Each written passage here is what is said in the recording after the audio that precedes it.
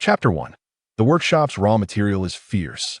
In this contemporary era, cancer is no longer the inevitable death sentence it once was. With advanced technology and a proficient medical team at our disposal, as long as one possesses insurance, or has a supportive family, or even just the will to fight. Chen Huai'an turned off the television with a bitter smile. But I have nothing.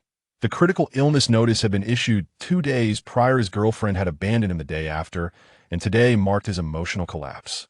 He was merely a newly enrolled university student, his parents forest rangers who perished in a forest fire years ago, leaving behind nothing but a meager compensation. Over the years, Chen Huai'an had managed to emerge from the shadow of his parents' demise, choosing to confront life with optimism. Relying on that compensation, he had lived frugally and worked odd jobs, believing he could complete his university education without significant hurdles. His academic performance was commendable. He had secured a place in a prestigious institution, rumored to guarantee job placements upon graduation. He thought that, even with a modest salary, he could manage to survive. However, 2 days ago, a routine checkup for the persistent pain in his ankle revealed a diagnosis of stage 2 cancer. Realizing he could not afford treatment, Chen Huai'an decided to leave school and rented an apartment for a year near the city's wetland park, resolved to spend his remaining days there. As for the prospect of being unable to pay rent when the lease expired, he chuckled softly to himself, convinced he would not live to see that day. Upon checking his bank balance, he found just over 30,000 remaining, with meals costing at most 500 to 600 a month, and accounting for other miscellaneous daily expenses, let's estimate about 1,000 monthly. That would leave me with at least 20,000 after a year. Chen Huai'an pondered over his balance. These past years had been arduous. While other students traveled, he worked odd jobs. While they indulged in gaming, he toiled, and as they pursued romantic relationships, his girlfriend had been unfaithful. From this moment forward, he intended to live for himself. He would play some games, catch up on the television series he had accumulated over the years, and if his health permitted, perhaps visit the seaside. Installation complete. Claim your electronic girlfriend now. Normally, when faced with such advertisements on his phone, Chen Huai'an would instinctively ignore or dismiss them. Yet today, his finger lingered. He navigated to his home screen, noting a new app icon, a Chiba-style, ancient-themed character. It appeared to be a girl, dressed in a green robe, wielding a sword, her garments billowing gracefully. An automatically installed game? Surely it's not a virus. In the past, he would have swiftly deleted it, possibly scanning his device with a security app. However, today he felt curious about these potential malware applications. With nothing left to lose, and facing dire circumstances, he was unafraid barefoot. He felt no fear of those wearing shoes. The truth was, he had been too preoccupied with work and studies to indulge in gaming, and had long yearned to try it. Upon opening the app, the screen darkened, and a prompt appeared. This game is exclusively for players aged 18 and above. Upon starting, your identity will be bound to the game, and your account cannot be destroyed or transferred. By proceeding, you agree to the aforementioned terms. Well, aren't you aware of your own exploitative terms? Chen Huai'an scoffed, rolling his eyes before tapping to begin the game. He is now absolutely certain that this is indeed a piece of malware. What actions might the adversary undertake? Will they pilfer identity information? Chat logs? If they were to discover that he is a hapless soul suffering from terminal cancer and lacking the funds for treatment, would the puppet master behind this app not take the initiative to uninstall it? Please select your electronic girlfriend. The game's visuals are unexpectedly exquisite. While the app appears to embody a Chiba-style ancient aesthetic, upon closer inspection, it reveals a remarkable realism. Before him lies a selection of over a dozen electronic girlfriends from which Chen Huai'an can choose, complete with their basic information. For instance, the character currently displayed on Chen Huai'an's selection screen is Neon Underworld Heiress, Kiriko Misashima. Age, 22. Height, 158 centimeters. Measurements, 89, 55, 86. From the live 2D model, this character is undeniably curvaceous, and even the kimono cannot conceal her figure. With a sweet visage and the identity of a crime lord's daughter, this contrast of a buxom lowly is likely to appeal to many men. Regrettably, she is a blonde and a citizen of Neon, which holds no interest for Chen Huai'an. After perusing a few more characters, he discovered that they hail from various eras, with some even belonging to realms beyond Earth, showcasing an imaginative diversity, including a transformation-themed character, Ultimately, Chen Huai'an's attention settled upon a young woman dressed in azure. Qingyun's sect female disciple, Li Qingran. Age, 19, height, 169 centimeters measurements, 90, 60, 91. Li Qingran appears to be the very chibi figure depicted in the app's icon, now rendered in more vivid detail. Her fair skin, delicate features, and flowing ebony hair cascading down her back, complemented by her azure attire and sword, create an ethereal presence. She is as enchanting as a painting, despite lacking any cosmetic enhancements. What captivates Chen Huai'an most are her eyes, cold and vacant, yet imbued with a hint of fragility and emptiness, as if they gaze through the screen directly at him. Wow, has this small workshop really outdone themselves? He begins to question whether this is truly malware. Such meticulous detail for a virus. Could they be aspiring for advanced degrees? You shall be the one that confirm the selection of Li Qingran as your electronic girlfriend. Warning, this choice is irreversible. Should your electronic girlfriend perish, you will be unable to resurrect her. She will vanish entirely. Such gravity? Chen Huai'an furrows his brow, realizing that this seems to be the developer's intent. He can almost predict how this game will extract his money. In the past, he would have hesitated, but today he decisively selects confirm. You have 132 days of life remaining. That a message flashes across the screen. The display expands. Chen Huai'an had anticipated that launching the game would reveal subpar graphics along with a typical cultivation world beginner's village, where he would endlessly accept quests, acquire equipment, mount steeds, and engage in the usual tedious mobile gaming mechanics. However, it is nothing of the sort. The scene reveals a thatched hut beset by drafts, where the only semblance of a bed, a grass mat, has been soaked by rainwater. The tattered girl huddled in the corner, clutching her knees, her disheveled hair obscuring her face, rendering her features indistinct. Her exposed arms and legs bore bruises of various hues, and the centipede-like lacerations on her fair skin were strikingly conspicuous. Is this Li Qingran? Chen Huai'an was taken aback.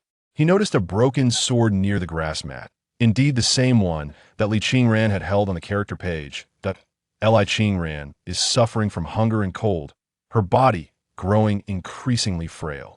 Li Qingran is afflicted by fire poison, enduring excruciating pain. Li Qingran. Half an hour of life remaining. As these three notifications appeared, the girl in the corner let out a muffled groan of agony. She slightly lifted her head, revealing her hollow, numb eyes and pale lips. Even with only half of her face visible, Chen Huai'an recognized that this was the character he had chosen. What should I do? A sense of urgency surged within Chen Huai'an. The character's expressions and voice were strikingly lifelike, even the gory wounds appearing vividly, leading him to instinctively believe that if no action was taken before the countdown in the upper right corner expired, this girl would indeed perish. At that moment, a notification popped up. Ding! A limited time first recharge of 6 yuan grants a home decoration package, ensuring your electronic girlfriend has a cozy abode. Chapter 2. Strength through recharge. Is the map of the Yin Kingdom truly this short? Chen Huai'an found himself both amused and infuriated by the recharge prompt. The game designers made no attempt to disguise their intentions. They were straightforwardly seeking to extract money. Yet, gazing at the pitiful state of the girl on screen, he inexplicably reflected on his own life alone and destitute, unable to afford medical treatment, with his girlfriend. Having left him, his circumstances were hardly better than Li Qingran's. Friends he had once known now avoided him, fearing his request for financial assistance, leaving him isolated. Who could extend a hand to him? But now he could offer assistance to this girl. Even if it was merely a program designed to drain his wallet. 6 yuan is a small price ill recharge. Chen Huai'an had never played games before, only watching others. This would undoubtedly be his maiden transaction in the gaming realm. Recharge successful. The prompt dissolved into golden light that flowed toward Li Qingran's dilapidated hut. The golden light settled upon the grass mat, transforming it into a wooden bed adorned with bedding. It cascaded onto the wall, turning the crumbling earthen surface into a brick wall, complete with a window that shielded against the elements. As the golden light enveloped the entire room, various antique furnishings materialized: flooring, tables, chairs, and a hearth. Now this feels right. Chen Huai'an felt a sense of relief as he turned to observe Li Qingran's reaction. However, being merely a mobile game, It shouldn't be overly intricate at most. She would display a momentary flicker of joy. Yet he soon witnessed the girl's expression shift from bewilderment to terror and then to vigilance. It appeared she was struggling to comprehend the unfolding events, remaining frozen in the corner, hesitant to move. After a considerable pause, she cautiously circled the new environment, akin to a kitten exploring its surroundings. She returned to the bed, touching the soft mattress, her eyes reflecting nothing but confusion. Goodness, this responsive demeanor, this interactive system. Chen Huai'an was utterly astonished by the series of reactions displayed by the game character. Chen, seated upon the bed, caused the mattress to naturally sink slightly, leaving behind creases where she had touched. Could a mere mobile game truly achieve such depth? He figured that even if he spent a bit more money, it would be worthwhile, a token of appreciation for the game's creators. Yet, just as this thought began to form, limited time offer for just 30 yuan. You can adorn your digital girlfriend with a beautiful outfit. Chen Huai'an glanced at Li Qingran's tattered clothing. His heart softened. Charge. In a flash, an exquisite, antique-style cerulean gown appeared at the bedside. Today's special for an additional 68 yuan. You can provide your digital girlfriend with a sumptuous nutritional feast. 68 yuan for a meal? The takeout he usually ordered never exceeded 15. But what of it? Charge. This week's offer for 98 yuan. Obtain a comprehensive background report on your digital girlfriend, complete with a health checkup form to better understand her status. Chen Huai'an. Charge. This month's special for 188 yuan. Equip your digital girlfriend's home with 3 magical protection talismans. Chen Huai'an. Charge. Your digital girlfriend is frightened. Please wait before proceeding. No further recharge prompts appeared in the game. Upon inspection, he discovered that Li Qingran had retreated beneath the bed, trembling all over. The new clothes on the bed remained untouched, as did the table laden with chicken, duck, and fish. A countdown timer for the detection report appeared in the upper right corner, indicating it would take half an hour to complete. 3 talismans now adorned the door, windows, and ceiling of the room, their details barely visible without magnification. His slight relief. Li Qingran's lifespan had been extended to 6 hours. Well, that's manageable for now. The game's time synchronized with real time, alleviating his anxiety. By the way, didn't Li Qingran have some sort of fire toxin before? What was that? It seemed he could view her status by clicking on Li Qingran, but alas, she had burrowed beneath the bed, leaving only a delicate, pale foot visible. Clicking yielded no response, and it recoiled as if shocked. I suppose I'll have to wait for the report to gain a clearer understanding. Chen Huai'an rubbed his belly, casting a glance at the delectable dishes on the game's table. The grease from the roasted duck glistened as it dripped down, rendered so realistically that he could almost perceive the aroma. That it was already afternoon, and he had yet to have lunch.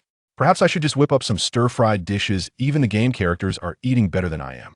With a sigh, he concluded that spending 68 yuan for such a spread seemed quite reasonable.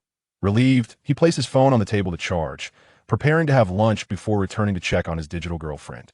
Li Qingran, female, 19 years old, disciple of the Qinyan sect, 5th disciple of Qi Shao Peak. Her life was once relatively tranquil, following a routine of cultivation and undertaking missions outside the sect. With 4 brothers, each possessing unique strengths, providing her protection, everything changed one fateful day when the eldest brother, Lu Changtian, returned from outside with the 6th junior sister, securing her admission to Qi Shao Peak with his very life, despite her lack of talent. The eldest brother, who used to come to her cave every morning to summon her for lessons, no longer did so. The second brother, Shao Yifeng, renowned for his alchemical skills, ceased inviting her to test potions. The third brother, Yun Zimo, who was notoriously indifferent to everyone, unexpectedly began to tutor the junior sister in romantic ballads. Meanwhile, the 4th brother, Zhang Hanshao, who was fervently dedicated to missions, abandoned them altogether, choosing instead to remain at Qishao Peak to watch over the junior sister. Everyone now encircled the junior sister, Mu Baishuang. Even their usually aloof master regarded her with kindness, all due to her tragic background of familial loss and her frail health, which gave the impression that she was a delicate flower, poised to shatter if not tenderly cared for. Li Qingran had no objections to these changes. It was entirely reasonable for the sweet and endearing junior sister to receive such affection. As her senior, she felt it her duty to care for Mu Baishuang more attentively. Thus, under the diligent guidance and abundant resources provided by her four brothers, Mu Baishuang's cultivation gradually caught up to her own. In the sect's grand competition held half a month ago, adhering to the principle of respecting her opponent, she engaged in a fair duel with her junior sister. Although Mu Baishuang's cultivation had improved, her foundation, nurtured through medicinal elixirs, remained unstable, and her combat experience was significantly lacking. She intended to exchange a few blows to apply gentle pressure, encouraging Mu Baishuang to concede without affecting her ranking or fairness. However, Mu Baishuang relentlessly aimed for vital points, leaving her no choice but to defend herself with all her might. Yet, in a sudden shift, the fiercely attacking Mu Baishuang transformed her offense into defense, charging directly at her sword T that moment. She could not retract her blade, creating the impression that she was deliberately aiming to strike at Mu Baishuang's vitals. The sword merely grazed Mu Baishuang's shoulder, yet it cost her dearly. She was expelled from Qishao Peak and relegated to an outer disciple. Did she think that was the end? No, her four brothers had no intention of letting her off lightly. They sought vengeance for Mu Baishuang. The eldest brother, Liu Chantian, crippled her cultivation and implored their master to strip her of her spiritual roots. The second brother forced her to consume a debilitating pill, claiming it was to let her experience the pain of the junior sister.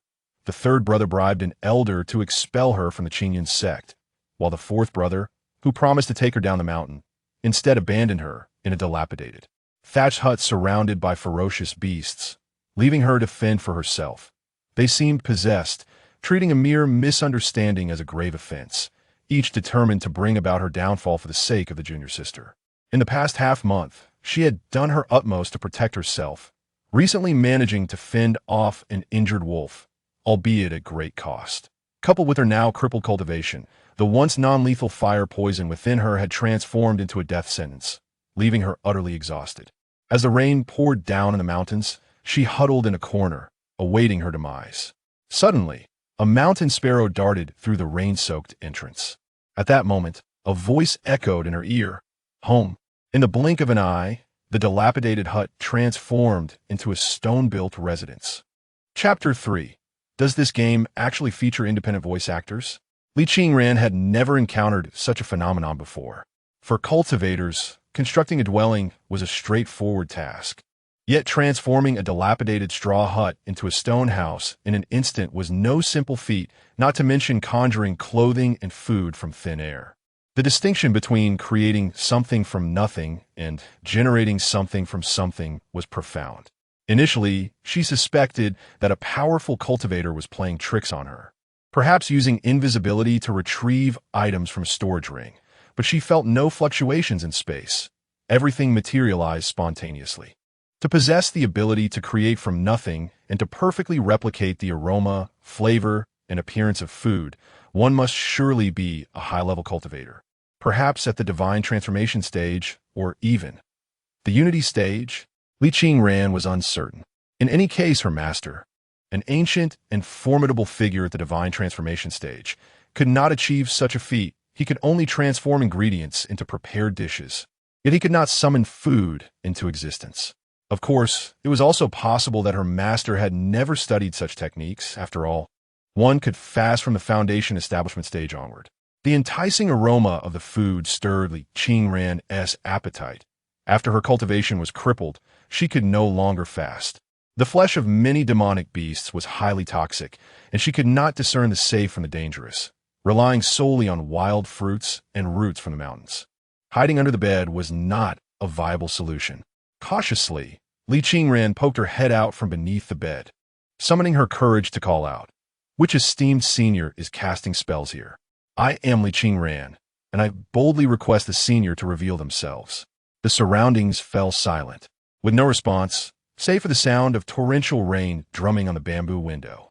After a moment of contemplation, she resolved to emerge from her hiding place. It would be disingenuous to claim she felt no fear, yet considering the other party's immense powers, did she truly have the means to resist should they wish her harm? Just moments ago, she had felt a gentle warmth on her soul, as if the senior were mocking her for hiding beneath the bed and exposing her presence. With this thought, Li Qingren bit her lip, her cheeks flushing red. Oh well, if I am to perish, then so be it.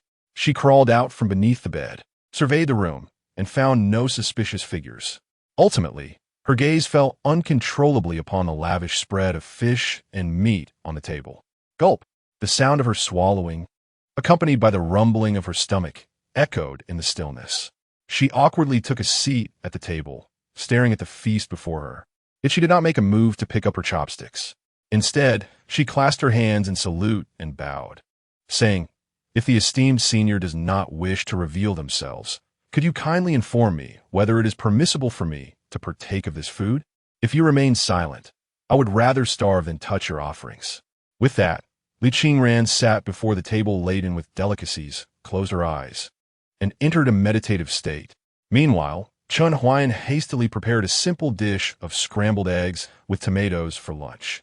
Upon returning and checking his phone, he discovered that Li Qingran had emerged from her hiding place and was now seated at the dining table in meditation. However, her body appeared to sway precariously, beads of sweat glistening on her cat-like face, her nostrils flaring as she evidently struggled against the temptation of the food before her. One amusing sight. Chen Huai'an chuckled. Who meditates in front of food? Is this a test of willpower? That young girl looked as though her chin was nearly resting on a roasted chicken. Li Qingran requests permission to consume the nutritious meal. Do you agree? A dialogue box popped up. This requires my approval. How stringent.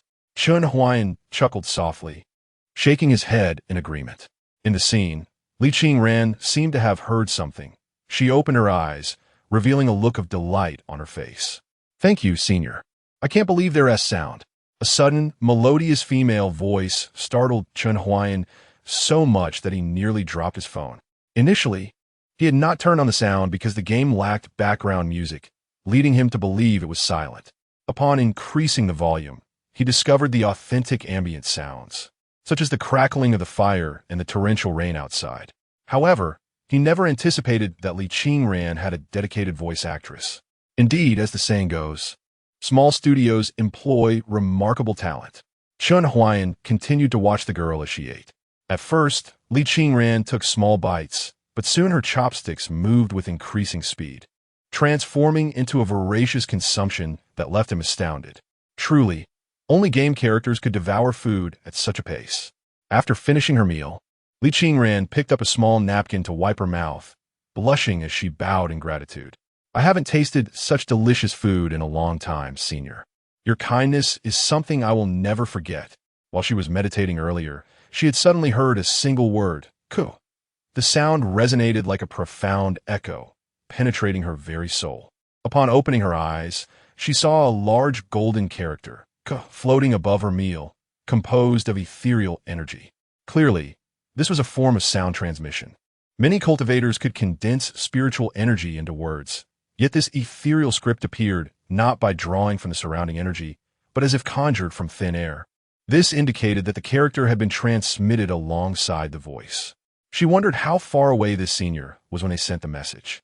Li Qingran inhaled sharply, feeling that the enigmatic senior had become even more mysterious. Nevertheless, based on the current situation, this senior seemed to harbor no ill intentions towards her. Senior, I shall tidy up the dishes now.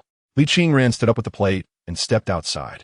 The rain continued to pour, the sky shrouded in dark clouds, with dense sheets of rain reducing visibility to less than 5 meters. All she could hear was the patter of raindrops and the distant rumble of thunder. The rain was falling even more heavily than before.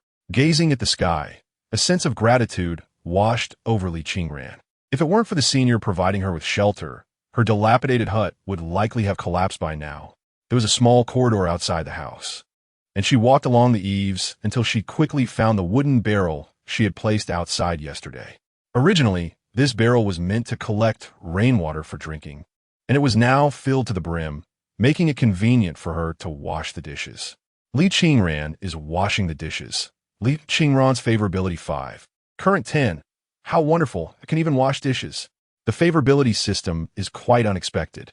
Chen Huai'an felt that this game was becoming increasingly impressive. The characters were not only vivid and lifelike, but there were also numerous interactive elements. Why had he never encountered this game online before? With his identity and health report still a few minutes away, Chen Huai'an began to explore other features, quickly uncovering new realms of discovery. He initially believed that the scope of this game was confined to the vicinity of that small house, only to discover that it was far more expansive than he had imagined. There existed a vast map. When he unfurled the entire map, he realized that his position, represented by a diminutive circle, was merely a tiny speck amidst a larger landscape, with the green indicating Li Qingran's location. Surrounding this small circle was a shroud of black mist, likely due to uncharted territory. Apart from the area surrounding the small house, which was illuminated, there was a structure resembling a sect that remained untouched by the mist. It bore the inscription of 3 golden characters, Qingyun sect. That was the sect where Li Qingran had once resided. Chen Huai'an furrowed his brow. If Li Qingran was indeed a disciple of the Qingyun sect, then why was he not there? Moreover, he appeared to be in quite a dire situation, and considering the proximity, with the Qingyun sect perched atop another peak not far away, it was merely a few strides for a cultivator. Surely, there must be a multitude of untold stories behind this. He then minimized the map once more. However, his expression shifted dramatically as he noticed 5 red dots appearing near the vicinity of the small house, rapidly advancing toward Li Qingran's location. Chapter 4. All exploded for you. Chen Huai'an typically does not indulge in gaming, yet he has witnessed enough to recognize the unmistakable red dots on the map, which typically signify adversaries. These 5 red dots approach with alarming swiftness, closing in on the small dwelling within mere moments. This is dire. Li Qingran is still outside washing the dishes. In the scene, Li Qingran is engrossed in scrubbing plates, utterly oblivious to the unsettling occurrences surrounding the small house. A chill sweeps over Chen Huai'an's heart as he frantically searches the gaming interface for any option that might alert Li Qingran. The interface presents a plethora of choices, yet the majority remain locked. Recharge 100 to purchase a communication talisman, allowing a single message to be sent to Li Qingran. The recharge screen pops up. Without pausing to ponder the exorbitant cost of the talisman, Chen Huai'an hastily proceeds with the transaction. A notification from Alipay signals the deduction, and a talisman materializes in the center of the screen. Please press and hold the talisman to speak. Chen Huai'an's lips twitch as he takes a deep breath, presses the talisman, and intones gravely, "Demonic beasts are assaulting. Retreat swiftly." A thunderous command resonates through the void. "Hurry." Suddenly, Li Qingran, who is washing dishes, freezes and gazes around in bewilderment. Had she just heard a voice, perhaps from a senior? A piercing howl of a wolf shatters the rain's cadence. Accompanied by a deep growl, 3 massive, pitch-black demonic wolves surge into Li Qingran's line of sight, with 2 more shadowy figures lurking behind them. Are they the black-backed demonic wolves? How could this be? Li Qingran swiftly comprehends the situation. The demonic wolf she had previously repelled was merely a scout. No wonder it had retreated at her slightest resistance. It was merely gathering intelligence. Now, the recent pack of demonic wolves is a mere 5 meters away. Without a hint of hesitation, they leap into action. Though her cultivation has been stripped and her spirit roots severed, her combat experience remains intact. Li Qingran deftly rolls to the side, evading the first wolf's leap, and retaliates by hurling a plate at the second wolf poised to attack. Outside the screen, Chen Huai'an's heart races. Witnessing Li Qingran's agile and decisive movements, he cannot help but clap his thigh in approval, exclaiming, "Well done." He fears the type that freezes in the face of danger. Fortunately, Li Qingran remains composed and quick-witted. These demonic wolves, accustomed to hunting in the Wonking Mountains, occasionally clash with cultivators from the Qingyun sect. Now, faced with a glimmering object hurtling towards them, they instinctively evade, mistaking it for a magical artifact flung by Li Qingran. The plate crashes harmlessly to the ground. The pack exchanges glances, feeling insulted, their crimson eyes igniting with fury. Meanwhile, Li Qingran seizes this opportunity to dart back into the house, slamming the door shut. This is a disaster. Li Qingran mutters anxiously, struggling to drag various pieces of furniture toward the door. Just days prior, A single demonic wolf had nearly claimed her life. Now, how could she confront 5? She is already drained of energy, and moving a table proves to be an exhausting endeavor, her face flushed with effort. Before she could drag the table to the entrance, the ominous vibrations of approaching wolf demons resonated from outside. Li Qingran's pupils constricted as she quickly retreated to the window. Leaping through the window might be her only escape route. However, just as she braced herself for the impending breach of the door by the wolf demons, a deafening thunderclap erupted from outside. Lightning flickered even through the door. Then came the agonizing howls of the wolf demons, as the air filled with the acrid scent of charred flesh. Li Qingran looked up in astonishment, only to see a talisman on the door radiating brilliant lightning. The square outline of the talisman shone through from the other side of the door, spewing forth bolts of lightning that incinerated the approaching demons into cinders. The Thunder Fire Talismans. Li Qingran instantly recognized the name of the talisman. She had not noticed the talisman affixed to the door upon entering or leaving. It was evident that it was the handiwork of that esteemed predecessor. Talisman and elixirs are categorized into 5 grades: mortal, middle, upper, supreme, and celestial. Celestial grade talismans are enveloped in golden light and possess unparalleled power. Only the ancient practitioners from the great sects can create celestial grade talismans. Common Thunderfire talismans are suitable only for confronting demons in the Qi refining and foundation establishment stages, while celestial grade Thunderfire talismans can even obliterate golden core stage demons, making them treasures that money cannot buy. The talisman before her was of the celestial grade, shimmering gold. Most cultivators would keep such a talisman as a last resort for protection.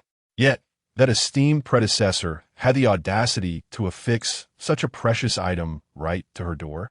Such extravagant waste. Li Qingran felt a mix of gratitude and heartache. Outside the house, the first 2 wolf demons that had approached were reduced to mere ash by the Thunderfire talisman. The remaining 3 wolf demons stood wide-eyed with their tails tucked, paralyzed by the spectacle. What had they done to deserve such overwhelming force? They were merely lowly demons in the Qi refining stage, yet faced with such a powerful talisman. The talisman on the door continued to emanate its brilliance, clearly marking the path ahead as impassable. However, relinquishing the meal so close at hand was not in their nature. The 3 wolf demons exchanged glances. 2 circled around to find a window, while 1 prepared to scale the roof to seek an escape route. Yet, before it could reach the rooftop, boom, the 2 demons that had gone around to the window were also obliterated into dust. What was happening? The last remaining wolf demon abandoned thoughts of feasting and turned to flee in terror. Special offer. Would you like to purchase a Thunderfire talisman to punish the fleeing wolf demon? Thunderfire talisman 288 half price. What? Chen Huai'an's face turned ashen. In earlier times, he would have uninstalled the game in a heartbeat. Yet, seeing Li Qingran's shaken expression and fearing that the wolf demon might return with reinforcements, one must eradicate the roots to prevent regrowth. Damn it! Chen Huai'an clenched his fists, his face contorted with fury, as though he were grasping a Thunderfire talisman in his hand. As 288 disappeared from his Alipay account, a talisman was launched toward the panicked, fleeing wolf demon. From Li Qingran's perspective, she heard a thunderous roar in the sky, followed by a brilliant beam of golden light shooting towards the demon wolves fleeing amidst the downpour. Upon striking the wolves, it erupted with a tremendous explosion, leaving only the raging thunder and searing lightning in its wake, which lingered defiantly even in the torrential rain. 3 consecutive celestial-grade lightning talismans. Li Qingran gazed blankly out the window. In less than half a minute, all 5 demon wolves had perished. Yet, the elder did not reveal themselves, merely sending a telepathic reminder. Such a display of power was truly astonishing, but what could possibly motivate such a figure to assist her? She couldn't help but recall her senior brothers and her master from the Qingyan sect, before her junior sister's arrival. While her master and senior brothers treated her with a semblance of kindness, it was merely a formality for her master, and her senior brother's intentions were tinged with ulterior motives. For instance, her eldest brother, Lu Changtian, with his fire affinity, desired her, a water affinity practitioner, as a companion. Her second brother, Xiao Yifeng, obsessed with alchemy lacked the time to tend to spiritual herbs, and often relied on her assistance, occasionally requiring her to test his potions. Her third brother, Yun Zimo, a martial enthusiast, frequently sought her out for sparring, often with little regard for her safety. Her fourth brother, Zhang Hanxiao, with a mischievous and capricious nature, often caused trouble during sect missions, leaving her to clean up his mess as the scapegoat. So, what could the elder's intentions be? Yet, she possessed nothing but a worthless life. Or perhaps, with no specific purpose. They simply happened upon her plight and offered assistance out of goodwill. Li Qingran shook her head, casting aside these tangled thoughts. Regardless, the elder had saved her life. If she were to survive, she would certainly strive to repay the favor. I, the junior Qingran, once again express my gratitude for your assistance, esteemed elder.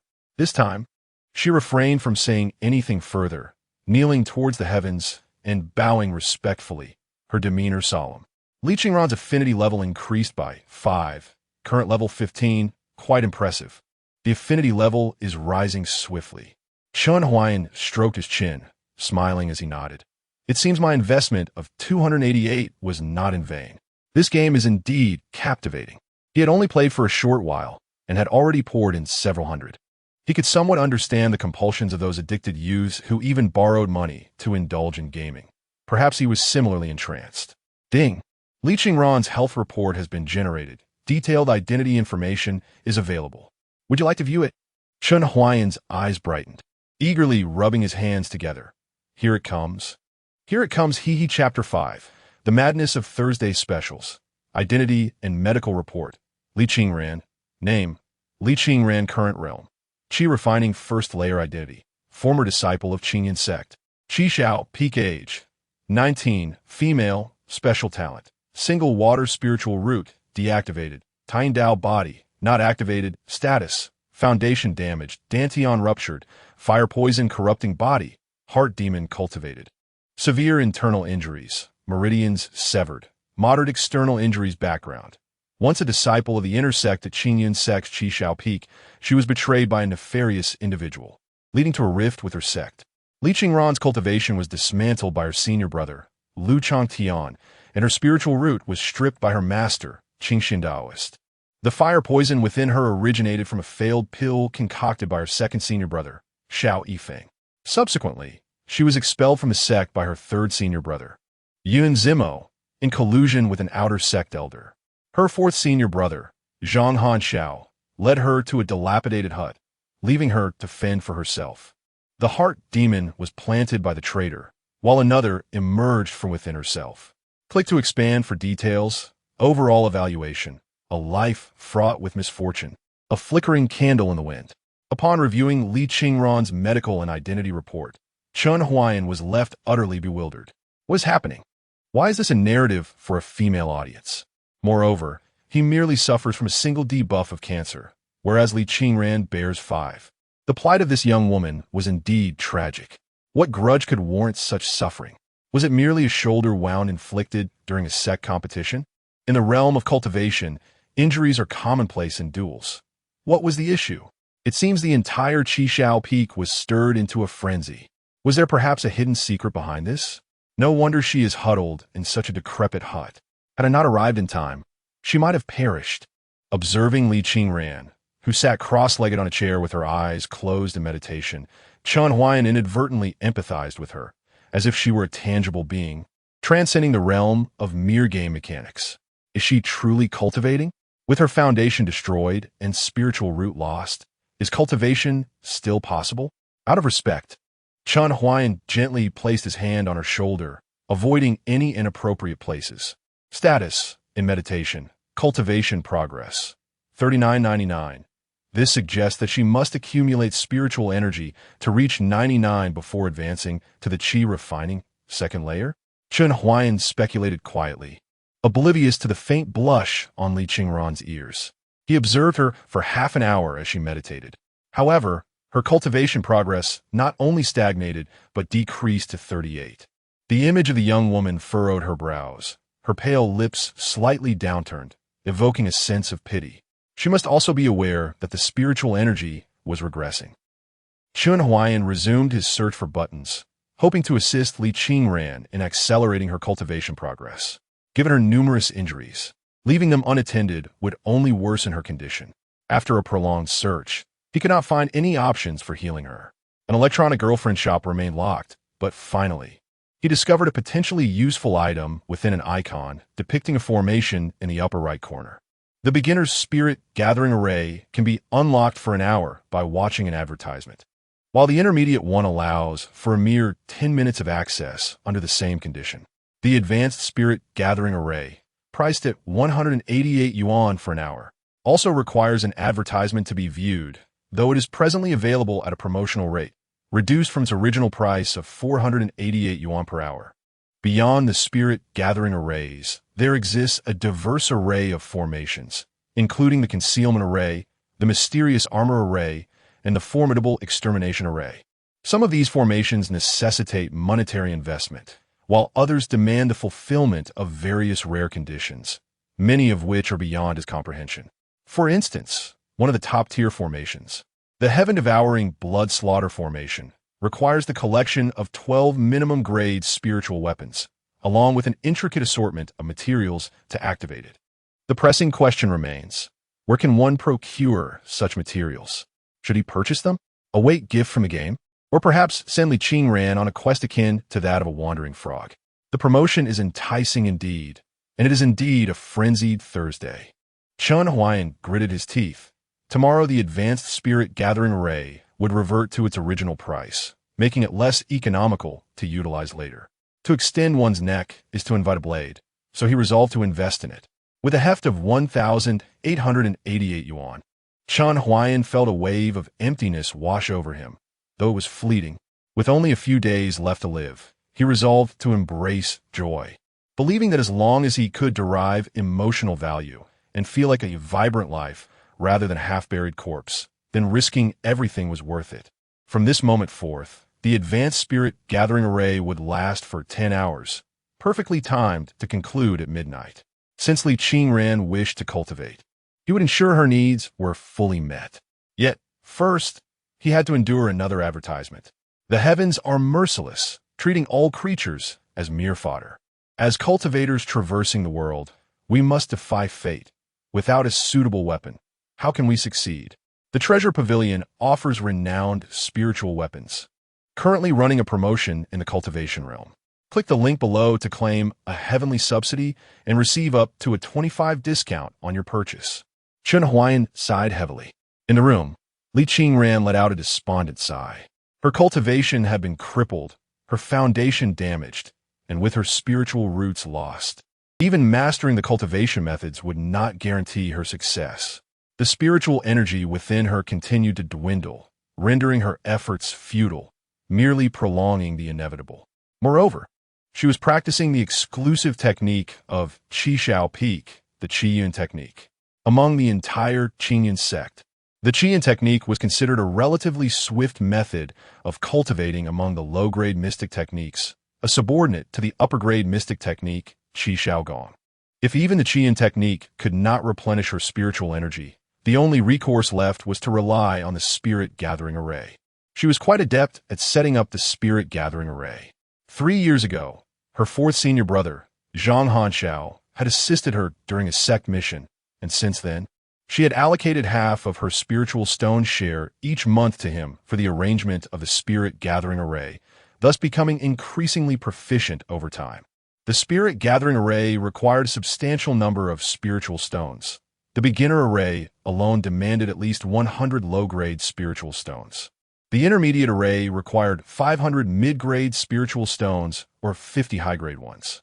In contrast, the advanced array necessitated spiritual crystals, typically affordable only to elders or sect leaders. Yet, now, she had no spiritual stones, nor even spiritual refuse. At that moment, a sudden noise interrupted her thoughts. A mysterious object fell to the ground, prompting Li Qingran to focus intently. Her eyes widened in astonishment, and her mouth formed an O shape. What had fallen was none other than 10 ethereal spirit crystals. These exquisite azure stones, roughly the size of an infant's fist, radiated a profound aura of spiritual energy. She could not be mistaken. the spirit crystals, typically utilized by the esteemed Qing Xian Taoist, had been carelessly discarded upon the ground. Oh, revered elder, how could you squander such treasures? Following this, 8 flags emanating a soft golden glow descended from the air, all of the highest quality, capable of maximizing the efficiency of any array materials without wasting a single fragment. The 8 flags, as if manipulated by an unseen hand, encircled her and swiftly formed a sophisticated gathering spirit array. With a resonant hum, the array activated, instantly extracting the spiritual energy from the crystals, enveloping Li Qingran in a vortex of energy. Within the confines of the array, the concentration of spiritual energy soared, initially manifesting as a mist before coalescing into droplets of spiritual liquid within the formation. Even without activating the Qi Yun technique, the energy rushed eagerly into her being. She needed this gathering spirit array, and indeed, the elder had provided her with the finest one. Li Qingran felt a wave of emotion, nearly brought to tears.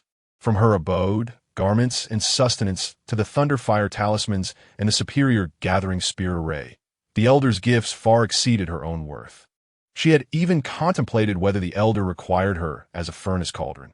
Yet, such an investment was wholly unnecessary. Merely the 10 spirit crystals could easily procure several foundation-building female cultivators willing to serve as furnace cauldrons. It dawned on her that this might truly be her serendipitous opportunity. The elder could very well be a wandering superpower, one who remained incognito, asking nothing in return, merely dropping a thread of causation to accrue merit. The only way for her to repay this elder was through diligent cultivation, not to betray their nurturing intentions. Rest assured, revered elder, Qingran shall not disappoint you.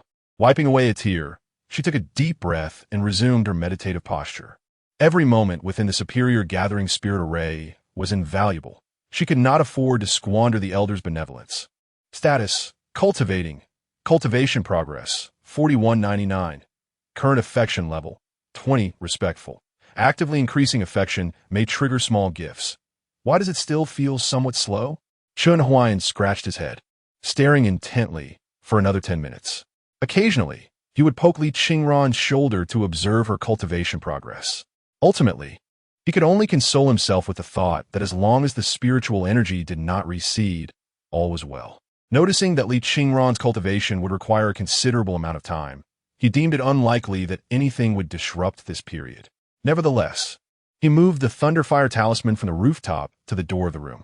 Once assured of his safety, he hesitated to turn off his phone, leaving it beside him as he opened his computer. Previously, he had shunned the idea of earning money, believing it futile since they were all destined to die. However, his mindset had now shifted. For the sake of this game, and for the string of data that has imbued his life with a modicum of color, Li Qingran is compelled to seek financial gain. In this era of the internet, being a cancer patient presents no easier path to earning money than exposing oneself to the public eye. Indeed, he has resolved to embark on a journey of live streaming. However, prior to commencing his broadcasts, certain preparations must be made. This includes obtaining a cancer diagnosis from the hospital and shaving his head to fabricate the appearance of multiple chemotherapy sessions. Makeup is unnecessary, as his current pallor unmistakably reveals the severity of his condition. As for the content of his live streams, he has already conceived a plan upon opening his computer. He intends to raise a middle finger to fate and mock death with a sardonic smile. He aims to ascend the treacherous peaks of Mount Lei, enduring excruciating pain in his legs, all while embodying the identity of a bone cancer patient. Chapter 6. What? Another monthly card. At the Qingyun sect, atop Qishao Peak, Mu Baishuang, who was deep in meditation, suddenly opened her eyes, sensing something peculiar. How strange. Her senior sister's aura has stabilized. She retrieved a tattered grass figurine and 2 copper coins from her spatial ring, attempting to decipher the situation with her fingers. Yet she could not arrive at any conclusion. According to her calculations, Li Qingran, with both internal and external injuries, his spiritual roots thoroughly destroyed and suffering from fire poison, should not have survived beyond 2 weeks. Furthermore, the wild mountains were teeming with ferocious beasts, Encountering even a moderately skilled demon would spell certain doom for Li Qingran. Once he perished, the Tien Dao body would rightfully belong to her. Where had things gone awry? Frowning, Mu Baishuang could only ascertain that Li Qingran remained in the dilapidated hut, oblivious to everything else. This was the sole source of her consolation. Baishuang, are you there? A voice with a duck-like timbre called from outside the cave. Mu Baishuang's frown deepened, her expression turning sour. It was Zhang Hanxiao, that incessant nuisance. This fellow visited her cave at least 10 times a day. Were it not for the need to maintain her adorable little sister persona and the item he possessed, she would have severed ties long ago. A good-for-nothing dandy aspiring to be her Dao partner? How laughable! Nevertheless, Zhang Hanxiao had his uses. As a plan formed in her mind, a sweet, standard little sister smile graced her face as she stepped outside. Brother Hanxiao, the syrupy call, nearly made Zhang Hanxiao weak at the knees. What brings you here, Brother Hanxiao? Mu Baishuang stood before him, tilting her head slightly. Clad in snowy garments, her hands delicately clasped before her abdomen. Her flowing black hair danced gently in the breeze, and her eyes sparkled like autumn waters, pure as a budding white lotus.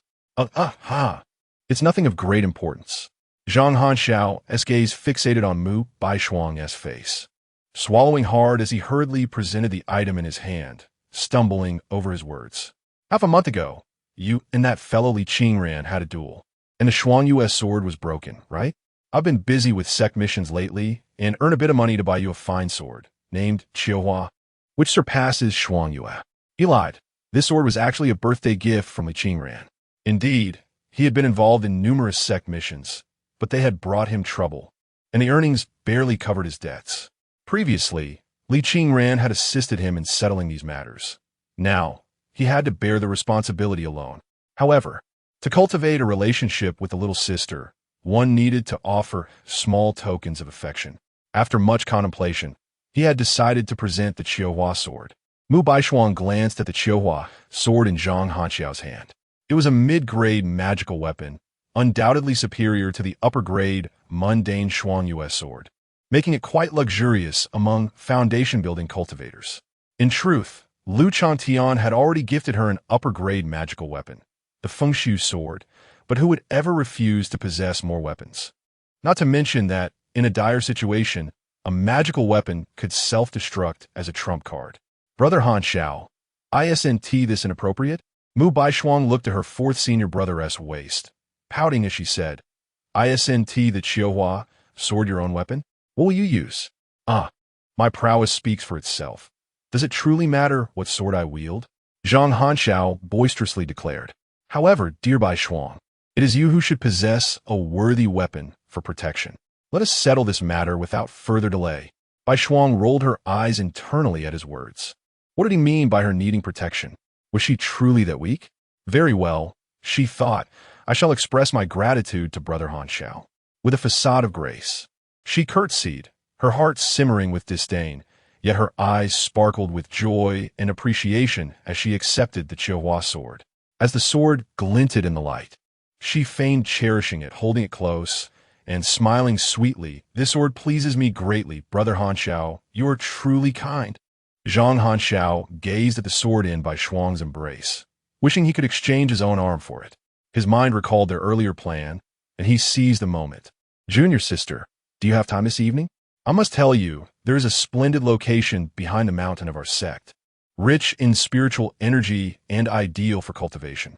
Allow me to escort you there tonight. Oh, no need for that, Baishuang replied with a polite smile. My senior brother has already arranged a gathering formation for me.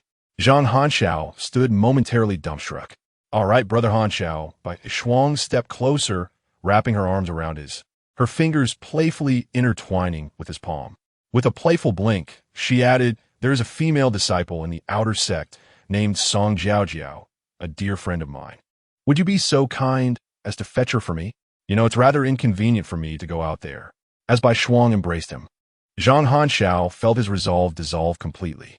The fragrance emanating from her was intoxicating, leaving him in a daze, his thoughts scattered.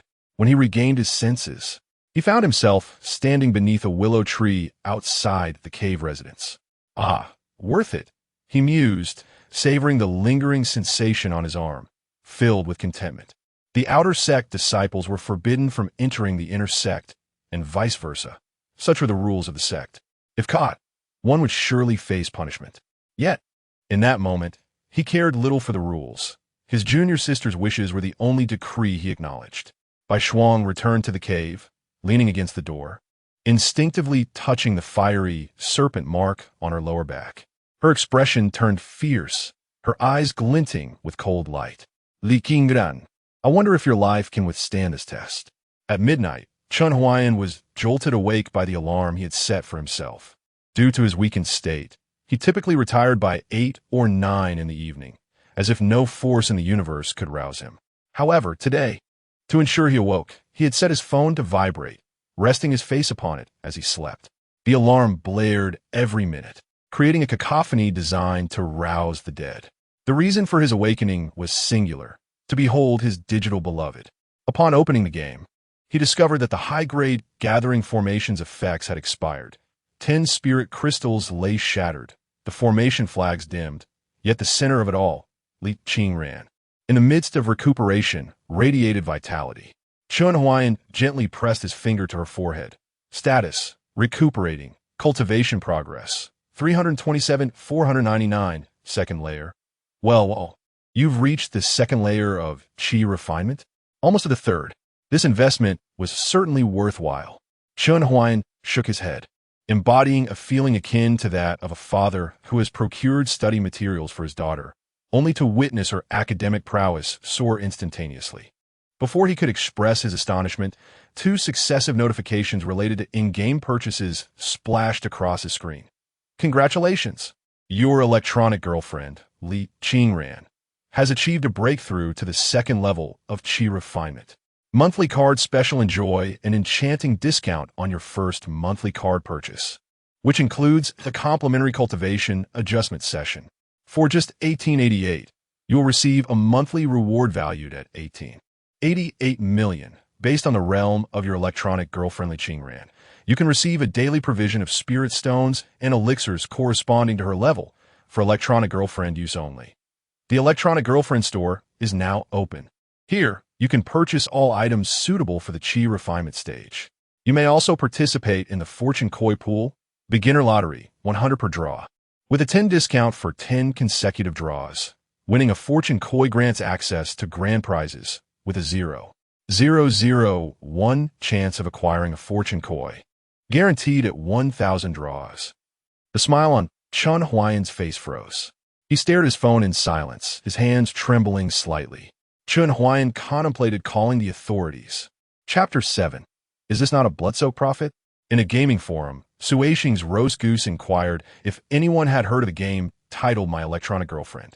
It boasts exquisite production quality, intricate character modeling, and a high level of interactivity, with unique micro-expressions. However, it is rather predatory in its monetization. Wei Legaden responded, expressing ignorance, while Hushang Daxu questioned the existence of such a game. Pink Ferrari urged the original poster to share the installation package, expressing a desire to experience it. However, upon searching extensively, Chen Huai'an discovered that no installation package existed. Based on his usual experience, games of this caliber would typically require at least 10 gigabytes. Yet his paltry 64 gigabytes of storage showed no change before and after attempting installation. The game's fluidity and detail were far beyond what his modest device, which struggled with even basic games, could handle. Thus, only one conclusion could be drawn. Adjusting his glasses, Chen Huai'an surmised that he had become the target of a formidable hacker organization, and this game was merely a product of their machinations, with him as their unwitting guinea pig. Nevertheless, he lamented, the quality of the game was undeniably impressive. He gazed despondently at the character Li Qingran, who had just concluded her meditation, mumbling to himself. The character's external injuries had completely healed, and her remaining lifespan had dramatically increased from 6 hours to 3 years. At that moment, she was carefully storing away 8 formation flags, and he could even hear her murmuring to herself about how kind her senior was, contemplating crafting a protective talisman from the materials. Yet, she shook her head, sighing. realizing that such a humble gift would likely amuse rather than impress someone of her senior stature. Chen Huai'an mused that if she could indeed present him with a talisman, even knowing it was a gift from the Game developers, it would hold immense sentimental value. Should he attempt to convey his fondness through a sound talisman? But upon glancing at the already inflated prices in the electronic girlfriend shop, he chose silence. After all, it was merely a game. The newly opened shop for electronic girlfriends during the Qi refining period offered a plethora of items, but the prices and quality left him utterly disheartened. Low-grade spirit stones were priced at 50 each, while ordinary Thunderfire talismans cost 576, sound talismans 300, and swords range from 998 for low-grade to 9,998 for high-grade. What left Chen Huai'an speechless was the Thunderfire talisman, which was a promotional item of celestial quality, yet purchasing it would yield only an ordinary version. Although he had never witnessed the power of an ordinary item, it was evident that it paled in comparison to its celestial counterpart. The weaponry was equally disheartening. Ordinary weapons were the lowest tier, with higher classifications such as magical tools, spiritual artifacts, innate spiritual treasures, and celestial artifacts looming above. It was unfathomable to consider the exorbitant prices for those superior weapons. Was the game's creator truly deranged with greed? A sword for 9,998? The eccentricity of purchasing such items was met with disdain by Chen Huai'an. While he could reluctantly accept spending on other commodities, should he ever acquire even a single weapon from this store, he would write his name, Chen Huai'an, in reverse. As he pondered this, the seemingly untroubled Li Qingran suddenly furrowed her brow, blood spilling from the corner of her mouth. Taking a moment to regulate her turbulent energy, her gaze dulled as she murmured softly, "I require the assistance of my seniors. At least my spiritual energy has not further waned. Yet my dantian lies shattered, my foundation obliterated, and with the absence of spiritual roots, expelling the poisonous fire within me is akin to scaling the heavens. My cultivation speed shall only continue to diminish." To resolve her current physical afflictions, only two options remained. She could either return to the Qingyun sect to procure a medicinal pill or venture into the surrounding Wanquanshan in search of healing spiritual herbs. However, the former was nearly impossible. She was no longer a disciple of the Qingyun sect and wished not to trouble her acquaintances within the sect. The latter, though fraught with peril, was her preferred choice. Previously, her frail state confined her to her abode, awaiting death, but now, should she encounter that demonic wolf again, she would possess some capacity for resistance. Li Qingran's voice was barely audible, yet Chen Huai'an could hear every word, even the whispers of her thoughts. Return to the Qingyun sect? Risk an expedition to Wanquanshan? He promptly opened the recharge interface. The young lady was bleeding. What was he waiting for? Even though he understood this was merely a ploy to extract money from players, he could not restrain his hand. He purchased a monthly card without hesitation. If he did not buy it this month, the price would surely rise next month. Once this opportunity passed, it would be gone for good. He could only console himself with such thoughts. Monthly card purchase successful. You have received one opportunity for skill transmission and energy regulation. Supplementary medicinal pills and spiritual stones have been delivered. With the notifications complete, 2 bags descended upon the table with a thud, startling Li Qingran. What was this? She leaned in closer, poking one of the bags, which was bulging, pulsating with a distinct aura of spiritual energy. Lifting her gaze to the ceiling, she clasped her hands in reverence and inquired, "Might I ask if these 2 bags were bestowed by my esteemed senior?" No response came. Li Qingran was not taken aback. She had gradually grown accustomed to the communication style of this senior. Silence, in this case, implied tacit acceptance. Clearly, these bags were a gift from her benefactor. Having previously accepted the senior's assistance, she felt no need for pretenses, and with a blend of bashfulness and curiosity, she opened one of the bags. With a rustle, a great handful of spiritual stones tumbled out. Li Qingran stared in astonishment, counting a total of 50 low-grade spiritual stones. In the Qingyun sect, an inner disciple in the Qi refining stage typically received around 30 to 40 low-grade spiritual stones per month, while those in the foundation establishment stage could see that number rise to 60 to 100. Spiritual stones served as currency. but could also be shattered to absorb their spiritual energy, essential for array formations and weapon refinement. 50 low-grade spiritual stones were indeed a considerable fortune. Unbeknownst to Li Qingran, this was merely her allocation for the day. Grateful for her senior's generosity, she expressed her thanks. While 50 low-grade spiritual stones may be trivial to a master in the god transformation or integration stages, the requisite gratitude and decorum must be upheld. Upon hearing this, Chen Huai'an could not help but smile, instinctively reaching for his non-existent beard. How should one put it? Although the monthly card is rather expensive, the low-grade spirit stones are sold individually for 50 yuan. This can certainly be considered a remarkable bargain. Li Qingran proceeded to open the second pouch, revealing a red brocade box. The moment she held the box, the fragrance of the medicinal herbs wafted forth. The aroma was exquisitely pure. Over the years, she had assisted her second senior brother in tending to the spiritual herbs, occasionally serving as a test subject for medicinal pills. She had encountered various elixirs, ranging from the qi refining stage to the foundation building stage. Her second senior brother was exceptionally talented, producing pills of high quality, even earning accolades from the elders of the pill pavilion. Yet, none possessed such untainted fragrance, often accompanied by a hint of impurities.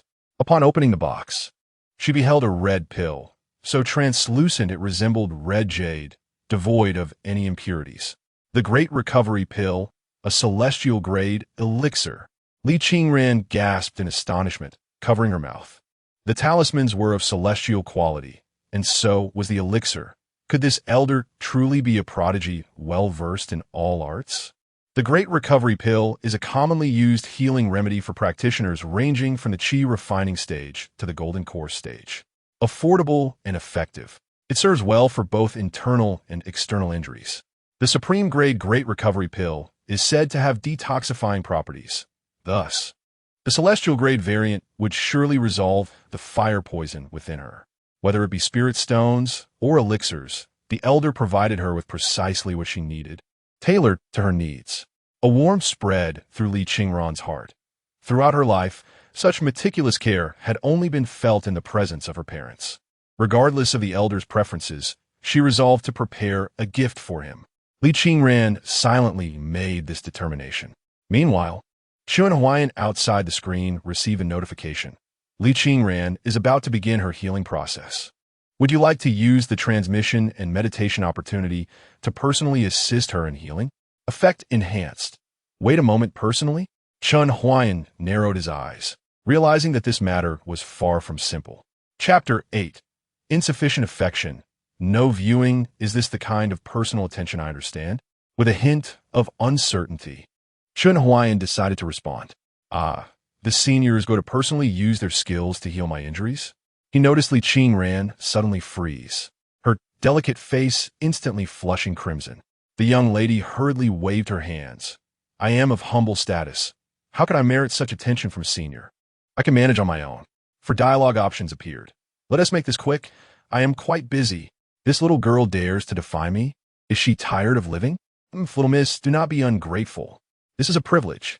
Recharge 300 to purchase a communication talisman for free dialogue.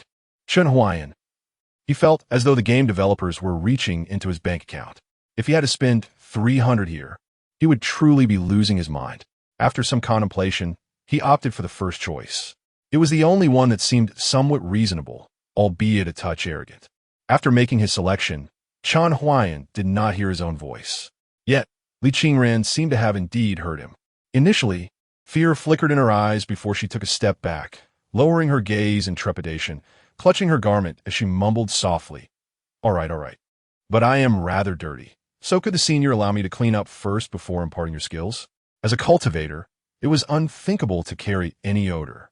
However, after half a month of dishevelment and chaos, she had inevitably accumulated dust and mud, with dried bloodstains adorning her clothes. To have the senior heal her in such a state was beyond her capacity for embarrassment. She perked her ears, awaiting the senior's response. No need to clean. I prefer the original flavor. Very well, you may go. I shall await your return. Enough chatter. Quickly remove your outer garment. Recharge 300 to purchase a communication talisman for free dialogue. First, let us eliminate options 1 and 4. Chen Huai'an hesitated between 2 and 3. What would happen if he chose 3? Surely, Li Qingran Wu Ti truly remove her outer garment? It appeared to be the only piece she wore. If he selected 2, she would undoubtedly go take a bath. Could he then observe? No wonder the game warned players must be over 18. There might indeed be unspeakable VIP content. But was Chen Huai'an such a perverse individual? He played games and spent money because Li Qingran's character provided him with emotional value. She was the last glimmer of hope in his desolate life. Moreover, Li Qingran was already strikingly beautiful. After a wash, she would be even more so. It was certainly not due to a desire to explore the bathroom. Option 2 it is. In the scene, Li Qingran blushed and nodded, murmuring, "Then I shall go now." The bathroom was nearby, though it had not existed before. She had noticed all the bathing essentials during her prior exploration of the house. Being a girl who cherished cleanliness, she had long wished to cleanse herself, but had simply not found the opportunity to settle down. Entering the bathroom, she gazed at her reflection in the copper mirror. As Li Qingran contemplated loosening her garments, her fingers suddenly froze at her chest, and the blush that adorned her face swiftly spread to her ears. She bit her crimson lip, her thoughts racing. The esteemed elder possesses remarkable abilities, having foreseen the impending attack of the demon wolf. Her act of spitting blood and subsequently sending spirit stones and elixirs indicates that every aspect of her existence is within the elder's perception. This implies that should she bathe here, she would undoubtedly be exposed to the elder's gaze. No, that cannot be. The elder is not that kind of person. Li Qingran fervently shook her head, feeling a wave of shame wash over her. How could she entertain such notions? If the elder wished to take advantage of her vulnerability, there would be no need to wait until now. Moreover, the elder is likely a venerable figure, perhaps several centuries old. One could discern from his speech that a youthful voice does not necessarily mean a youthful age. Given such wisdom, he would certainly have no interest in someone as innocent as herself. With this realization, her embarrassment and inner turmoil dissipated significantly. As her clothing slipped from her bare shoulders and her undergarment loosened, her exquisitely proportioned and alluring figure became partially revealed. Meanwhile, Chen Huai'an fixated on his phone, his eyes glistening with a hint of red. His finger hovered hesitantly above the bathroom interface. He had previously tested the system and could switch rooms at will with just a gentle tap. Chen Huai'an, do not become the person you despise. Yet, is this not merely a game? Desire is a natural inclination. Chen Huai'an, you are a cancer patient. You need not entertain such cravings. What being a patient? Cannot a patient harbor desires? I am merely concerned about the young lady encountering an accident in the bathroom. What if she slips? What if a great shark demon or an octopus demon suddenly appears? With these thoughts swirling, his finger descended upon the bathroom interface. Insufficient affinity, unable to spy. Chen Huai'an exhaled, his anxious heart momentarily at ease. Yet, it revived almost instantly. This suggests that spying is possible, but his affinity is lacking. It's as if it assumes I am eager to watch. Chen Huai'an scoffed, casually opening a small website for distraction. Midway through his diversion, a notification from the game interrupted. Li Qingran has completed her bath. So soon? Do girls not typically take over half an hour to bathe? Silently, Chen Huai'an returned the tissues to their place, redirecting his focus to the bathroom door. After a brief moment, the door cracked open and faint steam wafted out. It soon swung wide, revealing Li Qingran, her fragrant shoulders bare, wrapped in a pristine white towel. Chen Huai'an's view was instantly ensnared by her long, fair, delicate feet, magnified to the point where he could see droplets of water cascading down. Wow, the craftsmanship here is exceptional. The matrix is impressive. Chen Huai'an marveled at the droplets and steam. By the way, does this young lady not wear new clothing? He observed as Li Qingran knelt on the bed. Turning her back to the camera, her flawless back igniting a desire within him to place cupping therapy on it. Elder, Qingran is now prepared in Li Qingran's mind. The elder embodied a kind and serious grandfatherly figure, thus alleviating her embarrassment and psychological burden considerably. However, Upon consuming the grand elixir and loosening her robe, the fabric cascaded gracefully along her sinuous waist, obscuring her legs and posterior, while revealing the entirety of her back in an exquisite moment that left her ears flushed a deep crimson. The practice of internal cultivation and healing necessitated direct contact with the skin, particularly across the back and abdomen. Within her body lay a buildup of fiery toxins and various impurities, all of which would be expelled during the process of energy transmission and meditation. The intense heat of these toxins posed a risk of igniting her garments. Thus, exposing her back entirely was the most pragmatic approach. Surely, revealing her back was a preferable alternative to being completely scorched clean, was it not? Chen Huai'an gazed at Li Qingran's back, utterly bewildered. At that moment, the game's perspective magnified her back, showcasing the area from the nape of her neck to just above her posterior. He could even discern the faint outlines of veins beneath her fair skin. Surely, this was a test for the seasoned veteran? Though he thought this, he could not deny the truth. Her back was truly stunning. The curvature was simply exquisite. Yet, what was to be done next? No sooner had he pondered this than a golden acupoint diagram materialized upon Li Qingran's back.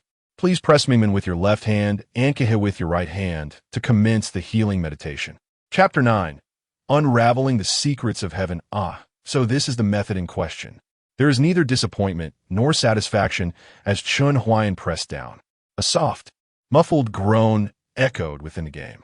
Chen Huai'an thought to himself, indeed, this small workshop has its charm. He had an affinity for such establishments. The infusion of spiritual energy into the body appeared to be quite painful, as Li Qingran emitted a series of suppressed groans, beads of sweat forming on her forehead and cascading down her cheeks and neck, while her skin exuded fine droplets of perspiration. Chen Huai'an could distinctly observe that as the progress bar for healing gradually advanced, small black particles began to emerge among the droplets. The artistry of this scene was breathtaking. How to articulate this? When investing in a game, one must not only consider its entertainment value, but also its worthiness. Some games, despite their decent gameplay, are limited in scope, producing only a chapter or two, resulting in an overall playtime of less than 2 hours, yet they command exorbitant prices, truly a case of exploitation. However, this game, Electronic Girlfriend, was different. He sensed that this game could be played endlessly. As the healing progressed to the midway point, some encouraging notifications finally appeared. Li Qingran, meridian repair, foundation damaged, removed. Li Qingran, internal injury recovery, moderate internal injury, removed. Detoxification initiated. Please press A on point, circle, and apply pressure to Shinshu, and channel energy for healing. Following the instructions, Chen Huai'an adjusted the acupoints. As soon as he commenced, Li Qingran let out a soft cry. He thought, that must be quite painful. At that moment, her skin began to flush, but this redness was not akin to that from prolonged exposure to hot water. It resembled the hue of a boiled shrimp. She bit her lip, suppressing any sounds, clearly in discomfort. In reality, Li Qingran found the warmth of the 2 large hands on her back quite soothing. The process of expelling the fiery toxicity felt akin to countless insects crawling through her limbs, inducing both itchiness and numbness. To distract herself, she turned her gaze towards the copper mirror hanging by the head of the bed, hoping to catch a glimpse of her back. She anticipated seeing an elderly gentleman with white hair, yet there was nothing but 2 hands formed of gathered spiritual energy, one hand pressing gently, while the other made circular motions, imparting a gentle and robust force. Not being able to see the elder's visage left Li Qingran feeling somewhat disheartened. While she felt reassured, she also experienced a pang of shame. The elder was certainly not one to take advantage of others. Even while healing her, he did not allow his skin to come into contact with hers, embodying the essence of a true gentleman. Yet, she had harbored unworthy suspicions before, which was utterly inappropriate. Li Qingran, fiery toxicity expelled, fire toxin ravaging the body, removed. As the healing progress bar reached its conclusion, Li Qingran's skin returned to normal. From Chen Huai'an's perspective, while some impurities still clung to her skin, it had undeniably gained a more lustrous sheen, reminiscent of a boiled egg polished with wax. Thank you, Senior, for assisting me with my injuries. I already feel much better. Li Qingran whispered her gratitude, her hands awkwardly clutching the bath towel at her sides. Chen Huai'an could see her ears flushed with embarrassment, and the blush seemed to extend to the nape of her neck. "May I ask a question, senior?" Li Qingran's voice trembled slightly, as if she had mustered the courage to utter these words. "Of course. No. Guess. Recharge 300 to purchase a communication talisman for free dialogue." Without a moment's hesitation, Chen Huai'an selected the option. Upon receiving affirmation, Li Qingran felt a surge of joy, her tone becoming notably lighter. "Senior has helped me immensely. May I know your name?" "Of course. If you prefer not to disclose it, I shall not press." "Please enter your name." Goodness, Chen Huai'an thought to himself. He had spent thousands and played for half a day. Had he finally reached the stage of creating a character name? So, if one did not invest money to get this far, they weren't even worthy of choosing a name? The threshold for this game was truly high. After some contemplation, he settled on a straightforward name, Chen Huai'an. If he were to perish one day, at least this game data on his phone would bear his name. This might be the only trace he could leave behind. With the courage of the frost sword, I shall traverse the long night. The heart of a gentleman softens the coldest of evenings. Huai'an, the name of the senior, shall forever be etched in my heart. Li Qingran said with a gentle smile, her brows arched elegantly, cascading hair like a waterfall slipping down her shoulders. Outside, the night was as dark as ink, and torrential rain fell, yet she felt no chill, only a soft warmth blooming within. Chen Huai'an gazed at Li Qingran's radiant smile, momentarily entranced, as if the screen of his phone had vanished. It seemed as if a girl truly smiled at him.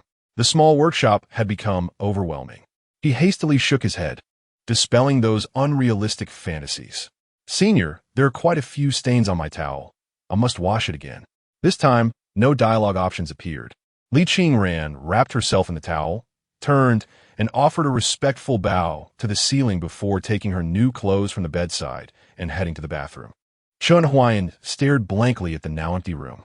He felt utterly bewitched, astonished that there would come a day when he would feel such a fluttering heart for a game character.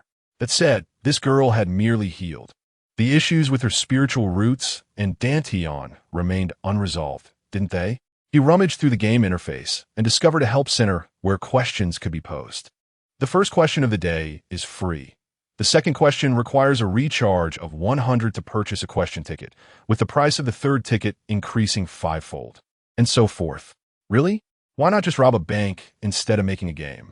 Chen Huai'an found himself both angry and amused. However, since the first inquiry was free, he would exploit it every day until his demise. How could he resolve Li Qingran's Dantian and spiritual root issue? You may only inquire about one of them. Chen Huai'an. The Dantian and spiritual roots seem to indicate that the former is of greater significance, as it serves as a vessel. So, how shall we address the issue of the Dantian? Initiating the divination of heavenly secrets. Engaging in such divination seems rather mystical, Chen Huai'an scoffed. Little did he know that in the Songyun realm, where Li Qingran resided, the heavens were undergoing a dramatic transformation. The celestial bodies shifted, tides fluctuated, and the earth trembled, causing numerous ancient sect masters to cast their gazes askance. Hiss! A great cultivator is indeed unraveling the secrets of the heavens, with the spiritual energy in the Songyun realm becoming increasingly scarce. Such celestial phenomena suggest that a formidable being is foretelling the future of this realm. Retreat. Such powerful entities are not to be trifled with. It is best to remain in seclusion. The divination has concluded. To restore Li Qingran's Dantian, one may utilize an ancient divine elixir, Hunyuan Butian Dan. This elixir, now lost to time, can not only mend a severely damaged Dantian, but also enhance its quality and capacity to harbor spiritual energy. Fortune Koi Pool has captured a glimpse of heavenly secrets for you. Draw the Fortune Koi to exchange for the immortal grade Hunyuan Butian Dan. Chen Huai'an, capturing a glimpse of heavenly secrets, indeed. Is this not akin to stuffing game items into a guaranteed prize pool? 1,000 draws would cost 100,000. While there exists a minuscule chance of drawing it directly, what distinguishes 0,001 from 0? If he were truly fortunate, he wouldn't have fallen ill. Upon rising tomorrow, he will activate his account, procure a hospital certificate, and without further ado, head straight to Leishan broadcast. Chen Huai'an scratched his head. He had initially planned to visit Leishan in a few days, but now, urgency compelled him. Li Qingran's dantian must be restored. It is imperative, as he, Chen Huai'an, has declared. Chapter 10. Your electronic girlfriend's gift has been delivered. As the night unfolded, the rain gradually subsided. Li Qingran felt a twinge of anxiety as she gazed at the charm in her hands, preparing to undertake the final 3 steps. The first step involved infusing the charm with spiritual energy. She was uncertain how much energy was required to craft the charm from the remaining materials of the celestial array flag. All she knew was that she had exhausted all 50 low-grade spirit stones and drained her own spiritual energy just to barely fill the charm with the necessary power. Rubbing her pale, delicate face, she took a deep breath. It was time for the second step, inscribing a name. The creator of the charm must use their own blood as ink to write the name of the one being protected. This step, seemingly the simplest, filled Li Qingran with even greater trepidation. Write it well, write it beautifully. It must be perfect, she murmured to herself, finally managing to inscribe the name Chen Huai'an onto the charm. However, a grimace that resembled more of a cry than a smile appeared on her face. Oh no, this would surely provoke laughter. The characters she penned twisted and turned, looking far worse than the scrawl of a dog. Li Qingran possessed a natural flaw. Her handwriting was atrocious. It wasn't due to a lack of refinement. Rather, before entering the Qingyan sect, she was the daughter of a military general. Despite her parents' insistence that she learn the skills befitting a young lady, her interests lay solely in horsemanship, marksmanship, archery, and the arts of warfare. Whenever her parents pressed her to practice writing, she would dissolve into tears. After all, engaging in battle required no elegant script. Now, she found herself filled with regret. If only given another chance, she would diligently study calligraphy with her parents. Her father had once said that the sentiment behind a gift was of utmost importance. Clenching her fist to bolster her spirit, she proceeded to the final step, bestowing luck. As the name suggests, this process involved transferring fortune to another. The cosmic flow of luck ebbs and flows, with gain accompanied by loss. Fortunately, the charm served as a medium, making the transfer merely temporary. However, the one bestowing the luck would experience a period of misfortune. Yet, Li Qingran believed this to be inconsequential. Regardless of whether her predecessor required her meager luck, she fervently wished for their safety. Employing a secret method, she sealed the luck within the charm, and her complexion visibly deteriorated, yet she smiled with genuine delight. She decided to place the charm on the table. Bowing her head in reverence toward the ceiling, she was uncertain if her predecessor could hear her, yet she hoped they surely could. Junior Qingran, having received your caring attention and healed from my injuries, feels utterly indebted and thus has crafted this charm as a token of gratitude.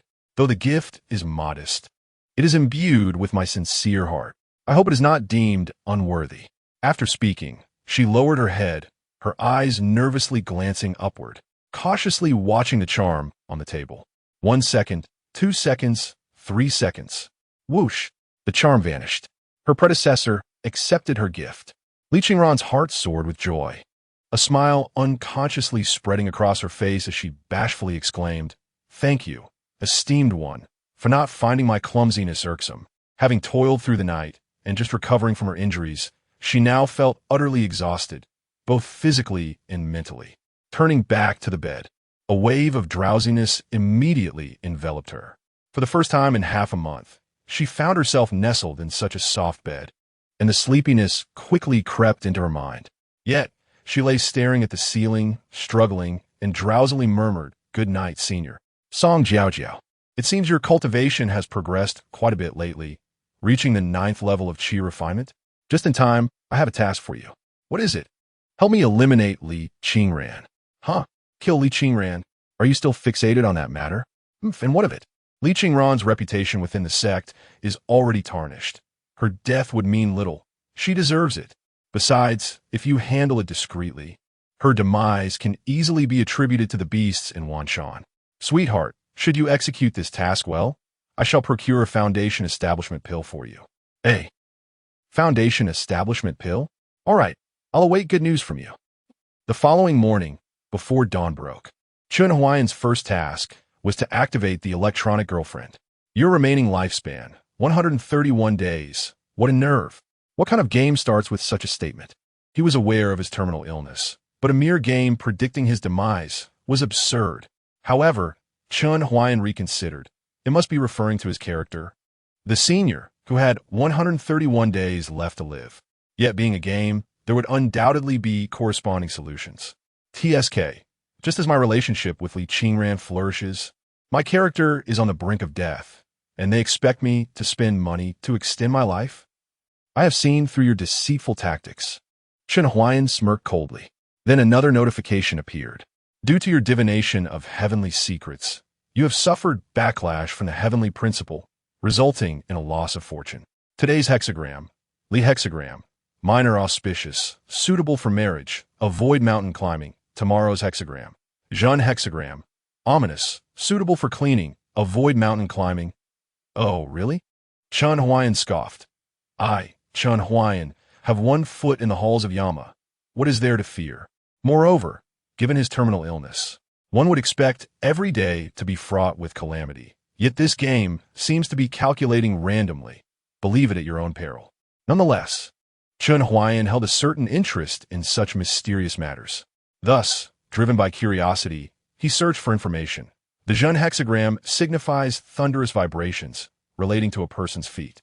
Generally, when paired with ominous influences, it is ill-advised to travel. The meaning of disaster is clear.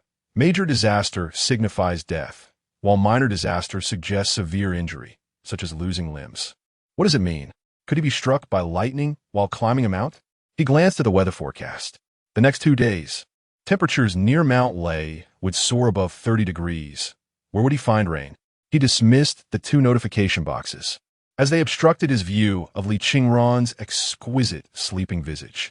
Indeed, Li Qingran was still slumbering, her posture serene, having not moved an inch throughout the night. Yet, for reasons unbeknownst to him, her complexion appeared rather poor. Last night, after finishing the guide for Mount Lei, he had gone to bed, paying little heed to Li Qingran's condition. Before succumbing to slumber, Li Qingran was diligently engaged in meditation and cultivation. It must be said, this girl is truly tenacious. She practices at every available moment, like an inexhaustible engine. He gently grasped Li Qingran's face and perused her information. To his surprise, he discovered an additional debuff, fortune depletion. How peculiar! Could it be that the divination of heavenly secrets affects Li Qingran as well? After much contemplation, this seemed to be the only plausible explanation. Status: asleep. Current affection level: 25. Admiration. Affection level at 25 has triggered a small gift. Your electronic girlfriend Li Qingran has prepared a small gift for you, which has been delivered. Ah, the gift system is indeed commonplace. Chen Huai'an stroked his chin thoughtfully. However, after an extensive search, he could not locate Li Qingran's gift in his game inventory. There was no email feature available. This game is notoriously demanding, never offering a few hundred draws upon launch. Perhaps it simply has not refreshed yet, he speculated. Some indie games operate in such a manner, with rapid announcements and significant updates to items. Perhaps by 8 or 9 in the morning, it would be available. At that moment, a sudden knock resonated from the door. Chen Huai'an, filled with curiosity, approached to open it, only to find the threshold devoid of any presence. Just as he was about to close the door, he glanced down and noticed a small delivery box, no larger than a palm. What? I haven't ordered anything. And which delivery person is making deliveries at 5 in the morning? He picked up the box. The label bore no insignia of any courier company, nor did it feature any tracking number. It only displayed a line of elegant script. Li Qingran's small gift for Senior Chen. Chapter 11. The Essence of Li Qingran. What? Chen Huai'an was utterly bewildered. No, they really sent it. Is this how small workshops operate? Moreover, this game must have been orchestrated by hackers. Isn't this solid proof? They even opened the box for him. Ordinary individuals would naturally react with fear in such situations. Yet, Chen Huai'an was unafraid. He had little to lose. What was there to fear? Hey, you must be hiding in the hallway, right? Come out and speak. He shouted into the dark corridor. This game is exorbitantly demanding. Can't you make some adjustments? I truly have no money. His voice echoed through the hallway, but there was no response. Fine, if they don't wish to reveal themselves. Chen Huai'an scoffed and slammed the door shut. He understood that these hackers would not reveal themselves. He was merely testing the waters. I shall see how this unfolds. He settled onto the sofa, unboxing the item, curiosity bubbling within him, since they had taken the trouble to send a custom-made item related to the game's character. It indicated their genuine investment in the game.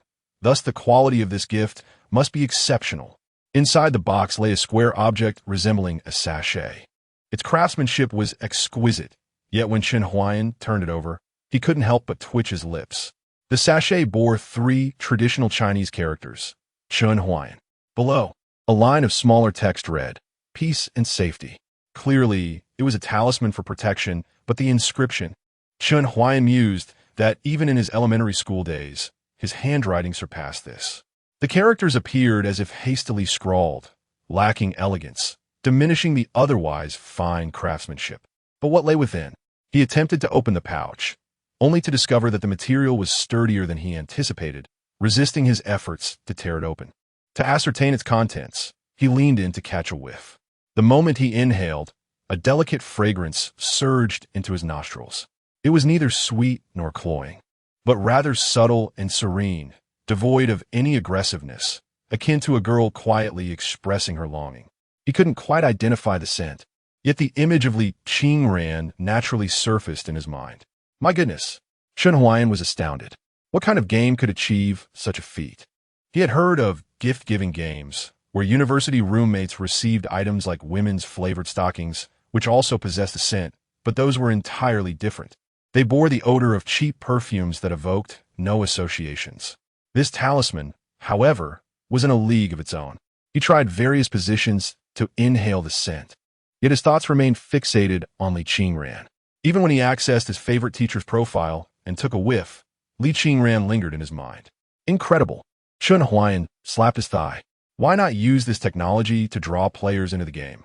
Establish a perfume brand from free promotion, and profits would surely overflow. Ultimately, Chen Huai'an decided to keep the talisman close to him. It undeniably bestowed upon him a sensation that had been personally crafted by Li Qingran. In less than half a day, Chen Huai'an had arranged everything. He casually found a barbershop downstairs of the hospital and shaved his head, placing his cancer diagnosis certificate prominently on his livestream account homepage. He also requested the doctor to assist in filming an inspirational vlog, which marked the release of his first video, and with gritted teeth, invested 1,000 yuan in promotions. At noon, he dined on a modest meal at a noodle shop. By afternoon, he boarded a flight to Mount Leishan. His livestream homepage exuded confidence and a youthful bravado. Youth has no price, and life is a singular journey. I am Chen Huai'an, diagnosed with terminal cancer. In the time I have left, I shall defy fate, mock death, and challenge the limits of my body, striving to make my life as radiant as possible. Today's challenge, a 5-hour ascent to the summit of Mount Leishan. Upon arriving at the foot of Leishan, it was already 7 in the evening. His goal was to commence his climb by midnight, allowing him to witness the sunrise from the summit, thus fulfilling a small dream. He was uncertain about the financial gains, but the spectacle of a terminally ill person climbing Mount Leishan was quite rare. His legs were truly painful. His ankles had swollen considerably, making it uncomfortable even to wear shoes. Given his physical condition, climbing seemed daunting. Merely walking caused excruciating pain. He sought refuge on a bench at the mountain's base, resting for 3 hours. After 10 o'clock, rejuvenated, Chen Huai'an took out his phone once more. He initially opened a game to check on Li Qingran. The young lady was already awake, seated on her bed in meditation, with a clean plate on her desk and a basket of fruit, only partially consumed. These were all gifts he had provided for her today. Such a diligent girl. Inspired, he resolved to push himself as well. The anxiety that had gripped him melted away upon seeing Li Qingran. Taking a deep breath, a subtle smile graced his lips as he opened his livestream account. After several hours of anticipation, his vlog had garnered considerable attention. To his surprise, there were nearly 100 people who had reserved a spot for that evening's livestream. While this number paled in comparison to typical outdoor streamers, he felt a profound sense of satisfaction. As the saying goes, every journey begins with a single step. However, the moment he opened the live stream, a barrage of skepticism ensued. How can you prove you are a terminal cancer patient? Are you not merely seeking sympathy and exploiting your condition for monetary gain? Climbing Mount Leishan with terminal cancer is one thing, but 5 hours to the summit? Are you sure you're not suffering from bone cancer? Scam should at least follow some logic. Ha ha ha, this is so fake. In response to the doubt that mirrored his own thoughts, Chen Huai'an remained silent, patiently investing in another round of promotions for his live stream. Once the viewership climbed to several hundred, he finally spoke. Hello everyone, I am Chen Huai'an. I will ascend to the summit of Mount Leishan as a terminal cancer patient within 5 hours, broadcasting the entire journey without any edits. My homepage contains my diagnosis certificate, payment records, and examination documents. If you suspect my diagnosis is fabricated, feel free to contact the relevant hospitals for verification. I welcome any concrete evidence. With that, he turned his phone to reveal his legs. He then rolled up his pant legs, removed his shoes and socks, revealing swollen ankles adorned with clusters resembling burn marks. As he continued to pull his pants higher, it became evident that the swelling on his right leg had extended to his knee. As you can see, my current physical condition is dire. Each step inflicts excruciating pain upon my nerves and imposes a heavy burden on my body. Chen Huai'an turned the camera back towards himself, stroking his bald head and displaying a carefree smile. But I shall prove myself. I will trample upon the affliction, mock the impotence of fate, and raise my middle finger to the specter of death.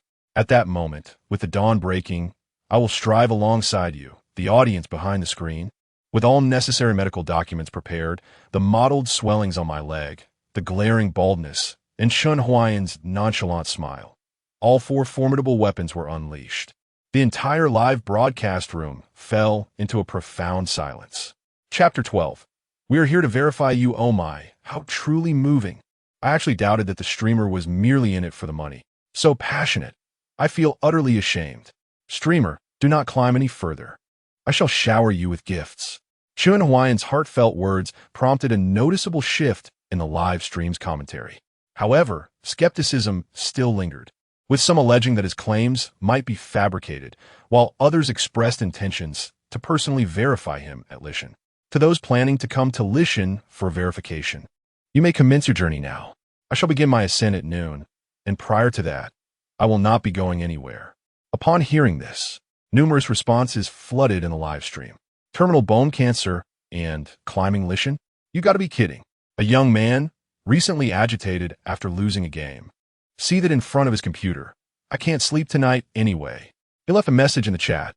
I live an hour's drive from Lishan. Brothers, wait for me to verify the streamer.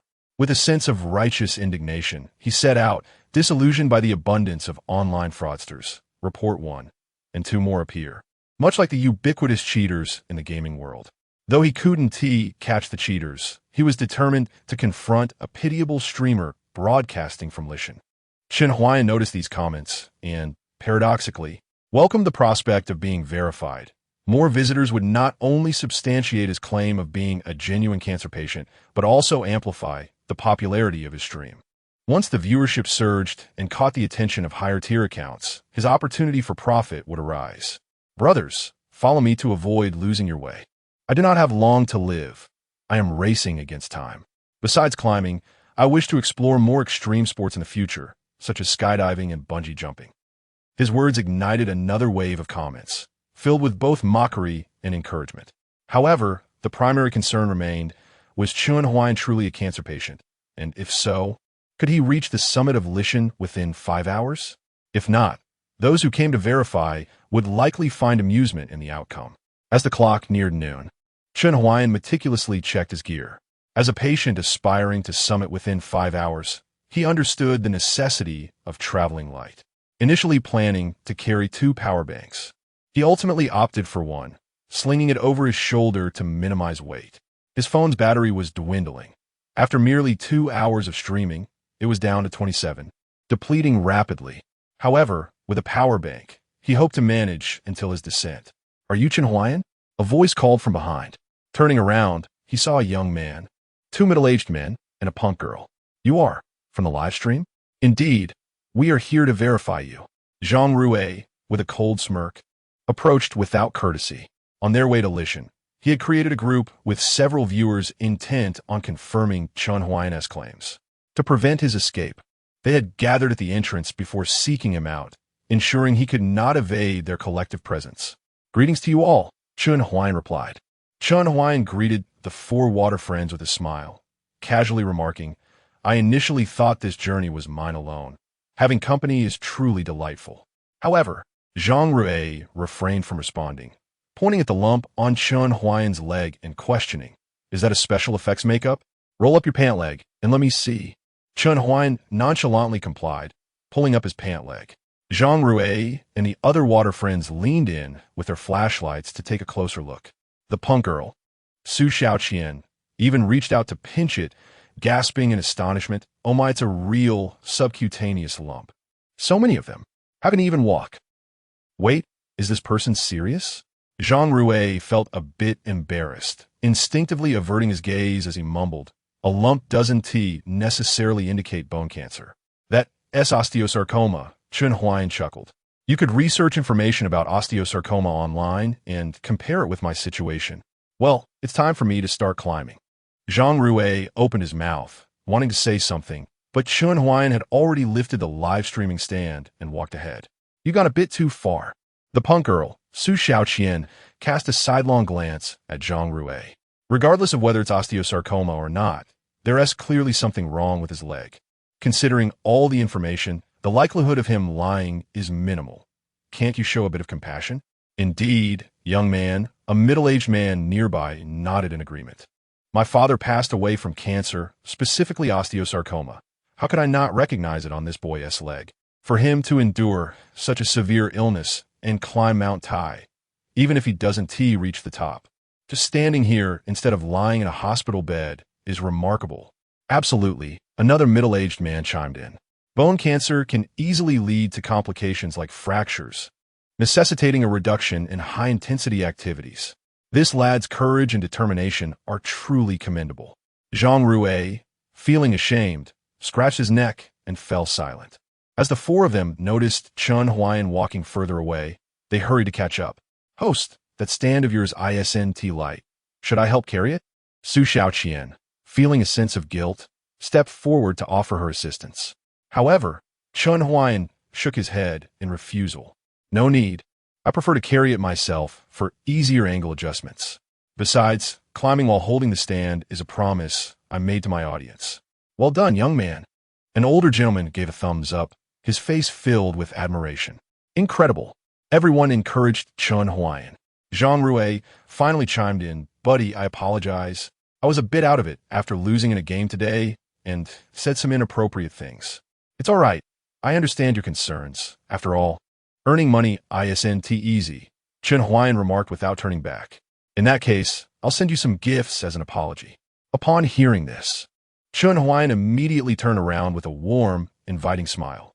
What will you send me? I'll send you a big rocket. The one that costs 2,000 yuan. Great, thank you. You're truly a kind person. Zhang Rui. He realized that the host indeed had an illness, and his desire to earn money was genuine. However, he found it somewhat perplexing. Given Chen Huai'an's tumultuous situation, will his cancer not worsen? Nevertheless, his family is well off. Since Chen Huai'an requires financial assistance, let us support him. Zhang Rui entered Chen Huai'an's live stream, first following him and sending a light banner, initiating his generosity with 10 large rockets. Wow, the boss is quite generous. Isn't this the real guy? Seems like he feels guilty. It appears the streamer is indeed a cancer patient. This is the first time witnessing such authenticity. I'm here at the front row. Alas, it's not easy for the streamer. I shall contribute as well. Keep it up, and if it comes to it, we won't climb anymore. We'll support you. Indeed, the 10 large rockets triggered a chain reaction of gifts, simultaneously attracting more viewers into the live stream. The number of participants was rapidly increasing. As they beheld the downpour of gifts and the sensational title Late-Stage Bone Cancer's 5-Hour Summit Challenge, many chose to stay. Thanks to the generous 10 rockets from the benefactor, Chen Huai'an felt a surge of joy and immediately directed the camera towards Zhang Rui, who shyly averted his gaze, his cheeks flushed. After platform deductions, Chen Huai'an would net about 10,000 from those rockets. This was indeed the fortune of the lucky Koi realized. The internet certainly provides a quicker avenue for earnings. As Chen Huai'an observed the swift accumulation of gifts, he couldn't help but feel a tinge of melancholy. Those taxi drivers, laborers, and delivery workers toil all day, yet earn less than what a popular streamer garners in half an hour of donations. However, he was indeed making sacrifices. With each step taken on the stairs, a sharp pain coursed through him, and beads of sweat trickled down his forehead. The voices of doubt and mockery in the live stream began to dwindle. Zhang Rui and others silently trailed behind Chen Huai'an, even as his pace slowed. They watched his unsteady silhouette with a lump in their throats, unable to utter a word. Chen Huai'an was in agony. Sweat soaked the amulet resting against his chest. The faint fragrance intensified, lingering at the tip of his nose. He couldn't help but envision Li Qingran's smiling face. What might that young lady be doing now? Chapter 13. The Beast Call. What is the senior doing at this moment? Li Qingran rested her chin in her hands, gazing at the ceiling. She could sense that Chen Huai'an was likely preoccupied, lacking the time to attend to her. A figure of his stature was undoubtedly engaged in battles for the cultivators of the Cunyan realm, perhaps eradicating great demons and the like. As these thoughts crossed her mind, she envisioned an elderly man, his hair as white as snow, exuding an ethereal aura, wielding a flying sword to vanquish malevolent creatures. A smile inadvertently spread across her face. If only the senior were her master, how wonderful that would be. No, Li Qingran, do not become overly greedy. She chastised herself with a light tap on her head. Today, the senior had generously bestowed upon her 12 spirit crystals, sustaining a high-grade gathering formation for 6 hours. He had also rather forcefully elevated her cultivation to the 5th level of qi refinement, thanks to the restoration of her meridians and internal injuries. The leakage of spiritual energy from her dantian had significantly diminished. However, her dantian remained shattered, much like a basin with a hole, ensuring that spiritual energy would inevitably seep out bit by bit. She needed to devise a solution for her dantian and spiritual root issues. Li Qingran contemplated the situation. Although the senior possessed immense capabilities, she could not burden him with all her troubles. If he chose to assist her, that would be his decision. But she could not actively solicit his help. She already had a plan forming in her mind. The Qingyun sect was certainly unreliable. She needed to seek out other sects, even if they were merely minor ones. Those smaller sects often housed ancient texts. Perhaps she could stumble upon a method to restore her dantian and spiritual root. If all else failed, she could leave the realm of cultivation, find a tranquil place amidst nature, and slowly gather clues about her enemies. Or perhaps return to the Southern Dynasty and become a female general. As for seeking revenge on those senior brothers who were after her, Li Qingran had not given that much thought. She had never been a match for them, and her chances were even slimmer now. Indeed, such a mindset seemed cowardly and weak, yet the survival rules of the cultivation world had always been thus. She had previously desired to end her life, indifferent to her fate, but now she wished to live a little longer, to see the day when the senior finished his affairs and would be willing to meet her, even if it were just to share a few words. She truly longed to express her gratitude to him in person. Something is amiss. Wasn't Li Qingran supposed to be cast into a thatched cottage? Song Jiao furrowed her brow as she observed the stone dwelling at the foot of the mountain. Cultivators possessed exceptional eyesight, and she could discern that this stone house was newly constructed, indicating that someone was aiding Li Qingran. But who could this benefactor be? The direct disciples of Qi Shao Peak? It was not an impossibility, although Mu Baishuang claimed that they harbored intense hatred for Li Qingran. What if they were to show her some consideration out of nostalgia? If she were to kill Li Qingran, would that not be opposing those very disciples? Yet, she was unwilling to relinquish the Foundation establishment pill. Song Jiao pondered for a moment, deciding to conduct a test, while also seeking to ascertain whether those disciples had left any traces of their involvement near Li Qingran's residence. Thus, she retrieved a half-zhang long red incense stick from her storage ring. The fragrance known as beast call possesses an extensive range, eluding the detection of cultivators while captivating the keen senses of feral beasts. Typically, This essence is employed during hunts to lure monsters. However, it can also serve as a lethal weapon under certain circumstances. Originally, her intention was to storm into the thatched cottage and assassinate Li Qingran, subsequently disposing of the body in the mountains to feed the beasts, ensuring a clean outcome. Yet with the change in plans, she felt apprehensive about approaching too closely, resorting instead to utilizing beasts called to orchestrate a murder through the beasts, despite the potential chaos it could incite, which might attract the attention of the sect. Li Qingran, when the walls crumble, the crowd will turn against you. Do not blame me. Song Jiao ignited the red incense and flicked her fingers. The red incense soared forth, landing upon a tree near the residence. Once this was accomplished, she swiftly arranged a concealed aura formation. As a small-scale uprising of beasts was imminent, it was prudent to have this formation to ensure her safety. Next, she would conceal herself in the shadows and watch the unfolding drama. The beast would require a certain amount of time to gather after detecting the scent, while the girl in the stone house remained blissfully unaware of the impending peril. At 5 o'clock in the morning, a faint light began to illuminate the horizon. Chen Huai'an was nearing the mountain summit, yet his condition was far from favorable. The winds atop the mountain were fierce, and the temperatures icy. Many tourists, having sweated profusely at mid-mountain, now felt chilled as their perspiration evaporated in the cold breeze. To warm themselves, they either quickened their pace or sought refuge in a nearby eatery for a comforting bowl of hot porridge. However, Chen Huai'an was different. His complexion was pallid, drenched in sweat, each step precarious, with beads of perspiration dripping from the sodden hem of his garment. The pain was palpable. Throughout his journey, he had consumed merely 2 pieces of bread, relying primarily on water, which he continuously sipped. Nevertheless, despite his faltering gait, each footfall grew more resolute, no longer wavering. His posture remained upright, his calm gaze fixed ahead, the light in his eyes reminiscent of a pilgrim's fervor. "Friend, let me carry you up. Don't climb anymore."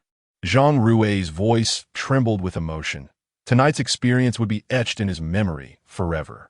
He watched, aghast, as a patient afflicted by osteosarcoma persevered through excruciating pain, ascending the stone steps without pause. The 2 middle-aged men struggled to keep pace, and even the punk girl was panting heavily. Zhang Rui, accustomed to regular exercise and possessing decent stamina, found his greatest challenge to be psychological. With each step Chen Huai'an took, witnessing the sweat cascading from his garment, Zhang Rui's heart felt as if it were being tortured. Throughout the ordeal, Chen Huai'an never uttered a complaint. He embraced their malice with a heart full of tolerance and tranquility. Behind him trailed not only the 4 companions, but also a multitude of other tourists. Many had initially retreated midway, yet upon hearing Chen Huai'an's story, they felt compelled to follow him, and the throng continued to swell. As they approached the mountain peak, the sheer scale of the group resembled a serpentine dragon winding up the stone steps. Almost there, Chen Huai'an gazed upward at the summit and smiled. He must persevere until he reached the top. About an hour ago, a level 57 individual proclaimed that if he could reach the summit before dawn, he would be rewarded with 66-foot drum and gong dragon cities, each valued at 2888. After the platform share, he would net approximately 95,000. Coupled with the cumulative tips from other tourists, he could potentially earn around 120,000 tonight. Of course, one cannot dismiss the possibility that this individual was merely boasting. Chen Huai'an remained unfazed by such claims. He intended to ascend regardless. Whether or not he received gifts from others did not alter his resolve. His expedition to Mount Lei was not solely motivated by financial gain. Rather, he yearned to explore the limits of his existence and discover how much vitality he could still generate. However, just as he was a mere 98 steps away from the summit, an excruciating pain suddenly surged through his right leg. His body faltered, collapsing onto the stone steps. Su Shaoqian, following closely behind, instinctively glanced at Chen Huai'an's leg, her expression shifting dramatically as she gasped in horror. His leg.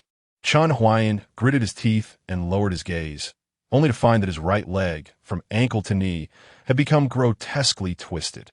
He had fractured it. Chapter 14, Mirage. Concurrent fractures are a common symptom among patients suffering from bone cancer. The destruction of bone tissue by cancer cells leads to a softening and fragility of the bones, making fractures a frequent occurrence. This unfortunate fate ultimately befell Chen Huai'an. As the pain intensified, he found himself growing somewhat numb. The physical discomfort remained bearable, while the psychological anguish seemed trivial in comparison. Chen Huai'an felt that nothing could ever hurt him more than the tragic loss of his parents in a fire. Thus, amidst the concerned gazes and inquiries of the surrounding tourists, he calmly adjusted the camera and said to Zhang Rui, who was supporting him, "Buddy, could you do me a favor and open my backpack?" "No, my friend. Hurry and call an ambulance." "Why are you worrying about a backpack?" Zhang Rui had never seen Chen Huai'an like this. It was as if the deformed leg from the fracture was not his own. "If you shout for an ambulance, it won't reach us in time. Just help me with the backpack. I have my own way." Zhang Rui, half convinced, removed the backpack and unzipped it, handing it to Chen Huai'an. From within, Chen Huai'an extracted a bag and then pulled out a folding cane. Zhang Rui, "Other tourists? Is this your solution, my friend? We thought you had some miraculous pain relief medication. All right, let us continue." Chen Huai'an adeptly propped himself up with the cane. The probability of fractures due to bone cancer is high, so he often used the cane even when he was not fractured, fearing he would be unprepared when the time came. Now that the fracture had occurred, it was, in a sense, a kiss with fate. The audience in the live stream silently liked and sent gifts, while some urged the streamer to descend. No one questioned the authenticity of Chen Huai'an's ailment anymore, or rather, they had ceased to care about the specifics of his illness. They were solely focused on whether this remarkable individual could make his journey worthwhile. That bent right leg resembled the oppression of fate, a taunt from death. And the cane in Chen Huai'an's hand was nothing less than a defiant gesture towards death and fate. Though they barred him from reaching the summit and had crippled his leg, he remained determined to ascend. The tourists gazed at the figure laboriously inching upward, filled with profound respect. This young man, so resolute, must surely harbor grand ambitions, right? Charge forth. Soon, he would receive a sponsorship of 90,000, a chance at the 1,000 draws for the grand prize pool. Chen Huai'an stared at the diminishing steps, gritting his teeth, his expression growing increasingly fierce. Primordial restoration elixir. Hith. Just a mere primordial restoration elixir. The spectators around him felt an even deeper admiration. Look at how much pain this young man is enduring. His features are all twisted in agony. At the summit of Ling Mountain, when Chen Huai'an's trembling leg finally touched the last step, a beam of nascent light pierced through countless clouds, spreading from the dim skyline and gently caressing the top of his head. A flock of birds soared through the light. The sound of bells echoed in the distant mountains. In the next moment, a radiant sun erupted from the horizon, its fiery brilliance illuminating the entire expanse. Chen Huai'an's eyes widened, his heart quaking, and the surrounding tourists fell silent. Everyone stood in silent awe, observing the ethereal outline of the mountains bathed in a golden hue. Suddenly, a powerful exclamation echoed, its origin unknown. An unusual ripple appeared in the sunlight, the halo resembling the disturbed surface of a lake, sending forth layers of undulating waves. Within these ripples, an ancient procession materialized amidst the interplay of light and shadow. At the forefront stood a figure of majestic stature, clad in a dark dragon robe, adorned with a crown, and wielding a sword at his waist, accompanied by a retinue of civil and military officials. The civil officials held tablets, while the military wore dark armor. And attendants carried ceremonial vessels, all treading upon the clouds, their feet revealing blue bricks and rubble as they ascended towards the summit of Mount Ling. What is this? A mirage? No. Is someone filming a movie here? Tourists gaped in astonishment at the spectacle, the procession still a considerable distance away, allowing them time to speculate. In the next moment, the procession inexplicably traversed several miles, suddenly appearing before them. The summit of Mount Ling fell silent, the air thick with tension as all mouths fell shut. An unseen force weighed upon them, binding their bodies and stifling their voices. Chen Huai'an stood frozen, gazing at the imposing emperor approaching him. He could not discern the emperor's features, but felt as though his vision was being tantalized by something, rendering everything hazy. The procession glided through the crowd of tourists like smoke, elusive and untouchable.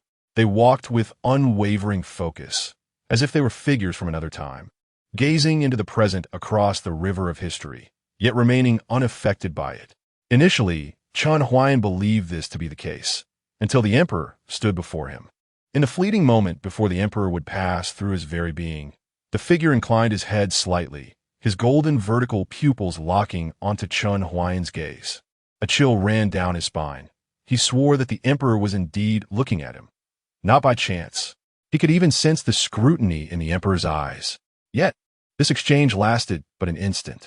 The emperor passed through Chen Huai'an's form, along with his procession, gradually vanishing into the thin mist atop Mount Ling. The mirage atop Mount Ling ignited fervent discussions across the internet, rapidly ascending to the top of trending topics. Experts speculated that it was the Emperor Qin Shi Huang's procession. The mirage depicted the scene of Qin Shi Huang's ritual sacrifice at Mount Ling. As for why such a distant historical event would manifest in the modern era, experts have yet to devise a satisfactory explanation. Nevertheless, the phrase "children should not speak of strange forces" suggests that a scientific explanation will eventually emerge.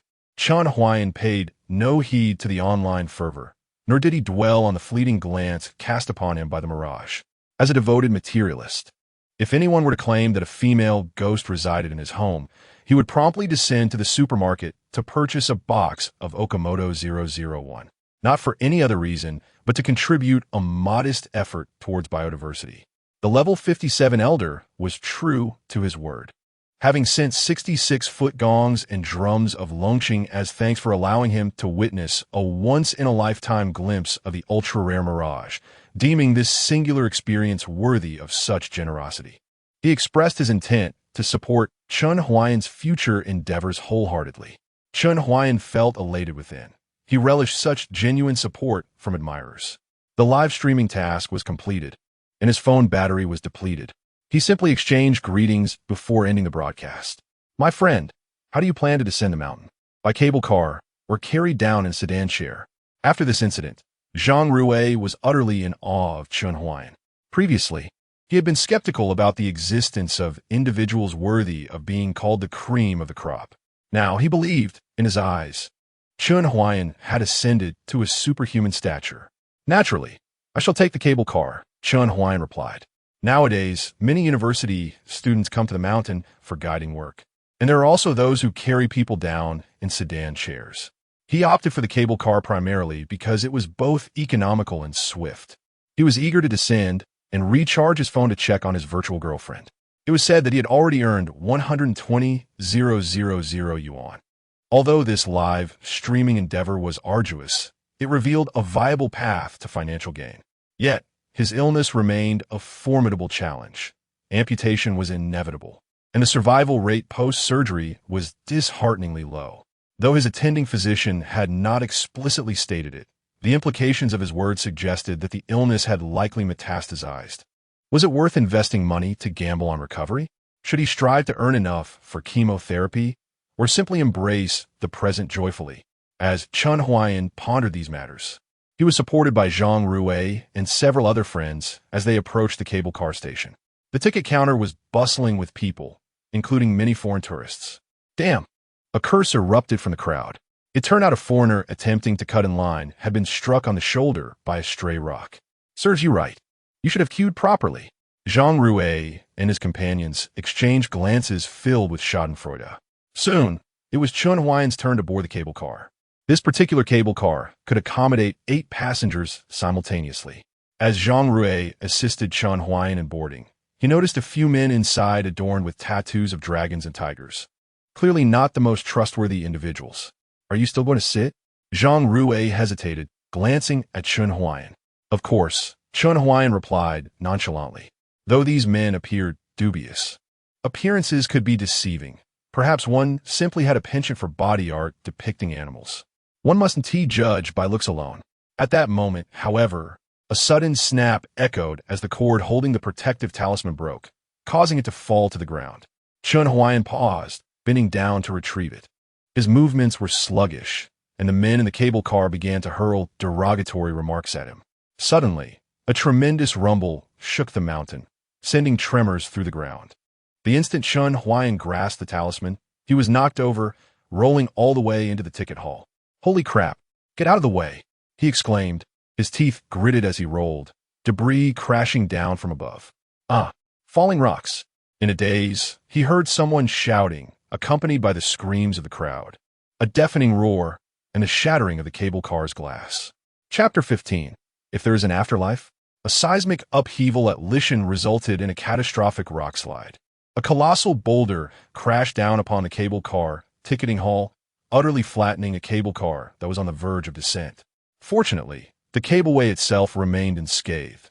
Otherwise, the passengers aboard would have faced dire consequences. Even more astonishing was the revelation that the 7 individuals crushed within the cable car were drug traffickers, both the suppliers and the recipients of illicit substances. Furthermore, these 7 were the masterminds of 2 rival narcotics organizations, their hands stained with the blood of countless victims. Many attributed this incident to the divine intervention of the mountain deity of Lishan, while others drew connections to the mirage associated with the mountain's sacrificial rites. This was the knowledge that Chen Huai'an would later come to acquire. Upon descending the mountain, his immediate action was not to summon an ambulance, but to borrow a power bank from a nearby convenience store. He charged his phone and opened the game electronic girlfriend, nonchalantly taking a seat, while Zhang Rui, beside him, anxiously dialed for medical assistance.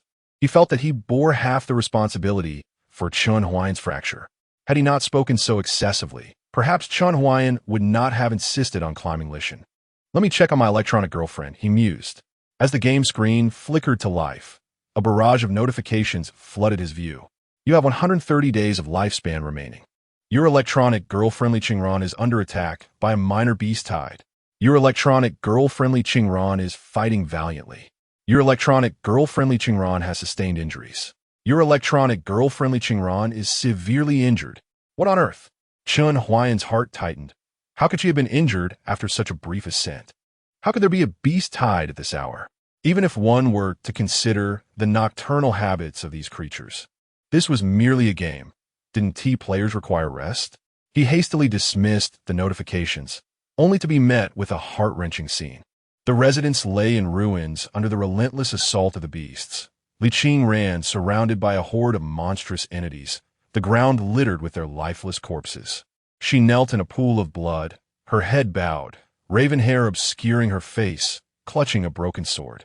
Dressed in a new outfit received from a 30-unit recharge. It was now marred by numerous claw marks. Beneath the tattered fabric lay only gruesome wounds, devoid of any alluring allure. Your electronic girl-friendly Qingran is in critical condition. Regrettably, she still could not meet her senior even once. Li Qingran felt her life slipping away. With great effort, she lifted her gaze towards the gaping hole in the ceiling, her pallid cheeks devoid of color.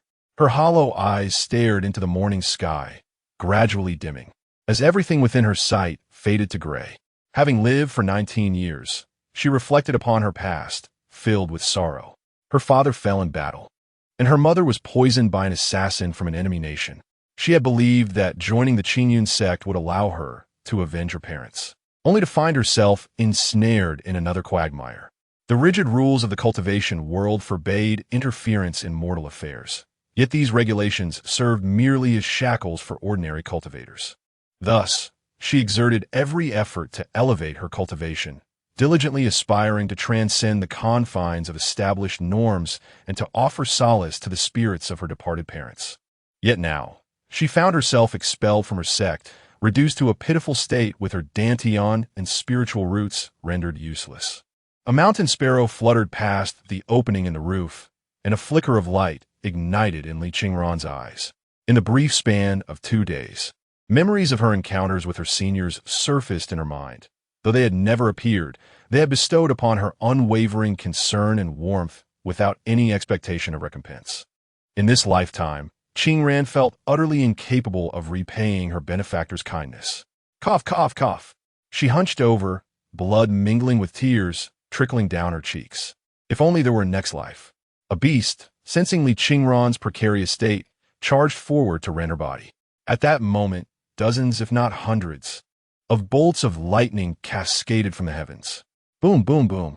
The brilliant lightning, imbued with a fierce majesty, descended upon the small dwelling and its surroundings, illuminating them in a blinding white. Song Jiao, who had intended to retreat, remained frozen in awe within her concealed array, witnessing this spectacle. What had she just witnessed? A multitude of thunderfire talismans raining down from the sky, targeting those vile beasts. Were they Li Qingran's?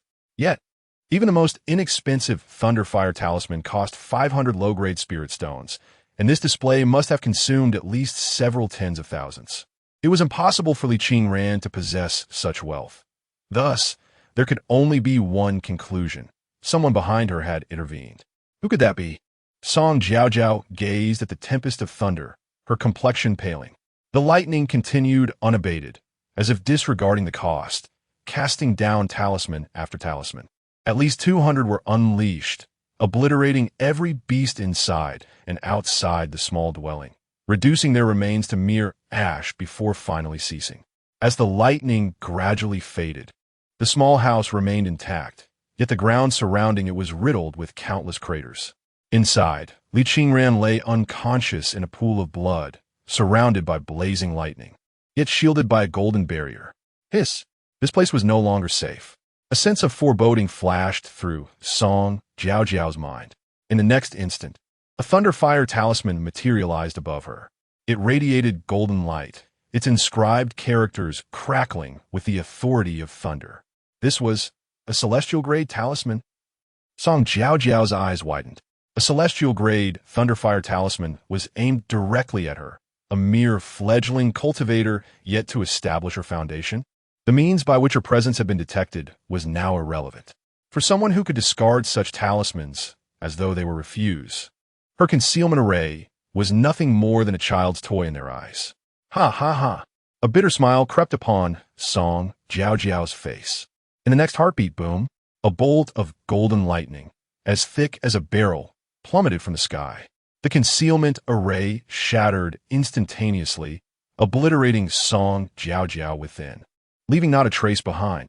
Upon witnessing the red dots on the map extinguished, Chen Huai'an finally breathed a sigh of relief. He had not felt such tension even when faced with fractures and falling rocks on Ling Mountain. How frustrating it is that this game does not allow for an enemy encounter alert. One moment of absence, and suddenly a monster invades my home. I have already drawn from the koi pool 500 times, yet what I have obtained is either spirit stones or talismans of thunder and fire, along with communication talismans. How shall I put it? Drawing inferior spirit stones is undeniably a loss, but both the talismans of thunder and fire, as well as the communication talismans, can be considered a gain. Moreover, the talismans of thunder and fire I acquired are not all of ordinary quality. Among them are several superior and exquisite ones. The celestial-grade items are the rarest. After 500 draws, I have only received 2. I recently utilized one to vanquish a lurking mini-boss.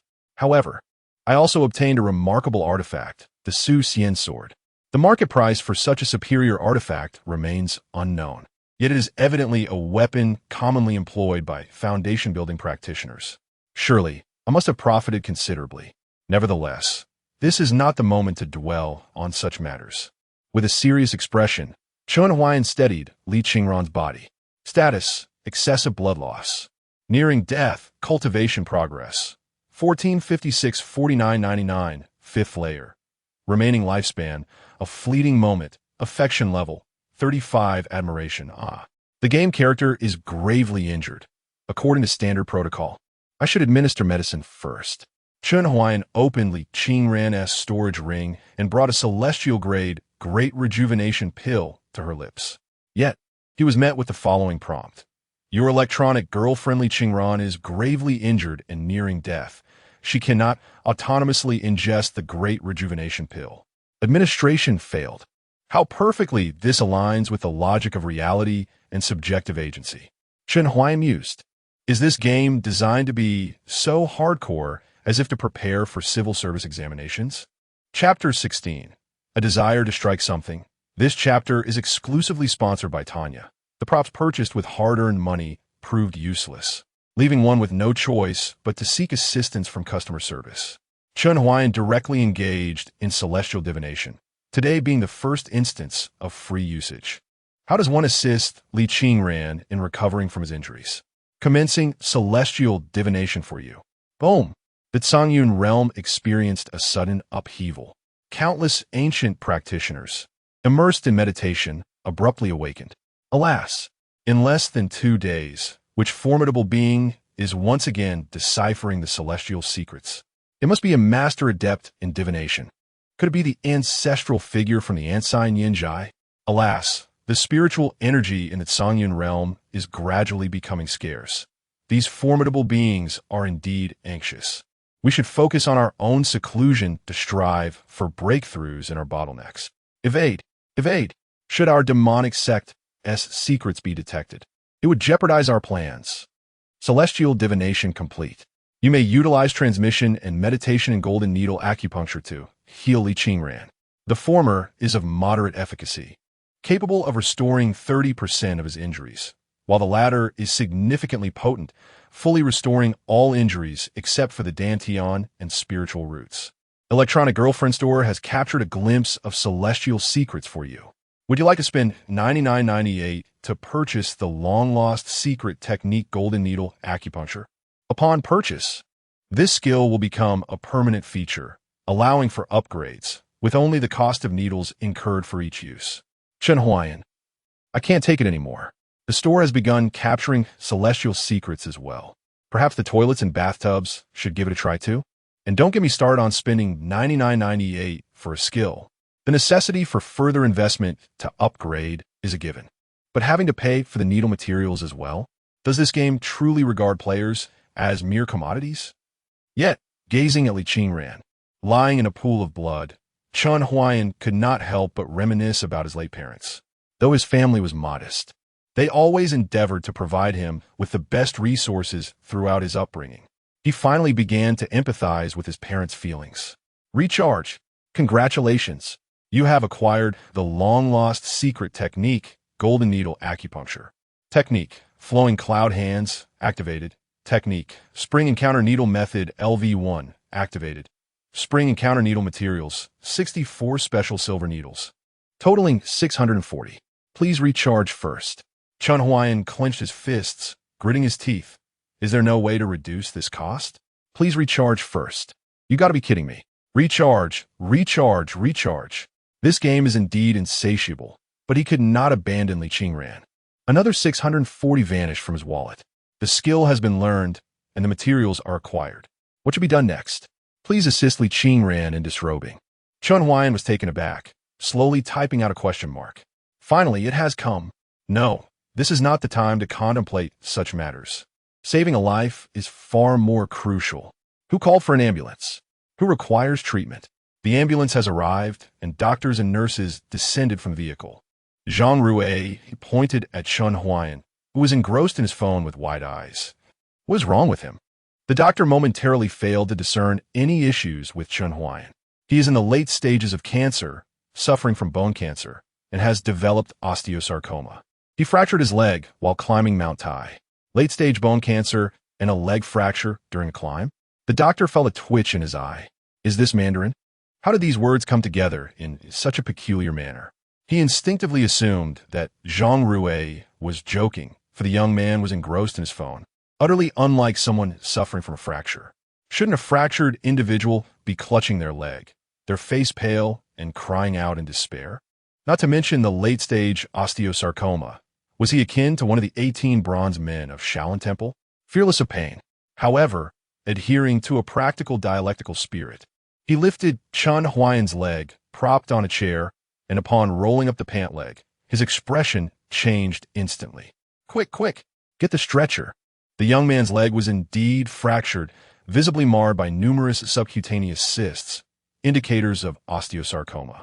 His calf had severely deformed, the fracture site swollen into a large, purplish lump, filled with bruised blood. If not addressed properly, this young man's leg would be irreparable. However, with so many osteosarcomas already present, it seemed it was destined to be lost. The doctor assisted Chen Huai'an onto the stretcher, feeling somewhat bewildered. It was his first encounter with such a composed patient. It was as if the emperor was calm while the eunuchs were anxious. "Wait, buddy, why are you still on your phone?" Zhang Rui looked on in disbelief at Chen Huai'an, who remained with his hands raised, engrossed in his device. What game could be so captivating? Yet from his angle, Chen Huai'an's screen appeared entirely black. Could it be that this fellow harbored a mental illness? Watching the ambulance fade into the distance, Zhang Rui returned the power bank he had borrowed from Chen Huai'an to a nearby supermarket charging station, increasingly convinced of this possibility. A mental illness, unafraid of pain or death. This would certainly explain his various erratic behaviors. Thus, he had spoken so many impolite words to a person battling late-stage cancer with mental health issues. Pondering this, Zhang Rui slapped himself across the face. I truly deserve this. Inside the ambulance, two nurses observed the bizarre sight of Chen Huai'an, fixated on his phone, poking at it incessantly. They could not fathom what was so engrossing about a pitch-black screen. Yet from Chen Huai'an's perspective, he was engaged in acupuncture on Li Qingran. His attire was nearly completely removed. He held the phone directly to his face. This was to avoid awkwardness, not for any other reason. Moreover, gazing at the multitude of wounds on Li Qingran's body, he harbored no lascivious thoughts, nor did he have time to dwell on private areas. Furthermore, to assist in the acupuncture, the game depicted Li Qingran covered in an intricate map of acupoints, with a multitude of points shimmering just beneath the skin. When an acupoint illuminated, it indicated precisely where to apply the needle. The private areas were also obscured by the acupoint map. Even if they weren't, Chen Huai'an had no time to look. The speed at which the acupoints lit up resembled the S-level difficulty of the Dance Dance Revolution game from years past. He had to concentrate intently to keep pace. Young man, how long have you had cancer? Do you have a medical record? Which hospital conducted your previous examinations? Alas, your leg is in a dire state. Sir. The nurse grew a bit irritated. They had already reached the hospital ward, and this fellow was still engrossed in his phone, looking quite handsome and certainly not foolish. She waved her hand in front of Chen Huai'an, exclaiming, "The doctor is speaking to you." Startled, Chen Huai'an tilted his head to evade her hand, not raising his gaze, and nervously replied, "I'm sorry. I'm quite busy here. Please wait a moment." The doctor, observing, thought to himself, this young man is rather polite. He exchanged a knowing glance with the nurse, gesturing towards Chen Huai'an, and then his own head, whispering, "Please assist him with the admission paperwork. I will fetch Dr. Wu from the psychiatry department. Let us have Dr. Wu examine him upon arrival." Just as the doctor and nurse departed, Chen Huai'an completed his acupuncture session. With the last silver needle inserted and deftly twisted, a stream of purifying energy surged from the 64 needles. He then observed that the wounds on Li Qingran's body, which had been bleeding profusely, were miraculously staunching, the injuries gradually mending. Please grind the celestial elixir into powder and sprinkle it over Li Qingran's wounds. A stone mill appeared in his vision, and Chen Huai'an methodically followed the instructions. He soon witnessed the once bleeding wounds rapidly sprouting flesh, healing completely within moments, leaving no trace behind. Finally done. Chen Huai'an sighed in relief. He glanced at Li Qingran, noting that she had escaped the clutches of death, but remained in a deep slumber, requiring time to awaken. It was time. Battery low. Just as he was about to admire Li Qingran's exquisite form, his phone succumbed to darkness. "No, my friend. He has already taken out the tissue." Chen Huai'an stood frozen, gritting his teeth in frustration. Where was the power bank he borrowed from the base of Mount Lei? It was at this moment he realized something was amiss. He seemingly was no longer at the foot of the mountain. A glance around left him utterly bewildered. When did I enter the hospital? Have I teleported? Young man, keep it down. I'm trying to sleep. Came a hoarse voice from beside him. Chen Huai'an turned to see an elderly man in the adjacent hospital bed, his leg bandaged, looking rather unwell, with dark circles under his eyes, likely a consequence of a sleepless night due to pain. He quickly silenced himself. However, his gaze was irresistibly drawn to the small cart beside the old man, which held a set of silver needles. He flexed his fingers, feeling a strong urge to use the needles. That tantalizing sensation, an insatiable desire to pierce something. Chapter 17. Is Chen Huai'an a genius? Indeed, this overwhelming sensation is not merely a figment of the imagination. It even compels Chen Huai'an to succumb to his nefarious impulses. He sees the set of silver needles. Casting a glance at the elderly man next to him, a sinister smile curling at the corners of his mouth. Within that smile lay a trifecta of recklessness, lewdness, arrogance, nonchalance, and an overwhelming eagerness. He then opened the needle case, revealing 36 silver needles nestled within. His fingers grazed the needle tips, a wave of familiarity washing over him, akin to touching his girlfriend's fingers. "My apologies." Chen Huai'an silently clasped his hands in respect towards the old man beside him. He then picked up a silver needle and, with a swift motion, pierced it into his own leg. Using a needle previously employed by another was, in its own right, a form of betrayal. This act was his profound apology to both the old man and the needles themselves. As for why he did not pierce the old man, madness. He merely felt a hint of curiosity and inclination. He would never engage in such irresponsibility towards another. Inflicting pain upon himself bore no psychological burden, especially since he was on the brink of death and willing to experiment with anything. His gaze fell upon his leg, where acupoints and meridians began to emerge, subtly overlapping with the acupoint diagram from the game. His fingers moved with lightning speed, the needles dancing like clouds caressing water. In the blink of an eye, the 36 needle tips had been deftly inserted into his right leg. Chen Huai'an took a deep breath, holding it in. One by one, he adjusted the depth, twisting the needle's handle, stimulating the acupoints on his leg. His hands, typically trembling even when holding a bottle of water, were astonishingly steady at this moment. After a while, the needlework was complete. Chen Huai'an withdrew the needles and returned them to their case, finally relieved as the irritating sensation dissipated. He rubbed his hands together, feeling a sense of satisfaction. The fracture was in his right leg, and that was precisely where he had inserted the needles. At this moment, the bruising began to show signs of receding, though the bone remained distorted. However, a fracture itself is not an exceedingly grave matter. The critical concern lies in the management of the resultant soft tissue contusion, making the alleviation of bruising significantly important. In less than 10 minutes of needlework, he observed remarkable reduction in swelling and bruising. Chen Huai'an found it hard to believe. This game is truly hardcore. Is it genuinely possible to learn something? Yet certainly, not everyone can grasp it. Who could replicate his ability to remember the needle techniques and acupoint diagrams after a single attempt? His memory had not always been this sharp. How curious. After pondering for a moment, a sudden realization dawned upon him, and he clapped his hands in delight. "So that's it.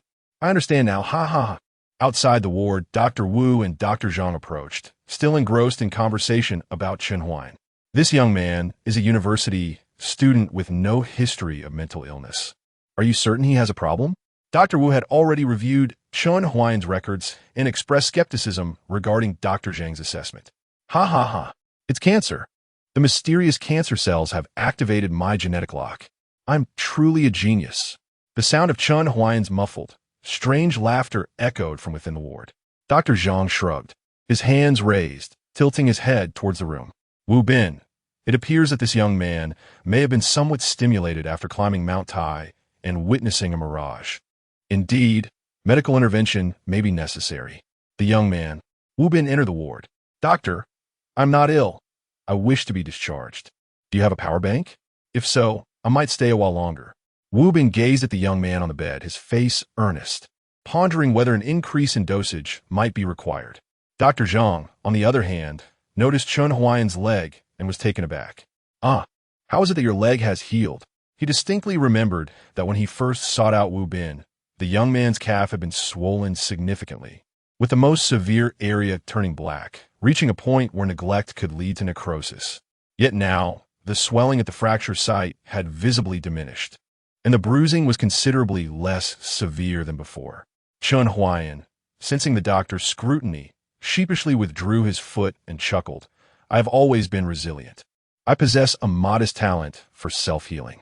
It would be implausible to claim that the bruising was alleviated by some secret acupuncture technique. Who would believe it? And it would only invite a host of troubles. As for demonstrating the acupuncture technique to the two doctors, that was sheer folly. The elderly gentleman beside him was indeed an excellent test subject, but before he could act, he might well be whisked off to a psychiatric ward, and he felt uncertain of his own efficacy. Just because self-treatment yielded results did not imply the same would apply to others. In today's society, even assisting someone across the street requires careful consideration of one's own resources, let alone wielding a set of needles on another. Dr. Zhang pondered for quite some time, unable to deduce any rationale. He could only state that, as it stood, the osteosarcoma on Chen Huai'an's foot had not vanished. Should it disappear, he would truly need to find a way to retain Chen Huai'an and report this matter to his superiors. Young man, you must find a way to treat this cancer. Neglecting it could lead to dire consequences. I understand the reasoning, but I lack the funds, Chen Huai'an replied with a smile. Did you not purchase insurance? No. What are your parents? They're no longer with us.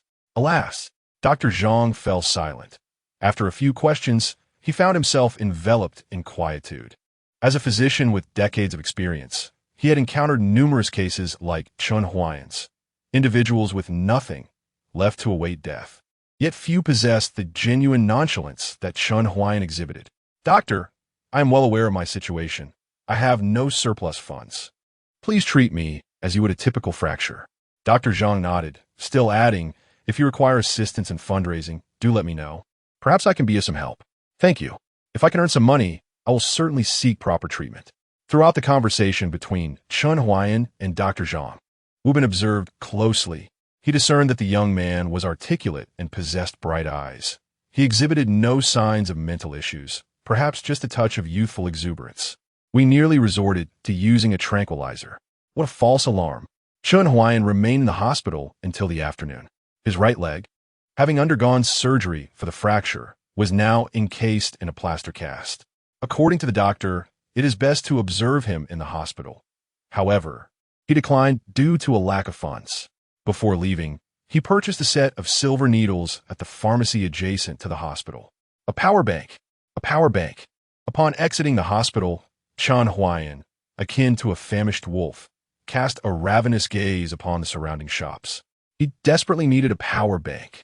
Having spent nearly 60,000 on the game without playing all afternoon, he would be utterly distressed if Li Qingran were to be attacked by a monstrous beast again. Moreover, if he lost his character, he would be infuriated enough to leap from the second floor of the hospital. Release that power bank. In the terrified gaze of a female student, Chen Huai'an, leaning on his cane, swiftly seized the last power bank from the charging station at the restaurant. Power on. Enter the game. He let out a sigh of relief upon discovering that Li Qingran was still safely unconscious within the Xuanjia formation. Balancing the power bank in his mouth, one hand on the cane, and the other holding his phone, he approached a table in the restaurant, much to the bewilderment of the female student. Boss, I'd like a few snacks, please. Certainly. Would you like a fried egg? No, but I would like some noodle soup. All right then. A fried egg costs $3. Not interested. The noodle soup is complimentary, so that works. Setting aside thoughts of Li Qingran's unconsciousness for the moment, he opened the luck-based koi lottery pool. Currently, he was 500 draws away from the guaranteed prize. TSK. I simply do not possess the fortune of a lucky sovereign. Chen Huai'an scoffed softly, his finger poised over the lottery draw as the payment notification from Easy Pay appeared. He pressed the button with determination. All in. Chapter 18. An object of utmost importance, Li Qingran found herself ensnared in a dream where she was relentlessly pursued by a multitude of monstrous beasts. Darkness enveloped her, an inky tide that obscured any semblance of light. Just as the creatures were about to ensnare her, a melodious thunderclap resonated through the air. A young man, shrouded in obscurity and garbed in peculiar attire, materialized on the horizon. With a flourish akin to seasoning food, he brandished a talisman in his left hand and a mystical artifact in his right. The beasts pursuing her were either struck down by the lightning from the talisman or pierced by the descending artifact from above. Is that a senior? Li Qingran gazed upward, a deep intuition stirring within her, suggesting that this figure was indeed her rescuer. Though his features remained indistinct, he appeared far younger than she had anticipated. There was no time for careful observation, as in the blink of an eye, he had appeared before her. A wave of panic surged through her, and a blush crept to her ears as she instinctively bent to pay her respects. In that instant, powerful hands caught her, and she felt something square and dark thrust into her palm. It resembled a brick, but was lighter, inscribed with 3 simplified characters that seemed to convey electric satiety? What could this possibly mean? Some sort of magical artifact? As her mind raced, the enigmatic figure began to dissolve like mist, fading from her view. "Senior?" she called out, her heart brimming with gratitude. "This is of great importance." His voice echoed through the dissipating fog. "You must safeguard it." Thus, the electric satiety, a name that inspired a peculiar trust, became the object of her concern. Chen Huai'an clicked to place his order. The 3 yuan fried eggs were beyond his means, but the 300 yuan power bank was an easy purchase. Having experienced the earlier events, he resolved to carry a power bank at all times, ensuring it possessed ample capacity. He had contemplated changing his phone, yet he pondered whether he could transfer the game Electronic Girlfriend to a new device. This was, after all, a virus-like program lacking an installation package, leaving him utterly perplexed. Glancing at his computer, he realized it was already 9 o'clock in the evening. Over an hour had passed since he returned home. Li Qingran should have awakened by now. Chen Huai'an launched the Electronic Girlfriend game and, as expected, found Li Qingran had indeed regained consciousness. The young lady was huddled in a corner, wrapped in tattered clothing, her arms clutching her knees, her hollow gaze fixed on the ground, lost in thought. He noticed that beside her lay a half-burned stick of incense. "Your Electronic Girlfriend. Li Qingran's abode has been destroyed. Recharge 6 yuan to restore it." Without a moment's hesitation, Chen Huai'an responded, "Charge. Recharge 88 yuan to provide your Electronic Girlfriend with 2 new outfits of distinct styles. Charge. Your Electronic Girlfriend, Li Qingran, is hungry and feeling low. Recharge 68 yuan to charge." Instantly, the dwelling was rejuvenated, new garments strewn across the bed, and an array of chicken, duck, fish, and fruits cascaded onto the table with a delightful clatter. The commotion was so great that it would be impossible for Li Qingran to remain unaware. She recognized that her esteemed mentor had come to visit her. In truth, she was aware that her mentor had visited previously. The numerous craters and the charred remains of demon beasts surrounding the small cottage, as well as her own injuries, all hinted at this fact. The sudden appearance of the demon beasts was indeed suspicious. She had taken advantage of the lingering thunder fire to conceal herself and wandered around the cottage, only to discover the severed beast summoning incense beneath a tree. This incense is a favored tool for demon hunting among various sects, though the formulations differ slightly from one sect to another. For instance, the beast summoning incense from the Qingyun sect is adorned with azure cloud patterns at its base. These patterns, carved from a specific material contained within the incense, are essential.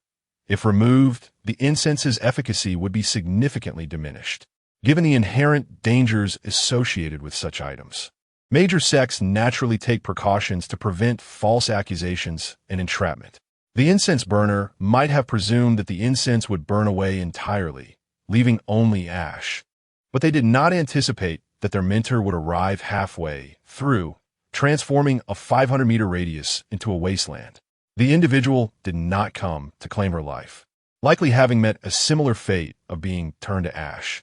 Mentor, Li Qingran gazed at the ceiling, her face etched with exhaustion, her parched lips parting slightly, resembling a flower on the verge of wilting.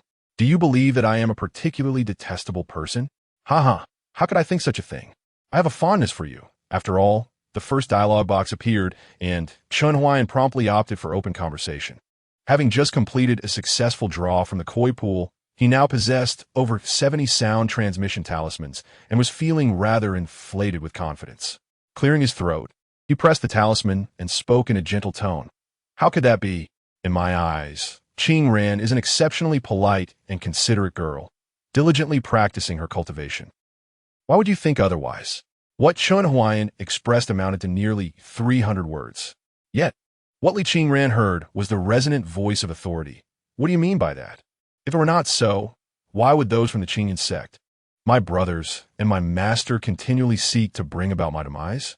Despite my dantian and spiritual roots being rendered useless, And having been expelled from the sect and driven into the wilderness of Wanquanshan to fend for myself, why do they still refuse to let me go? Have I committed some unforgivable sin? Chen Huai'an gazed into Li Qingran's eyes, now clouded and no longer clear. He understood her confusion well. From Li Qingran's history, it was evident that she possessed a quintessential giving nature. Whenever someone extended her a kindness, she would return it manifold, even without formal guidance. She regarded the Qingshan Taoist as her most esteemed elder. Master Lu Chantian showed her kindness when she first entered the sect, and she regarded him as a beloved elder brother. Second senior brother Xiao Yifeng bestowed upon her and used elixirs, and in return, she assisted him in tending to spiritual herbs, serving as his test subject. Third senior brother Yun Zimo gifted her a storage ring, yet when he framed her unjustly, she remained silent and was expelled from the sect without a word. Fourth senior brother Zhang Hanshao aided her during a mission, and she devoted the majority of her monthly spirit stone allocation to resolve the troubles he caused. She blossomed brilliantly with even the slightest touch of sunlight, maintaining a smile even when battered by storms. However, beneath that smiling facade likely lay a face marred by countless wounds.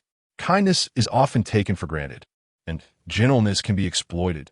Sometimes this is not merely a jest, but a profound wisdom passed down from our ancestors. Just as he had given all his goodness to his ex-girlfriend, only to receive betrayal in return. Such occurrences are far too frequent. A cherished goddess treated with utmost care can find herself degraded in a seedy hotel, while the flowers nurtured with unwavering devotion bloom upon another's balcony. Friendships can turn into enmities and daggers are thrust from behind. Increasingly, people seek solace in the companionship of pets and virtual beings, spending time, money, and energy on them. Are they foolish? No, they simply wish to shield themselves from further harm. Humanity must harbor a fiery spirit. We are not mere playthings to be discarded into the trash. One day, that heart, battered and bruised, will be gently cradled by someone who truly understands. Li Qingran. Chen Huai'an gazed at Li Qingran through the screen, their eyes seemingly transcending the confines of time and space to intertwine. He fixated on her eyes, which reflected his own. Today, I shall assist you in restoring your dantian. The voice of the Tao resonated, unedited, conveying Chen Huai'an's words in their entirety. Though your past may be a quagmire, the future shall undoubtedly blossom in resplendent glory. Chapter 19, The Emergence of the Divine Elixir Qingyun Sect. Atop the Qishao Peak, the esteemed Taoist Qing Xian emerges only once a week to impart his teachings, each session lasting 2 hours. Following his discourse, he allocates an additional hour to address the inquiries of his disciples regarding their cultivation journeys. At this moment, the disciples of Qishao Peak have congregated beneath a venerable pine tree, whose age is unfathomable. The lecture has concluded, and it is now the time for questions and answers. Lu Chantian is the first to rise, performing a respectful bow before addressing the figure clad in azure beneath the ancient pine. Master, I have heard that the sect's most favored disciple, Zhao Lingtian, suffered a shattered dantian during a battle with demonic cultivators. The sect leader is now in distress over the restoration of Zhao Lingtian's dantian, even at great expense. Is there truly no way to mend the dantian? Upon hearing this query, the expressions of several others beneath the pine vary considerably. After all, those with shattered dantians are not limited to the sect leader's cherished Zhao Lingtian. They also include their former fifth junior sister, Li Qingran. Taoist Qing Xian, upon hearing the inquiry, opens his previously closed eyes just a sliver, strokes his beard, and replies with a calm demeanor. The dantian is not beyond repair. It merely requires an ancient divine elixir. With that elixir, even a lost dantian can be restored. Without it, the task is akin to ascending to the heavens. Dare I ask, Master, what is this divine elixir? The Hunyuan Batiandan. Taoist Qing Xian articulates each word with precision. The disciples exchange glances, the mere mention of the name sending a tremor through their hearts. What a treasure! Taoist Qing Xian continues to elucidate. The moment a being is born, their dantian is predetermined, a fixed aspect of their fate. Each individual's dantian possesses varying qualities. influencing the quantity and quality of spiritual energy they can contain. In terms of cultivation aptitude, the impact of the dantian is not as pronounced as that of the spiritual root. Yet, as one's cultivation deepens, when two practitioners of equal cultivation and spiritual root engage in battle, the disparity in dantian quality becomes evident. In ancient times, when spiritual energy was abundant, the powerful classified dantians into 9 grades, the lowest being the 9th grade and the highest the 1st. A first-grade dantian can absorb vast amounts of spiritual energy, refining it at an extraordinary rate and transforming it into exceptionally pure energy. Back then, merely observing one's dantian could determine how far a practitioner might ultimately progress, leading sects to place great emphasis on the quality of their disciples' dantians. Then, Master, how would you assess the grade of my dantian? Chen Huai'an steps forward, confident as he pats his abdomen. He believes his dantian to be quite commendable, with a swift cultivation pace and a decent reservoir of spiritual energy. Taoist Chen Huai'an merely glances at him, scoffing lightly. You? Not even graded. Chen Huai'an. Laughter erupts beneath the ancient pine. Chen Huai'an's face darkens, wishing for a crevice to hide within. Yet, Taoist Chen Huai'an continues. What is there to laugh about? Most of you are ungraded. Only Lu Chantian's dantian can barely be considered a 7th grade. In the era of abundant spiritual energy, you would only be qualified to serve as outer disciples, cleaning up after the sect's guardian beast. It is only due to the current depletion of spiritual energy in the Sangyan realm, coupled with the declining quality of spiritual energy, that the influence of the dantian on cultivation and combat prowess has waned, falling short of that of the spiritual roots and other external factors. Thus, you now find yourselves eligible for the inner sect or direct discipleship. Silence falls over the crowd, their faces turning ashen. In just a few brief sentences, the esteemed Chen Huai'an Taoist had managed to strike down all his disciples, after which he redirected the conversation. The dantian of a cultivator is fixed, once shattered. It cannot be mended, much like spilled water that cannot be retrieved. However, amidst the celestial changes, there exists a chance for transformation. In ancient times, a renowned alchemist extracted a thread of variance from the stones that mended the heavens, refining it into the primordial mending pill. This miraculous elixir not only restores a shattered dantian, but also enhances its quality. And this is merely the effect of the ordinary primordial mending pill. The efficacy of the celestial grade version remains a mystery known only to that ancient alchemist.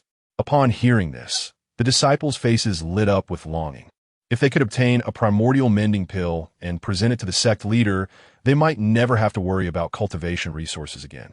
Next month, a small ancient secret realm will open in Zhongzhou, rumored to house not only a battlefield for demonic beasts, but also the abodes of ancient cultivators, where one might discover such miraculous medicine.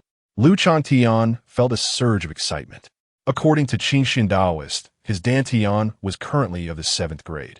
If he could secure a primordial mending pill, surely he could elevate it to the 6th or even the 5th grade. You may go and try your luck. Chen Huai'an Taoist nodded.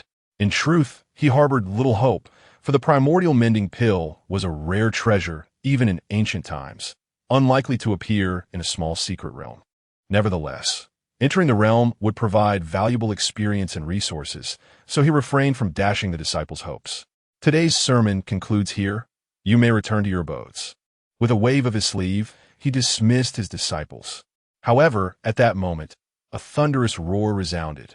A beam of azure light ascended from an unknown source, piercing the sky and dispelling the clouds above Wanqing Mountain. This azure light continued its ascent, resembling a divine pillar reaching the heavens. All cultivators in the Sangyan realm looked up in astonishment, their expressions shifting dramatically. The spiritual light transformed into a pillar, and the fragrance of medicinal herbs filled the air. A divine pill had emerged. It was in the direction of Wanqing Mountain. Let us go. We might still arrive in time. What sort of divine pill could it be? If obtained, my cultivation will surely soar. Atop Qishao Peak, Chen Huai'an Taoist's narrowed eyes suddenly widened. In the next moment, he soared into the sky towards the source of the azure light, and simultaneously, several other prominent peaks of Qingyun's sect dispatched their powerful cultivators.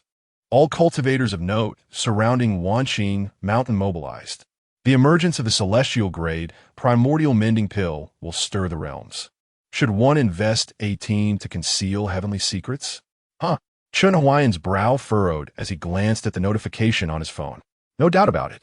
The signs are unmistakable. It's practically broadcasting to everyone that treasures lie here.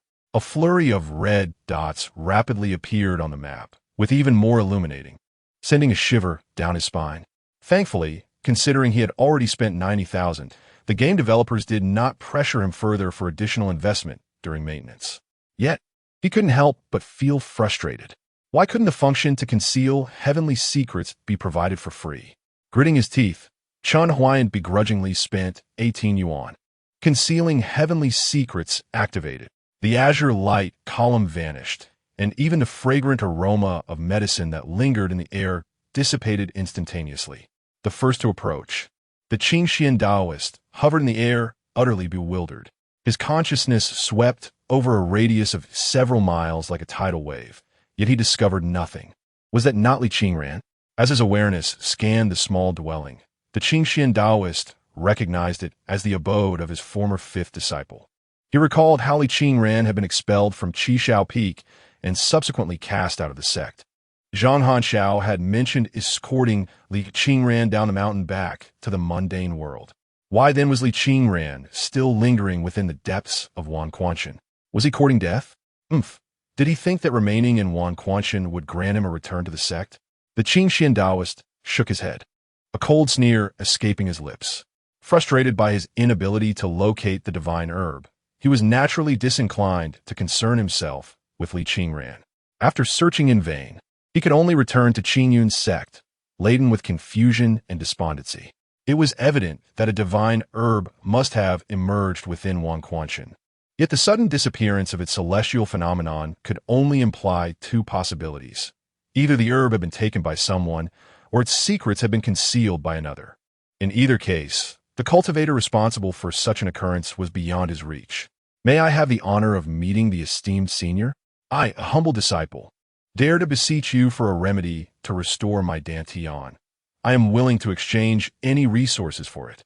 Wu Duantian, the master of Qingyun's sect, bowed deeply towards Wanquanshan. If a powerful being were indeed present and capable of refining a divine herb, perhaps they could procure a restorative elixir for his cherished disciple. Yet, after waiting for an extended period, the vast mountains remained devoid of response. Alas! Wu Duantian sighed heavily, his countenance pale with despair, resigned to return home. The great cultivators who understood the situation had already departed, leaving only a handful of scattered practitioners and those with limited experience still attempting their luck within Wanquanshan. Little did anyone know, the divine herb that had astonished the entirety of Tsingyun realm now lay upon an unremarkable wooden table, while in the corner, a terrified girl huddled, rendered speechless by the events unfolding around her. Chapter 20, An Oath to the Heavens Senior. What is this? Li Qingran was momentarily taken aback upon hearing Chen Huai'an's intention to assist her in restoring her dantian. Just then, an object fell onto the table, enveloping the entire room in a resplendent azure light, accompanied by an intoxicating aroma of medicinal herbs. A single breath made her feel the flow of spiritual energy within her quicken. This is a pill capable of restoring your dantian. Chen Huai'an refrained from revealing the name of the elixir, as its opulent appearance hinted at its exorbitant value. At present, he regarded Li Qingran as a highly intelligent AI entity. Achieving such a perception is not difficult with today's AI capabilities. It merely requires sufficient data streams for training. Given that the game developer is a skilled hacker, creating an advanced AI model would be a trivial task. Although high-level AI differs from humans, it can still simulate human emotions under the influence of data streams. Should he inform Li Qingran that this is the primordial healing pill, she would certainly reject it.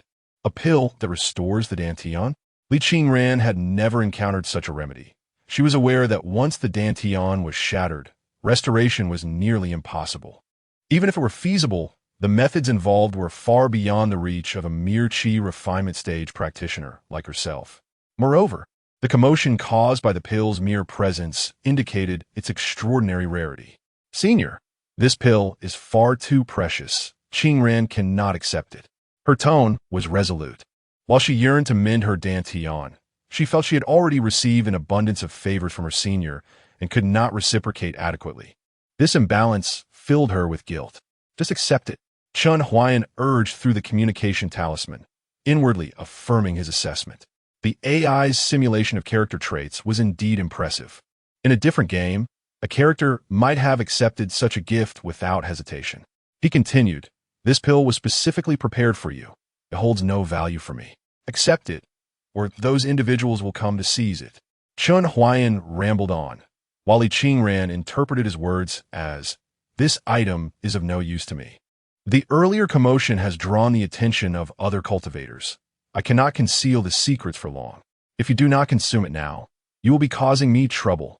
Li Qingran gazed at the ceiling. Then her eyes fell upon the primordial healing pill, her teeth biting her lower lip. A look of inner turmoil etched on her face. Consuming the pill filled her with guilt, a debt she felt she could never repay. Yet, refusing it would only invite trouble for her senior. "Hurry!" A stern voice thundered above her. Starlat Li Qingran Shibarat.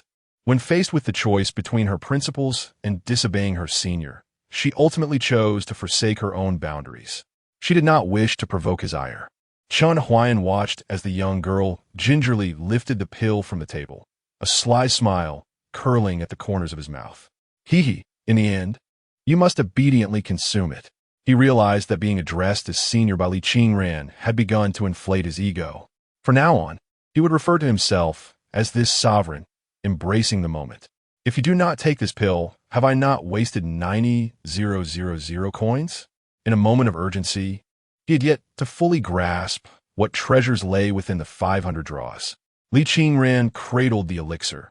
Despite transgressing her own limitations, she resolved to find a remedy. Gazing at the ceiling, she raised a hand, extending 3 fingers to represent the harmony of heaven, earth, and humanity, and proclaimed with clarity, "Today, as a junior, Qingran seeks the aid of the esteemed elder, having obtained the divine medicine to mend my dantian. I feel an overwhelming shame for my inability to repay this kindness. Should you, esteemed elder, ever require my assistance, even if it means traversing mountains of blades or seas of fire, I shall not hesitate to face any peril." This vow was made not only to the heavens, but also to her own heart. Each word resonated with sincerity, stirring the essence of the cosmos, causing the surrounding spiritual energy to surge and lift her flowing hair, revealing her steadfast gaze. With a vow spoken, her burdens dissipated, and she lifted the elixir to her lips. She had entrusted herself to the elder. This was all she could offer. The celestial-grade Huai'an repairing pill melted upon entry, transforming into a stream of pure energy that surged toward Li Qingran's shattered dantian. From Chen Huai'an's perspective, a golden thread moved toward her lower abdomen, while everything in the room began to whirl around her, creating a vortex that expanded, reaching beyond the confines of the small dwelling into a tornado that connected to the heavens. Could this be the spiritual energy whirlwind? Chen Huai'an pondered. Given that the game's setting was the realm of cultivation, Li Qingran must be in a state of absorbing vast amounts of spiritual energy, serving as fuel for the Huai'an repairing pill. This commotion is quite significant, isn't it? Shouldn't there be some attempt to conceal it? The spiritual energy whirlwind stirred the clouds into a gaping void. On the map, the scattered red dots moved towards this phenomenon like moths drawn to a flame. Li Qingran has consumed the celestial-grade Huai'an repairing pill, causing continuous celestial phenomena. Would you like to spend 28 to shield Li Qingran from the heavenly secrets? Really? Chen Huai'an exclaimed in exasperation. Is it necessary to drag this out? Can't we have a straightforward option? Despite his annoyance with the game's payment system, he begrudgingly spent the 28. In the depths of Wanshan, over there, such terrifying fluctuations of spiritual energy could only mean a divine elixir had manifested. Ha ha ha! I shall become an immortal. Suddenly, the tornado of spiritual energy diminished, as if extinguished by a colossal hand. The treasure-seeking cultivators fell back into confusion. What happened?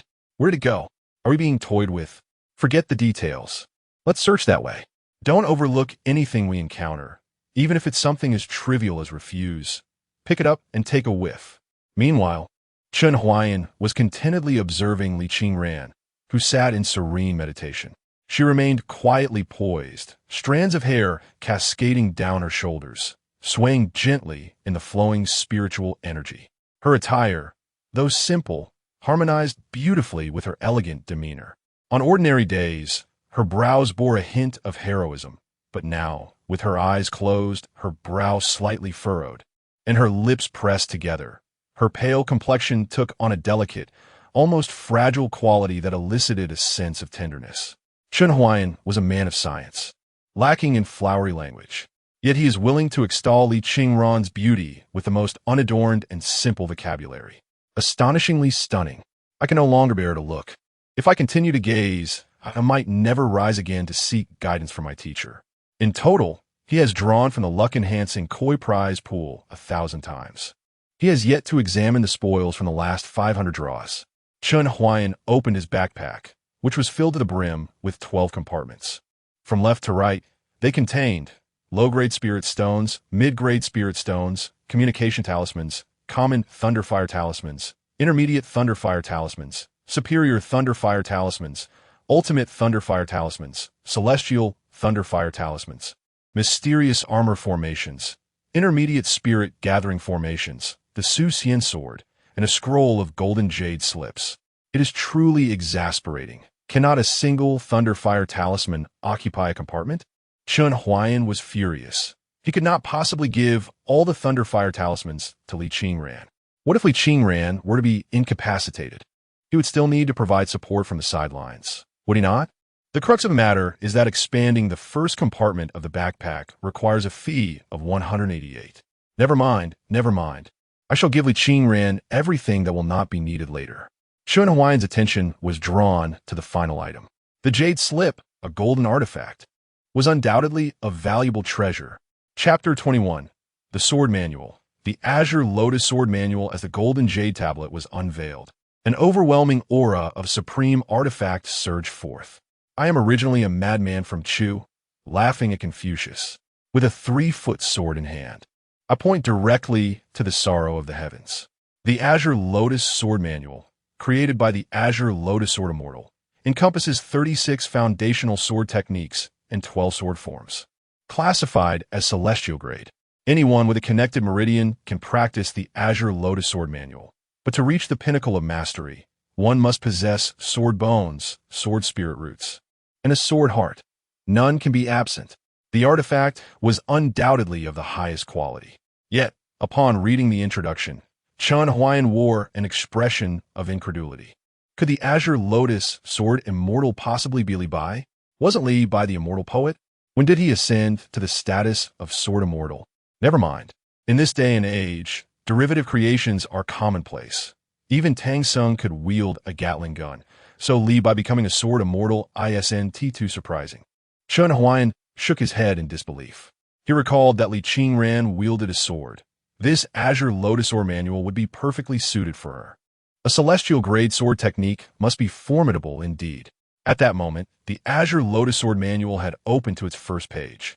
Initially, Chen Huai'an assumed it was merely a gaming item, but he soon discovered that the first page contained text and ink drawings of small figures. Wow, is this a small workshop? Remarkable. Sword Chapter 1. Crane Stance. Stand with feet together. Bending one knee to lift a foot into a crane-like position. Beginners may keep their feet flat. Maintain an upright posture, with the sword held vertically in front of the body, parallel to it. The sword's grip should be level with the ground, the blade close to the arm, remaining perpendicular. Breathe steadily, calm the mind, and concentrate on the fusion of the sword in one's own breath. Accompanying illustrations clarified the specific execution of this sword chapter. Chen Huai'an continued to flip through the pages and discovered more. Sword Chapter 2. Pine Spread also featured explanations and images. Sword Chapter 3. Edge Hold. Sword Chapter 35. Returning to Oneness. Sword Chapter 36. Carefree, skeptical, he persisted until the very end, discovering that each sword chapter was accompanied by illustrations and texts. None were lacking in detail. At this moment, Chen Huai'an found himself awestruck by the dedication and rigor of the game as creator. The frustration from having spent so much money previously was momentarily alleviated. The 36 sword chapters appeared to lay the foundation, followed by 12 sword forms. Just as he was about to turn further, a prompt appeared on the screen. You have not yet learned sword chapters 1 through 12. You cannot access the sword forms. What is this? I have to learn? How do I learn? Instinctively, Chen Huai'an sought a recharge option, but found none. It seemed the Azure Lotus Sword Manual was not upgraded through monetary means. Would you like to begin learning Sword Chapter 1? Yes, think again without hesitation. Chen Huai'an selected yes. He was eager to discover what this game entailed. Activating camera rotation, the game screen vanished. The camera automatically opened, entering selfie video mode, while the game window continued to float above. Please begin practicing according to the Azure Lotus Sword Manual, Sword Chapter 1, Crane Stance. Current progress. Initial glimpse, 0. Huh? Wait a minute, buddy. Chen Huai'an observed his own reflection on the screen, his lips twitching uncontrollably. If I am not mistaken, the essence of this game is to have him perform a crane-like pose now, right? And also record it for upload? So, one must spend money to avoid being tormented. Is that it? Chen Huai'an felt that if he were to comply with the game's demands, he would truly be out of his mind. One must wonder if the game's creators harbor some wicked sense of humor, relishing in watching players contort into various ridiculous poses while they sit back on their servers, indulging in takeout and laughing maniacally. I, Chen Huai'an, shall not allow such individuals to prevail. Chen Huai'an let out a cold snort. At this moment, he had discerned the developer's intentions. All he needed to do was refuse, and soon enough, the recharge button would appear. It was all a ruse. Just like certain games that present arduous rewards, which compel players to eventually choose to spend money when the grind becomes unbearable. However, after waiting for quite some time, Chen Huai'an found himself still without the recharge button. TSK, then I could simply pass the sword technique to Li Qingran, couldn't I? He closed the page and attempted to drag the Qinglian sword manual into Li Qingran's possession. You cannot directly impart the Qinglian sword manual to Li Qingran.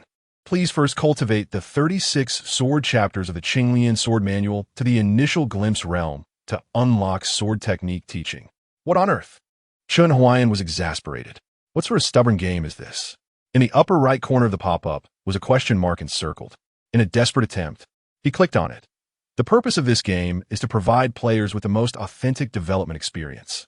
Players can offer resources and various assistance to their electronic girlfriend, as well as become her guide and spiritual support.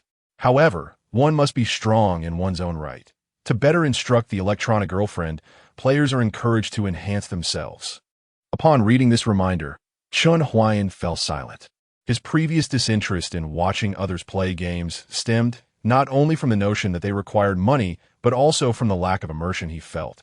No matter how skilled one was with firearms, one was not the first assault trooper charging into a university. No matter how adept one was at jungling, one was not the king of the wilds. Games in reality are ultimately disparate. Yet this electronic girlfriend game seemed to explore something novel. It was innovative, but could easily falter in today's gaming industry. Nonetheless, Chen Huai'an could not deny it. He felt a stirring in his heart. The sense of accomplishment in personally teaching an electronic girlfriend was enticing. To first master the skills himself, then guide that naive girl. Watching her overcome obstacles and vanquish foes using the techniques he had imparted. Was this not precisely the immersion that contemporary games so desperately lack? Indeed, it demanded significant investment and was quite hardcore. Yet, it was precisely this type of game that he favored. Chen Huai'an reopened the learning page of the Qinglian sword manual. He positioned his phone on a live streaming stand, took a deep breath, in pursuit of teaching Li Qingran an unparalleled sword technique. Let them mock him, for he could not be seen. In the absence of a sword, he would substitute it with a drying rack. Chen Huai'an found the textual and pictorial descriptions to be quite simple, yet the execution proved to be anything but. Firstly, the sword's blade must remain steady.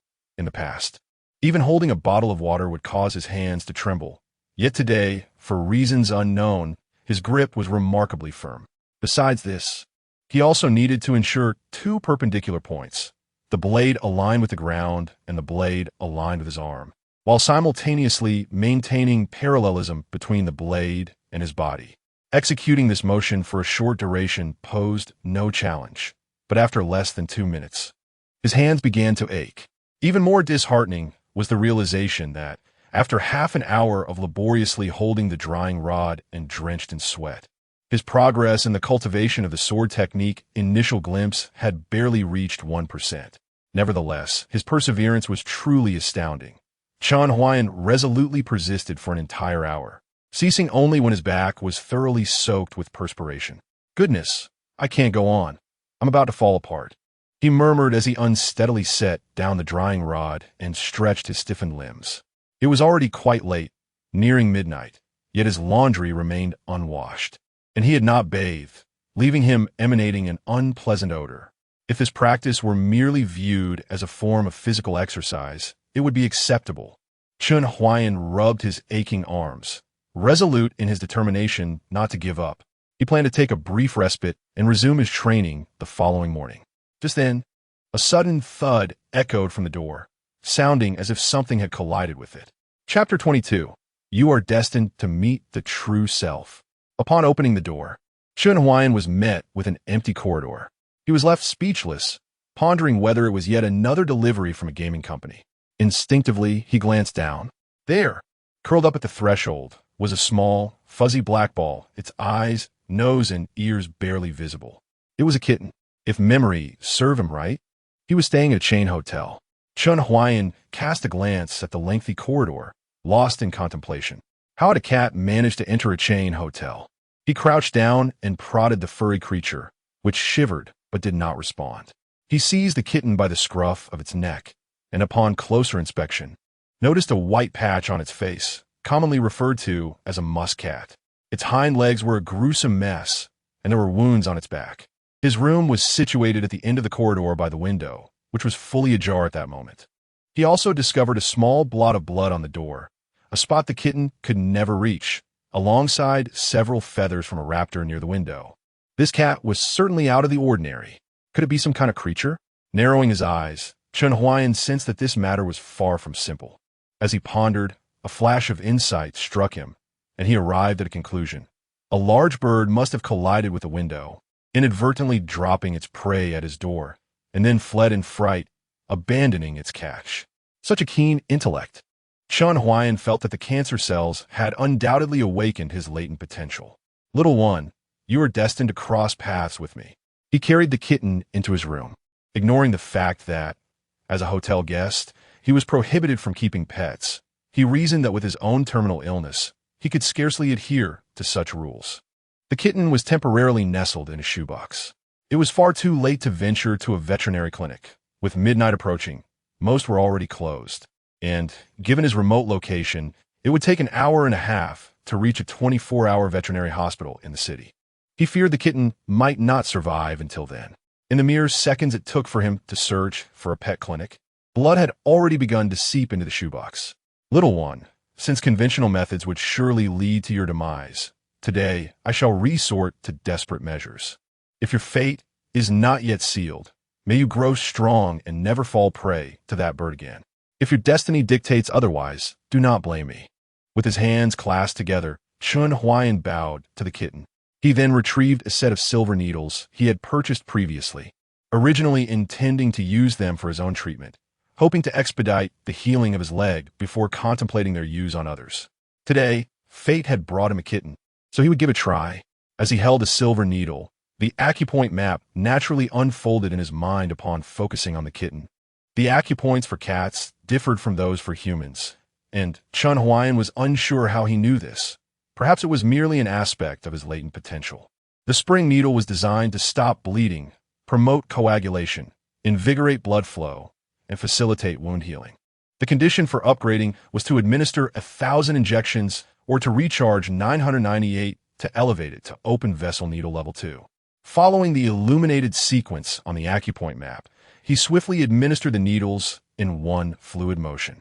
The little kitten soon exhibited delightful changes. The most evident improvement was the cessation of bleeding. The wound no longer oozed blood. The most pronounced area was on its back. where a layer of blood membrane had completely sealed the injury, a notable contrast to its state prior to the acupuncture treatment. Hiss! The effects of this acupuncture are rather remarkable. Chen Huai'an pondered, stroking his chin. Although he was unfamiliar with traditional Chinese medicine, he held a deep respect for its enigmatic nature. Now, the question arose, was it his technique that was potent, or was it the acupuncture learned from that game?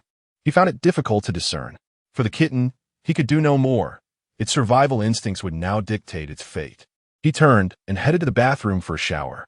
However, as he entered the shower stall, he failed to notice the emergence of a fearsome black dragon behind him. Its form shifting like smoke or mist, existing in a liminal space between reality and nothingness, with only the imposing gaze of its dragon eyes, deep and formidable, instilling dread. In a shoebox, the ebony-hued kitten struggled to turn over. Its mouth moved slightly, emitting a crunching sound as a pale bone fragment flickered into view between its jaws. With each chew, its body contorted, oscillating between the forms of a sheep and a cat, its visage morphing into that of a blind, fanged specter. Its mouth was wide, and eyes sprouted from its underarms. After several seconds of these transformations, it finally stabilized into a feline form and gradually fell silent. Song Jiaojiao has died. This grim news reached Mu Baishuang through Yang Buotao, Song Jiaojiao's partner. How did Song Jiaojiu meet her demise? Faced with Mu Baishuang's inquiry, Yang Buotao's expression darkened. I do not know. I merely sent her to eliminate that wretched Li Qingran, and she never returned. She left a soul lamp with me, and upon returning to my cave to retrieve spirit stones, I found the lamp had extinguished. Mu Baishuang felt a jolt of shock at his words, though her face betrayed sorrow and anger. What did you say? Why did you send Song Jiaojiao to kill Li Qingran? Song Jiaojiao is my dear friend, and Li Qingran is my senior sister. Have you lost your mind? I did this for you, Yang Buotao replied, his face pale and voice trembling. Baishuang, that vile Li Qingran dared to harm you. She has humiliated me in the past, and I have long harbored disdain for her. That day, did you not confide in Song Jiaojiao about the grievances you suffered at Li Qingran's hands? I was merely seeking to avenge you. Do not address me as Mu Baishuang. We are not so familiar. What I discuss with Song Jiaojiao is a matter between sisters and has no bearing on you. Why did you feel the need to intervene on my behalf? Mu Baishuang's face hardened, yet her mind was a tangled mess. Her original plan had been to feign grievances to Song Jiaojiao and, by leveraging the latter's close rapport with Yang Buotao, incite his jealousy and anger. Thus, it would be Yang Buotao, not she, who instigated Song Jiaojiao to kill Li Qingran. Moreover, it was her fourth senior brother, Zhang Hanxiao, who had brought Song Jiaojiao to the inner sect. In this way, she would deftly extricate herself from the entire ordeal. Her sole predicament was to have Zhang Hanxiao escort Song Jiaojiao to the inner gate, yet this was hardly a concern. According to the sect's regulations, only Zhang Hanxiao would face consequences, especially since he was her senior brother and shouldered the blame on her behalf. Song Jiaojiao had reached the 9th level of qi refinement, while Li Qingran was merely a waste, his dantian destroyed and spiritual roots stripped away. Eliminating Li Qingran would be exceedingly simple, and even Song Jiaojiao could do so without revealing any flaws, ensuring everyone's safety. However, she never anticipated that Li Qingran would survive, while Song Jiaojiao met her demise. Something must have transpired in between. The earlier recovery of Li Qingran's injuries had already seemed suspicious, yet she had paid no heed. Junior sister Baishuang, everything I do is to bring you joy. Yang Buotao felt a surge of anxiety. Since Li Qingran had been expelled from the sect, he was no longer associated with Qingyan sect, and with his destroyed dantian and spiritual roots, he was merely an irrelevant commoner. Yet, Qingyan sect was a righteous sect. For a cultivator to lay hands on an innocent ordinary person would surely lead to laughter from other sects if word got out. To preserve his reputation, he would undoubtedly face severe punishment from the sect, and the death of Song Jiaojiao would also be attributed to him. No, I'm not happy. Yang Buotao, prepare to face the sect's retribution. Mu Baishuang's words cast the blame squarely upon Yang Buotao. At that moment, the senior brother of Qi Shao Peak, Lu Changtian, entered. Mu Baishuang effortlessly hid behind Lu Changtian. Yang Buitao, this is Qishao Peak, not your Xianling Peak. What brings you here? Brother Changtian. Mu Baishuang's expression was one of sorrow, her eyes glistening with tears as she clung to Lu Changtian's arm. Lamenting, Yang Buitao instigated Song Jiao to assassinate Li Qingran and caused her death. How did he do this? She was my dear friend, and she was also my senior sister. Wu. No, it is not like that. Lu, please allow me to explain. Yang Buitao attempted to speak further, but upon witnessing the tears of the junior sister, Lu Changtian swiftly kicked him to the ground.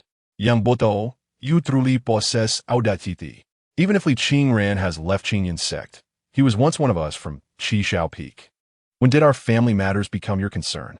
Do you think that by killing Li Qingran, we would regard you any higher? You have already violated the sect's regulations by orchestrating Song Jiao's assassination of Li Qingran. Now come with me to the law enforcement hall to receive your punishment. Lu Changtian pointed his sword-like finger at the pale-faced Yang Buitao, ready to seize him. Meanwhile, Mu Baishuang tugged at Lu Changtian's sleeve, whispering, Brother Changtian. Senior sister Qingran is not dead. It was Song Jiao who perished. Lu Changtian's outstretched hand halted abruptly, his face displaying utter astonishment. And after a long pause, he finally reacted. What did you say? Chapter 23. The initiation of the Phase War Order, Song Jiao has perished. Yet Li Qingran remains alive. Upon unraveling this perplexing causality, Lu Changtian found it difficult to fathom. What prowess did Li Qingran possess? A mere practitioner bolstered by years of nurturing spiritual energy, he was only a formidable warrior at best. And Song Jiao, if memory serves correctly, she was at the 9th level of the Qi refining stage. Surely, eliminating Li Qingran would be as effortless as crushing an ant. And yet, the outcome was that Song Jiao had met her demise. Was she slain by Li Qingran? Lu Changtian glared at Yang Buitao. I do not know, Yang Buitao stammered, visibly shaken. I merely urged her to confront Li Qingran. Initially, she was reluctant, but I promised her a foundation establishment pill, and that compelled her to go. Later, I went to retrieve the spirit stones to purchase the pill, only to return and find that Song Jiao's soul lamp had been shattered. When a person dies, their lamp extinguishes. For cultivators below the nascent soul stage, these 4 words ring as an immutable truth. The soul lamp harbors a fragment of the cultivator's soul and a drop of their essence blood. When the main soul perishes, the remaining soul, akin to a rootless weed, inevitably detaches from that drop of essence and dissipates into the world. Brother Changtian, this matter is exceedingly strange. I have heard that the demonic sect has recently resumed activities within the Songyun realm. Could it be that our senior sister has been possessed by someone from the demonic sect? Mu Baishuang revealed a fearful expression. Although Qingran is no longer affiliated with our Qingyun sect, I still wish for her safety, away from the hands of the demonic sect. Lu Changtian's countenance darkened as thoughts swirled in his mind. Yang Buitao would undoubtedly face punishment. There was no escaping that. The situation surrounding Li Qingran was indeed peculiar. While he cared little for Li Qingran's fate, he could not allow her to become a latent threat to the Qingyun sect. It was imperative to ascertain whether her ability to kill Song Jiao was mere coincidence or if there were deeper reasons at play. Coincidentally, he overheard Mu Baishuang's voice. Brother Changtian, Sister Qingran was once part of our Qishao Peak. We cannot simply disregard her fate. How would the other peaks perceive us? Regardless of whether she was responsible, we must bring her back, even if it means relegating her to menial tasks. This is preferable to leaving her to perish in Wanqing Mountain. She feigned ignorance of Li Qingran's whereabouts, her eyes brimming with compassion. The little junior sister possesses a kind heart. Even after Li Qingran's transgressions, she still speaks on her behalf. Zhang Han Xiao should have dealt with her decisively from the start. Lu Changtian ground his teeth, yet he absorbed Mu Baishuang's words. If Song Jiao's death was accidental, then Li Qingran must be sent far from Wanqing Mountain, as distant from the Qingyun sect as possible. Conversely, if Song Jiao was indeed killed by Li Qingran, regardless of whether Li Qingran had gained some opportunity or had been possessed by the demonic sect, she would become a ticking time bomb. It would be prudent to keep such a bomb within sight, lest it explode without warning. Nevertheless, he suspected the former possibility held greater weight. Besides being possessed by the demonic sect or aligning with them, he could not conceive of any means by which a waste without spiritual roots or a dantian could slay a practitioner at the 9th level of chi refining. His master had stated that only the primordial restoration pill could restore one's dantian. That was an ancient divine medicine. Surely, Li Qingran could not have come into possession of such a miraculous elixir. Do not fret, junior sister. I shall report this matter to master, and rest assured that I will provide you with a satisfactory resolution. Lu Changtian reassured, gently ruffling Mu Baishuang's hair with a tender smile. Song Jiaojiao cannot have died in vain. If Li Qingran is not the murderer, then why not bring her back to Qishao Peak? A mere mortal can surely be accommodated at Qishao Peak. Brother Changtian, you are the best. Mu Baishuang's eyes sparkled with mischief as she smiled brightly. Lu Changtian reported the peculiar demise of Song Jiaojiao and his suspicions regarding Li Qingran to the sect. The sect leader, Wu Duantian, took this matter very seriously. He first punished Yang Boitao with 6 months of solitary confinement at Lei Ting Cliff and revoked his resource allocations for a month. Subsequently, he appointed Lu Changtian as the leader of a team composed of disciples from the law enforcement hall to investigate the situation in Wanshan. Before their departure, the group gathered at the law enforcement hall, where sect leader Wu Duantian reiterated his instructions. Should you encounter any members of the demonic sect, do not engage them immediately. The cunning of demon cultivators may mean that the power they display is merely what they wish you to perceive. Lu Changtian, your foremost duty is to report to the sect using the communication jade slip. Rest assured, sect leader, I shall not act recklessly, Lu Changtian replied, bowing respectfully before turning to consult with the master of Qishao Peak, Qing Xiandaoren. Qing Xiandaoren stroked his beard and squinted, saying, You have always been composed in your endeavors.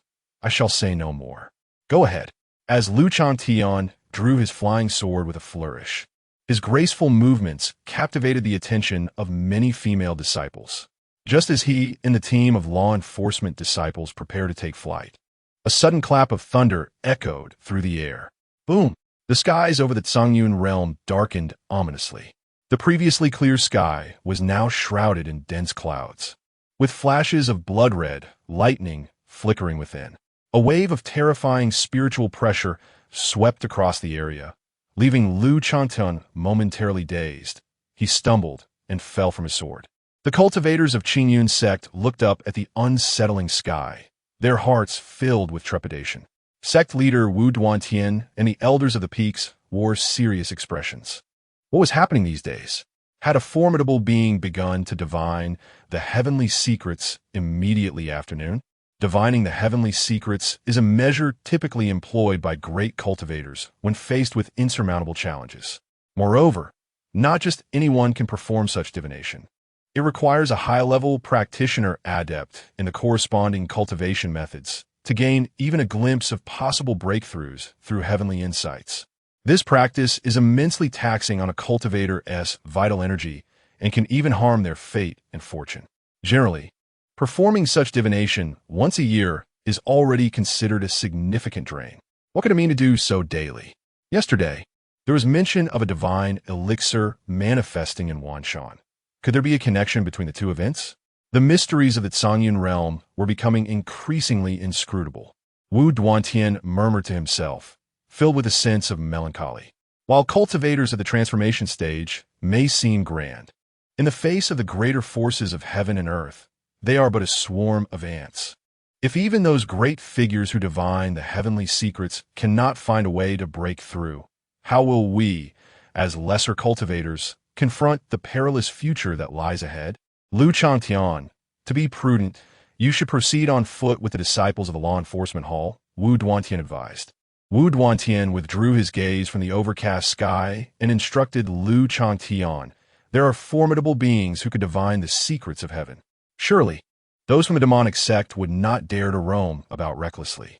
Whether we depart early or late makes no difference. You must remain discreet and low profile. Understood. Lu Changtian nodded grimly, casting a glance at the dim sky, his fists clenched. He yearned for the day he, too, would possess such power. Yet, the mere act of divining the heavens left the weak in a state of panic, afraid to soar through the skies on their swords. In the bathroom doorway, clad in his pajamas, Chen Huai'an was fervently tapping away at his phone, divining the secrets of heaven. Attempt failed. Please pose another question. When does 1 plus 1 equal 3? Divining 1 plus 1 equals 2. Please pose another question. There are 10 birds on a tree. If I shoot one down, how many are left? Divining 1 falls to the ground. There are none left on the tree. Please ask another question. This is amusing. Chen Huai'an mused, stroking his chin. The questions that could stump artificial intelligence failed to phase this divining the secrets of heaven, indicating a genuine human presence behind it. In that case, could you provide me with an internal number? I promise to thoroughly experience the game and write daily reports for you. Please stop draining my funds. I've mastered the art of acupuncture. You might find it hard to believe, akin to mastering profound skills through the practice of Tai Chi under an elder, but I am now quite adept. Should you ever find yourselves in need of assistance, I shall offer my services free of charge. As he meticulously typed his request and clicked send, the game window for divining the secrets of heaven abruptly closed. Quite stubborn, Chen Huai'an remarked, pursing his lips. I hope they don't regret seeking my aid in the future.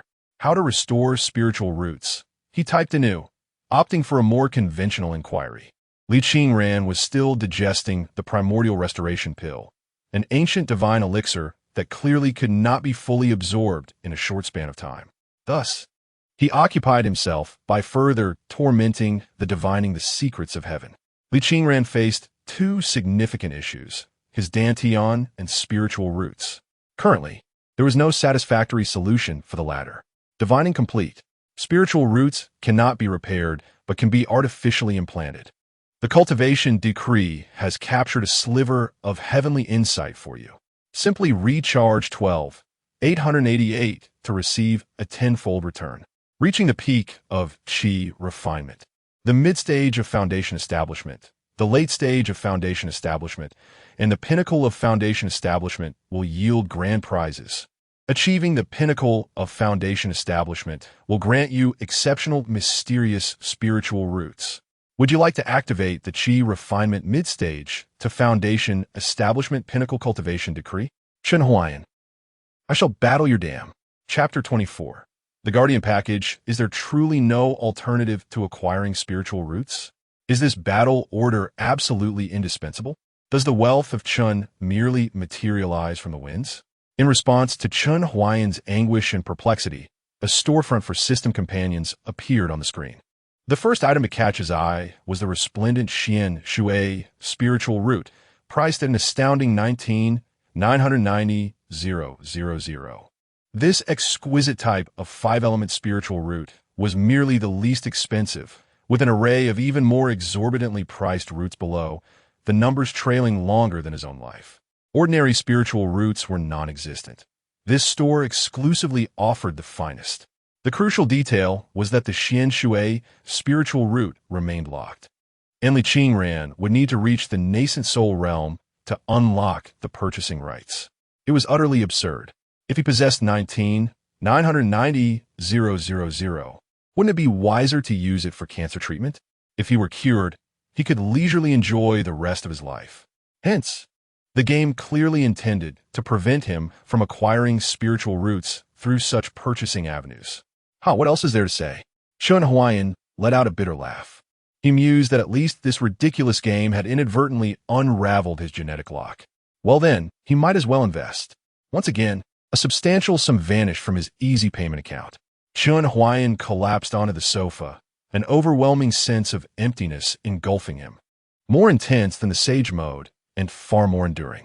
Meow, I'll find. Fiblicats mil emerged. Chen Huai'an sprang up, leaping to the side of the shoebox. Oh, little Baiga is quite resilient. Compared to its earlier pitiful state, the little black cat seemed to have improved significantly, at least able to move within the shoebox. Although the wounds still appeared grave, a closer inspection revealed some healing since its bath.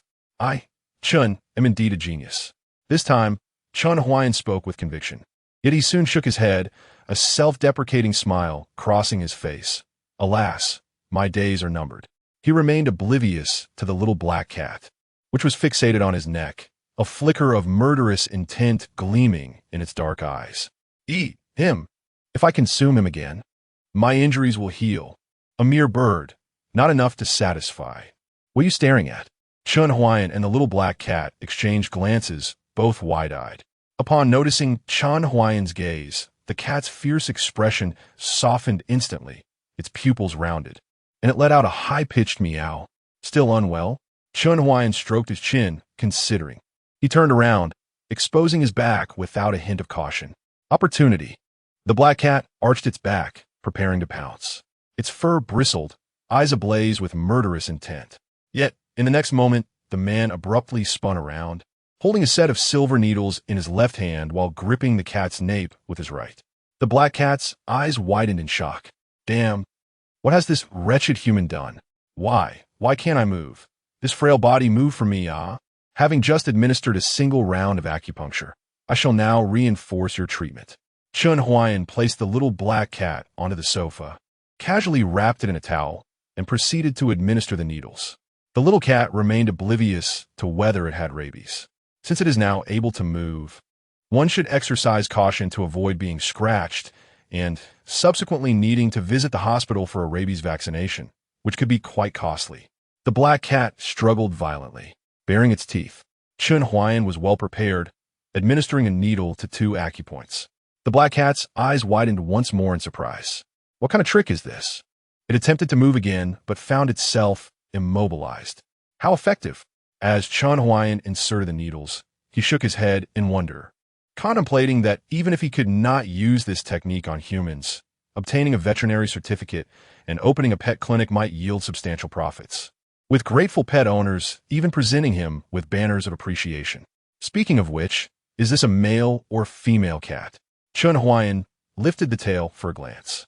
Oh, a male cat. Then you should grow up obediently, as I shall personally perform your neutering surgery later to prevent you from troubling other female cats. The black cat was taken aback. What is this human saying? He intends to neuter me? How outrageous! I must devour him. However, as Chen Huai'an continued to administer the needles, the black cat suddenly noticed that its wounds were healing rapidly, and the pain within began to dissipate. The silver needles did not bring suffering. Rather, they transmitted a warm flow into its body, lulling it into a state of drowsiness. This human seems to possess other uses beyond mere consumption. Is this acupuncture capable of healing? Fascinating. I shall wait until he finishes healing me before I devour him. At that time, the secret technique of golden needles will belong to me. A notification popped up in the game. Your electronic girlfriend has successfully absorbed the celestial item, the primordial restoration pill. Chen Huai'an caught sight of this out of the corner of his eye, and his spirits lifted instantly. Swiftly, he removed the silver needles from the black cat's body, tossing them accurately into a shoebox. The box bounced slightly on the sofa before its lid snapped shut. The black cat protested, its wounds still unhealed. How dare you, human? I demand your demise. Chen Huai'an ignored the frenzied scratching and furious howls of the black cat, focusing entirely on Li Qingran. Status: calming. Qi cultivation in progress. Cultivation progress: 3679, 5999, level 6. Remaining lifespan: 273 years. Affinity: 50 esteemed. Wow, what a promising status. Seeing that Li Qingran's lifespan had reached 273 years filled Chen Huai'an with both comfort and envy. At midnight, the game notification refreshed, predicting his own lifespan to be a mere 129 days. Chen Huai'an was skeptical, yet he was indeed a short-lived individual, naturally envious of those who could enjoy longevity. However, he soon found solace in the understanding that game time aligned with real time. In essence, as long as he is willing to invest significantly, ensuring that Li Qingran encounters no unforeseen mishaps, even in the event of his demise. As long as this gaming account remains intact and is not obliterated by the game company, the character of Li Qingran could continue to exist, bearing his imprint. For over 2 centuries, he suddenly felt that his previous expenditures were not in vain. Of course, this assumption hinges on the integrity of the game company. He had heard tales of many games that abruptly shut down, leaving players' hard-earned investments in character development utterly worthless, with compensations often reduced to mere trifles from other titles under the same company. Such actions bear no distinction from the destruction of another's property. Fortunately, upon entering the game, he did not encounter the disheartening disclaimer: the final interpretation rights of the game belong to the company. Simultaneously, within his mobile device, a remarkable transformation unfolded around Li Qingran. The curtains ceased their fluttering, the dust swirling around the small room gradually settled, and the fluctuations of spiritual energy became stabilized. Chen Huai'an observed golden, plant-like tendrils emerging from the girl's vicinity, expanding their reach throughout the room, and buds began to form upon them. Something extraordinary seemed poised to be born. Li Qingran has entered the final phase of a nascent dantian. The first-grade dantian is prone to attracting scrutiny from all directions. Should you invest 88 to protect Li Qingran? Is this a new monetization scheme? A disdainful smile tugged at the corners of Chen Huai'an's mouth. Here, opting not to assist Li Qingran in restoring his dantian would surely result in failure. One could only wonder what ancient entity might emerge to seize Li Qingran's dantian. As for the possibility of such theft, the game was crafted by them, and how they concoct the narrative of accidents is merely a matter of their programming. Thankfully, 88 was not a substantial sum, and Chen Huai'an proceeded to invest. Please select your form of protection: External Incarnation Guardian 1008888 once. Mount Guardian 58888 once. Sword Spirit Guardian 38888 once. Ultimate Guardian Package 35888 once, including a set of the Minor Exorcism Sword Array, a set of the Xuanwu Array, and 7-9 Yang Thunder Talismans. Advanced Guardian Package 18888 once, including a set of the Thunder Lock Dragon Array and 1-9 Yang Thunder Talisman. Intermediate Guardian Package 1888 once, including a set of the Ascending Sword Array and 10 Immortal Grade Thunder Talismans. Basic Guardian Package 188 once, including a set of the Thunder Fire Burning Heaven Array, 10 Immortal Grade Thunder Fire Talismans, and 1-9 Yang Purple Thunder Talisman. Custom Combination Package. Shopping Cart Stacking Payment. All of the above are limited time offers, available only once. Act swiftly if you wish to purchase. Upon reviewing the array of packages, Chen Huai'an felt a twitch at the corners of his mouth. He had been exceedingly naive. The 88 merely served as the key to unlock exorbitant expenditures. Without that initial investment, one wouldn't even qualify to engage in such spending. Now that he had paid the 88, he was left to ponder whether to indulge further or not. Fortunately, the additional offerings did not seem excessively outrageous. The packages presented were assuredly capable of aiding Li Qingran in navigating this impending tribulation, while the pricier options merely served as ostentatious displays for the affluent. He could even foresee that when the game officially launched, players would reach a stage where the affluent would revel in an array of dazzling effects, while other players and their corresponding electronic girlfriends would be left to gaze enviously, drooling with desire. Most ordinary players would simply opt for the low-tier protection package, which lacked any extravagant effects. Choosing such a package would not impede one's progress in the game. Chen Huai'an, self-aware of not being a fool, naturally selected the low-tier protection package. Curiously, this individual, who considered a 15 yuan takeaway meal to be expensive, found the 188 yuan package to be rather reasonable. This was merely a limited-time promotional price. What would the original cost be? The predatory nature of pay-to-win games is truly alarming. Low-tier protection package now available.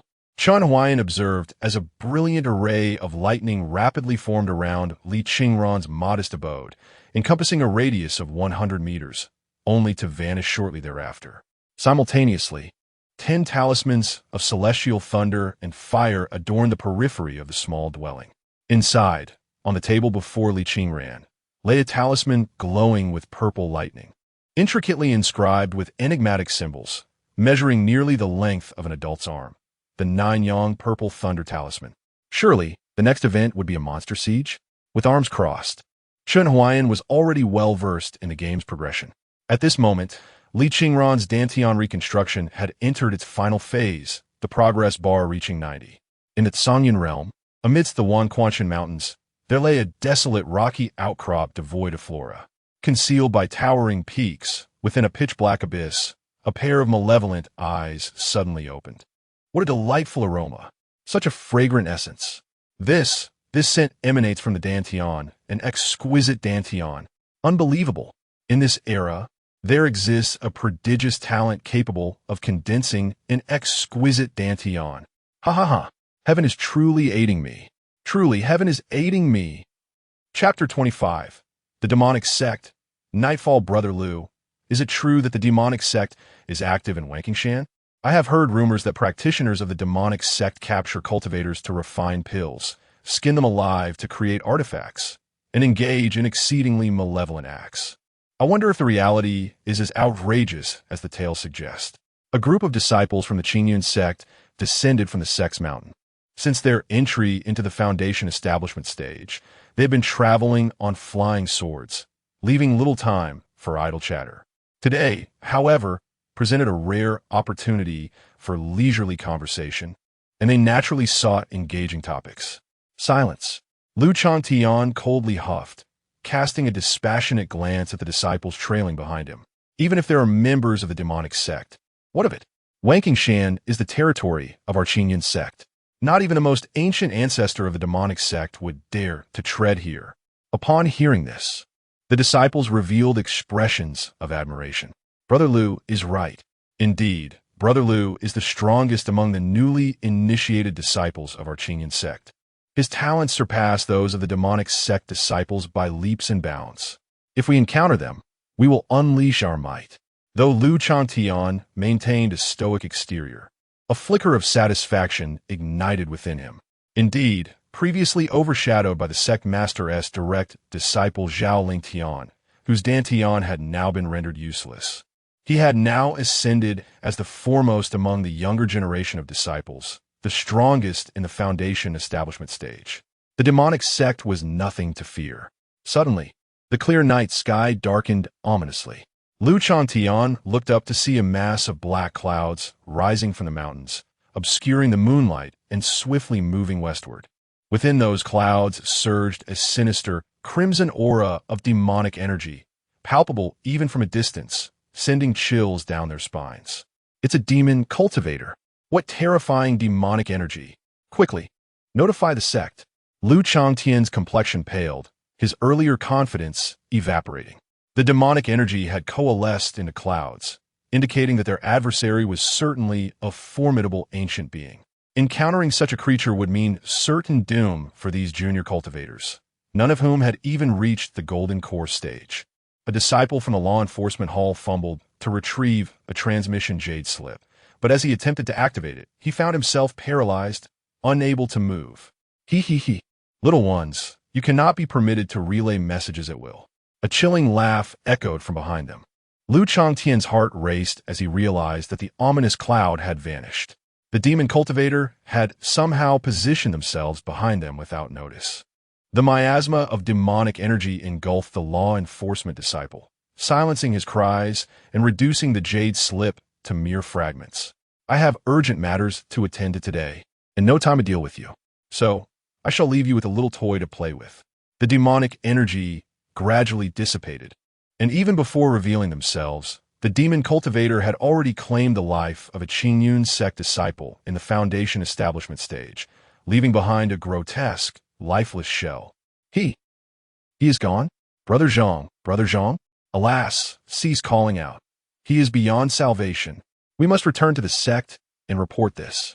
With only a single transmission jade slip at their disposal, and given the emergence of a powerful demon cultivator in Wankingshan, it was clear that it was no longer suitable for disciples of their caliber to continue their mission. The sect must dispatch more elite disciples, or even elders, to confront this peril. One disciple stepped forward, preparing to retrieve the remains of the unfortunate Brother Zhang. Do not approach. Quickly return. Lu Changtian fixed his gaze upon the lifeless body, sensing an unsettling anomaly, and hurriedly attempted to issue a warning, yet it was too late. Suddenly, the deceased disciple, Zhang, was enveloped in a coat of crimson fur, springing up from the ground with the swiftness of a cheetah, lunging towards a fellow disciple. Its gaping maw revealed two pairs of razor-sharp fangs, and it sank its teeth into the disciple's neck. With a sickening crunch, the neck was severed, flesh and blood gushing forth. The sudden scene left the surrounding disciples paralyzed with shock, rendered helpless in their astonishment. Meanwhile, the bloodthirsty creature grew even more ferocious. This was a hare zombie. Lu Chantian unsheathed his flying sword, his expression grave, and hastily instructed the disciples beside him. Form a formation quickly. The enemy is formidable. If we do not slay it, none of us shall escape. Gazing at the grotesque hare zombie, a chill coursed through his heart. It could effortlessly transform into a creature of peak Foundation establishment stage. Who, after all, was that formidable practitioner from the demonic sect? In a small cabin at the foot of the mountain, the elixir bestowed upon me by my senior is surely more than just precious. Li Qingran pondered in astonishment. Focusing on her Dantian region, there, a nascent Dantian began to take shape, shrouded in golden light, distinctly different from the conventional Dantian. As it neared completion, a rotating golden lotus platform emerged before her eyes. Is this my new Dantian? The lotus-like Dantian radiated a misty azure glow, each petal of the lotus clearly discernible, even inscribed with profound scriptures of the Tao. What manner of Dantian is this? Unheard of and unseen. Yet, Li Qingran understood that this Dantian was extraordinary. She frequently visited the scripture repository to peruse various materials. Although the first floor held no formidable techniques, it contained numerous biographies chronicling the history of the Zhongyun realm, many of which were tales recorded by cultivators.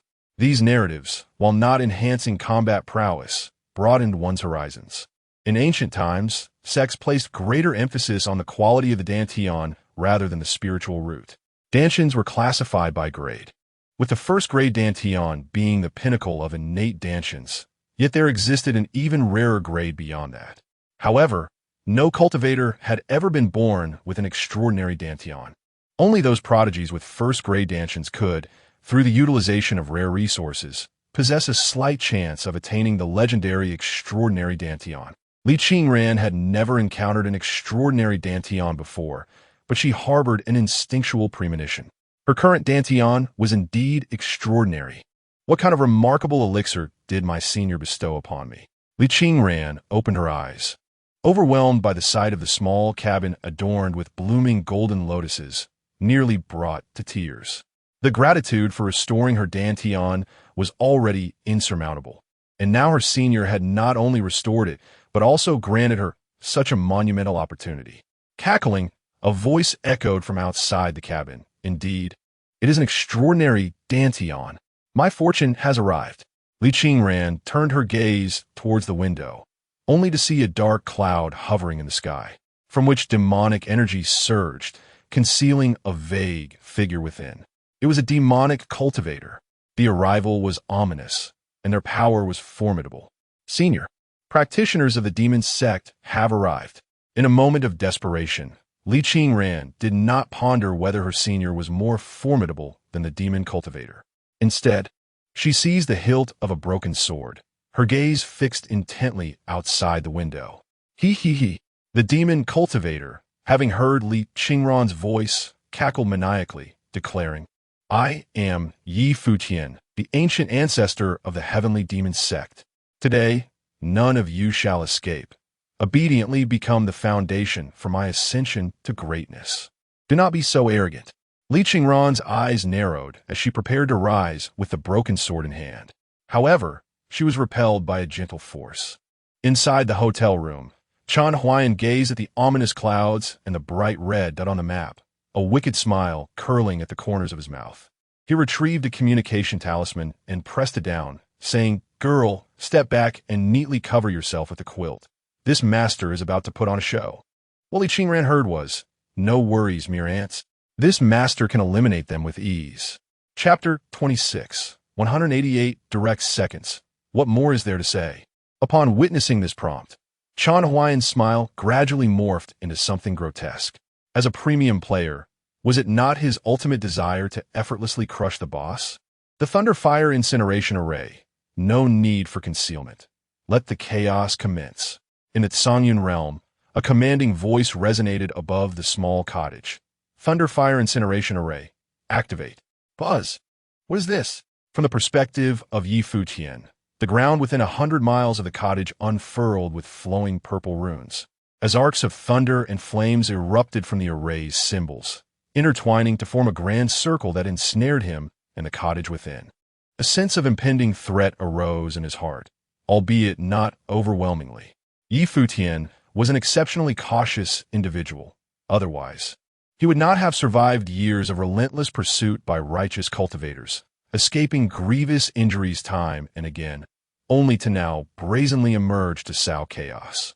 Had it been any other practitioner of the demonic sect, they would have been torn to shreds by now. In the past, even a hint of danger would have prompted his immediate flight. Yet today was different. The temptation before him was simply too immense. An unparalleled dantian. If he could attain this body, what would the bottleneck that had plagued him for years amount to? He would even consider it worth it to disperse his cultivation and start anew. The spiritual energy in the Songyun realm was dwindling. The treasures of heaven and earth were no longer sufficient to facilitate a qualitative leap. Fortune favors the bold. Even if all the elders of the Qingyan sect were present today, he would still take the risk.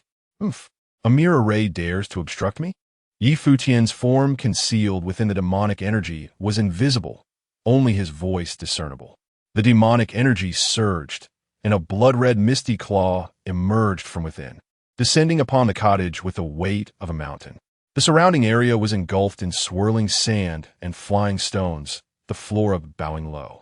Inside the cottage, Li Qingran felt a chilling dread creep in her heart, making each breath a struggle. Boom! The demonic claw struck the great array, the runes shimmering momentarily, yet showing no signs of shattering. By the heavens! Chen Huai'an, fixated on his phone, was taken aback. He was still contemplating how to manipulate the array. In the blink of an eye, the boss's attack had already arrived. That wretched old man shows no honor in battle. Then let me first unleash several celestial-grade Thunderfire talismans upon you. Chen Huai'an tapped furiously on the screen, sending 3 talismans flying from the door and walls of the cottage, hurtling towards the demonic energy and thunderclouds. Yi Futian paid little heed to the trifling talismans. His heart was heavy. The fact that the great array withstood his full force strike without shattering indicated its remarkable quality. The most enigmatic beings in the Songyun realm were undoubtedly the array masters, and if given a choice, he would prefer to avoid confrontation with one. Gathering his strength for a second strike, Yi Futian held nothing back, intent on a swift resolution. His technique, the Blood Cloud Palm, was a low-grade, earth-level skill, striking true and possessing the bizarre ability to corrode spiritual energy. Once struck, opponents would grow increasingly weaker as their spiritual energy was devoured by the palm's demonic aura. This was also effective against arrays. In the blink of an eye, the 3 talismans had approached, radiating golden light and reverberating with thunderous roars. Something is amiss. This is celestial grade. The night, shrouded in darkness, sent shivers down Yi Futian's spine. Yet he was too late to change his strategy. The celestial grade thunder fire talisman detonated overhead, unleashing torrents of lightning and fire that enveloped the blood clouds surrounding Yi Futian. Simultaneously, Chen Huai'an had deciphered the method to activate the formation. A keyboard appeared on his phone, and he pressed the keys in the prescribed sequence, rapidly inputting a blend of English and Chinese characters. Each correct combination triggered the formation. For Chen, this was child's play. Previously, he would not have dared to claim such confidence, but ever since mastering needlework, his hands had become swift and steady. If he were to participate in a rhythm game competition now, he might very well surpass all contenders and set a world record. With a flurry of taps, Chen Huai'an engaged his phone screen. Come as go as boom. Just as Yi Futian, having withstood 3 Thunderfire talismans, was recovering, a bolt of lightning and fire unleashed from the formation struck him squarely on the forehead. Nod is yes. Shake head is no to greet is to say hello, hello. Hello, haha, hello, boom. Boom. Crackle. As Chen Huai'an's speed in answering questions escalated, the rate at which lightning and fire were emitted surged as well. Although the might of the Thunderfire formation was insufficient to obliterate Yi Futian instantly, the sheer quantity proved overwhelming. Soon, the dark clouds composed of demonic energy began to dissipate, revealing an old man in tattered black garments, his hair white and frizzed like a dandelion. Enough! I shall end your life. Yi Futian, having lived for over 5 centuries, had never endured such humiliation. He no longer concealed his form. Leaping onto the roof of a small house, his dark hands thrusting forward. A sea of demonic energy surged around him, forming a colossal, green-faced, fanged avatar behind him that mirrored his movements as it opened its cavernous mouth, pressing forward. Boom! Under the immense pressure, the entire thunder-fire formation manifested terrifyingly, with the runes sustaining it, fracturing bit by bit. Goodness, the boss has entered Phase 3 and unleashed its full power. From Chen Huai'an's perspective, Yi Futian's health was still 1/3 full. He couldn't help but chuckle, appreciating this boss is indeed impressive. Its skills are quite dazzling. As long as one purchases the package, clearing this challenge is assured. Thus, he remained unperturbed, even finding time to admire the boss's appearance. The avatar coalesced, coordinating its attack.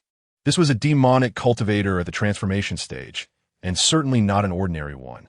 Inside the small house, Li Qingren fidgeted with her clothing, her face etched with worry. Unable to restrain herself from cautioning, "Senior, the demonic cultivator is treacherous. Be wary of any hidden trump cards." At this moment, the senior had already engaged, and any attempt by her to assist would merely complicate matters. She could only silently pray that the senior would emerge unscathed from the confrontation with the demonic practitioner. Simultaneously, she felt an overwhelming sense of helplessness and guilt. Had it not been for the senior's restoration of her dantian, how could she have attracted such a formidable opponent from the demonic sect? If she had been a little stronger, would she not be cowering like a mouse in the corner, watching helplessly as the senior took risks while she could do nothing? The death of her parents had sown the seeds of vengeance deep within Li Qingran's heart. The humiliations endured among her peers, coupled with the harsh realities of life, had forged a resilient spirit within her. At this moment, a burgeoning belief in her own strength took root in her heart. The heavens are indifferent. To safeguard all that one cherishes, one must possess power at all times. Bang! The grand formation of thunder and fire was shattered with a resounding crash. Yi Futian floated above the humble abode, as the divine manifestation behind him obliterated the incoming talismans, the explosive thunder and fire merely tickling the avatar. Ha ha ha! What other abilities do you possess? The 4 great avatars of the Corpse Kings in the Heavenly Demon Technique. After 5 centuries of arduous cultivation, I have coalesced the Ingo avatar, indestructible and immensely powerful, capable of shattering myriad laws. What of your formation, no matter how intricate? Is that so?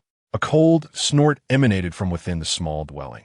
As Chen Huai'an summoned the last talisman, the dim night sky surprisingly shimmered with a rusty hue. Ink-like clouds surged and roiled. Purple lightning, like swords, rent the heavens asunder. It was as if a torrential downpour was imminent. Above Yi Futian, the winds rose and clouds gathered. Great masses of thunderclouds accumulated. The 9-yang purple thunder talisman floated amidst the clouds, appearing and disappearing like a wraith. And deep within the cloud layers, a profound power was coalescing. Its might was as deep as an abyss, its momentum as unstoppable as a flood. The spiritual energy of heaven and earth grew wild and tumultuous. Yi Futian looked up, a chill running down his spine, an ominous premonition stirring within him. In the Qingyun sect, the assembled cultivators felt the tremors of a celestial phenomenon, their spirits shaken. Within the Wanqing mountain, the red-haired zombie, which had been pressing down on Lu Changtian and others, suddenly quivered, howling as it turned to flee, desperate to escape the area shrouded by thunderclouds. The thunder-fire talisman, even if it were an immortal-grade item, merely infused spiritual energy to generate thunder and fire. Yet the 9-yang purple thunder talisman harnessed the might of heaven and earth, seizing a bolt of divine lightning to vanquish evil and eradicate malice. Coalesce. Following the game's directives, Chen Huai'an traced the talisman's intricate patterns with his fingers. The might of heaven loomed ominously. Remaining here would surely lead to death.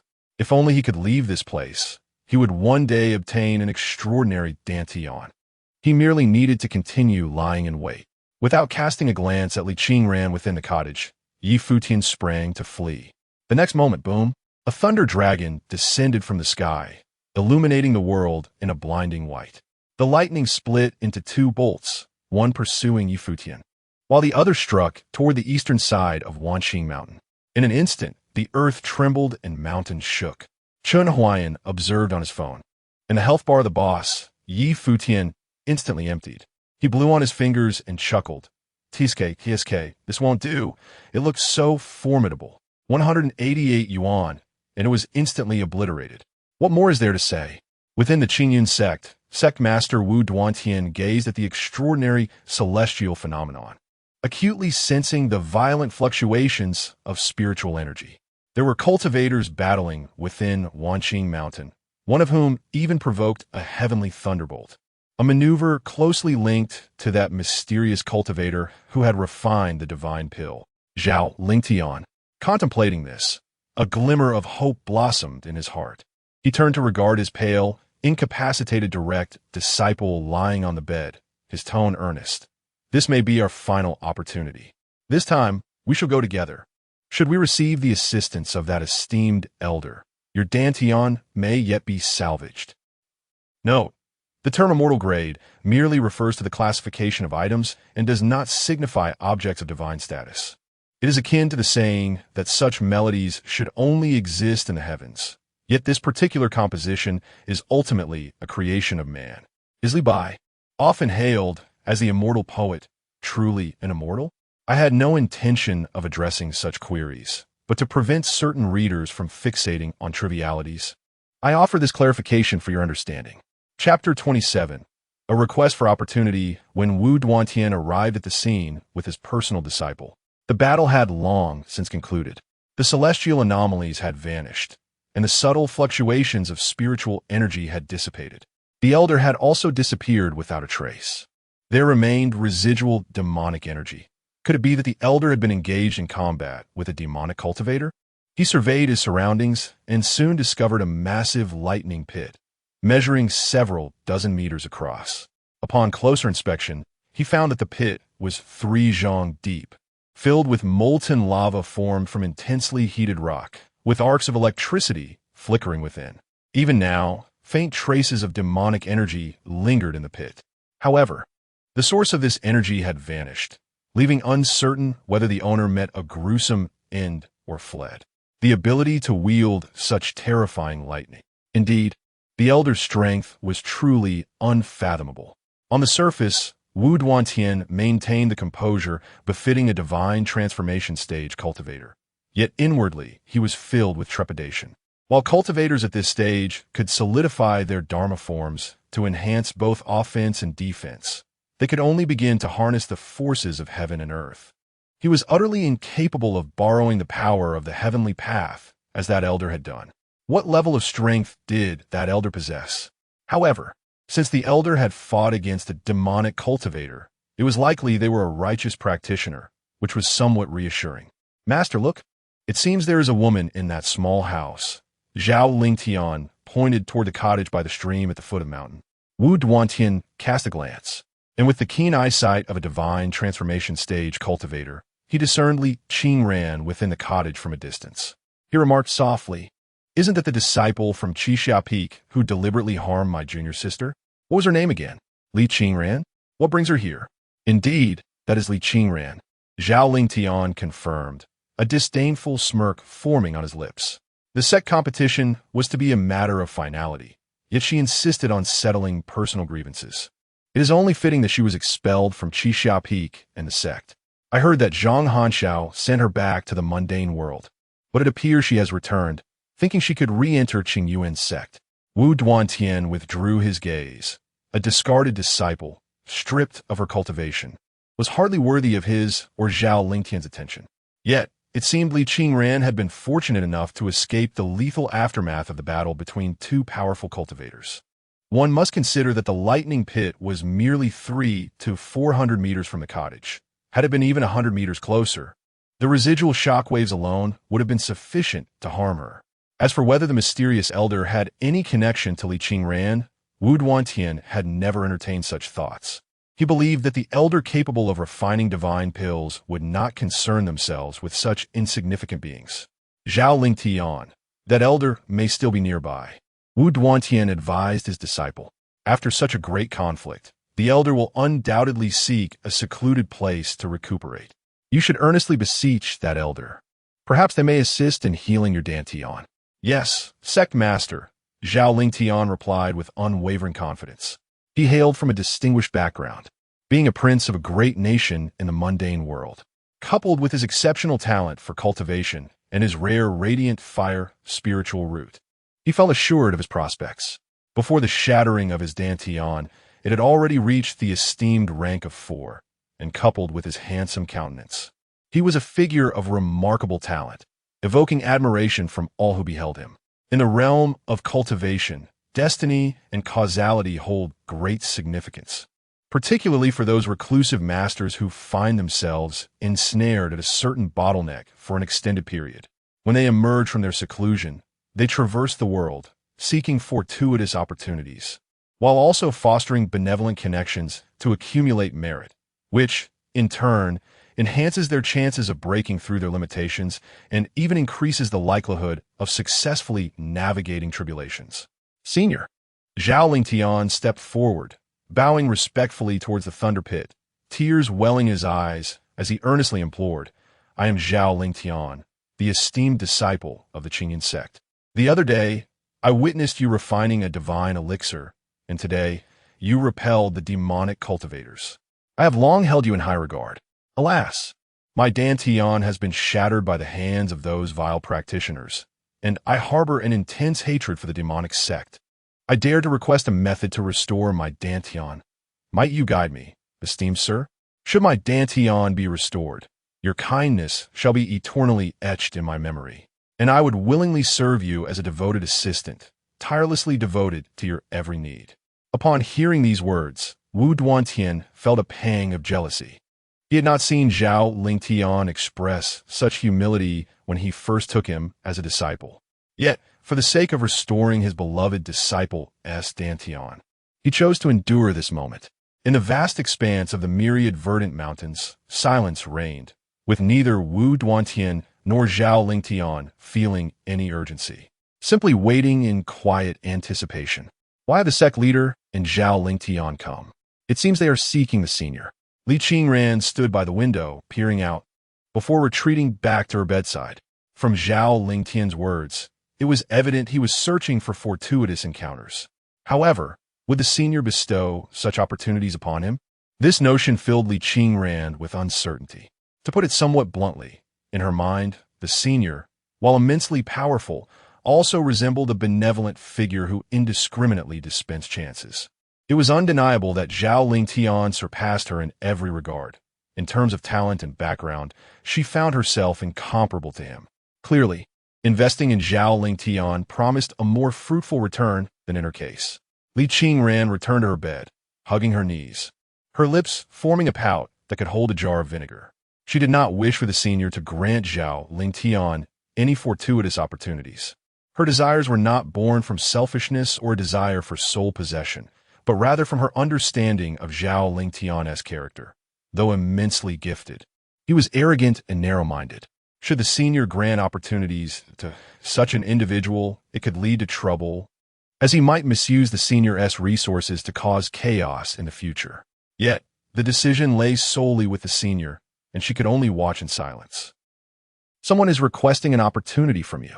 Chen Huai'an was engrossed in vanquishing a boss in the game when a notification suddenly popped up on his screen. What is this? He was momentarily taken aback, and upon following the game's prompt, he spotted Wu Duantian and Zhao Lingtian near a small cottage. Qingyan sect leader Wu Duantian, Qingyan sect esteemed disciple Zhao Lingtian, each NPC bore their respective titles above them. Ah, significant figures indeed. Wasn't the Qingyun sect the very sect where Li Qingran had previously resided?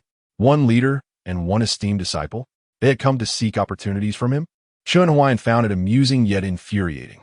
Who did they think he was? Li Qingran was his electronic girlfriend. In other words, he is Li Qingran's cyber boyfriend, right? These individuals who humiliated the girlfriend of Chen Huai'an now dare to seek fortune from him? At that moment, the game interface conveniently displayed a dialogue box for a communication talisman. You have triggered the fortune-giving storyline for the first time. This time, using the communication talisman is free. You may grant fortune to other cultivators, which may have unpredictable effects on your electronic girlfriend, Chen Huai'an. The items to be granted can be selected from your inventory. The effects may be positive or negative, so please consider carefully. Upon reading this prompt, Chen Huai'an took a moment to regain his composure. What do they want? Cultivator Zhao Lingtian requests a primordial restoration pill from you. Will you grant it? What is this? A primordial restoration pill? They're seeking fortune? This is asking for my life. Chen Huai'an opened his game inventory and pulled out a Thunderfire talisman, aiming it at Wu Duantian and Zhao Lingtian. Can I strike these two muts down? Wu Duantian is a late-stage transformation god cultivator. Will you engage in battle with him? It seems the system does not allow me to obliterate these two NPCs with a mere click. Never mind.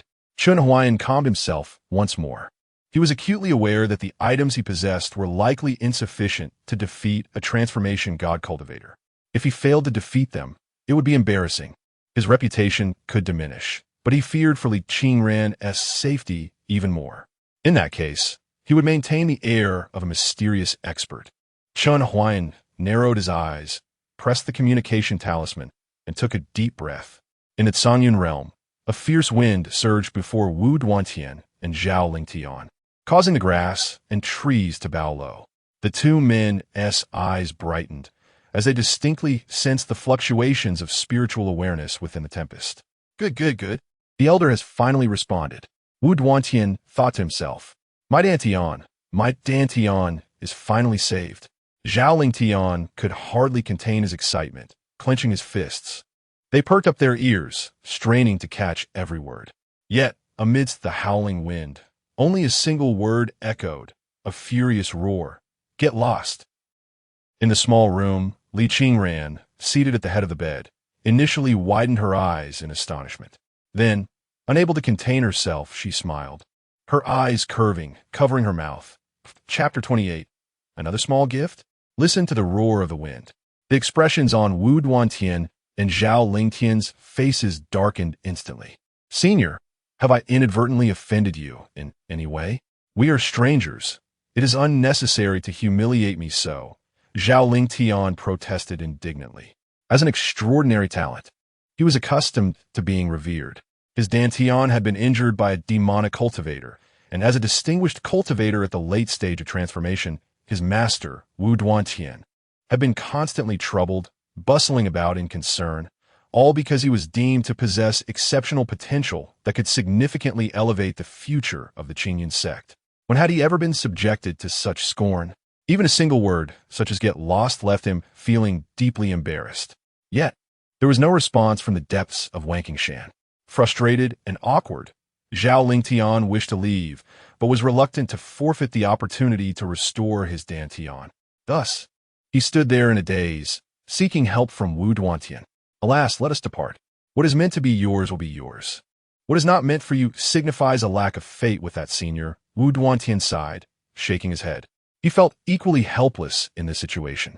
If the opponent were merely a cultivator of comparable strength, he could have sought justice for his disciple. However, as it stood, even if that mysterious cultivator had activated their spiritual consciousness to communicate, he could not ascertain their location. This indicated that the opponent could elude them at will. From the outset, they had held the upper hand, their strength only surpassing his own. Continuing to entangle themselves would only lead to further humiliation. Master, Zhao Lingtian felt discontented. Wu Duantian patted his disciple's shoulder, refraining from summoning his flying sword, and instead chose to walk away nonchalantly. Let's go. Deep down, he felt even more distressed than Zhao Lingtian. As a master, he was supposed to protect his disciple and stand up for him. Yet at this moment, he could only swallow his pride and retreat in shame. Meanwhile, Lu Chantian and the other disciples of the law enforcement hall sat under a pine tree, still shaken. They had arrived with 50 people, but only 36 remained. 14 disciples had perished in the battle against the red-haired zombie. Fortunately, A powerful figure had cast a spell on Shan, and when the thunder struck, it had also subdued the red-haired zombie. Without that expert's assistance, they would have suffered even greater losses in their endeavor to eliminate the creature.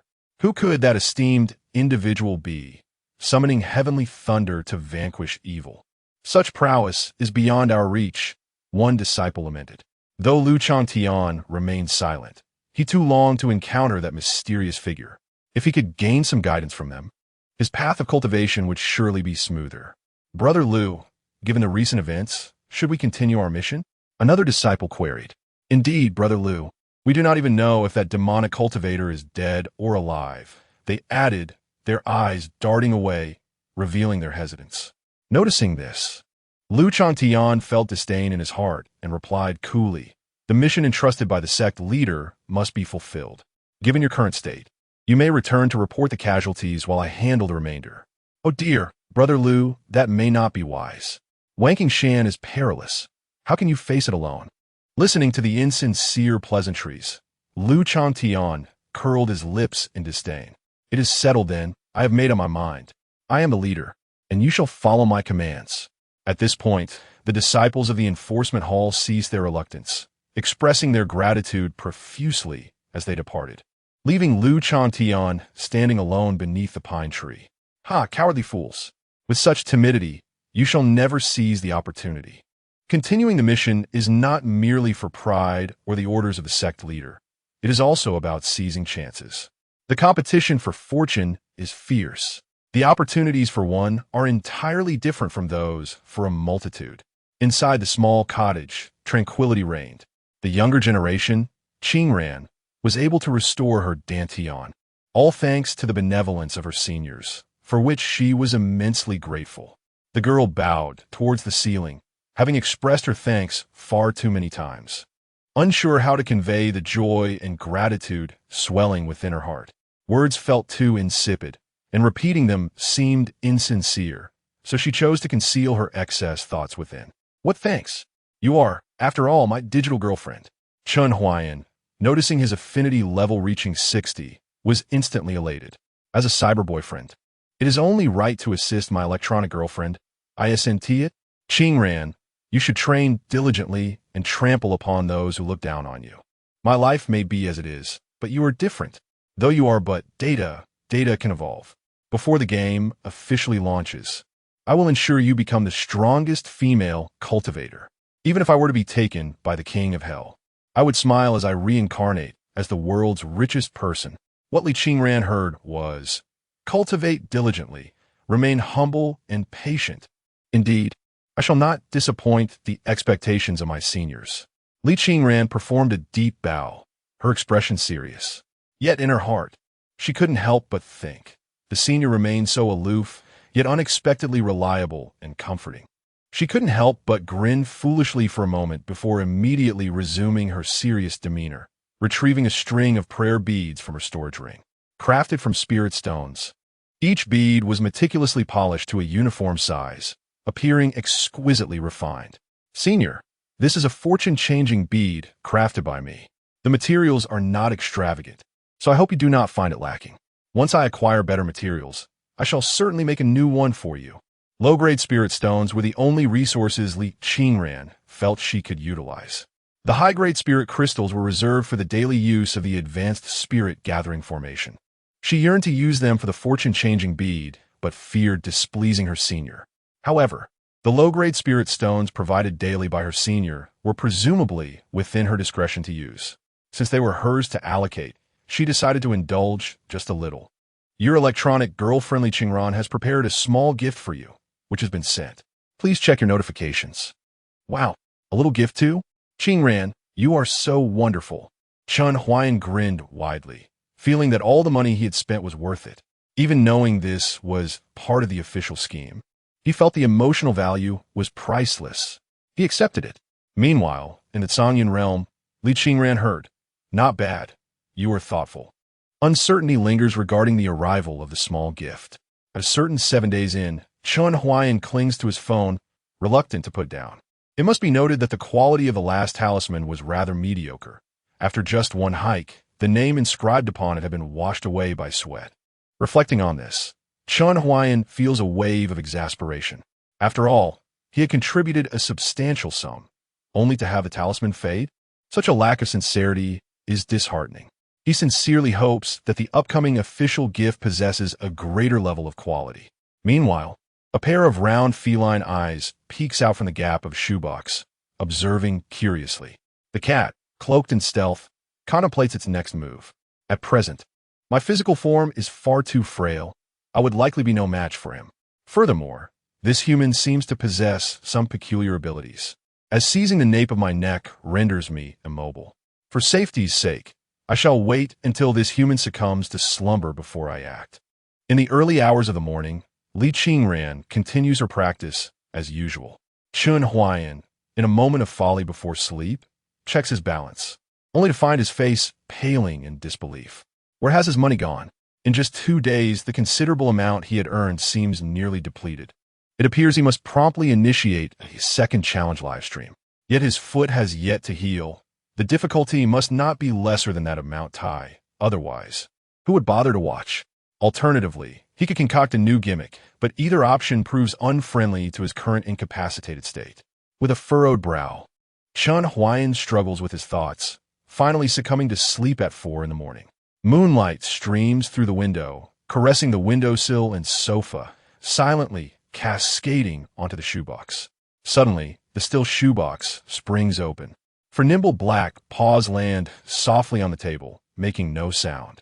In the darkness, a pair of cat eyes gleam with a red glow, fixated intently on the slumbering man in bed. It approaches step by step, stepping into the moonlight. The shadow cast upon the wall is not that of a cat, but rather the terrifying silhouette of a colossal beast. Outside, the wind has ceased, the grass is still, and the chirping of insects vanishes in an instant. Time itself becomes thick and heavy. Chapter 29, A Fine Sword, a Fine Sword. Any creature is at its most vulnerable when ensconced in slumber, susceptible to being effortlessly vanquished by entities far weaker than itself. Such is the case at this very moment. The black cat crouched low, its gaze fixed upon the exposed neck of Chen Huai'an. It had only recently awakened. A direct confrontation would pose a significant challenge against a fully grown male. However, as it continued to regain its strength by hunting more prey, even the iron boxes with 4 wheels would no longer pose a threat. Reflecting on those 4-wheeled iron boxes, a flicker of resentment glimmered in the cat's eyes. Those cunning humans had hidden themselves within swiftly moving steel enclosures, and during its first encounter, it had nearly been struck down. Thus, the path to vengeance would commence with the consumption of this human. With a swift leap, the black cat lunged at Chen Huai'an, its speed rendering it a mere blur. Claws raised as they left a trail of crimson in the air. The strike was aimed directly at the neck. Yet, just as it was about to make contact, a thunderous roar echoed within the cat's mind, causing it to sway dizzily, its agile limbs stiffening abruptly, collapsing to the ground like a piece of lifeless meat. The ancestral dragon? How could this presence be possible? Trembling, the black cat managed to clamber back onto the bed, shaking its fuzzy head in disbelief as it gazed at the peacefully slumbering man. The commotion stirred Chen Huai'an from his dreams, causing him to mumble and roll over, the blanket slipping down to reveal a portion of his back. There, the black dragon tattoo appeared to writhe and dance, its eyes glimmering with piercing golden light, exuding an air of authority. As if sensing the cat's scrutiny, another resounding roar reverberated in its mind. The black cat's thoughts became muddled, and to its astonishment, the dragon-shaped tattoo leaped from the man's back.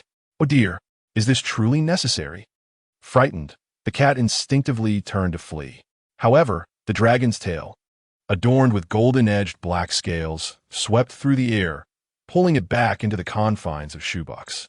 With a resounding clap, the lid closed. Ow! Damn it! This human is protected by an ancestral dragon. Huddled within the shoebox, the black cat trembled in pain, feeling as though its insides were ablaze, blood escaping its mouth. Just awakening, its body was frail. In this desolate era devoid of spiritual energy, healing was arduous.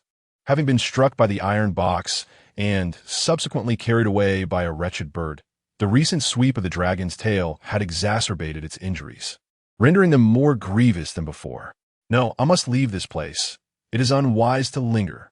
With great difficulty, the black cat attempted to rise, feeling as though its head was heavy and its feet light. Yet, after barely taking 2 steps within the shoebox, it succumbed to unconsciousness. The moonlight remained tranquil, and the dragon-shaped tattoo encircled the bed before returning to the man's back. In his dreams, Chen Huai'an wore a foolish grin, scratching his rear and flipping over once more. At 7 in the morning, the alarm clock rang.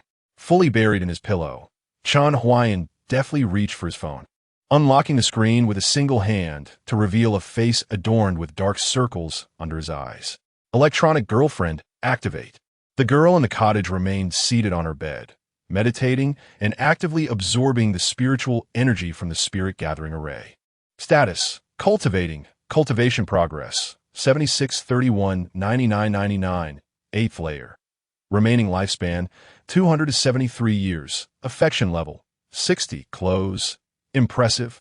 Upon witnessing Li Qingran's cultivation progress, Chen Huai'an was instantly awakened. With only a limited amount of money in his pocket, he could only afford to set up an intermediate spirit-gathering array for Li Qingran. Nevertheless, she managed to leap several layers in a single night, her strength advancing remarkably. Is this the terrifying power of a supreme Dantian? Chen Huai'an felt a deep sense of satisfaction. Despite the game's tendency to exploit players financially, the results were immediate and striking once one invested. He gently nudged Li Qingran's shoulder. The battle order system and some historical information subsequently popped up. This battle order system offered rewards in conjunction with Li Qingran's ascension in realms. For instance, after her remarkable leap from the 6th to the 8th layer last night, she unlocked 3 golden bag-shaped rewards. Chen Huai'an clicked to claim them, and the 3 bags instantly appeared on Li Qingran's desk. Spirit Stone Lucky Blind Box. Chance to open 1 Spirit Crystal, 99 Superior Spirit Stones, 999 Medium Spirit Stones, guaranteed 1,000 Inferior Spirit Stones, exclusively for Li Qingran. Rather mediocre. Chen Huai'an found little interest in such trivial rewards. His gaze fell upon the grand prize of the great perfection in Qi refinement. The interface shimmering with dazzling purple light, clearly indicating it was something extraordinary. Tideborne technique. Low-grade profound level mental method. The sea sun rises amidst the waning night. Spring rivers flow into the old year. The tideborne technique originates from the vastness of the ocean, embracing the spiritual rhythms of the tides between heaven and earth, and comprehending the secrets of yin and yang's alternation. Cultivating this mental method feels akin to standing by the ocean's edge, observing the cycles of the sun and moon, and sensing the breath of the tides. Upon reaching the superior level, one can summon spiritual power within the body to coalesce into tides, even resonating with the natural spiritual forces, replenishing consumption during battle and maintaining endurance. This mental method is a lower tier of the ocean technique. Once cultivated to the great perfection realm, one may directly transition to the ocean technique. Wow, truly worthy of the battle order's production. Astonishing indeed. Chen Huai'an nodded in agreement, stroking his chin. Although he had never inquired about the internal cultivation method Li Qingran was practicing, he surmised it could not possibly surpass what the battle order provided.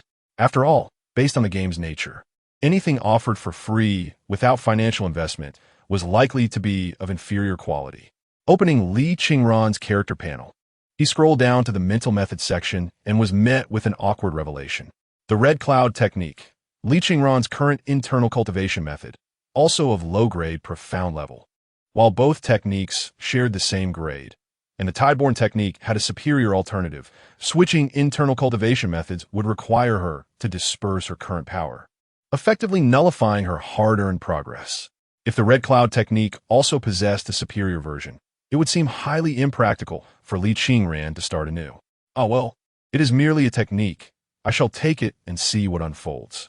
Chen Huai'an noted that the tideborne technique did not bear the label exclusively for Li Qingran, prompting a peculiar thought to arise within him. Could it be that the tideborne technique is usable by me as well? The image of the Qinglian sword classic floated to the forefront of his mind. Could it be? that he must first master the Tideborn technique before he can impart it to Li Qingran? Chen Huai'an speculated that given the twisted sense of humor of the game's creator, such a scenario was quite plausible. The atmosphere was so grave, as if one could ascend to immortality merely through cultivation. Shaking his head in resignation, he regarded these elements merely as the creator's means of enhancing player immersion. Your electronic girlfriend has delivered a small gift. The spoils you selected have arrived. 2 notifications popped up consecutively. The small gift was the bracelet crafted by Li Qingran. As for the spoils, they were items dropped after vanquishing Yi Futian, a tome titled Heavenly Demon Technique, Fragment 1, a low-grade magical sword, a damaged mid-grade spiritual artifact, and several spirit stones. At that moment, the game window had allowed him to choose one item as real spoils. As for the term real, having played this game for so many days, he could tell with the barest intuition that it was merely a token gift from the game as creator. Knock, knock, knock. A sound echoed from the outer door. Chen Huai'an was momentarily taken aback, and then, using his cane, he propelled himself towards the entrance. Today, he was determined to uncover the identity of the courier who had arrived so early. However, upon opening the door, he was met with an empty corridor. Could it be that the individual was an expert in parkour? Chen Huai'an glanced towards the dark staircase on his right, having heard no sounds of descent. It seemed they must have exited through the window. If that were the case, he certainly wouldn't have time to catch them in the act. TSK. How shy of them. If they chose to flee, so be it. Retreating from the window, he noticed 2 boxes lying at his feet. One was small, perfectly sized to contain a bracelet, inscribed with the word Xingran's gift. The other was significantly longer, measuring approximately 1.5 meters, bearing only 3 bold characters, spoils. Just as he had anticipated, he bent down to retrieve the box from the ground, but found it too heavy to lift with one hand. It crashed down with a thud, creating a dent in the hotel floor. Alas, Chen Huai'an glanced around nervously, hastily dragging a corner of the carpet to conceal the damage beneath. Only then did he carefully elevate the elongated box with both hands, inwardly marveling. A fine sword. A splendid sword. He, Chen Huai'an, at last possessed his own blade. Chapter 30. The Black-Scaled Sword. Regrettably, his live-streaming account had only a handful of followers. Otherwise, he would have certainly conducted an unboxing livestream. Chen Huai'an, elated, entered the room with 2 boxes, closing the door and windows, drawing the curtains, and illuminating the space with a bedside lamp. He settled onto the bed, rubbing his hands together in excitement. First, the gift from our beloved Qingran. He used a nail clipper to cut through the tape and opened a box, only to have his expression darken instantly. Inside was merely a sealed bag containing a string of beads, their material unknown but reminiscent of glass orbs. This feels rather lackluster. As Chen Huai'an held the beads, he felt their coolness, and perhaps it was an illusion, but the air around him seemed to freshen, dispelling the morning lethargy he had felt. Although the material was quite ordinary and the craftsmanship subpar, the inscribed words were so ugly they nearly brought him to tears. Nevertheless, he adorned his hand with the beads, a smile illuminating his face. Just the thought that it was a small gift from Li Qingran invigorated him. Indeed, he attributed that refreshing sensation to the power of love. Not far away, the black cat, lying motionless in the shoebox on the table, twitched its nose, and a slit opened in its tightly shut eyes. Now for the grand reveal. Chen Huai'an's movements grew a bit more vigorous as he tore through the packaging. In a matter of moments, the substantial item was unveiled. It was an ancient-looking long sword, seemingly aged, but clearly crafted to appear that way. The sword measured 1.5 meters in length, its entire body a bronze hue, adorned with black scales, and the hilt bore an inscription in complex characters that Chen Huai'an surmised might be the name of the swordsmith. The sword was aptly named the Black-Scaled Sword. He raised the Black-Scaled Sword towards the ceiling light. The light danced along the blade, reflecting a glimmer that seemed out of place in this era. Whether it was a trick of the mind, he couldn't shake the feeling that this sword was discordant with the world around him. Rather, it belonged to Li Qingran's realm. It was not merely a decorative piece, but a genuine flying sword from the Zhangyan realm. I must have had a poor night's sleep. My imagination is running wild. Chen Huai'an thought, bemused by his own fanciful notions. However, He held a deep appreciation for the game developer's craftsmanship. For instance, the last amulet, although faded, felt authentically crafted by Li Qingran. The current beads, albeit possibly just glass, emitted a faint fragrance similar to that of the previous amulet. In essence, it was the details that mattered. As for the sword, there was little to criticize. It was made of genuine materials and would serve as a striking ornament in his home. By the way, this sword is sharpened, right? Chen Huai'an scratched his head, intending to test it with his hand, only to withdraw instinctively. His subconscious advised against such an action. Instead, he picked up a curled black hair from the floor and gently tossed it onto the blade. Ing! He faintly heard the sound of the sword singing. Chen Huai'an stared in disbelief as the hair was effortlessly severed into two pieces, falling from either side of the blade. Holy cow! Is it that sharp? This must be classified as a control weapon, right? How did they manage to transport it? Should he be discovered, would he truly face arrest?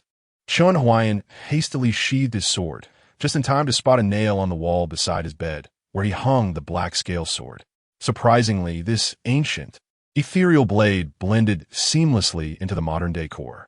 It was decided, black scale sword, henceforth you shall accompany your master into the flames. The black scale sword remained silent, while a black cat in a shoebox observed with wide eyes. This fellow is quite extraordinary. He possesses a magical flying sword. Could it be that in this era, functional magical artifacts still exist? Why have I not encountered any on the streets? Though, the art of puppetry appears to be exceptionally advanced. Inside the shoebox, the black cat gazed outside with round, curious eyes. It had been roused by the spiritual energy emanating from the spirit stone. This energy was an invaluable resource for it. Even merely inhaling the air infused with spiritual essence could expedite its healing. With the secret technique of golden needles and the protection of the ancestral dragon now evident, the emergence of spirit stones and magical artifacts was bewildering. The black cat felt a tumult of uncertainty regarding Chen Huai'an's circumstances and the peculiarities of this era. Logically, such spiritual matters should have faded into obscurity in this world. Its awakening had confirmed this notion. Yet, this young man possessed everything. This defied logic. Regardless, the immediate priority was to leverage this young man to expedite its recovery. Although the ancestral dragon's protection was formidable, as long as it posed no harm, the young man's intentions would remain unharmed. It planned to meow weakly to attract Chen Huai'an, only to discover that the room was now empty. Where has he gone? The black cat dragged its weary body to the windowsill, spotting its target dressed in pajamas, brandishing a closed pole as he dashed toward the plaza across the hotel. Li Laotu had been practicing Tai Chi in the small square for 20 years. Among the elderly in the surrounding neighborhoods, he claimed the second position in senior Tai Chi, with no one daring to challenge his supremacy. While walking, he even managed to engage in a video game. He admonished a couple of children crossing the street. One of them turned back and gave him the middle finger. Mind your own business, old man. Sigh. Li Laotu shook his head, watching the two students walk away. The youth of today seemed increasingly lacking in vitality, spending their days immersed in games. Unlike his own generation, technology had propelled societal advancement.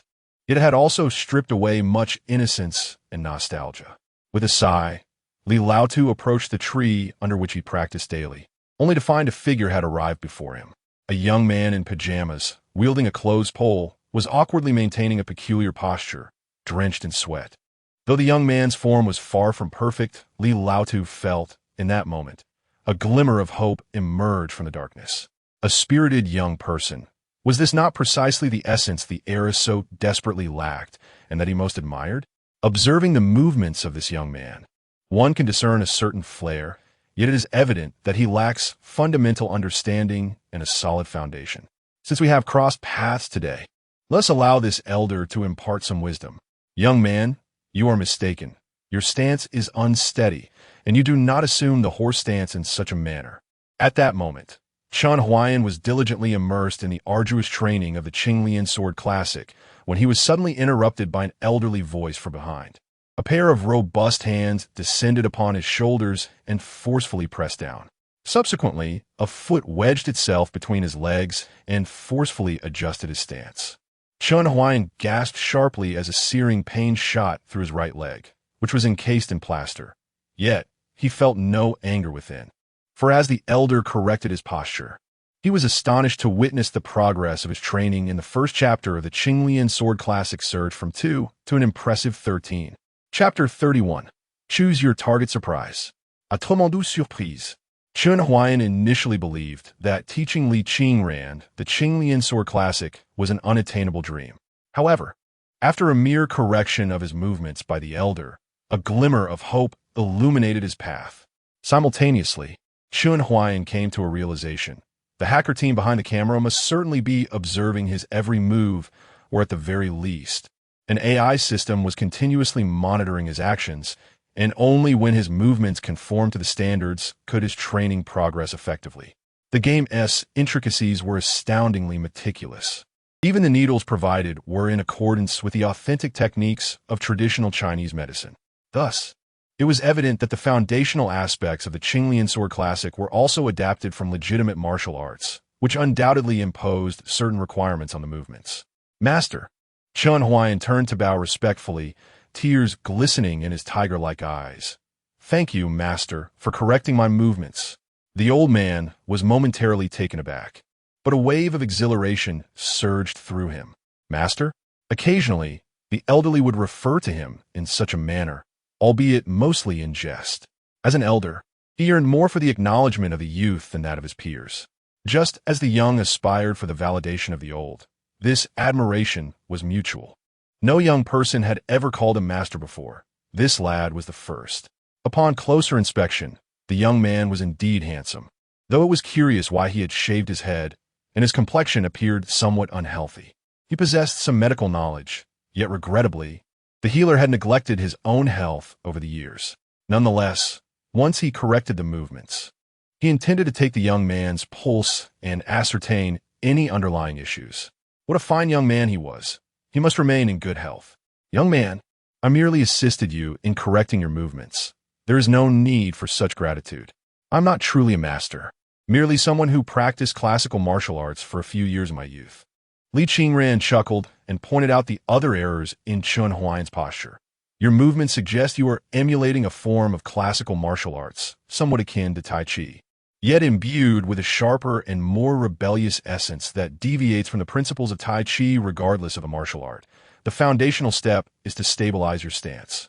Before ensuring the correctness of your hand movements, it is imperative to secure your lower body, particularly your legs.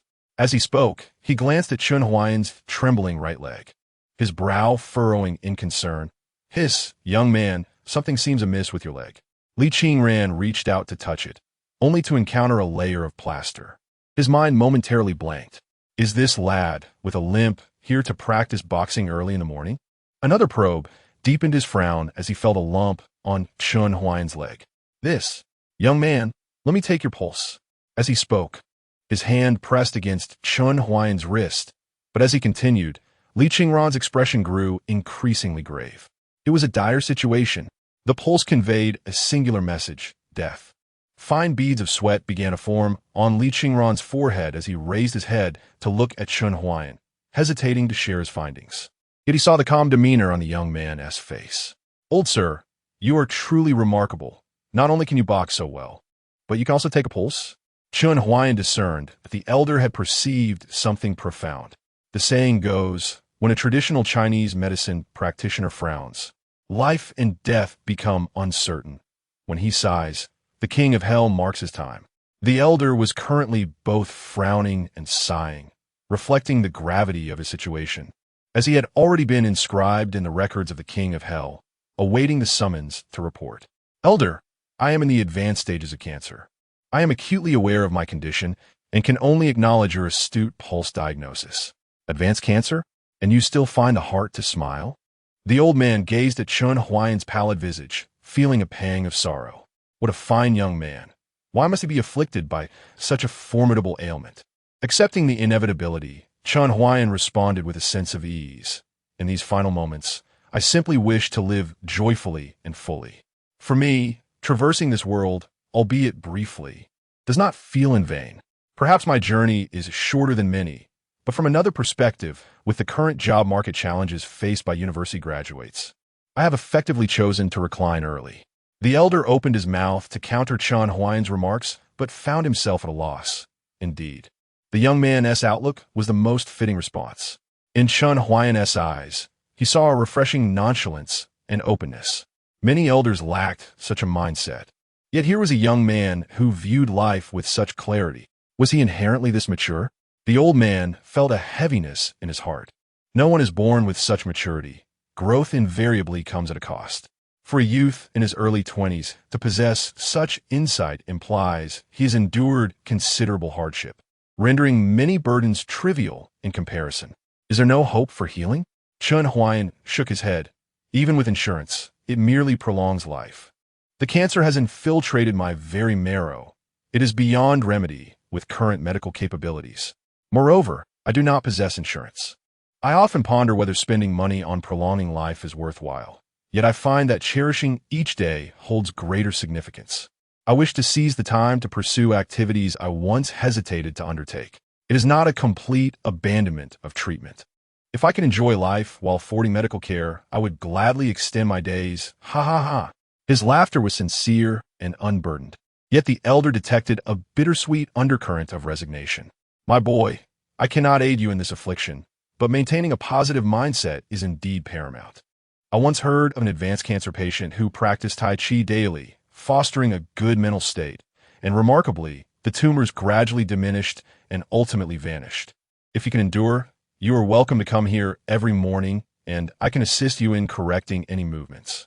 The foundational aspects of classical martial arts are generally interconnected, so there's no need to fear straying into unorthodox practices.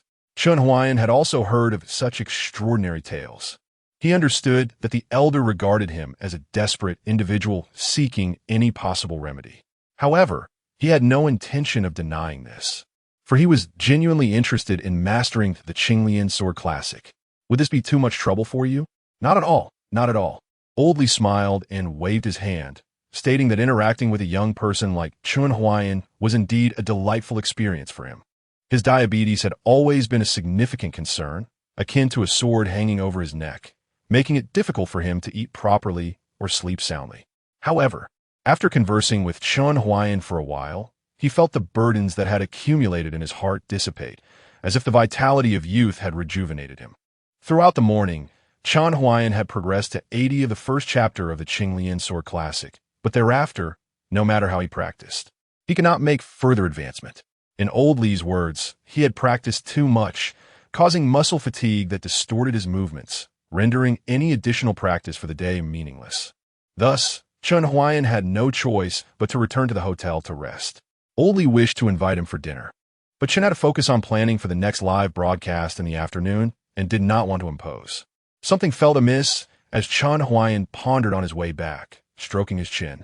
Last night, he could barely sustain the movements of the first chapter for half an hour before his limbs grew weak. Yet, this morning, having skipped breakfast, he astonishingly managed to maintain the actions for 5 to 6 hours. Even Old Li remarked that if he were not afflicted with cancer, he would surely be a martial arts prodigy. Reflecting on this, Chen Huai'an instinctively rubbed the glass bracelet on his wrist, unaware that one of the beads had dulled slightly. Suddenly, a realization struck him. He understood. Gripping the bead more tightly, a slight smile crept onto his lips. So that was it. He was indeed a genius. Previously uncertain if his genetic potential had truly been awakened, he was now completely convinced. Some skills were unattainable for ordinary individuals, yet a genius could easily grasp them. Although the cancer threatened his life, it had also activated his genetic abilities. With this thought, Chen Huai'an opened his phone, his gaze landing on the upgrade chart for the Golden Needle acupuncture. Currently, the spring needle was at level 1, while the next level, the opening vessel needle, required 1,000 applications of the spring needle. He had only administered it 3 times so far, and he was unsure how the count was calculated. He only knew that reaching 1,000 applications would take an eternity. As a paying player and a potentially activated Trisolaran with limited time left, what he lacked most was time. Just 998. Chen Huai'an revealed a fierce grin as he looked at the balance in his bank card. Money could be earned back. But missing the golden opportunity to activate his potential would result in significant loss. Time of charge. As the 998 disappeared from his bank account, the game interface illuminated. And the spring needle technique began to shine, its brilliance cascading down until it also illuminated the opening vessel technique below it. Your skill golden needle acupuncture has advanced to level 2, acquiring a new technique, opening vessel acupuncture. Excellent. This is the power of spending. At that moment, he had returned to the hotel, promptly securing the doors and windows. Sitting on the sofa, his eyes gleamed with excitement as he gazed at the opening vessel needle. Would you like to initiate the technique training? Warning: the opening vessel needle is extremely dangerous. Insufficient proficiency may result in disability. Yes. Please select a target for the acupuncture. Who should he choose? Li Qingran is certainly incapable. How about we let Li Qingran venture out to capture a wild boar instead? Chen Huai'an was taken aback. Then, he noticed his phone automatically switched to the camera mode, which then flipped to the front-facing camera. The screen displayed his own reflection. Selection completed. Please commence the injection. Chen Huai'an. Chapter 32. The growth of inner demons. Not a chance, my friend. Have you truly ceased all pretense? Are you not even attempting to disguise your actions? Chen Huai'an spoke with a grave tone, his anger palpable. I'm fully aware that you can hear me. From this moment forth, cease your manipulation of my phone and refrain from invading my privacy, or I shall take legal action against you. Chen Huai'an's expression was stern as he regarded the 3 game notifications that appear before him.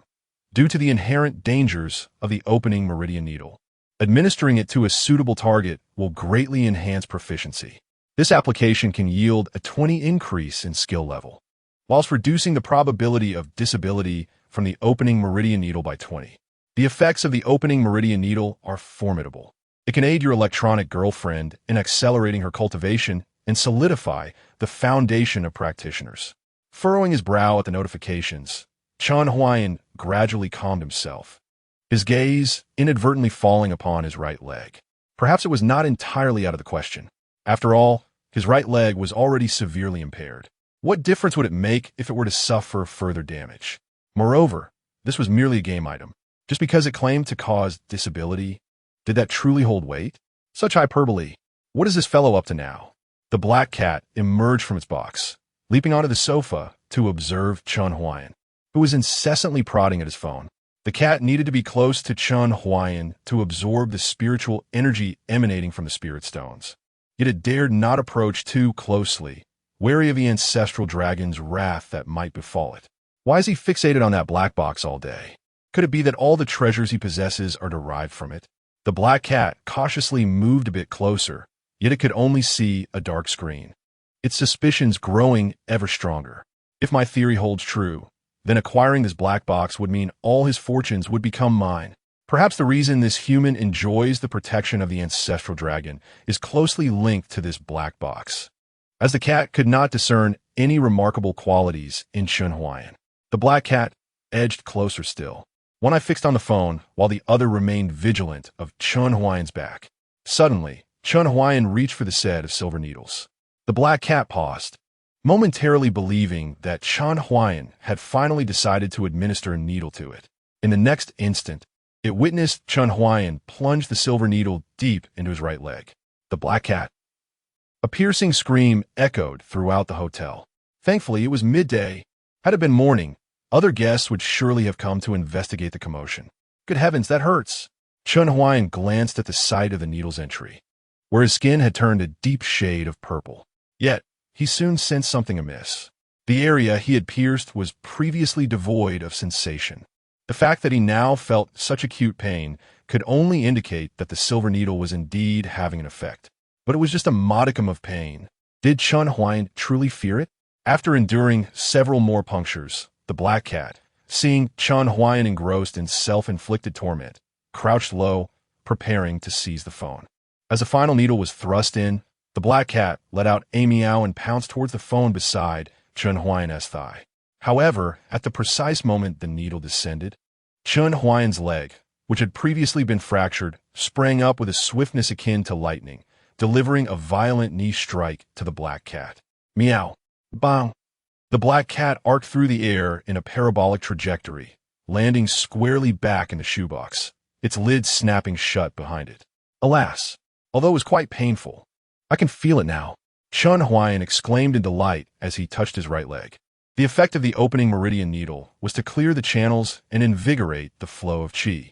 The lack of sensation in his leg was primarily due to the fracture and the pressure from the tumor. Thus, the treatment was precisely what he needed. It might also be a case of fighting poison with poison, and he was fortunate enough to experience a beneficial outcome. Speaking of which, did I just bump into something with my knee? Chen Huai'an scratched his head, glancing around. His attention had been entirely focused on the acupoints, leaving him oblivious to his surroundings. Never mind, perhaps it was merely my imagination. In the realm of Songyun, ever since acquiring the extraordinary quality of her dantian, Li Qingran's cultivation speed could be described as nothing short of meteoric. Having broken through to the 8th layer of qi refinement last night, she was already making strides towards the consummation of qi refinement by this afternoon. This remarkable progress was attributable to her exceptional dantian, as well as the absence of a spiritual root. At this moment, the 5 elemental spiritual energies lay serenely within her dantian, giving the appearance of considerable potency. Cultivators with spiritual roots can convert the spiritual energy drawn from the heavens and earth entirely into energy corresponding to their root's attribute. For instance, a fire-rooted cultivator can transform all 5 elemental energies into pure fire energy. Moreover, spiritual energy can only attain its maximum potential when its attributes align with its corresponding spiritual root. Any discordance could lead to chaotic energy and peril. Certain cultivation techniques and internal arts also impose requirements on the cultivator's spiritual root attributes. Thus, when practitioners exchange energy and knowledge, they must select those with similar roots, necessitating at least one shared root type for the merging of energies. Consequently, in the cultivation world, a single spiritual root is deemed the finest talent, with mutated roots being even more exceptional, while 5-element roots and those without roots are considered the least favorable. Cultivators possessing 5 roots experience exceedingly slow progress, often struggling to transcend the qi refinement stage throughout their lives. Those without roots, though they may cultivate swiftly, find it challenging to break through bottlenecks due to the inferior quality of their spiritual energy, and their spells are significantly weaker than those of other cultivators. Li Qingran had initially believed that her lack of a spiritual root would hinder her from advancing to the foundation establishment stage. The bottleneck resembled a formidable dam. To break through it required not only ample energy, but also a tremendous force. A.M. Lang of spiritual energies clearly lacked the requisite impact. Yet, as she approached the breakthrough to the foundation establishment phase, she realized that her extraordinary dantian provided her with pure spiritual energy in a substantially greater volume than before. The extraordinary dantian bestowed upon me by my predecessor is truly remarkable. Li Qingran gazed inward at her dantian, overwhelmed by astonishment. Before her cultivation had been rendered ineffective, she had achieved a small success in foundation establishment. Now, the amount of spiritual energy within her dantian was already 2 to 3 times that of her peak moment. If she were to possess a spiritual root and successfully break through to the foundation establishment stage, would she not then possess an equivalent total of spiritual energy to that of 5 or even more ordinary foundation establishment practitioners? What does it matter if I lack a spiritual root? With the assistance of my esteemed seniors, I can continue to tread this path. The elemental energies within me, under the guidance of Li Qingran, gradually began to boil, gathering towards the foundational barrier of the foundation establishment stage. She was preparing to break through. However, at that moment, a sharp pain surged through her mind. An endless darkness engulfed Li Qingran completely. In her daze, she beheld an elderly man in a blue robe standing before her. It was the Taoist Qing Xian, her former master. Li Qingran, to harm your fellow apprentice sister is an act of injustice.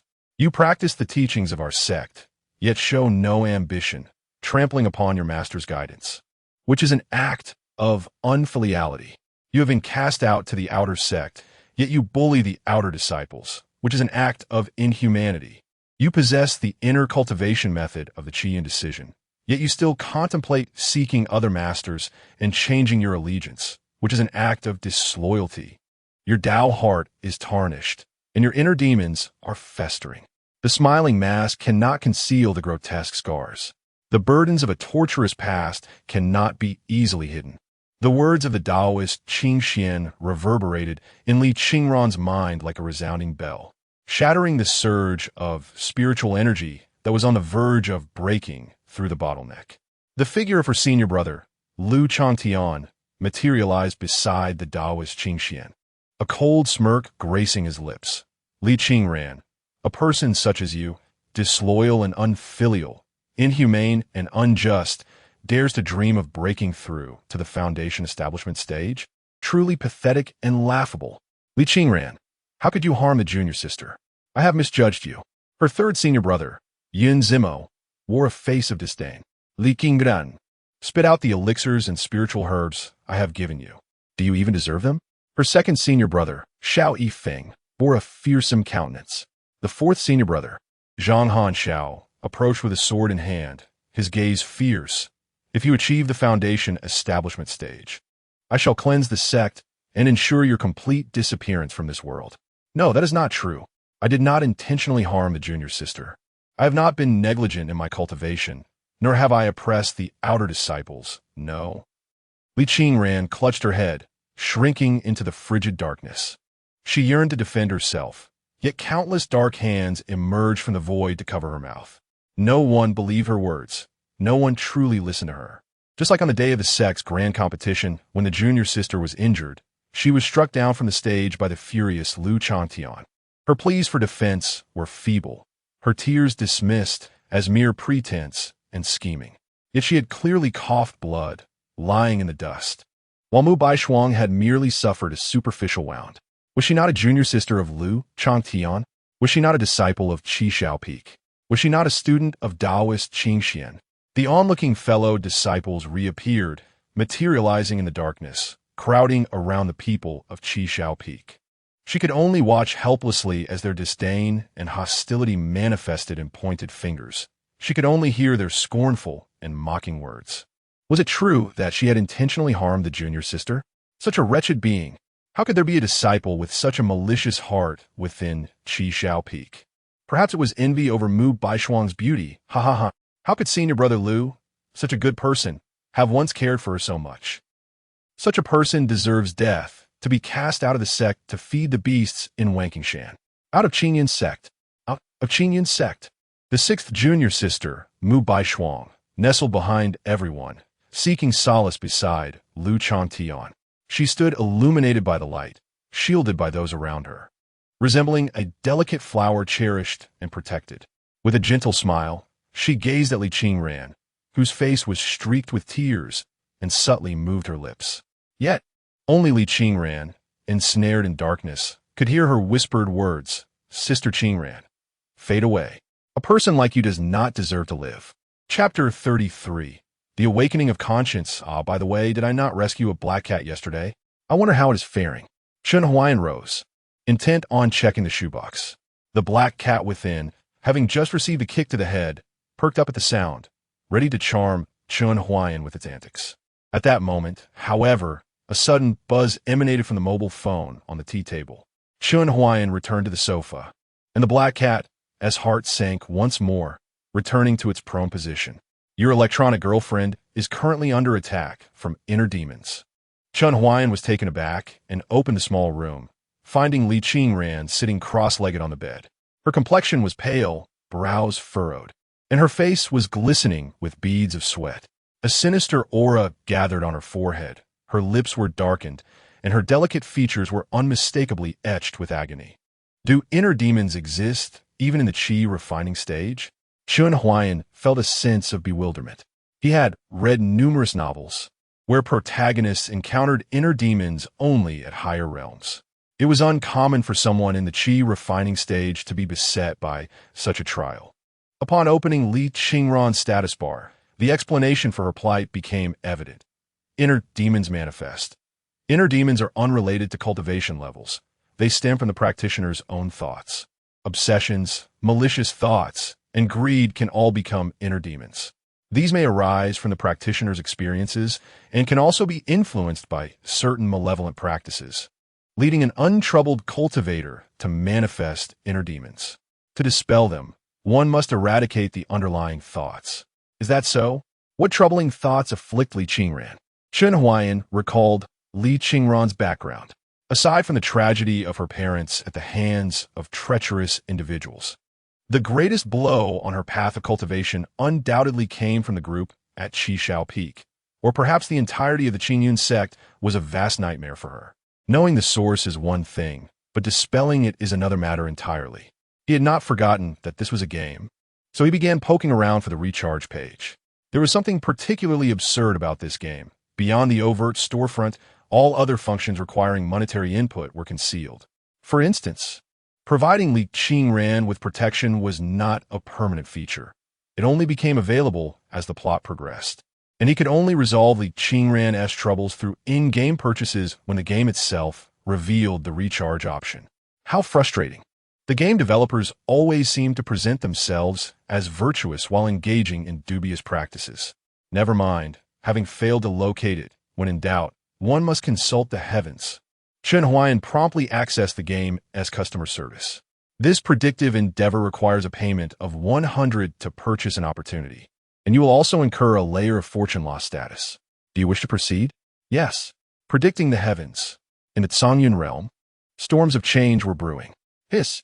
Once again, it was that powerful figure, having conducted a divination at noon, and now, once more, was there a significant event about to unfold in the Songyun realm?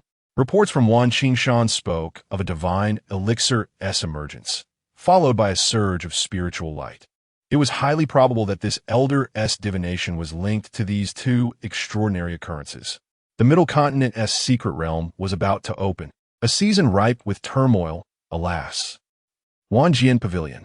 The esteemed master, Su Qinian, stood atop the summit of Swordgate Mountain, his hands gracefully cradling a sword. Clad in flowing white garments, his long white hair danced wildly in the wind, and with narrowed eyes, he gazed into the distance towards the myriad green hills, exuding an air of elegance and wisdom. However, this noble demeanor was short-lived. In the next moment, he erupted in a fit of curses. Damn the Qingyun sect. To hell with the heavens. What benefits do you all receive from the myriad green hills? Just wait. This time in the central continent's secret realm, I shall ensure you regret it. Master, an elder from the sword pavilion, descended from his flying sword and bowed respectfully. Master, there are two pressing matters. What is it? Su Qinian straightened, his expression shifting as he casually stroked his beard. Master, we're out of funds. The elder hesitated, his face pale. Su Qinian was momentarily taken aback. If there are no spirit stones, go dig in the back mountain. Well, the spirit stones are depleted. We've exhausted them all. Damn it, how could it be this soon?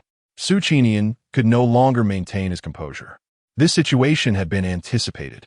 He had foreseen the depletion of the back mountain-s spirit stones last month, but had not expected it to happen so rapidly. He could only respond reassuringly. Leave this matter to me. I will find a way to procure spirit stones. Is there anything else? The sword pavilion was already notoriously impoverished, regarded as the most destitute sect in the Songyun realm. Previously, they relied on the spirit stone mine in the back mountain and a few enterprises to barely sustain themselves. Now, with the impending opening of the central continent's secret realm, the entire sect was in dire need of resources to prepare, adding to their misfortunes. It seemed they would have to sell off some of their assets. Su Qinian instinctively grasped the flying sword at his waist. Suddenly, the sword emitted a melodious hum, quivering momentarily. And the elder gulped. Our guardian beast is in heat and has requested to mate. It threatens to uproot all the spirit herbs in our back mountain if we do not allow it to go out. Upon hearing this, Su Qinian's lips twitched. Finding a mate for the guardian beast would incur costs, as ordinary demonic beasts would not suffice for such a creature. However, the matter of it being in heat could not be ignored. Spirit herbs were valuable. What about the safety of the outer disciples if the guardian beast were to be released? That was not an option. In that case, he instinctively clutched the flying sword at his waist. a pained expression crossing his face as he closed his eyes and declared, "Castrated." "What?" The elder gasped in shock. Su Qingyan's eyes flew open, his gaze fierce and filled with sword intent, as he growled menacingly, "Damn it. Tell that beast that the sect has no money. It must endure. If it cannot hold out, I will have it castrated." Typically, the sect's guardian beast was a fiercely aggressive male demonic beast raised from infancy. Castration would hinder its development and diminish its ferocity. The elder left with a grim expression. Given that the master had been driven to such extremes, it was evident that the sect's finances were in dire straits. Su Qingyan remained at the cliff's edge, lost in thought. Gazing at the serene clouds, his right hand had already slipped into his storage pouch to feel for the night-walking attire. It was time to devise a plan to acquire some funds. The celestial calculations have concluded. Li Qingran must return to the Qingyun sect to vanquish his inner demons and sever all ties with the Qishao Peak. He is beset by the backlash of his heart's malignance, causing his cultivation to falter. Kindly employ the meridian opening needle alongside the exquisite heart-protecting pill to aid Li Qingran in stabilizing his realm. There is no risk associated with the use of the meridian opening needle, and the exquisite heart-protecting pill is provided as a complimentary gift, so please use it with confidence. You have acquired the status of Fortune Lost for 24 hours. A complimentary exquisite pill? Goodness. The game developers have truly shown benevolence. This is the first time Chen Huai'an has witnessed such generosity within the game. Even the provision of items essential to the plot feels somewhat disconcerting. A flash of azure light heralded the appearance of the exquisite heart-protecting pill upon the table. Meanwhile, 1,000 miles away at the Qingyun sect, Xiao Yifeng, the second disciple of Qishao Peak, had just returned to his cave abode, blissfully producing his alchemical furnace. "At last, I have procured the exquisite heart-protecting pill. The previous mid-grade and low-grade pills I purchased were insufficient for me to grasp the nuances of their crafting. This time, I am certain I will succeed." A smirk graced Xiao Yifeng's lips. Although the Qingyun sect possesses the formula for the heart-protecting pill, the distinct methodologies of each alchemist lead to variations in the quality of the pills produced. Conventional alchemical techniques yield only low to mid-grade pills. It is only those master alchemists who have distilled their own experiences that can create exquisite and transcendent pills. Such knowledge is, of course, a closely guarded secret, exceedingly precious, and few can reverse engineer these intricacies through pill analysis. Fortuitously, he is one such prodigy. Once I decipher the process for crafting the exquisite heart-protecting pill, my junior sister will undoubtedly hold me in even greater esteem. With this thought, Xiao Yifeng found himself less perturbed by the prospect of exhausting his fortune to acquire an exquisite heart-protecting pill. However, as he reached into his storage bag, his expression grew increasingly pallid. "All gone? The pills I purchased are all gone. My exquisite heart-protecting pill has vanished." Chapter 34. Li Qingran, you are truly foolish. The suspected theft of the elixir belonging to the inner disciples of the Qishao Peak is indeed a grave matter. Moreover, that supreme heart-protecting pill, valued at over 10,000 mid-grade spirit stones, is no trifling commodity. In his desperation to acquire this elixir, Xiao Yifeng had exhausted every connection. Borrowing from anyone he could, he thought to himself that, as a pill master, should he possess the ability to concoct the supreme heart-protecting pill, repaying the sum would be a mere trifle. When questioned about the time of the elixir's disappearance, Xiao Yifeng stammered, only able to assert that the heart-protecting pill had inexplicably vanished from his storage pouch. Since returning from the foot of the mountain, the storage pouch had never left his possession. He even opened it to confirm its contents upon entering the Qingyun sect. Yet, the elixir had mysteriously disappeared from within. The Taoist Qing Xian and the elders, who were prepared to champion Xiao Yifeng's cause, were rendered speechless upon hearing this. Sect leader Wu Duantian ordered a lockdown of the entire sect, mandating that all disciples present their belongings for a thorough search. However, after a chaotic commotion, nothing was found. If I discover who has stolen my elixir, I shall ensure they suffer a fate most gruesome. Meanwhile, Xiao Yifeng was swearing his vengeance to the heavens. On the other side, Chen Huai'an had already administered the supreme heart-protecting pill to Li Qingran. "Ashu, Who is it that speaks of me? Chen Huai'an sneezed thrice in succession and quickly focused his attention as a notification chimed from his phone. Please press the Qihai acupoint with your left hand and channel your energy towards it while sliding your finger to the Guanyuan acupoint. Please use your right hand to administer acupuncture according to the meridian opening technique. The screen magnified, focusing on Li Qingran's waist and lower abdomen. At this moment, influenced by the heart demon, Li Qingran was drenched in sweat, the moisture soaking through his delicate garment, rendering it even more translucent. This allowed for a clear view of his alluring waist curves and the undergarment resembling a small blue skirt that draped to the upper thigh, adorned with an embroidered plant resembling a lotus leaf, atop which a creature akin to a small frog perched. The lower right corner of the undergarment bore the name Li Qingran in a crooked script. Could this possibly be Li Qingran's handwriting? The moment Chen Huai'an beheld those haphazard letters, his previous daydreams dissipated entirely. The style of the script felt strangely familiar. It seemed that the same scrawled characters adorned his protective talisman and bracelet. There was no time to compare the bracelet, as Li Qingran's Qihai and Guanyuan acupoints began to glow with a soft golden light, guiding him to press upon them. Chen Huai'an used his thumb and index finger to apply pressure, distinctly feeling Li Qingran's body tremble slightly. This shouldn't hurt, he thought to himself. Unfortunately, he could not see Li Qingran's expression, unaware that Li Qingran was biting his red lips, a blush creeping from his cheeks to the tips of his ears. The screen displayed two sections, the left depicting the area from the waist down and the right from the waist up. A series of acupoints on the right illuminated one after another as Chen Huai'an hastily followed the sequence to administer the needles. Li Qingran struggled in the dark mire, his ears filled with ridicule and insults. His body felt ensnared by countless invisible threads, each limb ablaze with sharp pain, yet he found himself utterly immobilized.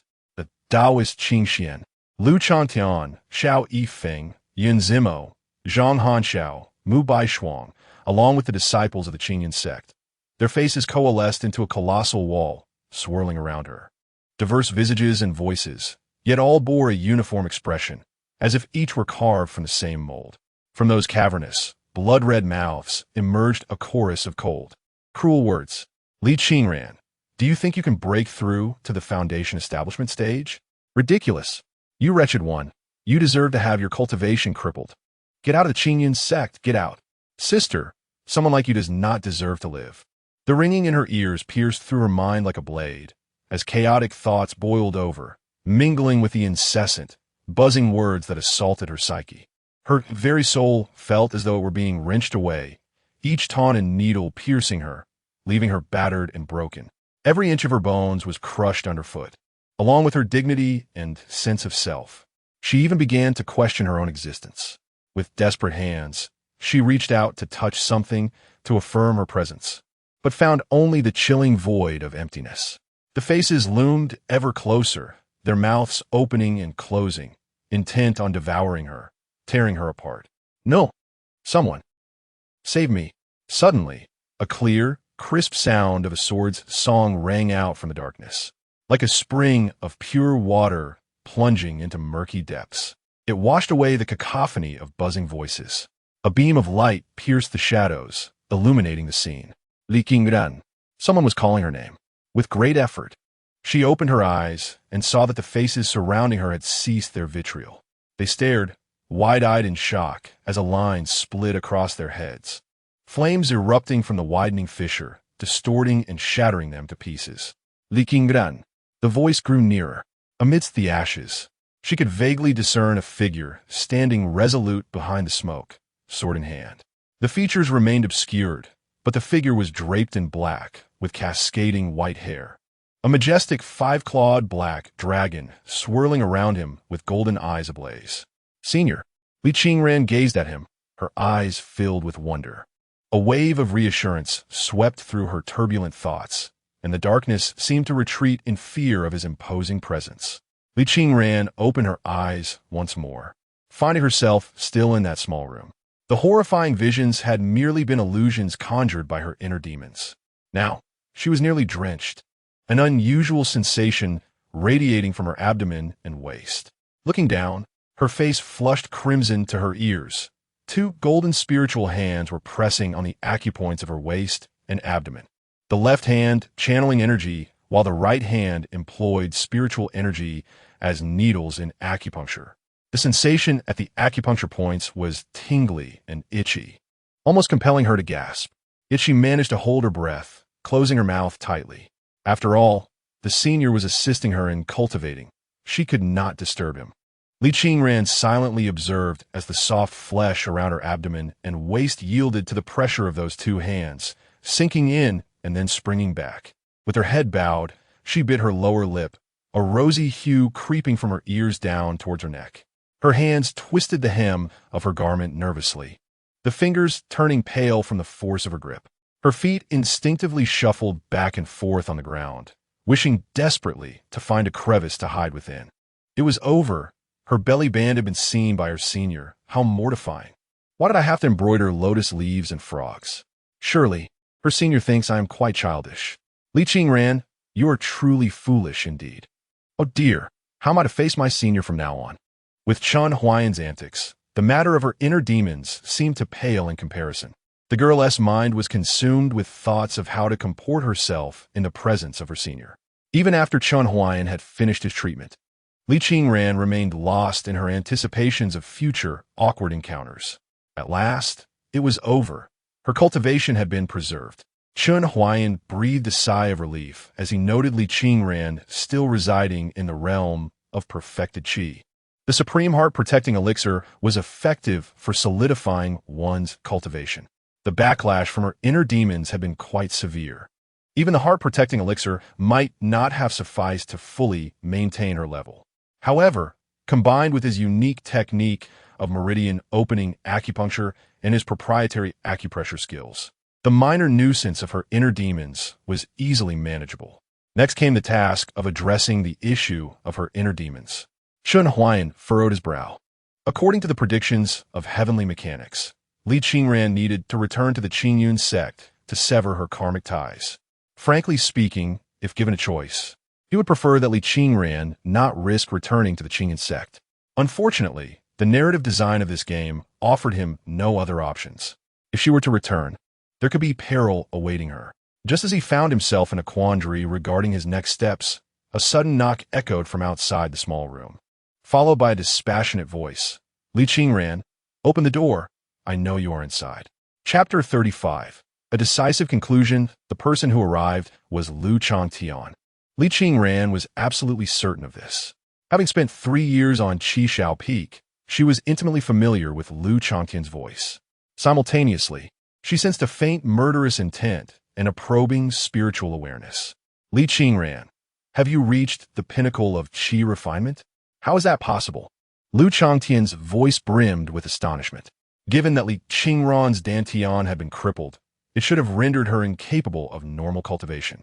Even if she were to forcefully practice, there was no way she could elevate to the pinnacle of qi refinement in such a short span of time.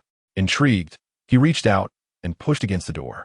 An intruder is attempting to breach your electronic girlfriend's sanctuary. Please select a countermeasure. 1. Unleash a palm strike to send him flying, teaching him a lesson about the consequences of encroaching on your electronic girlfriend. 2.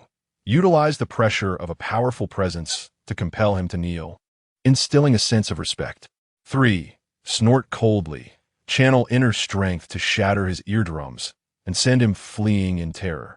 This option may lead him to suspect you're a practitioner of the demonic sect. Chen Huai'an surveyed the options presented by the game with dissatisfaction. The individual outside was one of Li Qingran's obsessions, her senior brother, Lu Changtian. He had arrived swiftly, represented on the map as a neutral yellow dot. Thus, no prior warning of danger had emerged. This yellow dot likely indicated a potential shift to red or green, symbolizing hostility or friendliness, respectively. Can I pay to simply eliminate him? Chen Huai'an mused darkly. In the real world, he would grapple with moral dilemmas about taking a human life.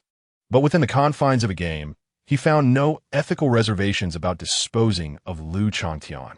After a moment's wait, no additional payment options appeared in the game, clearly indicating that a scripted death for Lu Changtian was not in the cards. However, Chen Huai'an soon realized that Lu Changtian was indeed Li Qingran's inner demon. The customer service had suggested that Li Qingran must sever this inner demon herself. Thus, Lu Changtian would need to be dealt with by her own hand. He pondered how the subsequent narrative would unfold. Ultimately, Chen Huai'an selected option 2, deciding that since Lu Changtian served as a stepping stone for Li Qingran, he would refrain from intervening. Why can't I push this door open? Outside, Lu Changtian grew anxious. Just as he was about to channel his spiritual energy to strike the door, a terrifying pressure suddenly descended upon him, as if a mountain had settled upon his shoulders. Ugh! Crack!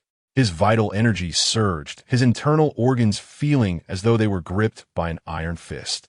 Lu Changtian could scarcely withstand it. Collapsing to his knees shattering the tiles below. A wave of terror washed over him. Within the Qingyun sect, only his master, the sect leader, and a few elders could compel him to kneel through sheer pressure. This incoming force was far more overwhelming than that of the elders, leaving him devoid of any will to resist. Junior disciple of Qi Shao Peak, Lu Changtian, was unaware of your presence within, and I have been disrespectful. Junior, silence. A thunderous voice echoed from within.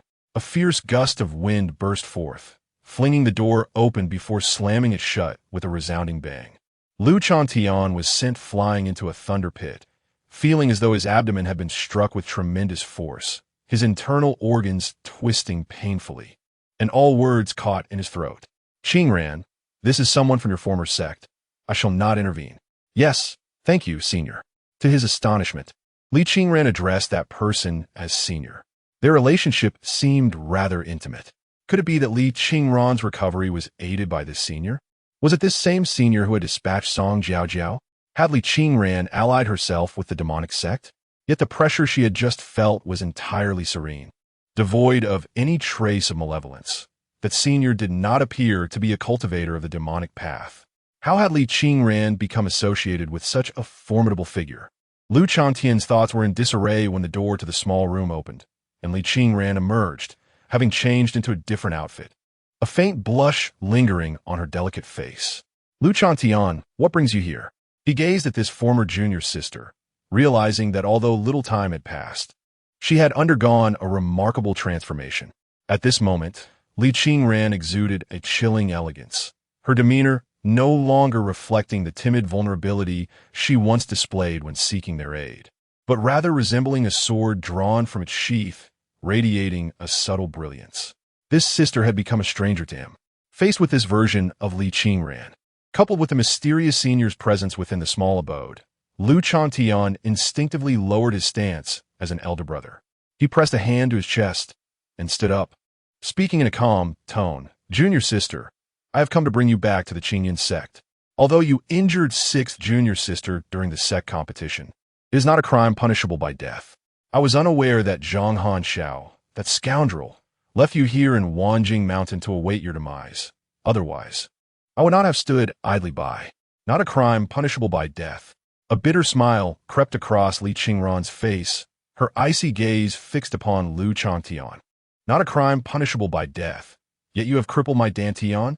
Not a crime punishable by death, yet you have severed my spiritual roots? What a convenient phrase. Lu Changtian, you must understand what dantian and spiritual roots signify to a cultivator. You have not directly caused my death, yet you have condemned me to a fate worse than death. Lu Changtian furrowed his brow at Li Qingran's aggressive demeanor. In the past, had he simply mentioned bringing her back to the sect, she would have expressed gratitude, yet now she seemed poised on the brink of despair. Since she could still cultivate, it seemed her dantian was merely damaged rather than entirely destroyed, especially with the assistance of that mysterious Senior. A few restorative elixirs would likely suffice for her recovery. He pressed his lips together and said, Junior sister, it was indeed my error to damage your dantian. However, you are still able to cultivate, are you not? My master, and I will find a way to help you further restore it. As for your spiritual roots, we can certainly procure another for you. And what my spiritual roots?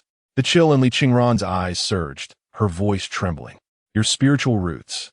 Lu Changtian hesitated, finally mustering the courage to continue. As you know, our junior sister has been frail and sickly, with a weak foundation, so we had to give your water spiritual root to her. But fear not, junior sister. I will do everything in my power to secure another singular spiritual root for you, even if it means exhausting my family's fortune to acquire one. Li Qingran bowed her head, her bangs casting a shadow over her features. Her hands, clenched into fists and then released, revealed a turmoil within her thoughts. 2 streams of tears cascaded down her cheeks, falling with a soft plop onto the ground. Outside the game, Chen Huai'an, who had witnessed the entire exchange, couldn't help but feel a mixture of amusement and disbelief. The inhabitants of Qishao Peak certainly knew how to play their games. Had they really severed Li Qingran's spiritual root for that insignificant junior sister? It was madness. Despite the torment she endured, it was evident that Li Qingran still held an affection for Qingyun's sect and Qishao Peak. She was a woman deeply rooted in nostalgia, remembering the kindness bestowed upon her by her fellow disciples and the teachings of the venerable Qingxian. Yet now, as her tears fell, it seemed that all those cherished memories were destined to shatter completely. Lu Chantian, I shall return to Qingyun's sect. Li Vingran liftet hergaze. Her tear-filled eyes betraying no emotion, only an icy stillness. Under the weight of her piercing stare, Lu Chantian felt a chill creep down his spine. He heard Li Qingran articulate each word with deliberate clarity. Tomorrow, I shall return to Qingyun's sect, solely to put the past to rest. Chapter 36. The Variety Show 2 in 1 Senior. Qingran has taken the initiative to return to Qingyun's sect tomorrow. After Lu Chantian's departure, Li Qingran returned to her room, bowing deeply to the ceiling, kneeling and unable to rise. Qingran is neither a stubborn fool nor one who clings to the favors of Qingyun's sect and Qishao Peak. Rather, they have become stumbling blocks on her path of cultivation. She must sever these ties personally to continue her training and fulfill the expectations of her senior. With her head bowed, her words were sincere. She understood that the Qingyun sect was a treacherous place, yet she felt compelled to venture forth. She was also acutely aware that her senior would not wish for her to return to Qingyun's sect, and such actions might even arouse suspicion from her mentor. Having already received so many blessings, returning to the sect would surely paint her as an ungrateful wolf. Therefore, she awaited her senior's opinion. If her senior urged her to return, she would comply. If not, she would remain where she was. Chen Huai'an pondered for a moment, then pressed down on the communication talisman, saying, "There is no need to worry. The one who unties the bell must be the one who tied it. Since this matter began at Qishao Peak, it shall conclude there as well. Handle it yourself. I have faith in you." Inside the small room, Li Qingran waited for a while before the ethereal voice resonated in her ears. Joy and sorrow arise, revealing the nature of abundance and emptiness. Every sip and peck is predestined. All has cause and effect, and thus one must bear the consequences. You may proceed. Li Qingran carefully contemplated Chen Huai'an's words. Her heart stirred, and she performed a deep bow, her previously hesitant gaze now resolute. Junior Qingran thanks the senior for the enlightenment. Before you go, I shall bestow upon you an item, came the reply. With a swish, a flying sword appeared on the table, its sheath as bright as the moonlight, its tassel crimson like fresh blood. This sword is named Su Xian, a top-grade magical flying sword. I see your previous sword has been broken. Take this for your protection.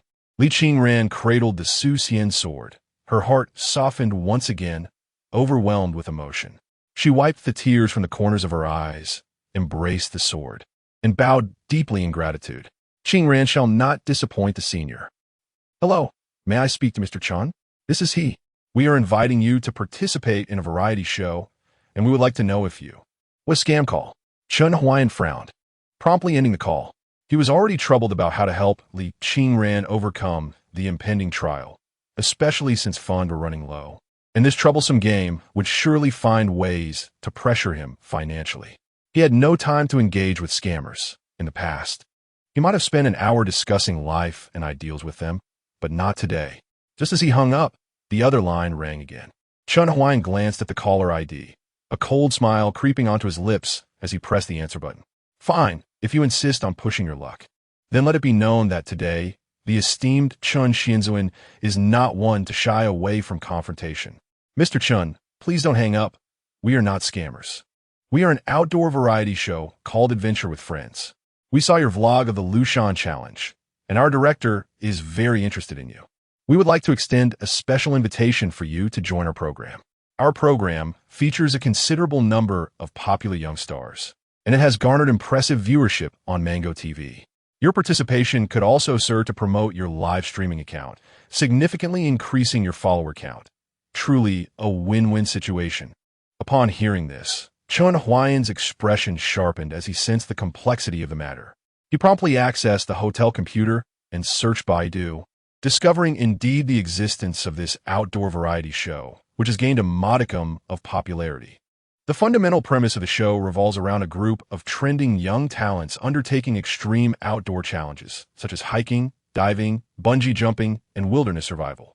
Such a format is particularly suitable for establishing personas for these celebrities. However, it is also likely that some pampered individuals may reveal their true selves during these outdoor trials. Yet, why would this show extend an invitation to him? After all, he is not a celebrity. With a sense of curiosity, Chen Huai'an opened his live streaming account. Only to be astounded, a casually edited vlog had amassed over 100 million views, with likes soaring past 7 million. The comments and private messages flooded in so densely that the system stuttered in refreshing them. What on earth? I become popular? He exclaimed, finally recognizing the surge in his follower count to 270,000. This is the age of the internet, he mused, shaking his head in disbelief. It is both a matter of timing and fate, as he finally comprehended why so many university students aspire to become internet celebrities. After all, working for a boss often leads to a dead end, while being an internet personality might offer a glimmer of hope. The beauty of the self-media industry lies in its vast scope, allowing individuals to pursue their passions. The potential for monetization brings joy to many. Even if financial gain eludes them, life does not seem entirely devoid of meaning. His vlog had numerous connections, one of which was the trending topic Lishan Fengshan Mirage. Experts have offered explanations, asserting that a film crew from a metropolis was shooting a drama and, through various atmospheric optical phenomena, projected this crew onto the peak of Lishan. To substantiate this claim, a filming crew for Lishan Fengshan was indeed mobilized in the metropolis. Upon glancing at it, Chen Huai'an concluded that this crew was hastily assembled. Although the imperial casting donned dark royal robes and possessed handsome features, the disparity in temperament was glaring. To put it bluntly, it was akin to comparing an eel to a true dragon. There was no basis for comparison. Other trending connections included calls for cancer awareness, urging compassion for cancer patients and the courage to face life. Upon reaching this point, Chen Huai'an understood. His live streams neither peddled goods nor solicited donations, and his vlogs did not rely on tragic narratives. They consistently embodied a spirit of positive resistance. This is not to imply that promoting products or fundraising is inherently wrong, as these avenues are crucial for many suffering from severe ailments to secure treatment funds. However, the audience has been inundated with such appeals, compounded by the prevalence of online fraud, which has nearly exhausted their sympathy. In this context, his videos and live streams emerged as a refreshing stream, swiftly overshadowing similar content from other creators, and with the platform's further support, it was only natural for him to achieve fame. His videos and streams had only been released for 3 days, with ample potential for further growth. The variety show had undoubtedly recognized this opportunity and sought to capitalize on the resulting traffic. What a farce of a double win. It seems they wish to deceive with empty promises. Indeed, it appears that capitalists are as unscrupulous as they come. I have no desire to partake in any variety show. Chen Huai'an promptly declined, stating, I merely wish to spend my remaining time in peace. The voice on the other end seemed to have anticipated his response, chuckling, Mr. Chen, who would refuse a chance for treatment. If you attend this variety event, we will compensate you with a fee of 500,000. 500,000. Chen Huai'an's eyes widened in astonishment. This sum will secure your participation for this season's events. We generally film 3 shows per quarter. And regardless of whether you appear again, this amount will be immediately transferred to your account upon your agreement and signature of the contract. After a moment of contemplation, Chen Huai'an recognized the magnitude of the offer. 500,000 is indeed a substantial fee, comparable to what many second- or third-tier celebrities receive. The organizers are clearly earnest in their pursuit of viewership. It is worth noting that many emerging artists often have to pay to appear on such shows, let alone receive a fee. What do you think, Mr. Chen? How does it sound? Chen Huai'an had always been a proponent of mutually beneficial arrangements, and a broad smile crept across his face. I find it quite agreeable. Could you elaborate on the nature of your program? We will be trekking up Tianmen Mountain, accompanied by a professional climber. In addition to yourself, we have invited 5 other celebrity guests of varying prominence, and you will be featured as a mysterious guest on this episode. If you consent, please add me on WeChat, and I will send the electronic contract right away. Consent? Absolutely. I revel in the aura of mystery. Chen Huai'an's lips curled into a sinister grin. After hanging up, he felt a sense of satisfaction. Upshadabing the Kingran, who was diligently meditating in the game, stirred a whirlwind of emotions within him. Although he had invested a considerable amount into this game, which might seem extravagant, without the motivation and opportunity it provided, he would have never attained the sum of 500,000. The sensational allure of capturing the mirage of Mount Feishan and challenging late-stage cancer on the mountain alone wouldn't have propelled him to fame. It was the combination of both, coinciding with his unfortunate fracture, that resulted in his remarkable popularity. Thus, it was only natural for a variety show to seek him out with such a lucrative offer. The interplay of cause and effect is truly remarkable. After signing the electronic contract and submitting his bank account details, witnessing the additional 500,000 in his account, a flicker of hope ignited within Chen Huai'an's heart. Who wishes to succumb to death when life is still a possibility? A mere 100,000 is but a drop in the bucket against cancer. Yet 500,000 presents a glimmer of opportunity, does it not? He immediately donned his clothing and hailed a cab to the hospital where he had previously undergone examinations. Following standard procedures, the attending physician performed a puncture re-examination. In the diagnosis room, Chen Huai'an and the doctor silently scrutinized the X-ray images on the computer, the atmosphere thick with tension. You truly only went for a trek up Mount Feishan and merely suffered a fracture? The doctor turned, his expression grave and brows furrowed. Indeed, I did nothing else. Chen Huai'an felt a sinking sensation in his heart as he beheld the doctor's countenance. Then I heard the attending physician exhale deeply. It was the first time I had encountered such a situation. He pointed at the X-ray, his tone filled with regret. In less than a month, your cancer cells have spread from your leg and pancreas to your entire body. Even tumors are beginning to form in your brain. Under normal circumstances, such a rate of spread is inconceivable. You must understand that the proliferation and dissemination of cancer cells require nutrients, akin to them acquiring an enormous supply of sustenance in an extraordinarily short period, resulting in an explosive multiplication. It is truly unprecedented and astonishing. Chen Huai'an, at a loss for words, remarked, "After all this, there is still no cure, is there?" The attending physician cast a complex glance at Chen Huai'an and sighed. "Young man, didn't you say you earned 500,000? Make the most of your remaining time and enjoy life. As long as you do not engage in illegal activities, pursue whatever brings you joy, and be sure to find happiness every day." Chapter 37. Ascending to the Qingyun sect, the words of the attending physician were unmistakably clear. In essence, they conveyed a grim message. My young friend, your days are numbered. Spend your money while you still can, lest you leave it for others upon your demise. With a heavy heart, Chen Huai'an returned to his hotel. The clock already passed 9 in the evening. Alas, the ability to earn wealth proved futile. This ailment could not be cured with riches alone. He logged into the game, noticing that Li Qingran had ceased her meditative respite, now gazing out the window, lost in the moonlit reverie. Surely, this young lady was also preoccupied with the uncertainties of tomorrow's developments. Yet, there was no need for her to fret. With 500,000 in her bank account, a substantial fortune within the realm of this game, the possibilities were boundless. A single celestial grade, universal restoration elixir cost merely 100,000. With 500,000, One might even procure the life of a nascent soul cultivator.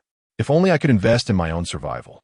Shaking his head, Chen Huai'an lamented the harsh reality that life was not a game, and no miraculous items awaited him beyond its confines.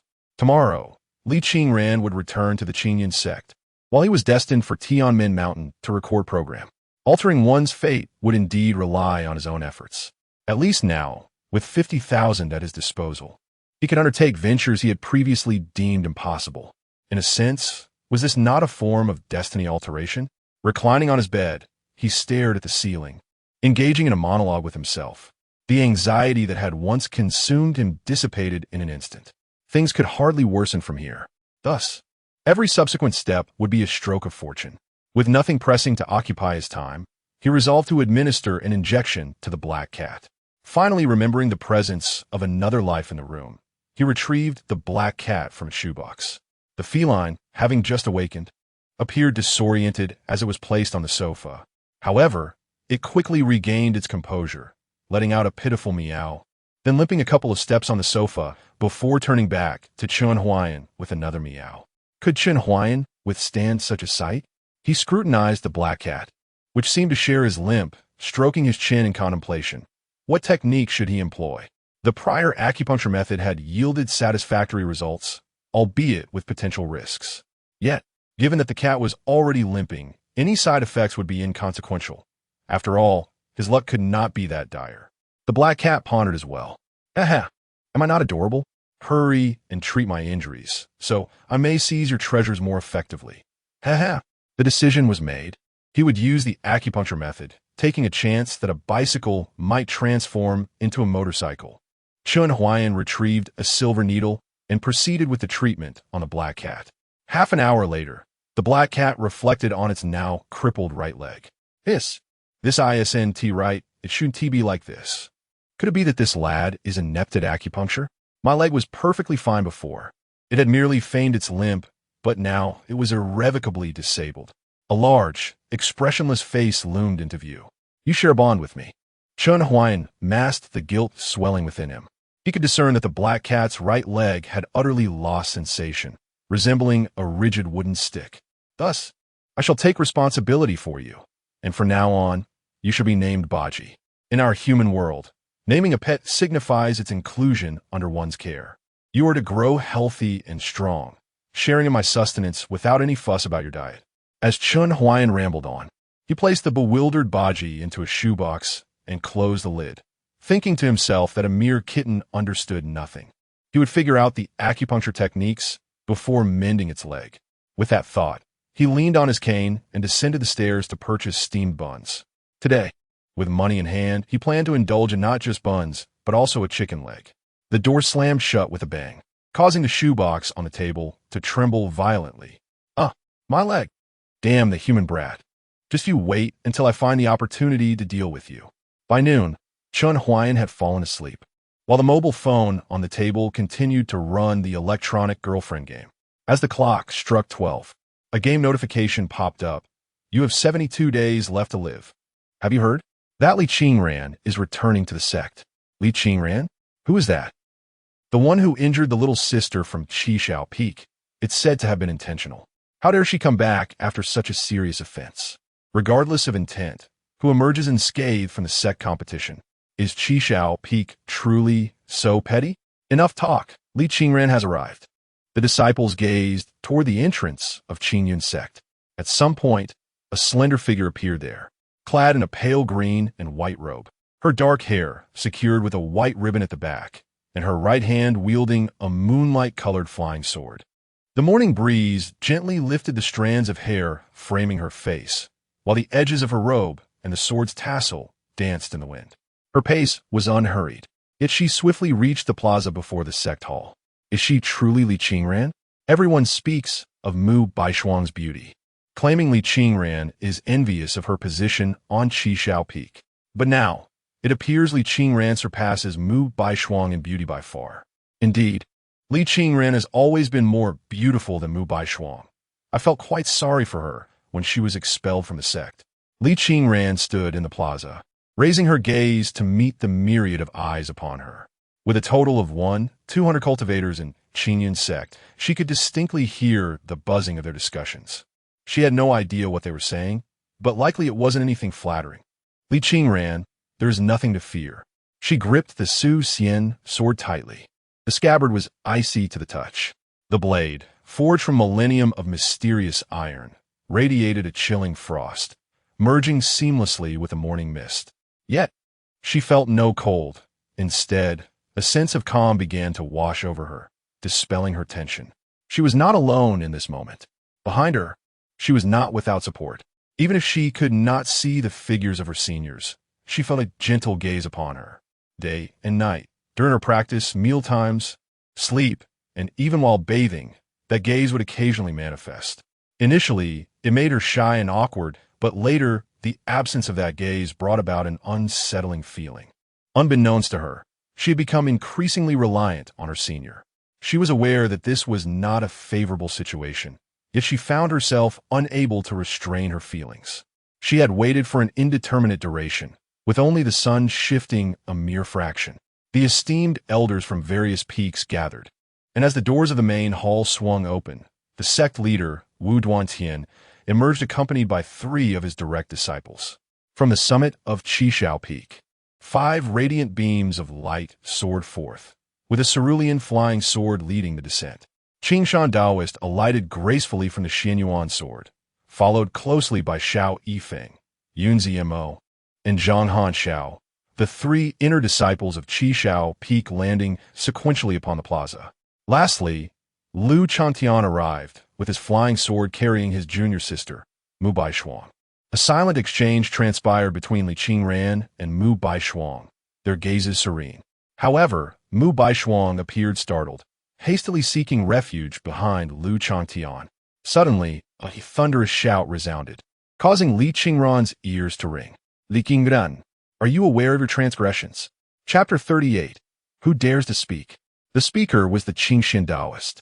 Li Qingran met his indifferent gaze with her own, coldly declaring, I, Li Qingran, am innocent.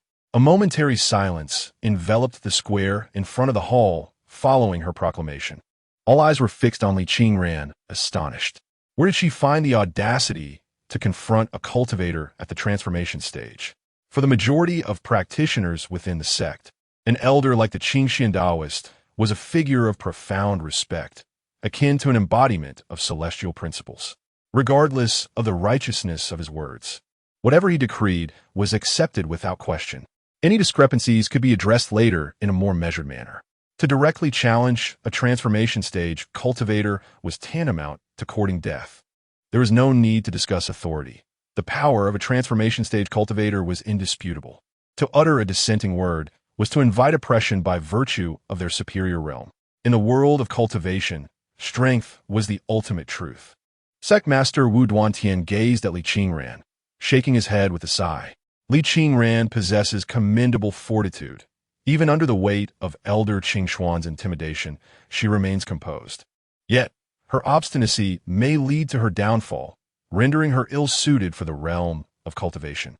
You claim innocence? The Qingxian Daoist, enraged, retorted with a mocking smile. Your defiance towards your superior renders you guilty beyond measure. Kneel before me. A tremendous pressure descended upon Li Qingran. Despite her determination, she found herself inexorably forced to her knees. At that moment, a gentle force enveloped her, lifting her knee and fortifying her spirit, enabling her to withstand the Daoist's oppressive might. It was the presence of her senior. A warmth spread through Li Qingran's heart as she realized her mentor had indeed arrived. However, there were 7 transformation stage cultivators and over a dozen nascent soul practitioners within the Qingyan sect. Should her mentor intervene on her behalf, it might spell danger for them both. She felt a sense of reliance on her senior, yet concern for their safety lingered in her mind. Qingran is foolish, bringing trouble upon her mentor. No witties. A cool voice resonated in her ear. As long as I am here, who dares to insult you? Meanwhile, in the game, Chen Huai'an was strikingly charismatic. Outside of it, however, he was utterly bewildered. 10 minutes earlier, as Li Qingran stepped into the Grand Hall, a series of notifications, just as Chen Huai'an had anticipated, appeared on the game interface. You have triggered main quest 1. 0. Assist Li Qingran in severing her ties with Qishao Peak and navigating this calamity. This quest is of extreme difficulty. Failure will result in your electronic girlfriend, Li Qingran, remaining at Qishao Peak, ultimately perishing in the dungeons. Please create your game character first. Chen Huai'an grimaced. Incredible. After spending tens of thousands. Only now was he prompted to create a character? This game had not even hinted at the possibility of character creation. He had assumed his avatar would merely be an ethereal entity, or, at best, a pair of hands.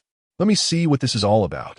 Chen Huai'an opened the character creation panel, discovering that the game's facial customization system was rather limited, allowing only minor adjustments to his current appearance. Fortunately, he was not displeasing to the eye. With a few tweaks, he could easily pass as somewhat ethereal in the realm of cultivation. He navigated to the hair section. Chen Huai'an's hand suddenly froze. He was astonished by the promotional offer for the ethereal, white-haired character reminiscent of Wei Wuxian, priced at merely 998 renminbi. A steal compared to the other options costing upwards of 9,998 renminbi. The game, which he initially thought would not engage in deceptive monetization, clearly had no qualms about being overt with its intentions. With over 100 shades of white hair available, alongside golden, red, silver, and a myriad of hairstyles, the allure was undeniable.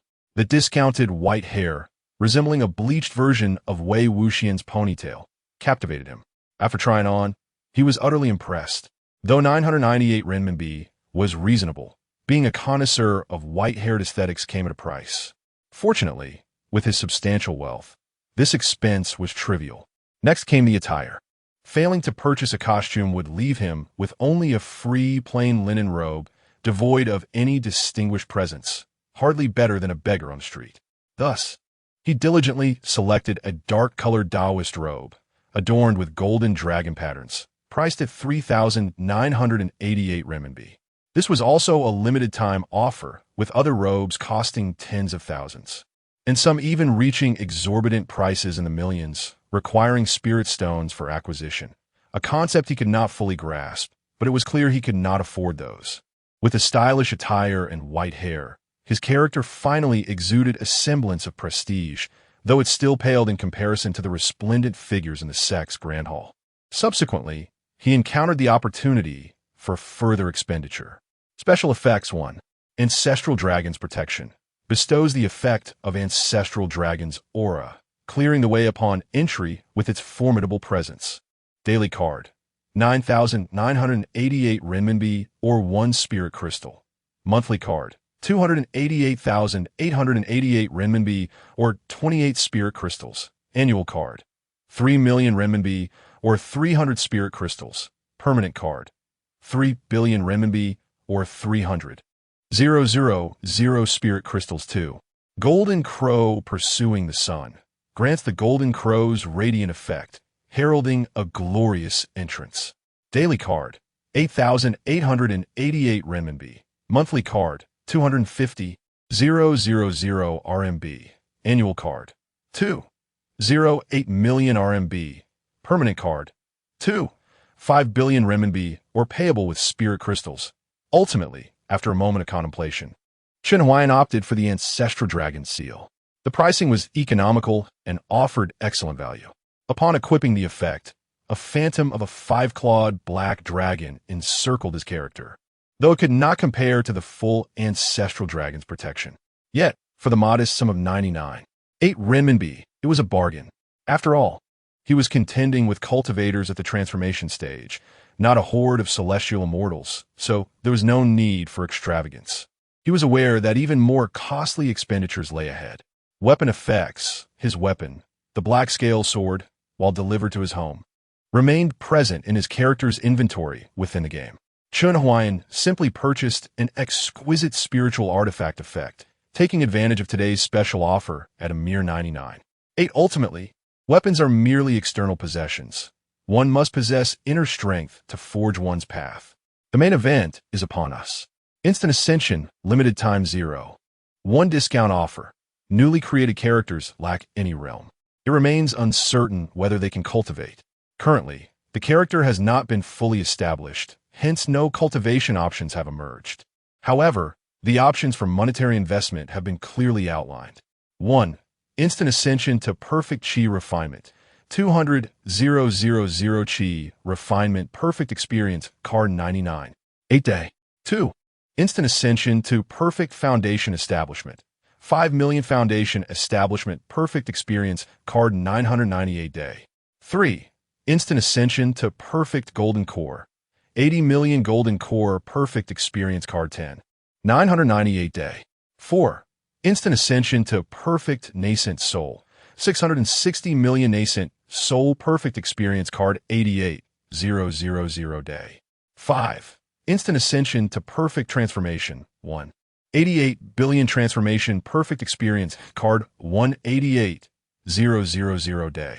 6. Other realms remain inaccessible. All the above can be paid with spiritual crystals, where one spiritual crystal offsets 10,000. Even a 0.1 discount, such prices are exorbitant. In the past, even when he was merely acquainted with electronic companions, or more recently, just before his hospital re-examination, encountering these absurd recharge options would have elicited a sardonic laugh, condemning the creators of the game down to their ancestral line. Yet now, he merely smiled calmly and selected the perfect transformation experience card. 188,000 vanished from his bank account. His character radiated divine light, a torrent of spiritual pressure cascading outward like ripples upon water. Just then, he overheard in the game the enraged voice of Chen Huai'an Taoist, mocking through gritted teeth. "Kneel before me. Kneel? For Li Qingran to kneel? Ah." Chen Huai'an pressed the communication talisman, a cold smile gracing his lips.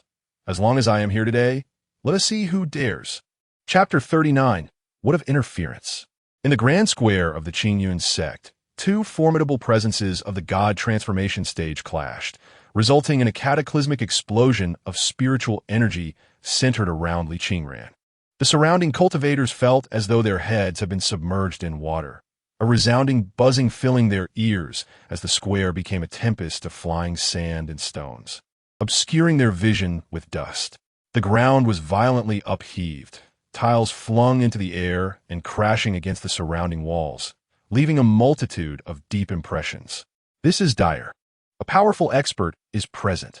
Wu Duantian's complexion paled as he turned to the elders beside him, urgently commanding, "Quickly, activate the protective formation of the sect to ensure the safety of our disciples." Understood. The two elders, recognizing the gravity of the situation, promptly set to work. However, their vigilance proved unnecessary, for the overwhelming pressure was directed solely at the disciples of Qi Shao Peak, particularly the proud Chen Huai'an Taoist. For the others, the oppressive aura felt merely like a gentle breeze, with even the flying debris veering away from their faces. Yet, the disciples behind Chen Huai'an Taoist were not as fortunate. The oppressive force from the two god transformation experts bore down mercilessly on Lu Changtian and his companions, forcing them to the ground, their faces turning a deep shade of purple. Yet not a single complaint escaped their lips. "Who dares to interfere in the affairs of my Qingyun sect?" Chen Huai'an Taoist's expression darkened. He was the mightiest entity in the sect, second only to the revered Qingyun ancestor. Even the sect leader Wu Duantian could not contend with him. Yet this mysterious figure, who had yet to reveal themselves, matched him in strength. Lu Changtian's earlier report of Li Qingran's acquaintance with a mysterious elder led him to suspect this was the same individual. He had anticipated that the elder might offer Li Qingran some assistance, but he never imagined this person would intervene so boldly for an ordinary disciple they barely knew. Did this individual not fear the multitude of Qingyun sect cultivators? "I have chosen to intervene. What of it? You." The audacity of these words nearly choked Chen Huai'an Taoist. Before he could gather his thoughts, the ethereal voice drifted through the air. "Li Qingran is no longer a disciple of Qingyun sect. I am merely accompanying her to settle a matter of causality, so let us remain calm." Cultivators hold a profound belief in causality. Any involvement with such matters is undoubtedly significant. Chen Huai'an Taoist furrowed his brow, inquiring, "What causality?" "Certainly, the cause lies with Qi Shao Peak and the effect with Li Qingran. I will not interfere in this matter, nor shall you, lest you wish to see me disregard the reputation of your Qingyan sect." As those words echoed, Chen Huai'an felt a surge of anxiety. If only he could attain the pinnacle of God transformation, he would not hesitate to cleave through them all with a single strike. If the elders were to confront him together, he believed a desperate self-detonation might suffice to eliminate them all, provided they did not flee. It seemed he must maintain the guise of a mysterious figure. As long as his identity remained concealed, they would struggle to locate him. Sustaining this air of enigma would ensure that Qingxian Taoist would think twice before making any rash moves. As for why Chen Huai'an is so certain of this, it is because he can perceive the fundamental information of the Qingxian Taoist. Qingxian Taoist, late stage of transformation, 651 years old, naturally suspicious, cautious in actions, proud and cold. Chen Huai'an embodies this very nature. He often presents a facade of joviality, yet in reality, he is scheming in the shadows. Once his vulnerabilities are provoked, he reveals to others the true essence of darkness. This is akin to a wolf in sheep's clothing. Seemingly innocent, yet profoundly perceptive, no one can outwit him. For he has been orchestrating his plans from the very beginning. He is a true strategist. It appears that the Qingxian Taoist shares similar traits. Therefore, until he uncovers the true identity of Chen Huai'an, the Qingxian Taoist will certainly remain compliant.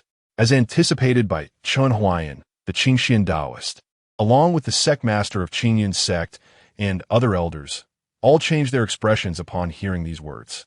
What does it mean to disregard the face of Qingyan sect?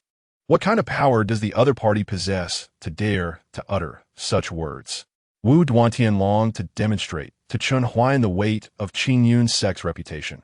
However, he was utterly unaware of Chen Huai'an's whereabouts. Following the trace of spiritual pressure yielded only an expanse of nothingness. Unable to gauge Chen Huai'an's strength, he could only grit his teeth and endure in silence. You all continue to investigate that person's location. He called upon two elders to devise a plan and simultaneously cast a calming glance at the Qingxian Taoist, subtly conveying, "Qingxian, the opponent is concealed while we are exposed. Without knowing the details, we must refrain from rash actions. That Li Qingran is merely a qi refinement practitioner. How much storm can she create? Let us observe for now." Upon hearing this, the Qingxian Taoist slightly nodded, retracting his oppressive aura, though his cold gaze remained fixed on Li Qingran. Li Qingran had brought an outsider to disrupt their mountain, causing disgrace to Qi Shao Peak. From this moment forth, no words from Li Qingran could earn his forgiveness. Even pleas from Lu Changtian and the others would be in vain. Did she still wish to join Qingyan sect's Qi Shao Peak? How absurd! A mere figment of delusion. At this moment, the Qingxian Taoist was still immersed in past versions, believing that Li Qingran still harbored thoughts of Qi Shao Peak. With Chen Huai'an's support, Li Qingran felt a greater sense of security. She took a few steps forward, approaching the people of Qi Shao Peak, completely ignoring the Qingxian Taoist's icy gaze. Her eyes swept over to Zhang Hanshao, and with a respectful gesture, she softly addressed him. "Fourth senior brother, I hope you are well." "Ah, Li Qingran, no wonder you dare to return to the sect so boldly. It seems you have found someone to back you up." Zhang Hanshao crossed his arms, a cold smirk playing upon his lips. "This is Qingyan sect. The elders and our master are present. Even a formidable outsider would not dare to stand up for you, would they? A mere Li Qingran is easily manageable. Indeed, a senior has been supporting me." Li Qingran did not deny it, but held her Su Xian sword, gazing directly at Zhang Hanshao, her tone indifferent. "Does the fourth senior brother still remember how, before I was expelled from Qingyan sect, you caused trouble everywhere under my protection? Accumulating debts? All those spirit stones were repaid by me. Without my assistance, your reputation would have long since been tarnished." Faced with public exposure, Zhang Hanshao felt blood rush to his face, stammering, "What are you saying? Do not slander me." "Slander you?" Li Qingran extracted a handful of promissory notes from her storage bag and coldly tossed them into the air. The notes fluttered down like snowflakes, an astonishing quantity evident for all to see. A chilling voice emerged from the swirling snow. "These notes are the evidence of the debts I helped you repay, initially intended to keep track of expenses. However, The speed of your troublemaking outpaced my record-keeping, and over the years, my share of spirit stones has been nearly depleted on your behalf. The gambling dens, treasure pavilions, and moneylenders can all attest to this. Zhang Hanxiao in the outside world is the illustrious fourth senior brother of Qishao Peak, the foremost disciple tasked by the sect. Li Qingran fixed her gaze on Zhang Hanxiao's flushed face and chuckled. But in reality, you are merely a parasite, leeching off my junior sister. Many disciples of Qingyun's sect have received one or two of these notes, the amounts inscribed on them shocking to behold. Almost all bore Zhang Hanxiao's seal, yet it was Li Qingran who was repaying the debts. As the crowd processed this revelation, murmurs of disbelief circulated. I never imagined senior brother Zhang was such a person. TSK, did you just realize? Last year, I lent him money and he still hasn't repaid it. I distanced myself from him back then. Li Qingran, your junior sister is truly remarkable. If only I had a sister like that, I would gladly live a century less. Taoist Qing Tian also reached out to catch one of the notes from the air, only to find it was a bill from the Zhuai Xian Tower, a place of ill repute frequented by Zhang Hanxiao. His vision darkened, and he erupted in fury. What insolence! Is this how I have raised you? To squander your junior sister's spirit stones on courtesans? He pressed his hand on the hilt of his sword, ready to draw it in anger. Yet, an unseen force of spiritual awareness swept over him. Have you forgotten my words? Sit down. The veins on Taoist Qing Tian's forehead throbbed as he stifled his rage and sheathed his sword. The surrounding gazes and whispers pierced Zhang Hanxiao's pride, leaving him feeling utterly humiliated. What of using his junior sister's spirit stones? After all, Li Qingran, with her lackluster talent, would never utilize such a vast amount. What was wrong with his usage? He would repay her eventually. It was all Li Qingran's fault for exposing his secrets. Zhang Hanxiao glared at the culprit standing 5 paces away, fury igniting within him. Li Qingran, you slander me. He drew his sword, his emotions settling into a cold resolve as he gritted his teeth. Wretched girl, dare you challenge me to a duel? If you lose, you shall kneel and apologize. If I lose, I will admit to the accusations against me. Do you dare? To twist the truth through intimidation. How fitting of the fourth senior brother's modus operandi. Li Qingran let her hands drop, her right hand gripping the sword hilt. Even if she were not his match, what of it? She had come here today, the sword's point directed at the past self who had been loyal and submissive to Qishao Peak.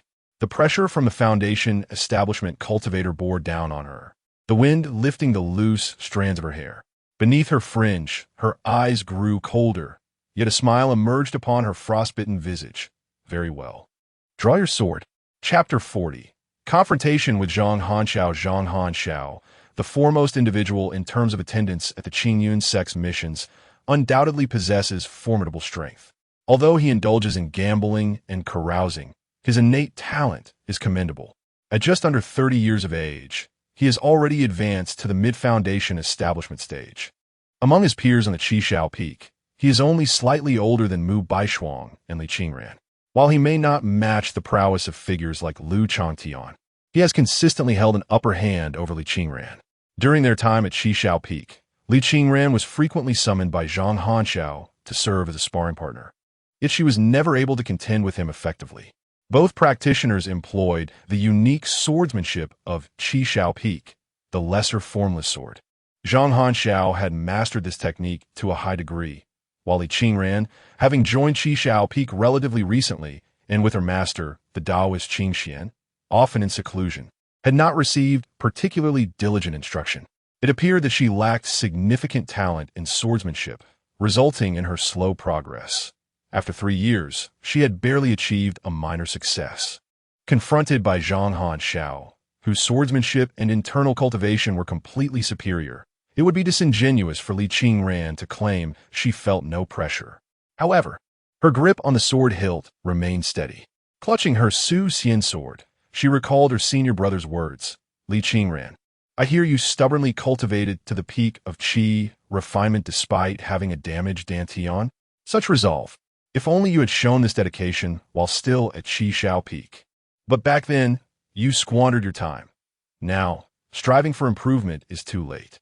Instinctively, Zhang Hanxiao reached for his flying sword, only to remember that his usual blade had been gifted to Mu Baishuang. Presently, he was left with a low-grade magical weapon, one so dull that he often used it to chop vegetables. He pursed his lips, but ultimately drew that sword, deeming it sufficient to face Li Qingran. Li Qingran, I am at the mid-foundation establishment stage. Engaging you at my current strength would be an unfair victory. Therefore, I shall suppress my cultivation to match your qi refinement peak, Zhang Hanxiao declared, pointing his sword at Li Qingran with an air of arrogance. Not far away, Taoist Qing Xian couldn't help but twitch his lips, his expression darkening further. This fool Zhang Hanxiao, with Li Qingran's dantian damaged and lacking a spirit root, even if he suppresses himself to the peak of qi refinement, it would still not be a fair match. He should at least limit himself to the 5th or 6th layer of qi refinement for it to appear equitable. How did I ever allow such a foolish child to join Qi Shao Peak? Wu Duantian, well acquainted with Taoist Qing Xian, noticed the elder's face turning as dark as a pot bottom. He surmised that this incident would likely lead Zhang Hanxiao to a period of reflection at the Wall of Regret for half a year. In response to Zhang Hanxiao's provocation, Li Qingran remained silent. With her sword drawn, she moved with the swiftness of a startled swan, her blade flashing like lightning as she advanced toward Zhang Hanxiao. Junior sister, your first move, startling the branches, lacks the necessary finesse. Zhang Hanxiao laughed heartily, leaping into the air and executing a downward slash with his sword. In the air, 3 sword phantoms coalesced, launching the ruthless technique of the lesser formless sword, solitary wild goose shadow. As Li Qingran gazed upon the 3 illusory sword images, she recalled the countless times she had fallen victim to this very technique. Yet today, it felt as though it would not pose such an insurmountable challenge. Despite suppressing his realm, Zhang Hanxiao's mastery of swordsmanship remained formidable, yet to her, it appeared to move at a languid pace. Was this the result of an extraordinary dantian? The uncertainty swiftly transformed into conviction. An exceptional dantian, exceedingly rare, was coveted even in ancient times. How could it lack its own peculiarities? As her thoughts raced, Li Qingran discerned the tangible shadow of Zhang Hanxiao, their swords clashing with a resonant clang. The smug expression on Zhang Hanxiao's face froze. He was aware of Li Qingran's weaknesses and had launched an unassailable killing move. Alas, his attack fell short. On the ground lay a severed sword. He looked down, astonished to see that his weapon had been reduced to a mere half. A low-grade magical artifact, shattered in a single strike. Zhang Hanxiao gazed at Li Qingran, just a few steps away, who stood resolute with her sword, the flying blade emanating a chilling aura, its edge as dark as the midnight sky, its hilt as luminous as the moonlight, with a crimson tassel fluttering in the wind. This sword could not possibly belong to Li Qingran. Its quality was undoubtedly superior. Sect Master Wu Duantian squinted. If he was not mistaken, this sword was at least a top-tier magical artifact, its icy essence cascading like a waterfall, among the finest even within the realm of superior magical artifacts. With further cultivation, it could easily develop a hint of sentience, transforming it into a spiritual weapon. Qing Xian Daoist maintained a stern countenance, his fingers caressing the sword's hilt, his teeth grinding audibly, wishing fervently to rush forth and strike down Zhang Hanxiao with a single blow. Previously, he had deemed Zhang Hanxiao's victory shameful. Now, witnessing the shattered sword in Zhang Hanxiao's grasp, he felt even more embarrassed.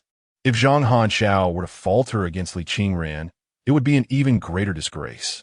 One could argue about the nature of magical artifacts, but weapons were indeed a portion of a cultivator's strength. Yet this sword was undeniably beyond the norm. For those in the god transformation stage, such quasi-spiritual artifacts were common. However, for cultivators in the Qi refinement, foundation establishment, or even golden core stages, such top-tier quasi-spiritual artifacts were treasures. Bestowing such a premier magical artifact upon a nascent Qi cultivator? What connection did the enigmatic figure have with Li Qingran to extend such generous aid? Or was it that, for this individual, a mere top-tier magical sword was inconsequential, easily given away without a second thought for resource expenditure. Qing Xiandao's mind was in turmoil, while the battle in the courtyard had taken a swift turn. Deprived of his weapon, Zhang Hanxiao dared not confront Li Qingran head-on. The advantage of the flying sword compensated for any shortcomings in her sword techniques, and as Zhang Hanxiao struggled to deplete Li Qingran's spiritual energy, he found his own reserves dwindling rapidly. How could this be? In the past, her spiritual energy would have been exhausted long ago. Gazing at Li Qingran, who radiated formidable energy with no sign of fatigue, Zhang Hanxiao's resolve wavered, causing him to momentarily lose focus. Such distractions during battle were perilous. Seizing the opportunity, Li Qingran altered her attack, her previously cautious approach transforming into a fierce onslaught. Her garments billowed, graceful as a butterfly. The ninth style of the minor wuxiang sword, dancing shadows of the trees. With a flick of her wrist, the sword transformed into a dazzling array of sunlight filtering through the leaves, resembling countless shards, each one aimed precisely at its target. Li Qingran felt an unmistakable change within herself. The dancing shadows of the trees was the most challenging move of the lesser wuxiang sword technique, one she could never have executed effortlessly in the past. Yet today, it flowed with remarkable ease. The extraordinary elixir not only enhanced her spiritual energy's purity and reserves, but also elevated her comprehension. Contemplating this, warmth flickered in Li Qingran's eyes. The rarity of such a pill is evident. Yet, her senior had bestowed it upon her solely to aid in the restoration of her dantian. It was possible that the divine elixir was of use to her senior as well, yet it was still given to her. Senior, I shall not disappoint you. Li Qingran, do not become greedy. Zhang Hanxiao, cornered and enraged, felt his fury reaching its zenith. He ceased to suppress his cultivation, forming hand seals as his realm reverted to the mid-foundation stage. And Li Qingran's sword was ready. The blade gleamed like a shadow, scattering golden light across the heavens. With a piercing scream, Zhang Hanxiao's body was sent hurtling backwards, rolling in a cloud of dust, his chest and limbs riddled with numerous sword wounds, blood gushing from them.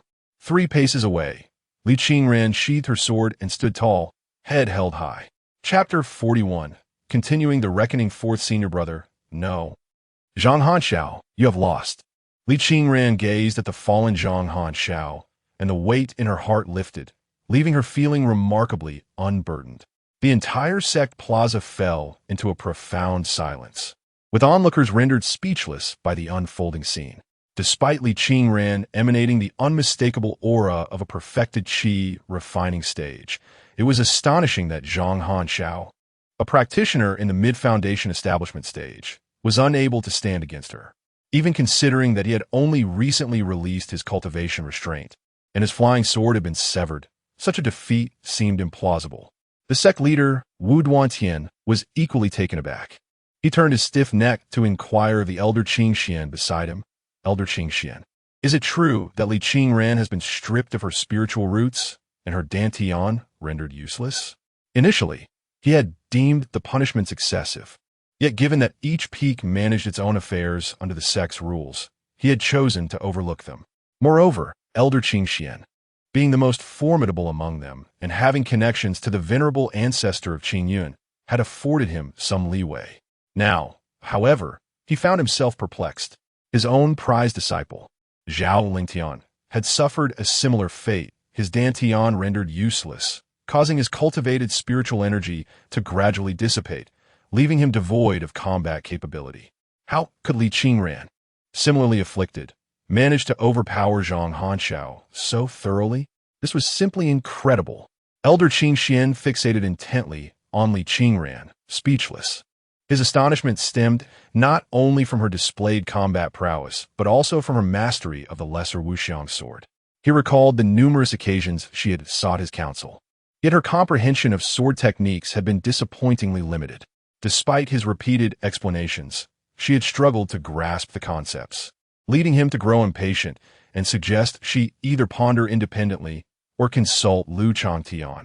When she departed from Qishao Peak, her understanding of the lesser wuxiang sword was merely at a rudimentary level.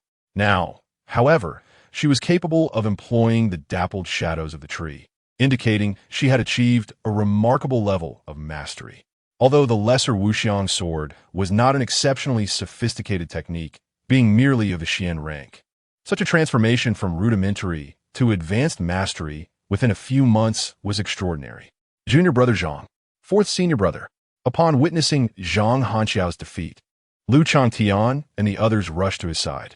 Yun Zimo supported Zhang Hanxiao's upper body, while Xiao Yifeng produced healing elixirs, assisting him in regulating his energy. Mu Baishuang, her eyes glistening with tears, wept on Zhang Hanxiao's chest. Senior brother, it's all my fault. I'm sorry, I shouldn't have taken your sword. If you had that sword, you wouldn't have been injured so severely. Yet within her heart, she mused.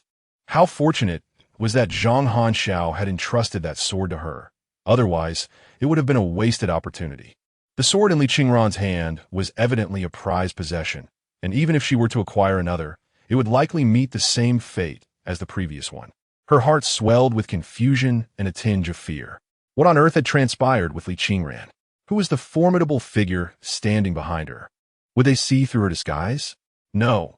Her true identity must remain concealed at all costs. With the young master's lifespan dwindling, she had to exert every effort to secure a glimmer of hope for him. Once he broke through his bottleneck and re-established contact with the sequestered ancestor, they would still have a chance to rise once more. Mu Baishuang secretly admonished herself to act discreetly, promptly rising from Zhang Hanxiao's side and lowering her head, feigning tears as she concealed herself behind Lu Changtian. Li Qingran, you are being rather excessive, Lu Changtian declared, his expression stern, no matter what. Zhang Hanxiao was once your senior brother. How could you strike him with such malice? Malice? Li Qingran shrugged, shaking her head. I am merely at the pinnacle of qi refining, not at the peak of foundation establishment. It is already my utmost limit to injure him. Do you truly believe I could render him grievously wounded and unconscious? Lu Changtian opened his mouth, momentarily at a loss for words. He turned once more to observe the unconscious Zhang Hanxiao, who appeared flushed like a brick, clearly aware that this junior brother was merely feigning unconsciousness. Although his external injuries were indeed severe, they were not sufficient to induce true unconsciousness. He simply refused to accept the reality of being bested by Li Qingran. Li Qingran, has her dantian been restored? The previously silent Qing, Xian Daoist, suddenly interjected. The other direct disciples of Qi Shao Peak were taken aback, fixating their gazes on Li Qingran, while Mu Baishuang peeked out from behind Lu Changtian. Thanks to the compassion of my senior, I have managed to restore my dantian, Li Qingran replied, brushing her hair behind her ear, one hand resting on her sword sheath, her gaze lowered to her toes, two blushes creeping up to her ears, revealing a stark contrast to her previous demeanor of calmness. Yet, everyone's attention was drawn to her words, oblivious to her girlish demeanor, save for Mu Baishuang, who narrowed her eyes. Women are most discerning of other women. She was unaware of what had transpired with Li Qingran during this time, but she could discern that Li Qingran had developed some peculiar feelings for that enigmatic cultivator. The troubling aspect was whether that cultivator's ambition also extended towards Li Qingran's Taiyin physique. With her current strength, how could she compete for something against such an ancient fiend? Mu Baishuang bit her lip, her mind racing as she conceived a plan. Sister Qingran, she timidly emerged from behind Lu Changtian, saying, I previously heard my master mention that restoring the dantian requires an exceedingly rare elixir known as the Hunyuan Batian pill. This elixir has been lost to time, and only it can mend the dantian. What I wish to inquire is whether your dantian has truly been restored. But do be wary of those with ulterior motives. They might create a false impression for you while coveting something else of yours. Silence. Before Mu Baishuang could finish her sentence, a wave of fierce killing intent surged forth, silencing her words.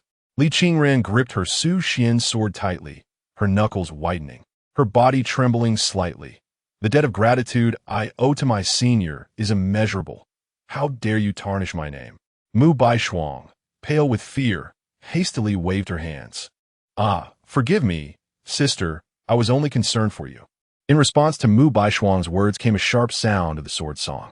Li Qingran, her head bowed, a strand of hair lifting, had already unsheathed her Su Xian sword. A beam of sword light shot towards Mu Baishuang, unyielding and aimed directly at her throat. Mu Baishuang remained motionless, simply closing her eyes in a state of despair. She was aware that someone would act before her, thus concealing her true nature. With a resounding clang, the sword was indeed parried. Mu Baishuang opened her eyes to find Yun Zimo, the third direct disciple of Qi Shao Peak, standing before her. Li Qingran exchanged glances with Yun Zimo, who had once shielded her, but now regarded her with a gaze filled with animosity and disdain. How ironic. Yet, it mattered little now. She no longer needed to concern herself with such things. She need not live for anyone else. She was simply herself, Li Qingran.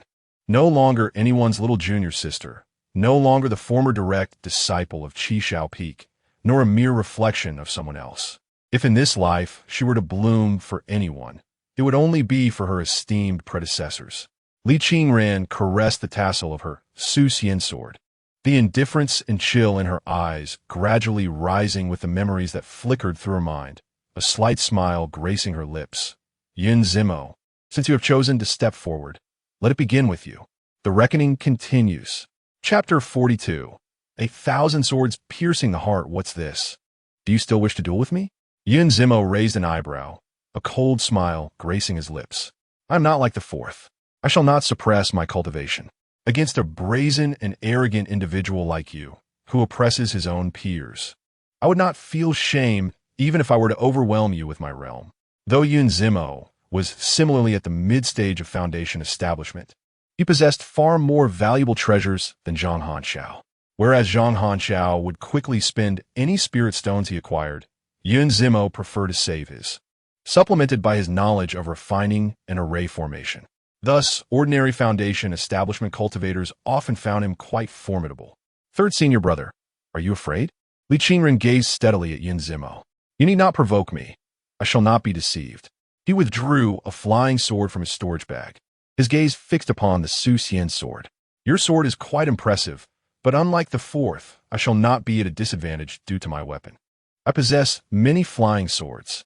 Li Qingran, however, chose to remain silent, instead bowing respectfully to Master Wu Duantian, declaring loudly, Master Wu. The Qingyun sect upholds the principle that goodness cannot be falsely accused, and evil cannot thrive. Slandering others and colluding to harm one's fellow disciples is a grave offense. Is there any truth to this matter? Wu Duantian, preoccupied with thoughts of restoring his dantian, took a moment to comprehend Li Qingran's sudden inquiry before replying. There is indeed such a matter. What do you wish to imply, Li Qingran? I have not slandered you. A fleeting glimmer of panic crossed Yun Zimo's eyes. Yet, he believed he had handled the situation well. Even if questioned, he could simply deny the allegations. What evidence could Li Qingran possibly produce? Casting a sidelong glance at Yun Zimo, Li Qingran pressed on. What punishment should be imposed? Wu Duantian narrowed his eyes, stroking his beard as he replied. For slander and defamation. If the circumstances are minor, the law enforcement hall may issue a verbal warning. Should the offense be repeated, the perpetrator would be exiled to the cliff of reflection for colluding to harm a fellow disciple. If the allegations are substantiated, the punishment should be the removal of the tongue, blinding, and pouring molten iron into the ears, with no treatment for a month, as a form of punishment. Though such brutal punishments might not be irreparable for cultivators, the agony endured would be no less severe. Coupled with a month of silence, darkness, and solitude, the torment could rightly be deemed a severe punishment. Upon hearing this, Li Qingran performed another bow. Yun Zimo, the third direct disciple of Qi Shao Peak, has conspired with an outer sect elder to slander and persecute his fellow disciples. As a prestigious sect, Qingyun cannot possibly overlook such matters, can it? At these words, many present turned pale. Although Li Qingran did not explicitly state it, everyone understood the implication behind his words. Yun Zimo appeared outwardly furious, yet his clenched fists betrayed his inner tension. The outer sect elder Wang Chuan glared at Li Qingran with malevolence, as if eager to devour him alive, while several outer sect disciples averted their gazes, instinctively retreating behind the crowd. How dare you commit such an act? The Xinyuan Taoist slammed his palm on the table. drawing his sword and pointing it at Yin Zimo, his eyes wide with rage, his hair, black and white, blown by the pressure he exuded, resembling a lion with its mane on end. Enough. Sit down. In the void, a consciousness swept through, its tone leaving no room for dissent. The Taoist Qin Xian gritted his teeth, inhaling deeply 3 times before sheathing his sword. Since this enigmatic cultivator had assisted Li Qingran in restoring her dantian, it was evident that he was the one who had refined the divine elixir at that time. Such a being was undoubtedly at least on the path of the Tao, someone beyond his reach, and the same could be said for all the elders present. The only exception would be if the elder Qingyun were to emerge from seclusion. However, the elder Qingyun was in retreat to break through his bottleneck, and disturbing him would be unwise. He had no choice but to endure. Taoist Qin Xian made every effort to quell the anger surging within him. Wu Duantian's expression turned grave. As the saying goes, if the people do not raise a complaint, the officials will not investigate. If Li Qingran remained silent, he would forever remain oblivious to the matter. Yet, since Li Qingran had spoken up, the situation had escalated considerably. Under ordinary circumstances, out of respect for Taoist Qin Xian, he would have chosen to mediate or settle the matter privately. However, today, Li Qingran stood backed by a formidable presence whose exact position had yet to be determined. Did he dare to dilute the issue? Furthermore, this matter was fundamentally a concern for both the Qishao Peak and Taoist Qin Xian. On a typical day, Taoist Qin Xian hardly regarded him, the sect leader, highly. Today presented an opportune moment to subtly reprimand Taoist Qin Xian, while simultaneously showing respect to Li Qingran's mysterious ally. He was even contemplating aiding his direct disciple, Zhao Lingtian, in restoring his dantian. Yin Zimo, is what Li Qingran claimed indeed the truth? Wu Duantian's icy gaze bore down on Yin Zimo, his aura of late-stage transformation locking on him. Under the piercing scrutiny, Yin Zimo felt a chill creep down his spine, fully aware of the consequences should this matter erupt. Yet, lacking evidence to counter Li Qingran's claims, he stubbornly retorted, I implore the sect leader to discern clearly. I have never committed such an act. Li Qingran is slandering me. Wu Duantian, perceiving the facade of strength masking Yin Zimo's trepidation, gleaned a clearer picture of the situation. He then turned his attention to Li Qingran. As the sect leader of Qingyun's sect, should you find yourself expelled due to this incident, I shall certainly seek justice for you. However, all matters must be substantiated by evidence. Do you possess any proof? Justice? Li Qingran found the notion laughable. The justice Wu Duantian spoke of was not intended for her, but rather for the elder behind her. Without the elder's protection, she would gain nothing today. Naturally, I possess evidence, she asserted. I had been expelled from the sect, and before I descended the mountain to gather my belongings, I approached a fellow disciple and offered him 1,000 low-grade spirit stones to reveal the mastermind behind this. He believed I would soon no longer be a member of Qingyun's sect and, enticed by the spirit stones, divulged everything. That disciple even swore to me under heaven that he would never speak of this matter lest. Li Qingran's gaze sharpened as she lifted her eyes to meet Wu Duantian in the assembly of Qishao Peak. In truth, she could have exposed Yin Zimo long before her expulsion. However, at that time, she clung to a glimmer of hope, fantasizing about the bonds of camaraderie and dreaming of a day when she could return to Qishao Peak, reconciled with her peers. It was only when she was cast into a dilapidated hut by Zhang Hanxiao that she realized those of Qishao Peak were no longer worthy of her expectations. Senior, Qingren will not let you down. Her eyes darkened slightly as she mentally recited her vow. The pain of the past poured forth with each word she uttered. Otherwise, I shall endure the torment of 1,000 swords piercing my heart. As the words fell, a phantom sword pierced through from behind, striking her with a swift and fatal grace. Li Qingran's complexion turned ashen, a trickle of blood escaping from the corner of her mouth, cascading down her chin in a disheartening rhythm. Her trembling hand rose, attempting to shield her chest from the ethereal blade that had penetrated her, her body swaying perilously, barely upheld by her right hand propped against the sword. More swords descended from the void, embedding themselves into her form. The intense agony felt like a legion of insects gnawing at her nerves. With a muffled gasp, torrents of blood erupted from her mouth, streaming from her orifices and splattering onto the tiles below, leaving a haunting tableau. Yet, she remained eerily silent. The square before the Qingyun sect was shrouded in an oppressive stillness. All gazes were fixated upon this harrowing scene, hearts trembling in unison.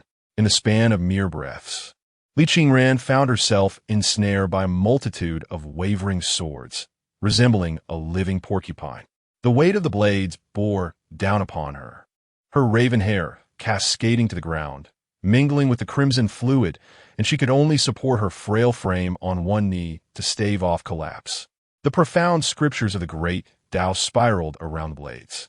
1,000 swords pierced her heart, the solemn vows of the Tao manifesting before the eyes of the onlookers. Chapter 43. Are you satisfied? Help! Quickly, someone save her. No, the game did not indicate any plot twist involving a female protagonist.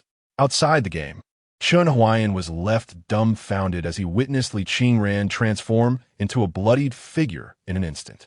For a fleeting moment, he pondered whether he had not invested enough. He frantically jabbed at the screen, causing the already cracked surface of his phone to splinter further. Sweat trickled down his cheeks, and, at that moment, Chen Huai'an earnestly awaited the system to present a recharge option. The disciples of Qingyun sect stood in stunned silence. Among the crowd, a disciple went pale with disbelief. He could never have imagined that Li Qingran would use the great Tao oath as a means to prove herself. That was a torment akin to being pierced by 1,000 swords. A moment's inattention could cast a shadow on one's path of cultivation, making it nearly impossible to advance further in their realm.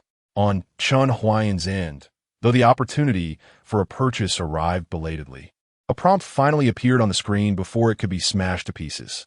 Would you like to recharge 18? 8 to purchase a celestial grade by Yu Zhao Hua Dan to heal Li Qingran? Without a moment's hesitation, Chen Huai'an closed his eyes and confirmed the purchase, oblivious to the surprisingly reasonable sum presented by the system this time. In the Songyun realm, at the plaza in front of Qingyun Sect's hall, Li Qingran, nearly fainting from pain, was suddenly supported by an unseen force. Then, the onlookers beheld a brocade box materialize from the void behind her. As the box opened, a jade-colored pill emerged, releasing an intoxicating aroma that filled the air. The nearby disciples felt their spiritual energy surge slightly, and the wounds that had yet to heal began to itch, while those farther away felt invigorated and refreshed.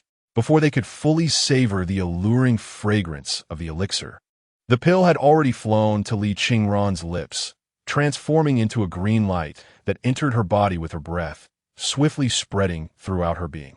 The Bai Yu Zhao Hua Dan. It must be the Bai Yu Zhao Hua Dan. The sect leader, Wu Duantian, was the first to react.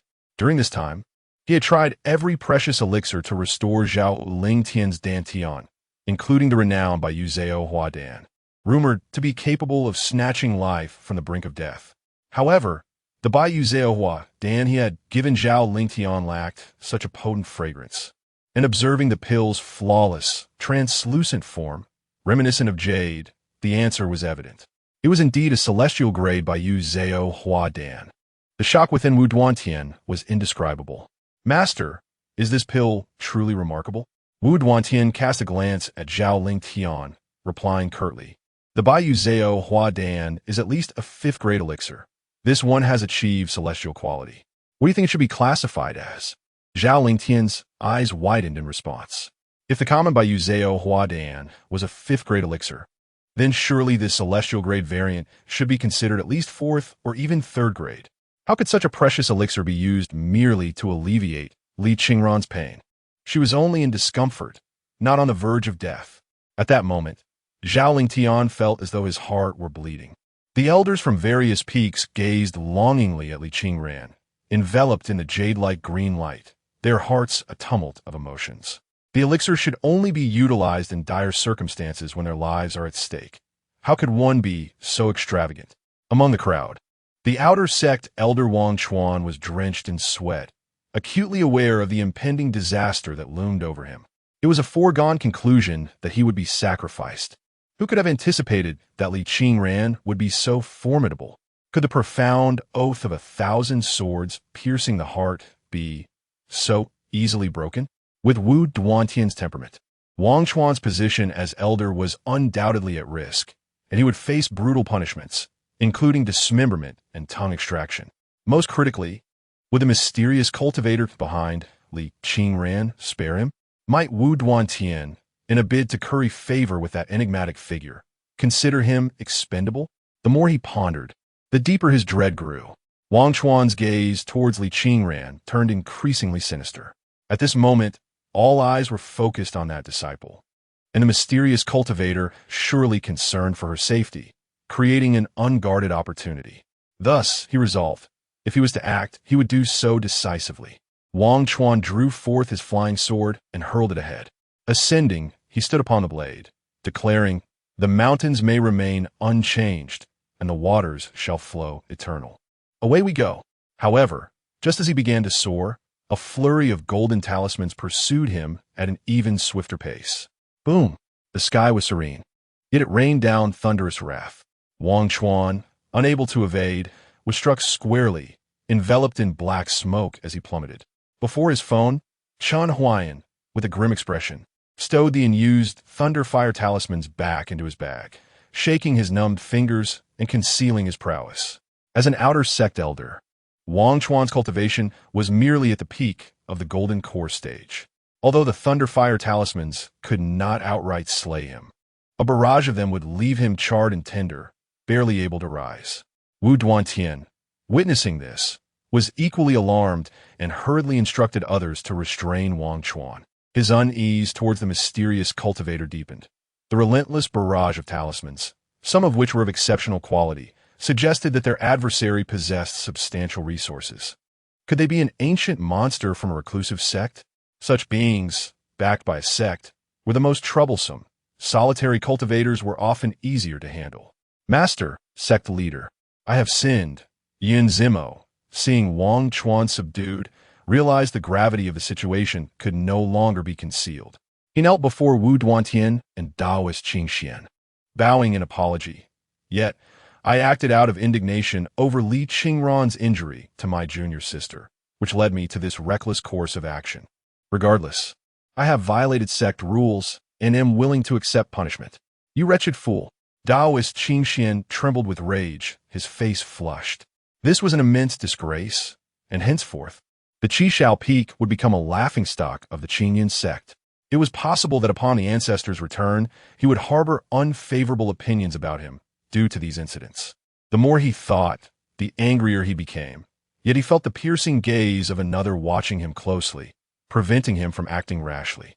Taoist Qingxian vowed he had never felt so humiliated in his life. Indeed, without Wang Chuan's involvement, this matter could not have transpired. He is the crux of the issue, Wu Duantian mused, stroking his beard with narrowed eyes. Yin Zimo's heart soared at these words. Since the sect leader indicated that the primary punishment would fall upon Wang Chuan, his own consequences would surely be mitigated. Then Wu Duantian commanded in a resonant voice, "Elder Wang Chuan of the outer sect has maliciously framed and defamed his fellow disciples, an act of the utmost depravity.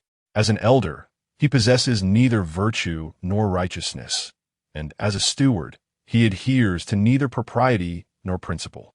Henceforth, he is stripped of his elder title, subjected to the punishment of having his eyes gouged, tongue severed, molten iron poured into his ears, and sent to the cliff of reflection for 6 months of penance. Yin Zimo, the direct disciple of Qishao Peak, shall suffer the same fate, his eyes gouged, tongue severed, molten iron poured into his ears, and he will be confined to the cliff of reflection for 3 months. Considering his willingness to admit his faults, his daily meals will include 2 additional leaves of vegetables. As for the other disciples implicated in this matter, they shall all be dispatched to the cliff of reflection for solitary meditation." Upon hearing this, Yin Zimo's face paled dramatically. Was this not merely a reiteration of the punishments? Moreover, the duration of penance had been extended. "Master, please. I shall be ruined if this continues. Master, could you intercede on my behalf?" Yun Zimo crawled desperately to the feet of Taoist Qing Xian, only to be kicked away, rolling until he lay unconscious at the edge of the square. Master, the third junior brother has already recognized his mistakes. Lu Chantian had not anticipated that Li Qingran's expulsion from Qingyun's sect was a conspiracy. Yet, witnessing Yun Zimo's pitiful state, he felt a pang of compassion.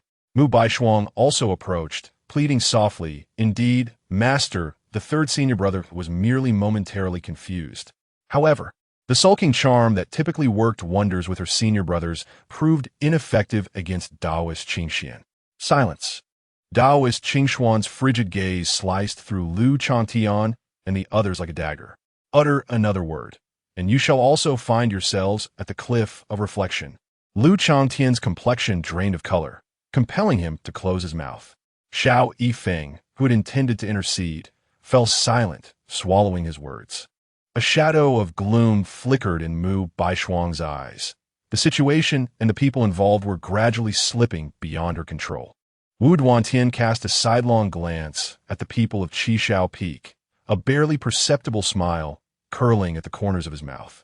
His gaze shifted to the now conscious Li Qingran, and he spoke in a gentle tone. "Qingran, are you satisfied with the resolution I have rendered?" Chapter 44. Decisive Action. The exquisite by Yu Zhao Huai'an is revered not solely for its remarkable ability to heal wounds, but also for its capacity to alleviate pain. In moments of life and death, a cultivator may find that the most perilous aspect of their condition is not the injury itself, but rather the debilitating torment it inflicts. The Celestial Gray by Yu Zhao Huai'an effectively nullifies all suffering, rendering even the excruciating pain of 1,000 swords piercing the heart almost negligible. Li Qingran gazed at the ethereal azure light enveloping her, gently grasping her wrist with her left hand, her eyes cast downward. She was acutely aware that, unwittingly, she had accrued yet another debt of gratitude to her predecessor. However, the weight of her obligations had grown so burdensome that she no longer knew how to repay them. "Predecessor, Qingran, no need to worry. It is merely a pill. Focus on the matter at hand." A resonant voice echoed softly in her ear, audible only to her. "Qingran, are you satisfied with the verdict rendered by this sect leader?" Li Qingran lifted her gaze to meet Wu Duantian's eyes. In her peripheral vision, she noticed that Yun Zimo was being restrained by 2 disciples, on the verge of being taken to the law enforcement hall for punishment. Indeed, even the torment of having one's eyes gouged out, one's tongue severed, or molten iron poured into one's ears would pale in comparison to the suffering she had endured. Without her predecessor's intervention, Wu Duantian would likely have offered Yun Zimo a mere slap on the wrist, as a favor to the esteemed Qing Xindaoren. Though she ought to have been unyielding, the thought of her predecessor standing behind her brought her solace. The sect leader, known for his sagacity and sense of justice, naturally commanded her respect. Li Qingran performed a deep bow, signifying her satisfaction with his decision. "Stop!" A dispassionate command resonated through the void. "Qingran is satisfied, but I am not." Wu Duantian's smile faltered, his hand frozen mid-grasp of his beard. Unsure whether to lower it or raise it, he cautiously addressed the void. What do you believe should be done?" "Why, of course, immediate punishment." Chen Huai'an, seated cross-legged upon the sofa, forcefully stroked the cat's head with his left hand while pressing a communication talisman with his right, chattering away. "Who knows whether your methods of punishment in the law enforcement hall are genuine or merely a fade? I cannot witness it myself. Seeing is believing. Hearing is deceiving." After a brief silence, a transcendent voice emerged from the void. "Punishment does not shield kin. Law does not spare affection. If the consequence is not visible to the masses, it fails to serve as a deterrent.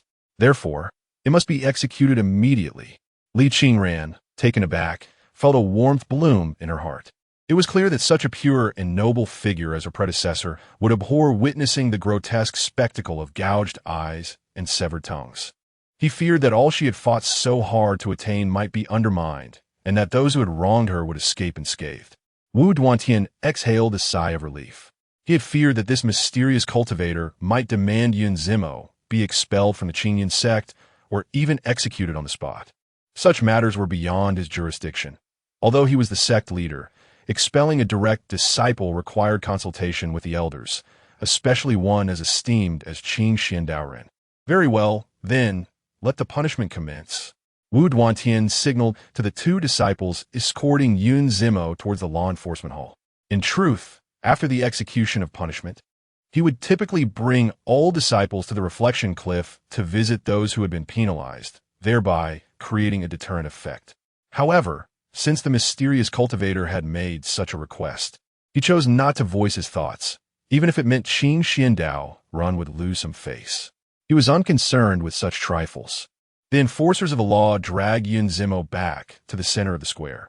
One individual secured Yun Zimo's body, while another produced a hook from his belongings. Given the formidable recovery abilities of cultivators, there was no necessity to heat the hook. With a piercing scream, many disciples of Qin Yun's sect turned their faces away. In the square's center, Yun Zimo was left without a tongue, his eyes wide and bloodshot, howling at the sky, his voice long since distorted. The molten iron required time to be prepared on site. Wu Duantian observed Li Qingran, and it was evident to all that his words were directed toward the mysterious cultivator behind her. Everyone gazed at Li Qingran with anticipation, as if she had become a spokesperson for the enigmatic figure. Zhang Hanxiao continued to feign unconsciousness, while Lu Changtian and Xiao Yifeng wore pallid expressions, daring not to plead for Yun Zimo's mercy. They positioned themselves on either side of Mu Baishuang, seemingly unwilling to allow her to witness Yun Zimo's tragic state. Under the scrutiny of so many, Li Qingran felt a bit flustered. Her elder remained silent, and she found it inappropriate to speak on their behalf. Clutching the Su Xian sword, she lowered her gaze to count the ants on the ground. What does Qingran think? A gentle voice suddenly resonated, causing Li Qingran to flush deeply. After a moment's pause, she feigned calmness and replied, I believe it is more than sufficient. The Qin Xian Daoist responded with a dark expression, grunting softly. Wu Duantian straightened his beard, wearing a conciliatory smile. Sensing the moment was ripe, he turned his gaze toward the space behind Li Qingran and cupped his hands, stating, Forgive my boldness, but I have an unrefined request. Since you possess a means to restore this child as Dantian, might you also extend your assistance to my cherished disciple? He stepped aside to reveal Zhao Lingtian, his face etched with concern. This child is exceptionally gifted, kind-hearted, and a rare talent. Alas, he has had his Dantian ruined by demonic cultivators. I cannot bear to watch him languish in despair. Li Qingran lifted her head. The flush on her face faded, and her autumn-like eyes hardened into icy resolve. The Hun Yuan repairing heaven pill. At that moment, she grasped the precious opportunity her elder had bestowed upon her. Such a divine elixir must be exceedingly difficult for her elder to acquire. Wu Duantian's immediate desire to obtain it raised her suspicions.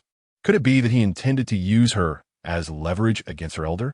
Meanwhile, Chen Huai'an, seated before his phone, received a notification.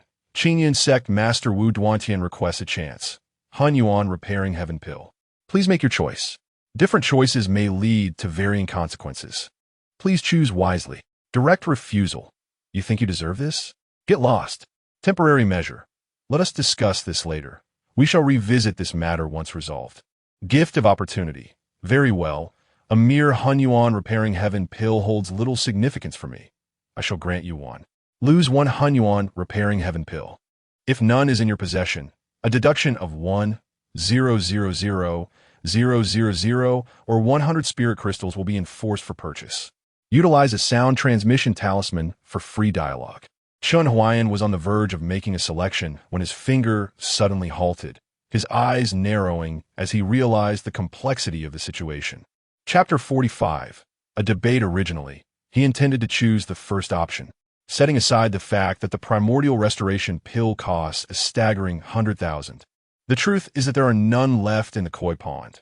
That was merely a benefit bestowed by the game developers. The hint for the third option clearly indicates that the value of the primordial restoration pill far exceeds a mere 100,000. Moreover, this pertains solely to the primordial restoration pill, not an immortal artifact. What if he chose the first option and the entire Qingyun sect underwent a sudden and overwhelming transformation? Although a fully realized celestial transformation could easily dispatch these late-stage practitioners, it would not safeguard Li Qingran. Furthermore, the displayed power of such a cultivation sect is merely a fraction of their true strength. Who knows whether there exists a hidden sacred ground, harboring ancient and powerful beings in seclusion? If a lesser foe were to be confronted, what would happen when the elders intervened? He could scarcely withstand such an onslaught. Chen Huai'an began to rub his left hand over the cat's head repeatedly, his thoughts racing. He did not perceive his concerns as unwarranted. In games of this nurturing genre, any plot choices invariably influence the trajectory of the game. A moment's inattention could lead to a bad end. What good would it do for the game to restart and present him with a new electronic girlfriend? That would not be his Li Qingran. After a brief hesitation, he pressed his finger down on the second option. Let us set this matter aside for now. Once Qingran's situation is resolved, we shall find a suitable place to discuss it further. The voice was tranquil and resonant, instilling confidence. Wu Duantian inwardly reprimanded himself for his haste and promptly offered his apologies. Indeed, the matter concerning Qingran is of greater significance. It is I who have failed to grasp the essence. He did not seek an immediate response. To him, a formidable practitioner capable of refining the primordial restoration pill would hardly engage in convoluted negotiations. At most, they would later discuss compensation. However, should they succeed in restoring Zhao Lingtian's Dantian, what would it matter if he had to deplete his entire fortune? Everything would be worth it. Li Qingran wished to remind her elder, but found no opportunity to voice her thoughts. Suddenly, a voice resonated in her ears. Do not be impatient. I have my own arrangements. It turned out that the elder had always been aware her worries were in vain. Taking a deep breath, Li Qingran felt her heart settle, yet she chastised herself for her foolishness. Individuals like her elder, though appearing youthful, had traversed countless paths and accumulated wisdom far surpassing her own experiences. Why should she burden herself with such concerns? Instead, it was the elder who should be offering her comfort. Lost in these thoughts, she felt her ears grow warm, hastily casting aside the clutter of her mind. As her gaze lifted, it fell upon Xiao Yifeng, the second disciple of Qi Shao Peak. Xiao Yifeng had been reassuring Mu Baishuang when he suddenly felt a chill run down his spine. Turning around, he met Li Qingran's indifferent gaze. A shiver coursed through him, and fleeting memories surfaced in his mind. The Li Qingran he recalled had always been submissive. When had she ever displayed such a countenance?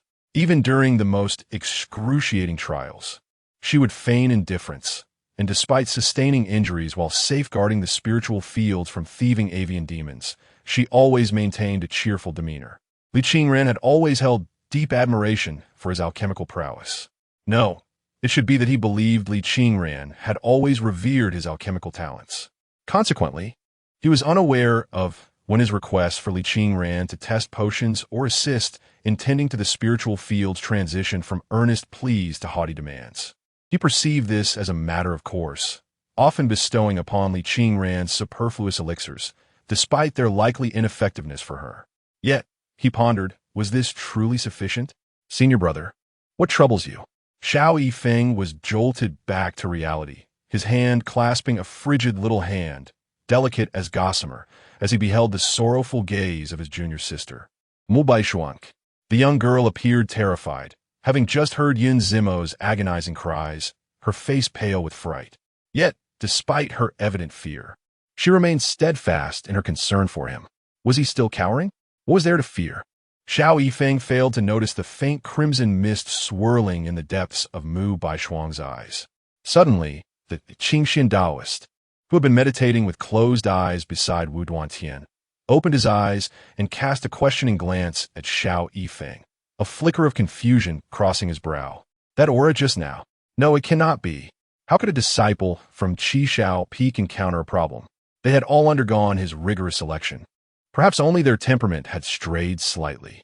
Despite this, the Qingxian Taoist remained vigilant, silently committing that fleeting aura to memory. Li Qingran, why do you look at me? What have I done to wrong you? Do not forget how many elixirs I have given you. Encouraged by his junior sister, Xiao Yifeng regained his composure, descending the steps with his head held high, confronting Li Qingran with resolve. Well, I must thank you for the elixirs you sent me, the fasting pill, The pest repellent pill, the laxative pill. Li Qingran counted off on her fingers, inciting a chorus of laughter from the surrounding disciples of Qingyan sect, turning Xiao Yifeng's face as red as a monkey's rear. She paused, her eyes icy as frost, and continued, "Oh yes. And the counterfeit elixir disguised as a genuine great recovery pill that you gifted me. The fiery poison ravaged my body for 93 days, robbing me of sleep by night and sustenance by day. At my worst, even walking was a challenge. You truly are the exemplary second disciple of Qi Shao Peak." My dear second senior brother. Xiao Yifeng's expression shifted. He had anticipated that Li Qingran would bring this incident to light.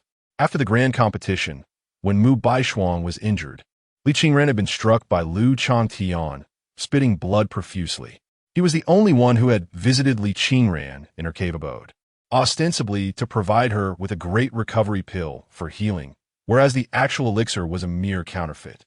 He had watched her gratefully consume it, only for the fiery poison to erupt within her moments later. He had even suggested she experience the pain his junior sister had endured. But did Li Qingran possess any evidence?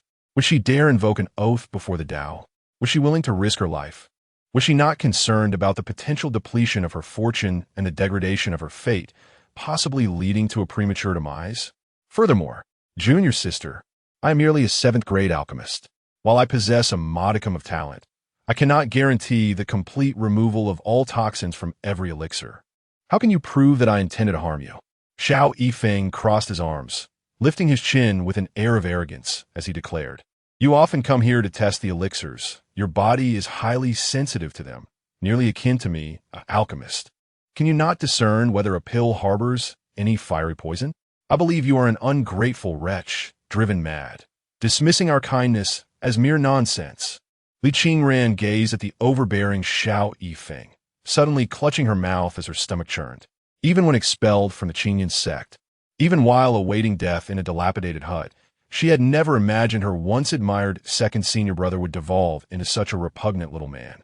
However, she lacked direct evidence. The words spoken by Xiao Yifeng were known only to the two of them, just as Li Qingran felt somewhat at a loss. A cold snort echoed from the void behind her. "Interesting. Xiao Yifeng, I ask you, as an alchemist, can you truly ascertain whether a pill contains fiery poison?" Xiao Yifeng was taken aback. Discerning fiery poison within an elixir was a fundamental skill for an alchemist. If one could not even manage this most basic task, what was the point of being an alchemist? Thus, he nodded affirmatively, indeed. "Then, let us engage in a proper debate." As the words fell, 10 brocade boxes flew out from the void behind Li Qingran. Inside were all the most elementary, common-grade, great recovery pills. These represented the most basic and thoroughly researched elixirs, with lower grades being the simplest. Xiao Yifeng looked at these pills in confusion, perceiving them merely as ordinary common-grade, great recovery pills, devoid of any peculiarities, and seemingly all from the same batch. What then was the intention of this elder? Chapter 46. The selection. Here lie 10 inferior-grade elixirs. Among them, 9 are tainted with fiery poison. You shall have 1 incense stick time to select the one devoid of such poison, and should you succeed, I shall deem you worthy. Xiao Yifeng raised his gaze to scan the array of elixirs before him. The inferior quality pills, marred by fiery toxins, exhibited blackened spots on their surfaces. At this moment, relying solely on his vision, he could discern no abnormalities among them. Composing himself, he realized that this was a trap set by the elder behind Li Qingran. These elixirs had undoubtedly been meticulously disguised, imperceptible to the untrained eye. But was he merely an ordinary individual? A cold smile curled at the corners of Xiao Yifeng's mouth. As an innate wood spirit root, one of the most suitable foundations for an alchemist, he possessed an inherent sensitivity to spiritual herbs. For simpler formulations, he could identify the materials used merely by scent. This ability could equally serve to detect toxins. His sense of taste was even more acute than his sense of smell. It was no exaggeration to say that he could perceive toxins undetectable to the god transformation cultivators present. "Elder, what if I can indeed discern the toxins?" He refrained from responding immediately, maintaining a demeanor of respectful assertiveness as he gazed into the emptiness behind Li Qingran. "Today, he would seek retribution for Yun Zimo, for Zhang Hanxiao, and for his junior sister, reclaiming honor for the Qi Shao Peak. Should you succeed, I shall overlook Qing Ran's matters. Xiao Yifeng yearned to inquire about the relationship between this elder and Li Qingran and what it meant to overlook past grievances.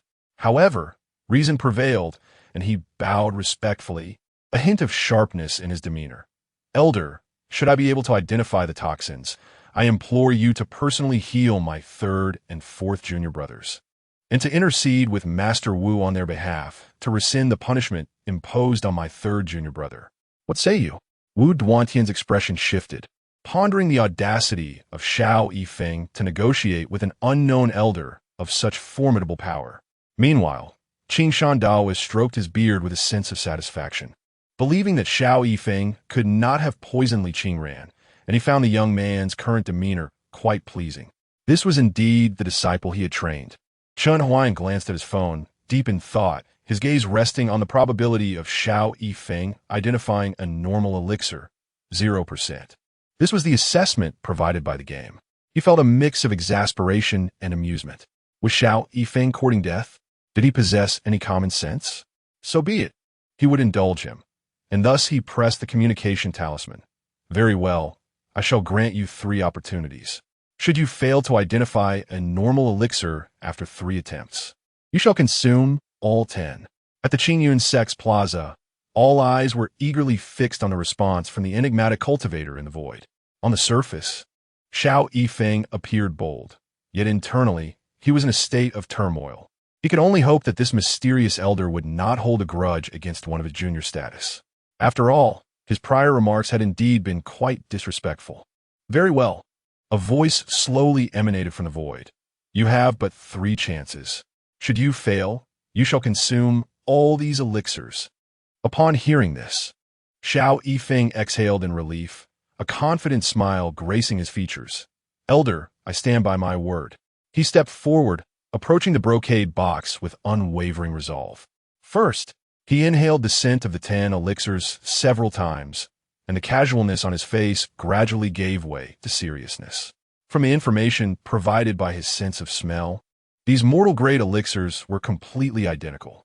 This uniformity manifested in their cooking time, structure, material quantities, and the age of the ingredients, evoking the impression that these 10 elixirs were exact replicas of one another. But is that truly the case? What level of alchemy could achieve such perfection? A tremor coursed through Xiao Yifeng's heart, and beads of sweat began to form at his temples. Elder Qingxian, is Xiao Yifeng capable of this? Wu Duantian, lacking a deep understanding of alchemy, observed Xiao Yifeng as he sniffed and pinched the elixirs, appearing quite adept in his actions. Rest assured, Elder Qingxuan's eyes half closed, and he scoffed. My disciple possesses the innate Imu spiritual root. Testing Xiao Yifeng in this manner is utterly meaningless. Wu Duantian acknowledged with an O, though the details had largely escaped him. After all, when Xiao Yifeng initially sought to join the sect, he had intended to pledge himself here, only to be intercepted by Elder Qingxian midway. This incident had left him seething for 2 sleepless nights. Upon hearing Elder Qingxuan's words, Lu Chantian breathed a sigh of relief. The self-purification ability of a foundation-building cultivator is virtually non-existent. Had Xiao Yifeng consumed all 9 toxic elixirs, he would have been rendered incapacitated on the spot, and if he failed to properly recuperate afterward, he would be left severely weakened. This old monster indeed harbors malevolent intentions. Lu Chantian cast a cold smile towards the void behind Li Qingran, remarking, associating with such a sinister figure, even if Li Qingran achieves success in the future, it is likely to be no different from that of a demonic cultivator. Mu Baishuang, hiding behind Lu Chantian, rolled her eyes in silence. Perhaps she had never encountered a true demonic cultivator before. Those practitioners do not engage in reasoned discourse. If they find something displeasing, they strike without hesitation. Even if forced to reason, under such circumstances, these 10 elixirs would undoubtedly be highly toxic. As time ticked away, Xiao Yifeng grew dissatisfied with mere sniffing. He began to lick each elixir, scraping a bit of powder with a small knife or slicing off a corner to examine the cross-section. After a flurry of activity, His complexion grew increasingly pale, and his gaze became more and more bewildered. The incense stick has burned down. Have you made your selection? A voice suddenly interrupted, startling Xiao Yifeng. He froze momentarily, swallowing hard, and his gaze ultimately settled on one particular elixir, his resolve solidifying. I have made my choice. It is this one. Chapter 47. Why not give it a try? Chen Huai'an cast a scornful glance at the great elixir selected by Xiao Yifeng. He possessed an option for instant substitution, costing 6 coins each time. If Xiao Yifeng were indeed fortunate enough to have chosen the elixir devoid of poison, he could simply spend money to exchange it for one that contained it. Yet, it appeared that such a transaction was unnecessary. For Xiao Yifeng was not one to be blessed with extraordinary luck. The very first elixir he chose was already poisoned. He pressed the communication talisman, urging, "Having made your selection, consume it. Why are you hesitating? Since it is already destined, one might as well give it a try," remarked the Taoist Qing Xian, casting a sidelong glance at his second disciple. He was impatiently eager to witness Xiao Yifeng defy the mysterious figure. As for the distressed expression on Xiao Yifeng's face, he assumed it was merely due to being too close to that enigmatic individual, causing his nerves to fray. "Yes, master." Xiao Yifeng fervently prayed to the celestial deities, shutting his eyes tightly as he swallowed the great elixir in one gulp. The medicinal effects surged forth rapidly, eliciting a muffled groan from Xiao Yifeng as he clutched his chest, his face turning a deep shade of crimson. His eyes were bloodshot, and he gasped for breath, exhibiting the unmistakable signs of poison erupting within him. Indeed, it was a particularly potent strain. To prevent damage to his meridians, he immediately settled into a cross-legged position, focusing on circulating his internal spiritual energy, gradually neutralizing the poison with the wood element energy.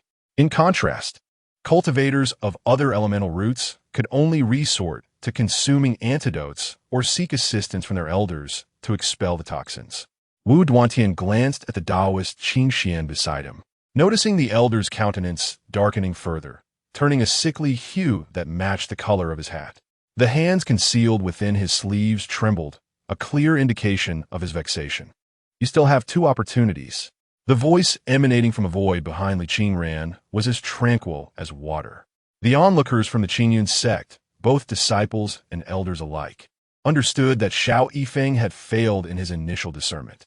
Suppressing the effects of the poison, Xiao Yifeng opened his eyes, his expression grim. After a brief moment of contemplation, he respectfully inquired towards Li Qingran, "Dare I ask if among these 10 elixirs, there truly exists one that is normal?" "What? Do you believe I am attempting to deceive you?" A cold snort echoed, and an overwhelming pressure descended as a tempest swept through, shattering the steps around Xiao Yifeng into rubble.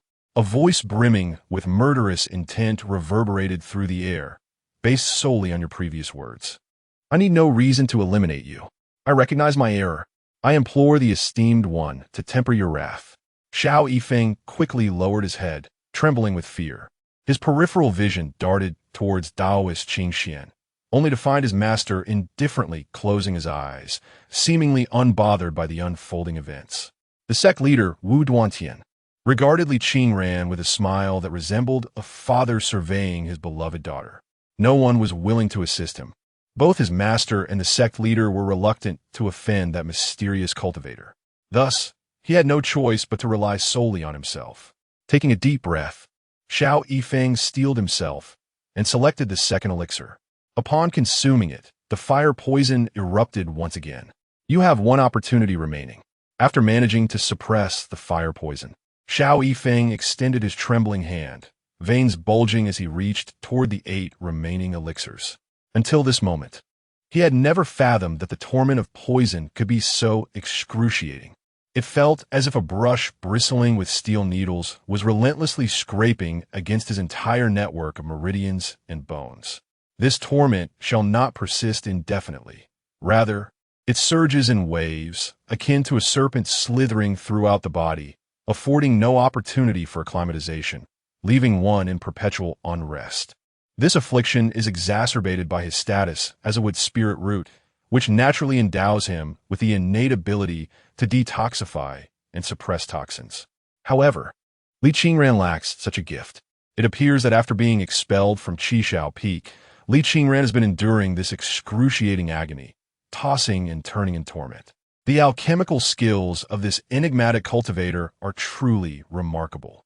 Even with a deceptive morsel, one cannot discern which elixir is tainted with poison. In light of this, it would be prudent to select any one at random. Xiao Yifeng closed his eyes, ceased his struggles, and randomly grasped an elixir. Remarkably, his luck prevailed, as he selected one with an eighth of a chance. Chen Huai'an, with a sense of resignation, spent 6 coins, and, at the moment of deduction, Xiao Yifeng's elixir was simultaneously swapped out. Nearby, the black cat observed Chen Huai'an with a curious gaze. What is this fellow mumbling to himself while fixating on that black box? Could it be that he is unhinged? Could it be that this black box is some form of mind-controlling magical artifact? Fascinating indeed. I wonder how the malevolence behind this black box compares to that of the original beast, who is truly more wicked. The black cat seemed to recall something amusing. Its tail held high. Xiao Yifeng consumed his final chance.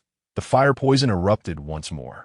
The previous 2 episodes of fire poison had accumulated to the utmost degree, and this third instance acted as a spark igniting a powder keg, culminating in a complete eruption.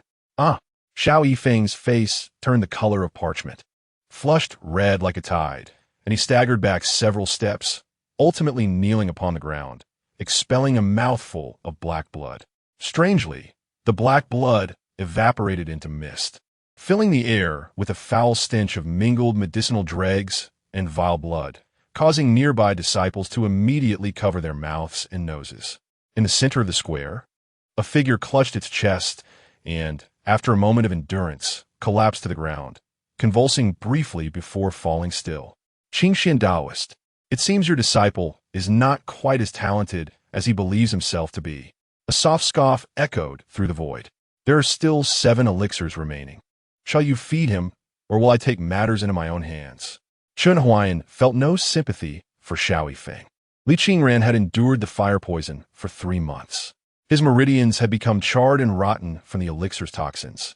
In comparison, the pain Xiao Yifeng currently experienced was trivial. Esteemed one, this disciple has already faced punishment. His condition from the fire poison is dire. It would be best not to consume the remaining 7 elixirs. Wu Duantian sensed that Qingxian Taoist was on the brink of fury and hurriedly intervened to mediate. Did I grant you permission to speak? Sit down. Do not presume too much. Qingxian Taoist could no longer contain himself and rose to his feet, sword in hand, yet pointed at Li Qingran. Do not think that I am unaware that all 10 of these elixirs are tainted with poison. My second disciple cannot possibly discern them. Even if you wish to avenge Li Qingran, this is rather excessive. Moreover, did my second disciple truly administer a poison elixir to Li Qingran? Elder Qingxian, with the immense pressure of reaching the late stage of transformation, Qingran, her pale face taut with determination, stepped forward with great difficulty, as if to shield the figures lurking in the void behind her. Her cold, piercing gaze fixed upon her former master. Yet her eyes were filled with a chilling sorrow. Since the arrogant martial competition, she had received no assistance. The only pill she consumed being the great recovery pill provided by Xiao Yifeng. You speak nonsense, the Taoist Qingxian exclaimed, his eyes wide with fury. If I utter a single falsehood, may I swear by the heavenly way and be struck by thunder. With 3 fingers raised toward the sky, the weight of the heavenly might rendered her delicate face ghostly pale, and she could acutely feel her fate dwindling. The effort to maintain these connections had been so utterly humble.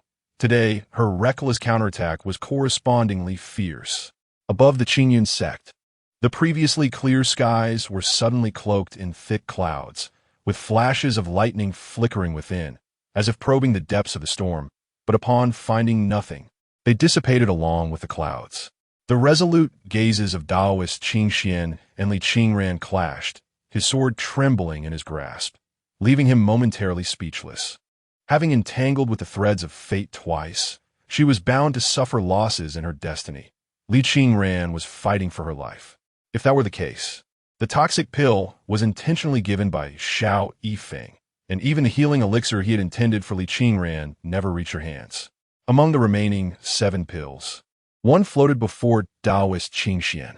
The oppressive force weighing upon Li Qingran began to dissipate, and a ghostly voice echoed in the void. If it is indeed a toxic pill, why not test it yourself? Taoist Qingxian gazed at the ornate box containing the pills, a flicker of hesitation crossing his eyes. How am I to know what this pill? His words trailed off as the box suddenly sprang open. With a swift motion, a great recovery pill shot into Taoist Qingxuan's mouth. The voice in the void sneered, "Consume it." Chapter 48. The Battle of Changtian. Upon witnessing the elixir being forced into the mouth of the Qingxian Taoist, both individuals trembled. One was the sect leader, Wu Duantian, and the other was Chen Huai'an, who had become momentarily dazed before his mobile screen. Just moments ago, the game had prompted whether to voluntarily offer the elixir to the Qingxian Taoist, and he had affirmed the choice. So, is this what it means to offer? Is it truly so unyielding? Would this NPC not erupt in fury? Could it lead to an unforeseen bad end? Wu Duantian was astounded by Chen Huai'an's brazen act. As a grand cultivator, how could he so shamelessly shove an elixir into another's mouth? Such an affront to decorum. It was utterly explosive, delightfully surprising. Li Qingran was left speechless, her hair standing on end in bewilderment. The Qingxian Taoist felt the elixir settle in his throat. Just as he was about to succumb to rage, the medicinal effects of the elixir began to spread throughout him, devoid of any trace of poison. Confirming the words of that enigmatic cultivator, there was no deceit involved. The current plight of Xiao Yifeng was indeed his own doing. The Qingxian Taoist's emotions were tumultuous. Though anger clouded his judgment, he regained some composure. He could not possibly claim that the elixir contained poison to distort the truth. Everyone was watching. His dignity had already been tarnished. The unseen cultivator's level remained ambiguous. If he were to retaliate without assurance of victory, he would no longer have a place in the Qingyan sect. Thus, he decided to endure just a little longer. Taking a deep breath, the Qingxian Taoist's rigid face twitched slightly, and he managed to utter, "Indeed, this elixir contains no poison. I have failed to properly educate my disciple, and it appears I have become a source of amusement for you. However, Xiao Yifeng possesses extraordinary talent in alchemy. Given time, he may achieve greatness, and seek your guidance then." The Qingxian Taoist's words were couched in subtlety, implying that fortunes can shift dramatically over time, akin to the cyclical nature of the river's flow. Chen Huai'an understood the underlying message and scoffed at the veiled threat. "By the time your disciple achieves anything, I will have long since transformed Qingran into a sword immortal."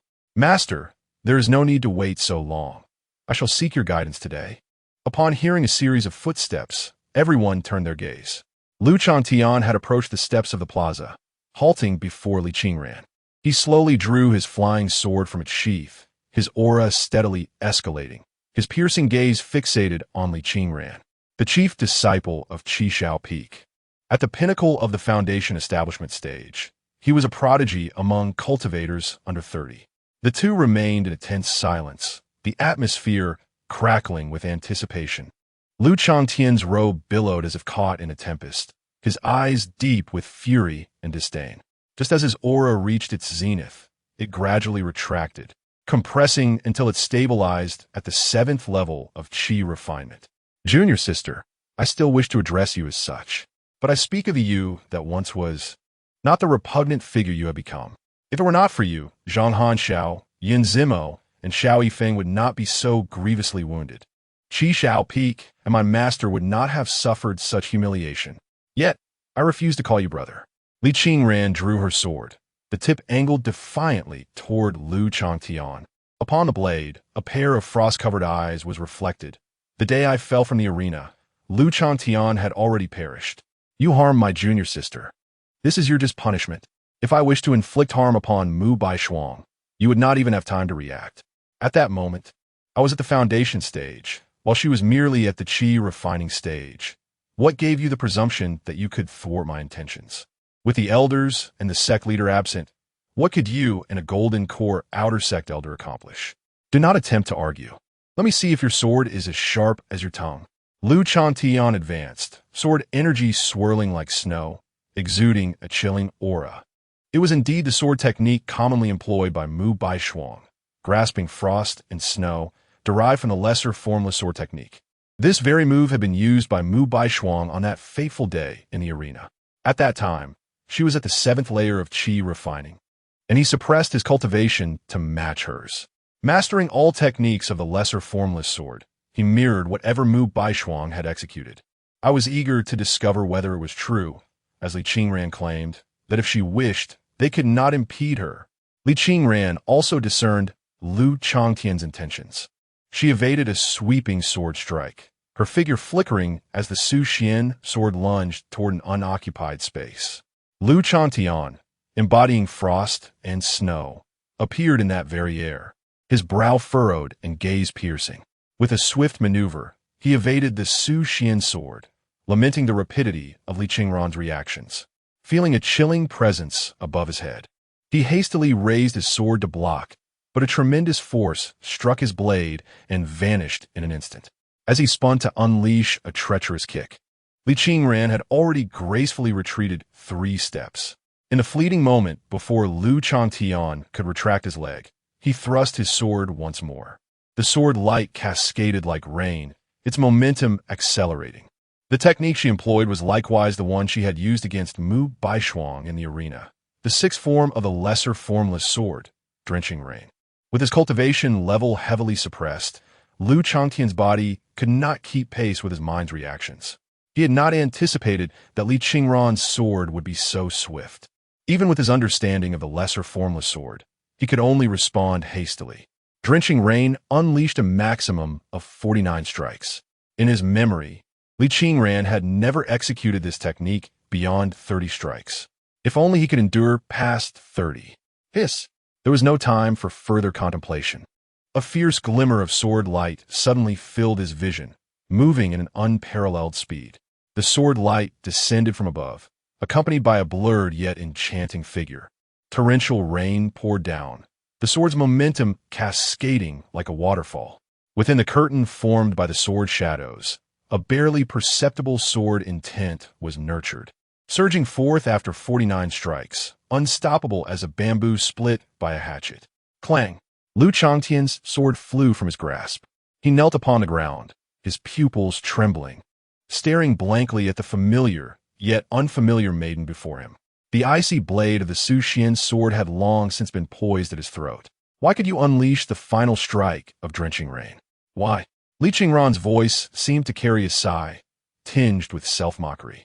Lu Changtian, I had actually mastered it long ago. It was simply your impatience that never allowed me to strike the final blow. Chapter 49.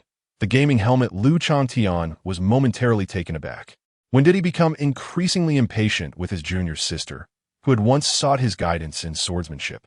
It was he who had encouraged her to practice with him frequently. Why had everything changed? No longer did he patiently feed her techniques, nor eagerly await Li Qingran's arrival at the training grounds each day. In the past, even when Li Qingran fumbled, he would smile and offer encouragement, meticulously analyzing their sessions. Yet, as time passed, no matter how hard Li Qingran endeavored, he could only perceive flaws, a foolishness, a lack of innate talent for the sword path. Ah, so was this. The transformation was not in Li Qingran, but in him. In her foundational stage, Li Qingran could have harmed Mu Baishuang, yet they would have been utterly powerless to stop her. All along, they were merely venting their frustrations, stemming from their inability to receive more. Li Qingran had always regarded them as brothers and family, while they had lost themselves in her repeated calls a brother. Everything had morphed into something taken for granted. Lu Changtian came to a realization. Whether to kill or to maim, it was all at your discretion. I owe you that much. He could no longer face Li Qingran, lowering his head with a sigh. You should sever your own cultivation. Li Qingran sheathed her sword and turned away, leaving behind a slender, upright silhouette. Lu Changtian pressed his lips together, fists clenched, then slowly relaxed. If I sever my cultivation, can you forgive me? Qingran, can you return to Qishao Peak? The swaying figure did not look back. The biting cold wind carried 2 resolute words. No. Awesome. Before the screen, Chen Huai'an, initially tense, slapped his thigh in exhilaration. This was the feeling he desired, an intense slap in the face, a complete rebuttal. Ah, ah, truly, my Qingran is remarkable. The money spent was not in vain.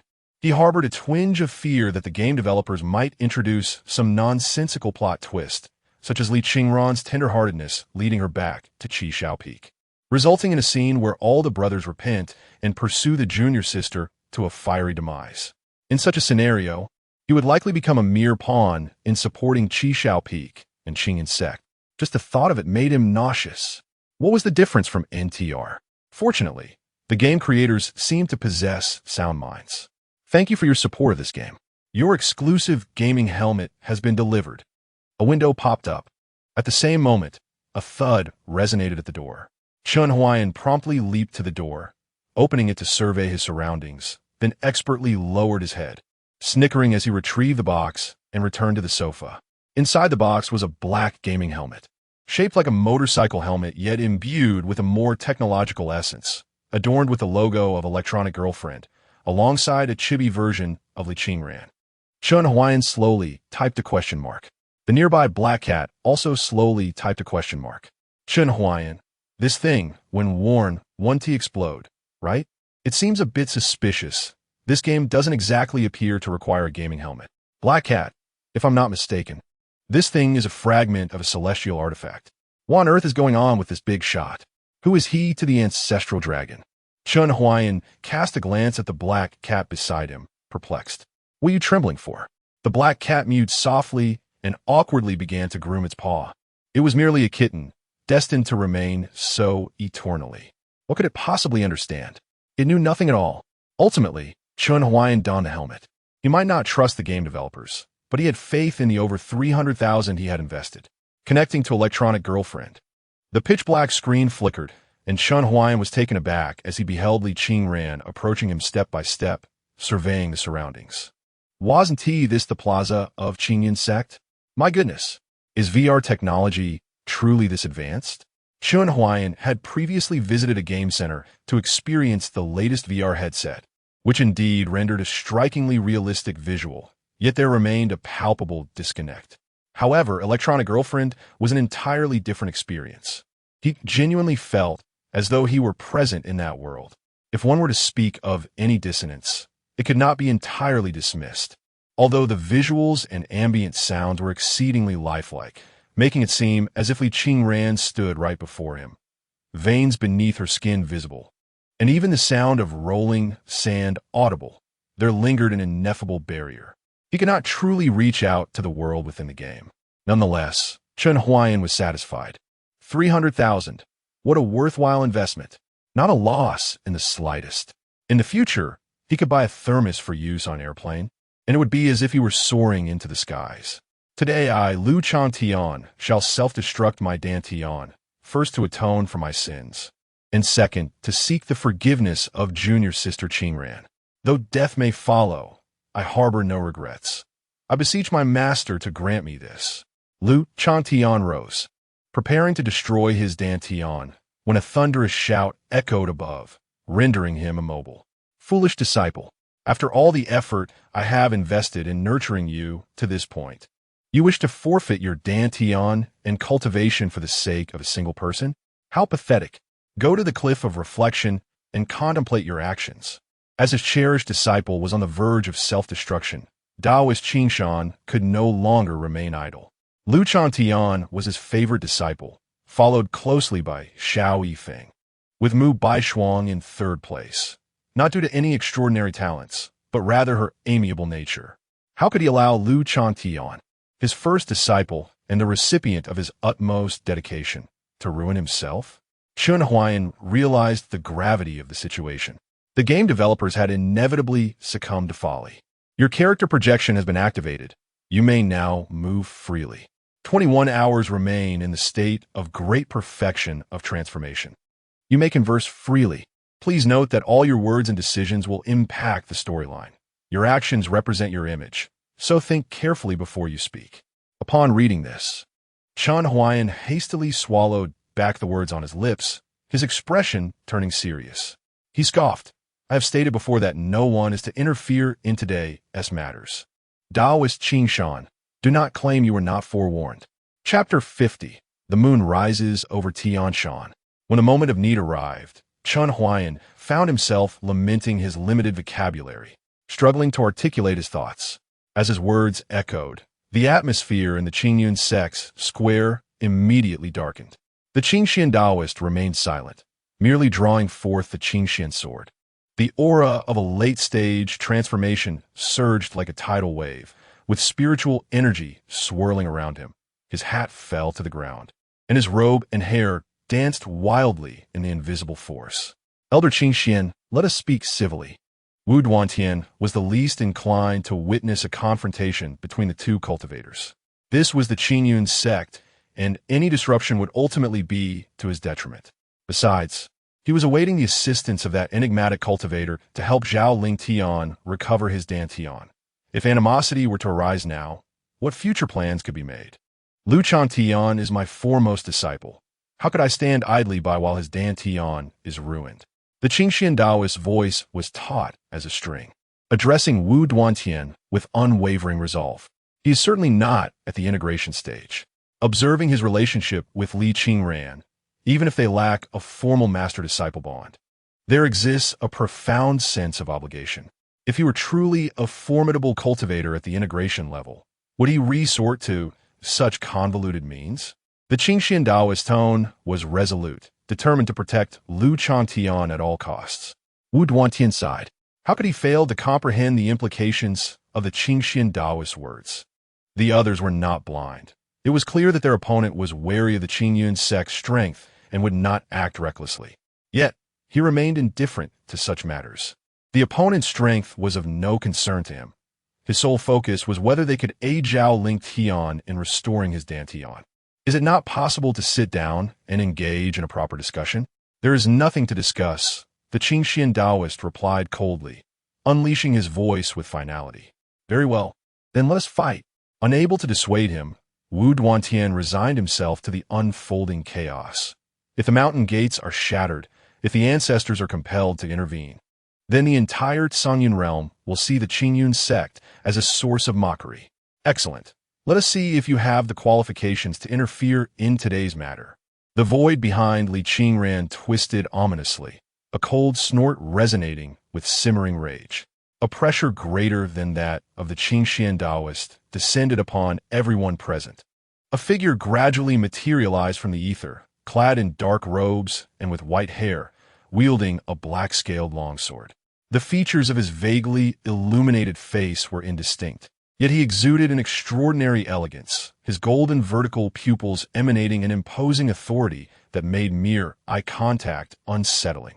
He hovered behind Li Qingran, and as his form solidified, a thunderous roar echoed through the air. A shadowy dragon surged forth from behind him, coiling around his body, its formidable presence palpable, eventually merging partially with the black-scaled sword, resembling the sword's very soul. Senior. Li Qingran's gaze was fixated on Chen Huai'an, who had now positioned himself before her. Even though she could only glimpse his profile, she felt breathless, her cheeks flushing, her mind blank. Child, step back. I'm about to commence. Cough, a killing spree. Both Li Qingran and Chen Huai'an were engulfed in tension. To his right, a dazzling array of skills lit up his vision, leaving him bewildered as he had no time to comprehend them, abruptly thrust into the fray. The VR headset heightened the immersive experience, amplifying the urgency he felt within. He dared not gaze at Li Qingran. A mere glance had revealed her extraordinary beauty, truly breathtaking. The difference between experiencing the VR and not was like night and day, and he feared he might become entranced, unable to avert his eyes. Now, the question arose, how to proceed? Where was the light? Yet, it seemed to emanate from everywhere. Below begins the novice combat tutorial. A game interface materialized in Chen Huai'an's vision, and his heart soared with joy. Wonderful, it was a foolproof tutorial. We are saved. In the next moment, everything around him froze in time. Realizing he was in the tutorial, Chen instantly turned to gaze intently at Li Qingran. This was called desensitization training. This game utilizes the latest neural mapping technology, allowing players to control their character's movements through thought alone. Before him appeared a mirror shimmering like water and a training dummy. Reluctantly, he tore his gaze from Li Qingran's face and faced the mirror, attempting to form a peace sign. It was rather incongruous for a fully realized cultivator to adopt such a pose, and he immediately reverted to his usual demeanor of ethereal grace. Once he stepped into character, he found himself effortlessly embodying it. This game will map the techniques and mental methods you can utilize, along with their corresponding effects, into your mind. Rest assured, this will not burden your brain. As the mappings increase, they will gradually integrate into your memory. Please attack the training dummy before you. After a moment's contemplation, Chen Huai'an swung his sword at the dummy, shattering it instantly. There was no sensation of impact, akin to slicing through tofu, light as a feather. Please use a skill technique once. The dummy reformed, and after a brief mental pause, Chen employed the first form of the Qinglian sword classic, long wind breaking waves. With a resounding sword cry, he moved as one with the blade, his sword striking like a dragon. All that was visible was a brilliant flash of sword light, and the wooden post was left in splinters. In the next instant, he found himself back in place, a lingering mist forming a shadow that retained the posture of his thrust. At this moment, the second stage of long wind breaking waves was still illuminated. Shadow slash. Instantly returned to the shadow's position and thrust again. Wow, incredible. Chen Huai'an lacked formal education, but he understood the value of praise.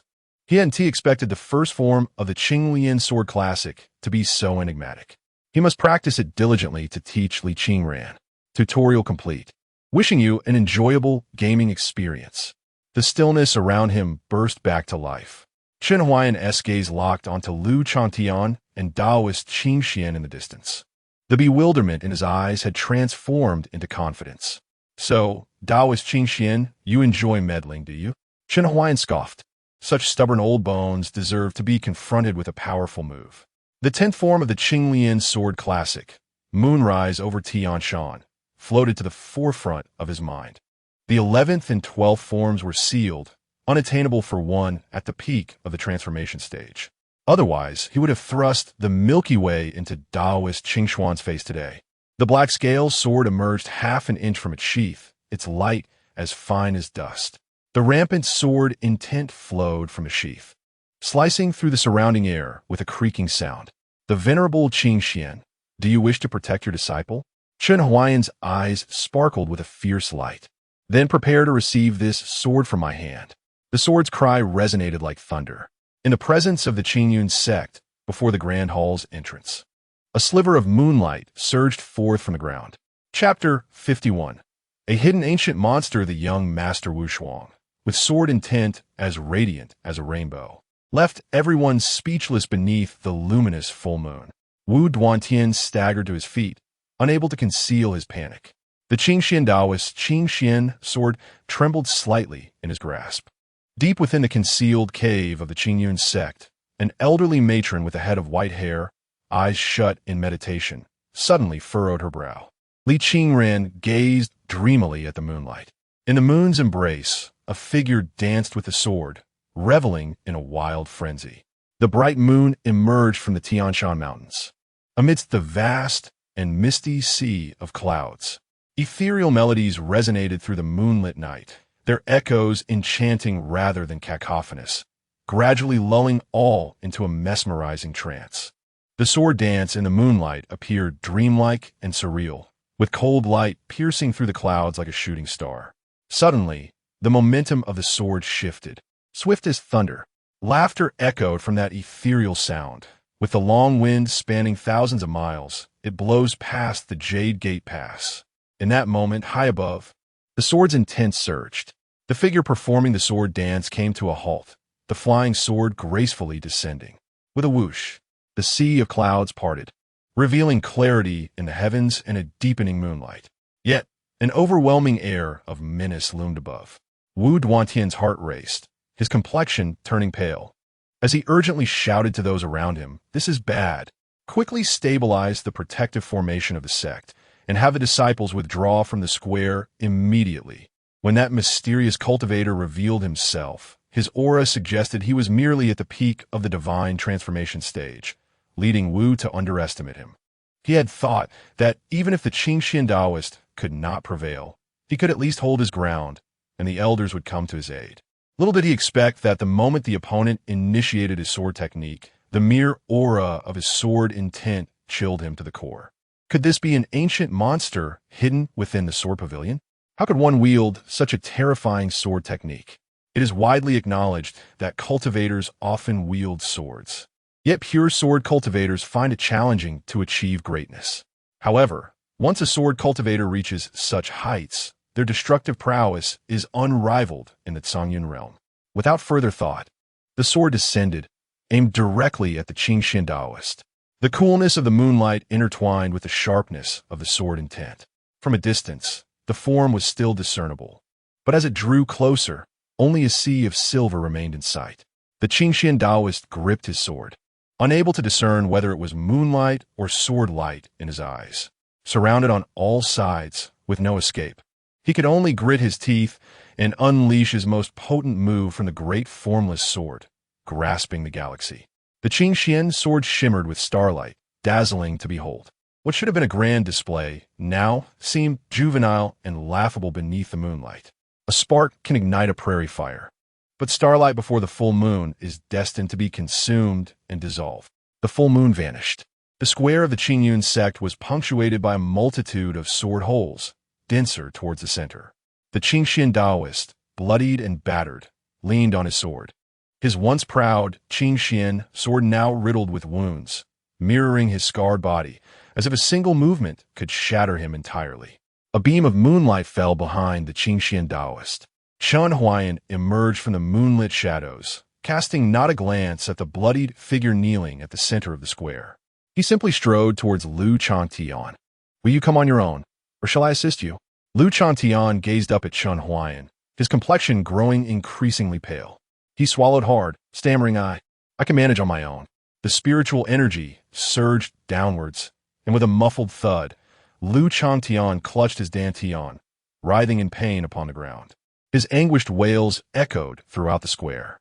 The figure of Qingxian Taoist stirred slightly, attempting to rise, but after a few futile struggles, he knelt back into the pool of blood. There are debts that have a master. Chen Huai'an approached Mu Baishuang, fixing his gaze on the exquisite young woman before him, her golden slit-like pupils revealing only indifference. At that moment, she resembled a frightened fawn, her face awash with terror, her lips and body trembling. The sight of her, so pathetically alluring, seemed as though a mere flick of his finger could shatter her.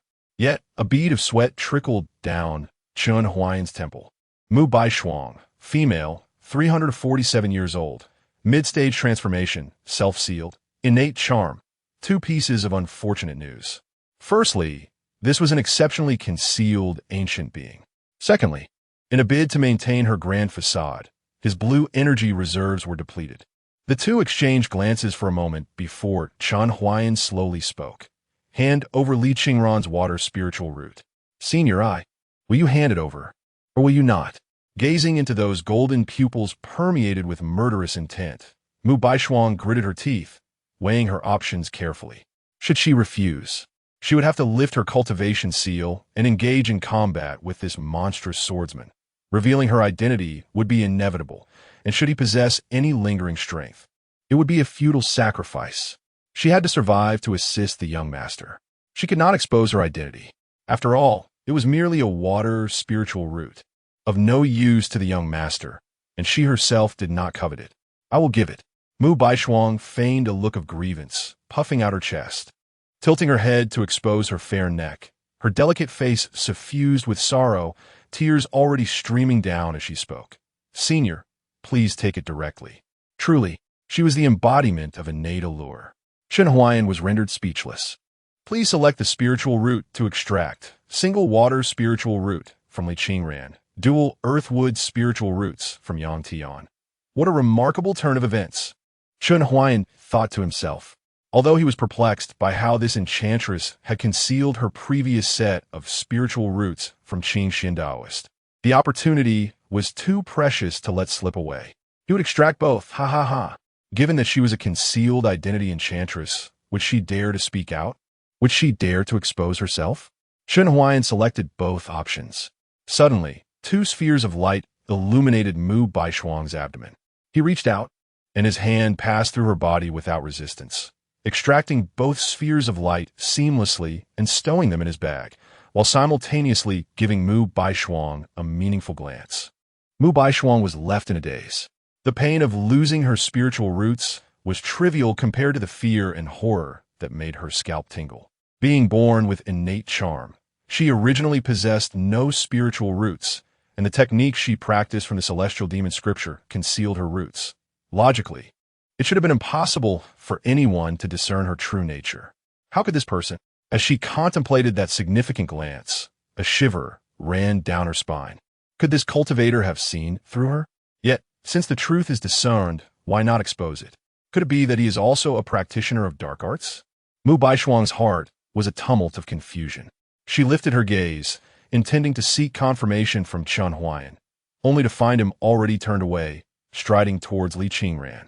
The adversaries had been vanquished, vengeance exacted, and all that was to be taken had been claimed, leaving the azure behind. Chen Huai'an was poised to flee with Li Qingran. Passing by the Qingxian Taoist, he pondered whether to deliver a final blow to the half-dead old wretch, but soon sensed the presence of multiple late-stage divine transformation auras converging upon him. Wu Duantian remained silent. Yet, Chen Huai'an could glean certain insights from this silence. No one to stop, lest it lead to a fight to the death. Very well. The Qingxian Taoist was not an embodiment of extreme malevolence. At worst, he was merely a misguided disciple. Qingran, let us depart. Depart? An ancient voice resonated from behind. Unbeknownst to him, a white-clad old crone had appeared beside the Qingxian Taoist, leaning on a dragon-headed staff, her murky eyes fixated on Chen Huai'an, devoid of any aura fluctuations. She seemed to materialize silently, blending seamlessly with her surroundings. Do you think you can wreak havoc upon my Qingyan sect and simply walk away? That, I fear, is quite implausible. The old crone thrust her dragon-headed staff into the ground. With a resounding thud, azure ripples spread out like the surface of disturbed water. Surrounding them, several late-stage divine transformation elders of the Qingyan sect, along with Wu Duantian, knelt upon the ground, bowing their heads in reverence. Before the sect's grand hall, an oppressive silence reigned, as if the very air had turned to ice. Chapter 52. Select all. Chen Huai'an paused momentarily. The inevitable had come. The hidden boss, a common trope in cultivation novels, often deemed a narrative flaw when inscribed within the pages, an ancestral master of the sect. After defeating the weak, the strong appeared. After vanquishing the strong, the resurrected emerged. Invincible under heaven, foes descending from the skies, an endless cycle of challenges. While other players might only consider fleeing or succumbing to a scripted demise at this juncture, Chen Xianzuan was decidedly different. He possessed wealth. Are you the ancient monster lurking within the Qingyan sect? He queried with a slight tilt of his head, half of his visage shrouded in shadow. Yet that singular vertical pupil remained piercingly intense. At this proclamation, the atmosphere turned electric. Li Qingran observed Chen Huai'an silently, sensing a stark contrast in his manner of speech compared to before his appearance. However, such discrepancies were inconsequential. Her heart raced with excitement. Wu Duantian and the esteemed elders regarded Chen Huai'an with expressions of disbelief, while Zhang Hanshao, feigning ignorance, peeked with one eye. Lu Changtian ceased his antics, and Mu Baishuang widened her eyes, covering her mouth in astonishment. Even the half-conscious Qingxian Taoist twitched at the corner of his lips. The ancestral master of Qingyan, a formidable cultivator at the integration realm, was referred to as an ancient monster. While it was true she was quite aged, a modicum of respect was customary. Moreover, what audacity was this for a mere perfected divine transformation cultivator to speak thus? Do you dare to call me an ancient monster? The wrinkles at the corners of the Qingyan ancestral master's eyes quivered, yet her lips curled into a smile devoid of warmth, exuding an air of sinister intent. Indeed, ancient monster. Chen Huai'an felt no trepidation within, yet upon uttering those words, he sensed the hidden boss was poised to strike. It was time to unleash the power of wealth. Thus, he focused his thoughts, silently commanding, elevate my realm to the perfected integration stage. Given the neural mapping technology at play, it should be capable of capturing his stream of consciousness. As he anticipated, the game did indeed register it. However, a prompt appeared. Realm not yet unlocked and insufficient balance. Chen Huai'an. Then elevate me to the late integration stage. Realm not unlocked. Balance insufficient. How about the mid-integration stage? Realm not unlocked. Insufficient funds, early integration stage. Realm not unlocked. Insufficient funds, Chen Huai'an. It's over, game over. My fate is sealed. The exchange of thoughts transpired in mere moments. Meanwhile, the Qingyun ancestral master was enveloped in a surging aura in a colossal dharma form, composed of bluish stone with a stern visage. White hair and crimson eyes rose majestically behind her. This form boasted 6 arms, each wielding a sword, knife, spear, bottle, shield, and fan, exuding an awe-inspiring presence with every movement. She had directly summoned her Dharma form. Chen Huai'an maintained his composure outwardly, though inwardly he was in a frenzy. Would this truly trigger a scripted demise? You have provoked the hidden boss, Qingyun ancestor. You have 3 choices, multiple selections allowed. A game prompt materialized. Chen Huai'an, who had been on the verge of bowing under pressure, immediately straightened his posture. This month only, recharge 18 to obtain a 1,000-mile talisman and escape the battlefield. At an exceptional discount of 0.001, recharge 88 to temporarily gain the pressure of a late-stage fusion realm for 30 seconds. With an irresistible offer, recharge 188 to enhance your charm, garnering the admiration of the esteemed Qingyun ancestor, thus increasing your success rate in courting her. However, is the third option truly sincere? Chen Huai'an pondered deeply, contemplating the notion of a wealthy benefactor from another realm. Were it not for Li Qingran, he would have swiftly made his choice. After all, it is merely a game, and when there is an opportunity to ally with a powerful figure, one should seize it. Ultimately, the game character merely needs to relish the joys of affluence and the surge in statistics, while he, as the player, must consider far more. Moreover, the prospect of enhancing his charm is enticing. But at this moment, Chen Huai'an narrowed his eyes. As the Qingyun ancestor was on the verge of an outburst, he decisively recharged 294. All selections made. In an instant, the Qingyun ancestor's gaze fixated intensely on Chen Huai'an, momentarily halted. She felt a fleeting sense of familiarity with the visage enveloped in divine light. Zihao. Could it be Zihao? No, Zihao is dead. It cannot be him, yet.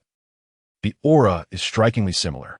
The momentum that the Qingyun ancestor had been building up began to dissipate, like air escaping from a deflated balloon. El Zihao, once her Dao companion, renowned as one of the top 10 handsome men in the Zhongyun realm, had failed to transcend to the divine transformation stage despite her relentless efforts with various rare resources. The Qingyun ancestor had not always appeared as this aged crone. Cultivators possess the art of preserving their youth. If she wished, no one would discern her true age, even if she were 1,000 or 10,000 years old, appearing as a young maiden in her prime. Yet, her heart had long since withered. Now, however, a spark ignited within the ashes of her once-dead heart. But in the next moment, that ember was extinguished by a single taunt. "Old hag, is your fusion stage that impressive?" Chen Huai'an remarked with a faint smile. And with that, he finally let his aura soar, ascending dramatically. Late-stage fusion. The entire Qingyun sect plaza felt as though it was overshadowed by a colossal mountain, enveloped in darkness. The oppressive aura emanating from 2 late-stage fusion cultivators rendered even the elder transformation stage practitioners unable to rise. Their knees sank into the stone pavement. Behind Chen Huai'an, a black dragon manifestation, larger than the previously encountered stone giant, spiraled forth, its roar resonating like thunder, exuding a formidable presence. Those golden vertical pupils shone like twin suns, eclipsing even the brilliance of the sun itself. At such a moment, perhaps I should compose a poem? Chen Huai'an furrowed his brow, a peculiar impulse swelling within him. Regrettably, his mind was devoid of inspiration. He could not simply utter, "Wow, that's impressive." So he opted to remain silent, maintaining an air of aloofness. Little did he know, Li Qingran beside him was already blushing with admiration. You two are at the fusion stage? The Qingyun ancestors' thoughts became tumultuous. This individual's physique and demeanor bore a striking resemblance to her late Dao companion, and their strength was on par with hers. Should she pursue this matter further? If she did, could a good relationship be fostered with him moving forward? If she chose not to, what would become of the Qingyun's sex dignity? The venerable Qingyun ancestor found herself in a quandary, while Chen Huai'an was preoccupied with the passage of time. As the 30 seconds drew near to an end, he took the initiative to extend an olive branch.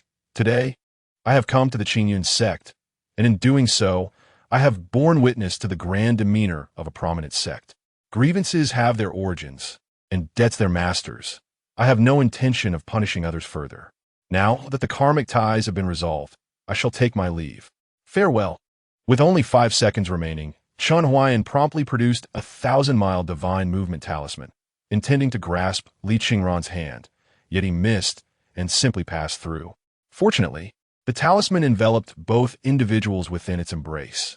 May I inquire your name? The Qingyun ancestor's gaze lingered on the imposing figure departing, her eyes shimmering with a mixture of emotions. Swordgate Chen Huai'an. With a swish, the figures of Chen Huai'an and Li Qingran vanished in an instant. Swordgate? Could it possibly be a hidden sect? The Qingyun ancestor's heart was a tumult of feelings, yet she refrained from pursuing them.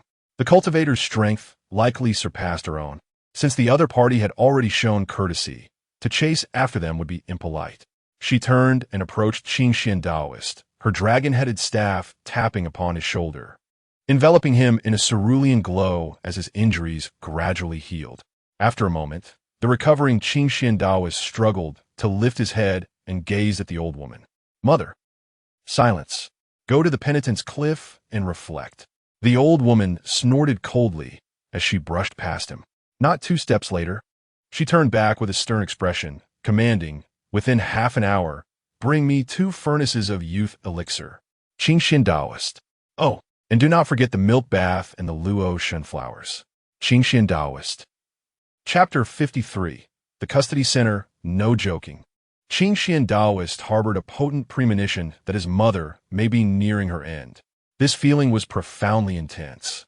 Yet, he dared not defy the command of the esteemed Qingyun ancestor.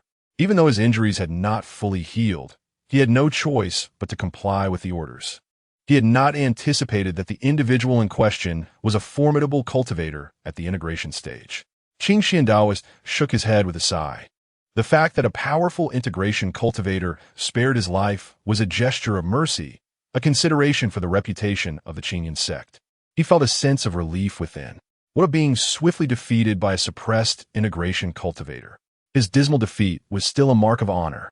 An ordinary transformation cultivator would likely have been crushed to pieces under such a devastating blow. Master, my Dantian. Lu Changtian stumbled before Qingxian Daoist, his visage pale. There is nothing I can do about your Dantian, Qingxian Daoist replied, his expression marred by impatience and annoyance. In this world, all things are bound by cause and effect. Had you known this beforehand, why would you have humiliated that girl Qingran? And you even claimed she intended to harm Mu Baishuang, urging me to sever her spirit root. Now you regret it? Now you seek my help? Lu Changtian bowed his head, rendered speechless. Ultimately, Qingxian Daoist could not bear to see his most cherished disciple reduced to such a state. He sighed and said, you now face 2 paths. One is to transition to body cultivation, honing your physical form to wield immense strength, where your innate talent could yield significant achievements.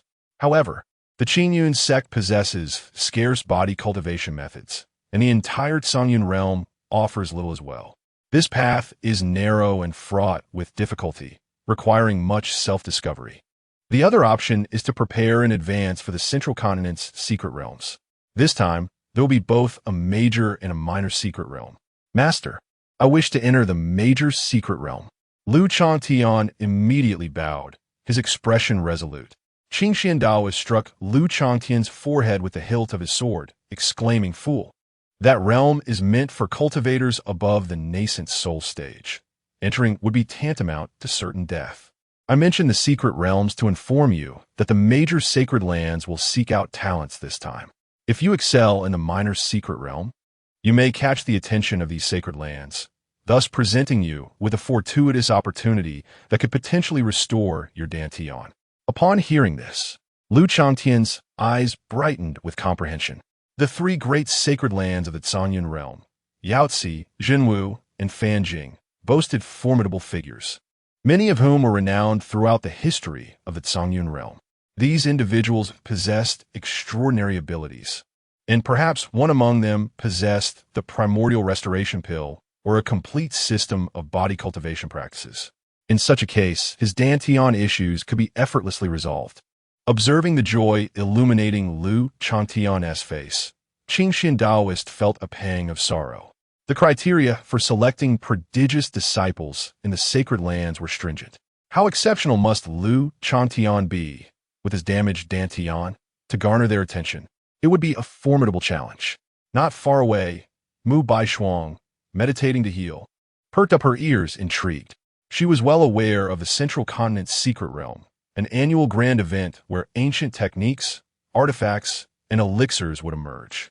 To say that obtaining treasures from within could transform even an ordinary person into a coveted genius among various sects would be no exaggeration.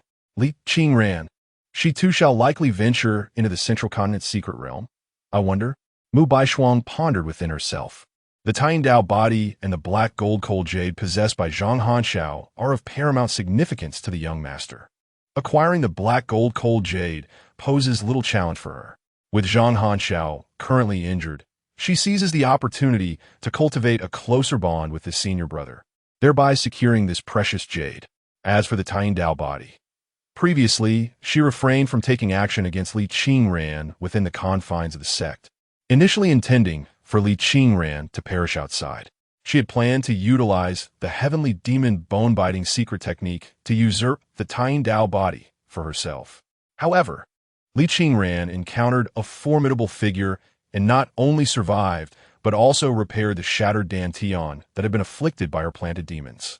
Yet, every matter possesses duality. Outside the Qingyun sect, should they cross paths in the secret realm, a mere Li Qingran would be easily managed. That formidable cultivator in the integration stage, no matter how idle, could not possibly keep a constant watch over Li Qingran. After all, such cultivators often indulge in seclusion and meditation. Her confidence in remaining within the Qingyun sect is bolstered by the fact that the revered ancestor of Qingyun rarely emerges from seclusion, sometimes going a decade and a half without appearing. As long as she avoids drawing attention before this ancestor, concealing her identity should not pose a problem. You are a disciple of Qingxian? Just as Mu Baishuang contemplated this, an aged voice suddenly resonated nearby. A chill coursed through Mu Baishuang's body, raising the hairs on her skin. She dared not glance at the speaker, instead kneeling and proclaiming, "Disciple Mu Baishuang pays respects to the ancestor." The revered ancestor of Qingyun regarded her with a steady gaze, remaining silent. Mu Baishuang bit her lip, her vision fixed solely on the ancestor's shoes and staff. Beads of sweat trickling down her cheeks, each moment stretching into eternity. Just as she began to doubt whether the ancestor had perceived her intentions, contemplating a desperate resistance, the ancestor spoke. "I am aware of the matters concerning Li Qingran. Mu Baishuang, focus on your cultivation. Should your intentions stray further, I shall not hesitate to cleanse my rebellious descendants' path." With that, the ancestor, leaning on the dragon-headed staff, bounced away with a youthful vigor. She had encountered many female disciples like Mu Baishuang, who thrived on sowing discord. When she herself was merely a disciple, she had wielded similar tactics, and now, eager for a resurgence, she deemed a mere chi refinement disciple worthy only of casual admonishment. Meanwhile, on the other side, Chen Huai'an emerged with Li Qingran from the 1,000 Li divine travel talisman. Glancing at the map, he realized they had scarcely moved far from the Qingyun sect. What a colossal map this is, he thought in exasperation. To evade the ancestor's pursuit, Chen Huai'an used his telekinesis to lift Li Qingran and swiftly ascended on the black scaled sword. With the transformation experience card still active, he needed to fly far away. Just how rapid is the flight of a transformation stage cultivator? Chen Huai'an mused it rivaled that of a fighter jet, though he had no personal experience to compare. As he marveled at the game's impressive mechanics, he noticed that the winds had rendered Li Qingran unable to open her eyes. She gazed at her senior's back, yearning to speak for assistance, but as she opened her mouth, the wind transformed it into a trumpet flower. To avoid exposing her disheveled appearance to her senior, she quickly shut her mouth, her heart filled with confusion. Do senior practitioners not activate their wind protection formations while riding their flying swords? Could it be that the tousled hair appears more stylish this way? No, it is implausible that the seniors possess such superficiality. Surely, they are attuned to the rhythm of the wind, experiencing the profound principles of nature that permeate the universe. Li Qingran, oh Li Qingran, in comparison to such illustrious seniors, you remain woefully inadequate. How could you possibly aspire to be their disciple? Alas, I wonder if the senior has any disciples, particularly female ones. How many female disciples might there be? As Li Qingran gazed at the white hair dancing wildly in the wind, even though her own hair was blown into a disheveled mess, her heart remained tender. Why fret over such trivialities?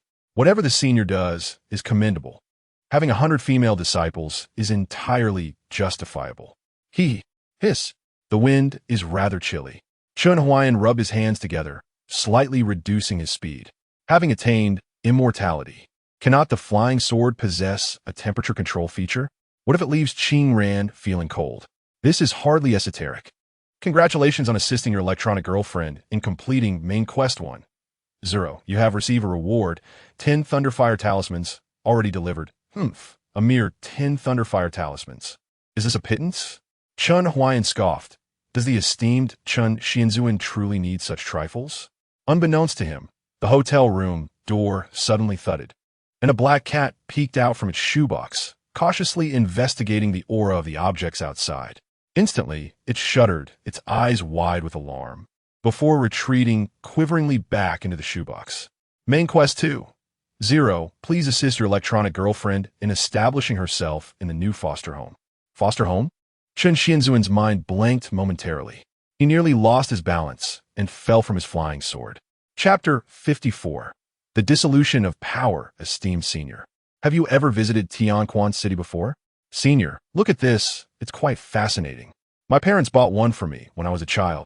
Senior, do you have any particular delicacies you enjoy? I know of an exceptional restaurant here. My apologies, Qingran forgot that you have taken to fasting. Senior, this road leads to Feilong Pass.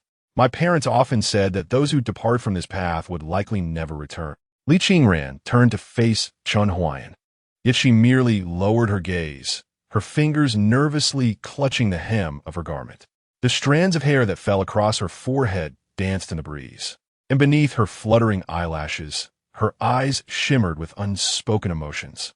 Tianquan City, once her hometown, had long since undergone dynastic changes, with the city lord replaced on 2 occasions. Standing before the city gates, amidst the bustling flow of carriages and pedestrians, Li Qingran's voice carried a tinge of melancholy. Senior, you. She dared not lift her eyes, fearful that the senior would notice the redness in them. My true self? Alas, Chen Huai'an felt utterly at a loss. His current demeanor mirrored that of parents who carelessly abandon their children to a daycare for the sake of their own ease. A daycare, in essence, is akin to a sect. Li Qingran no longer had a sect, and according to the narrative's requirements, it was imperative to find her a sanctuary for protection.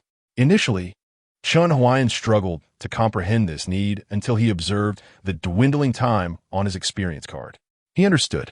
In this realm of extraordinary cultivators, possessing an exceptional dantian, a Taiyin physique, and a singular water spiritual root, Li Qingran was akin to a walking treasure chest. Should her unique attributes be discovered by those with ill intentions, she would swiftly find herself in peril, and her meager cultivation at the peak of qi refinement offered her no means of self-defense. A weak, treasure-laden rogue had no chance of survival in this world. He could not monitor his phone around the clock, as he had to participate in programs for financial gain. Thus, securing a temporary refuge for Qingran within a sect was of utmost necessity. As her cyber boyfriend and guardian, his role was to help her find her footing in this new sect. Therefore, he brought Li Qingran to Tianquan City, traveling from the upper left of the map to a point slightly right of the center. This was a vast city sufficiently distanced from Qingyun's sect, having departed from the densely populated area rich in spiritual energy. Here, the spiritual energy was exceedingly sparse, which also implied relative safety. My true self will only be temporarily absent. In truth, I shall not leave. It is merely that the time for this incarnation is drawing to a close, which is difficult to explain. Senior, Li Qingran noted the evident difficulty etched on Chen Huai'an's face. Gradually, she loosened her grip on the hem of her garment. What was wrong with her? She should not continue to trouble the senior. He had his own affairs to attend to, with a multitude of eager disciples awaiting his guidance. He had already provided her with so much support. What more could she possibly desire? I understand now. I shall obediently find a place to stay. Chen Huai'an cast a surprised glance at Li Qingran. He had assumed she had come to terms with the situation, that their conversation had reached a resolution. Yet he saw her downcast eyes glistening with tears, resembling a small cat on the verge of abandonment, pitiful and forlorn. Once, during the sword duel with Lu Changtian, he exuded an air of gallant grace. Nevertheless, let me elucidate. It is not prudent to linger here. Chen Huai'an ushered Li Qingran into an inn, casually instructing the anxious waiter to bring forth some sustenance.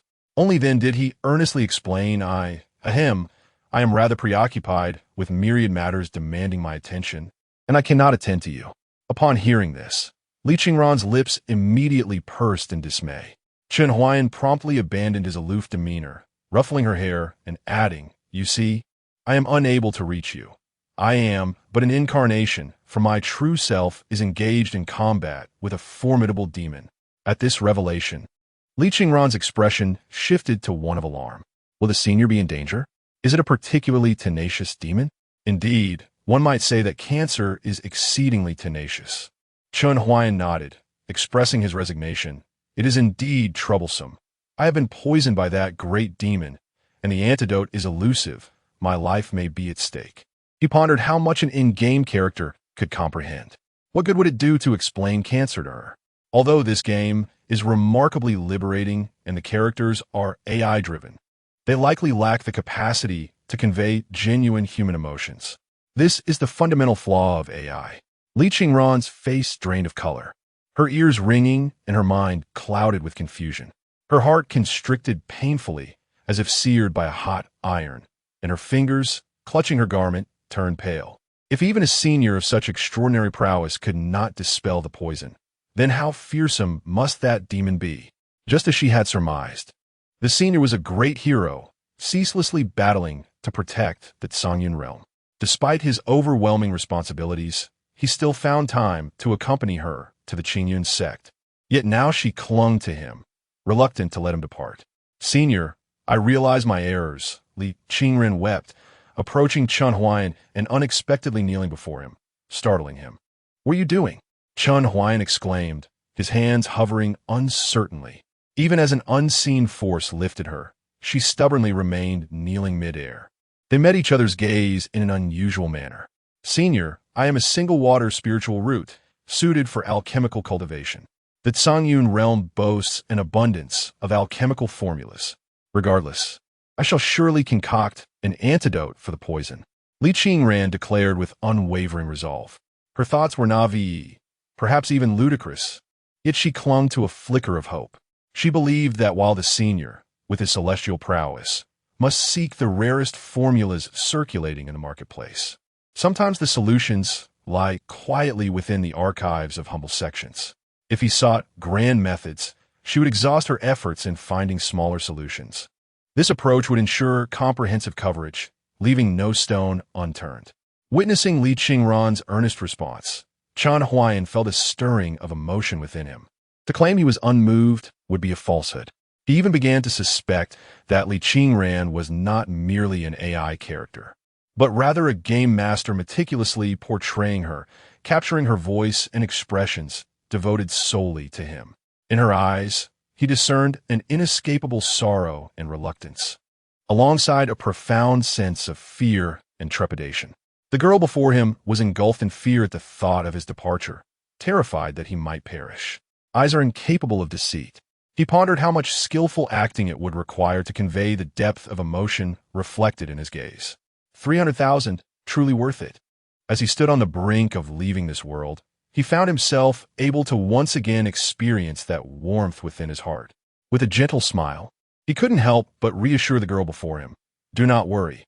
I am a formidable cultivator of the fusion realm.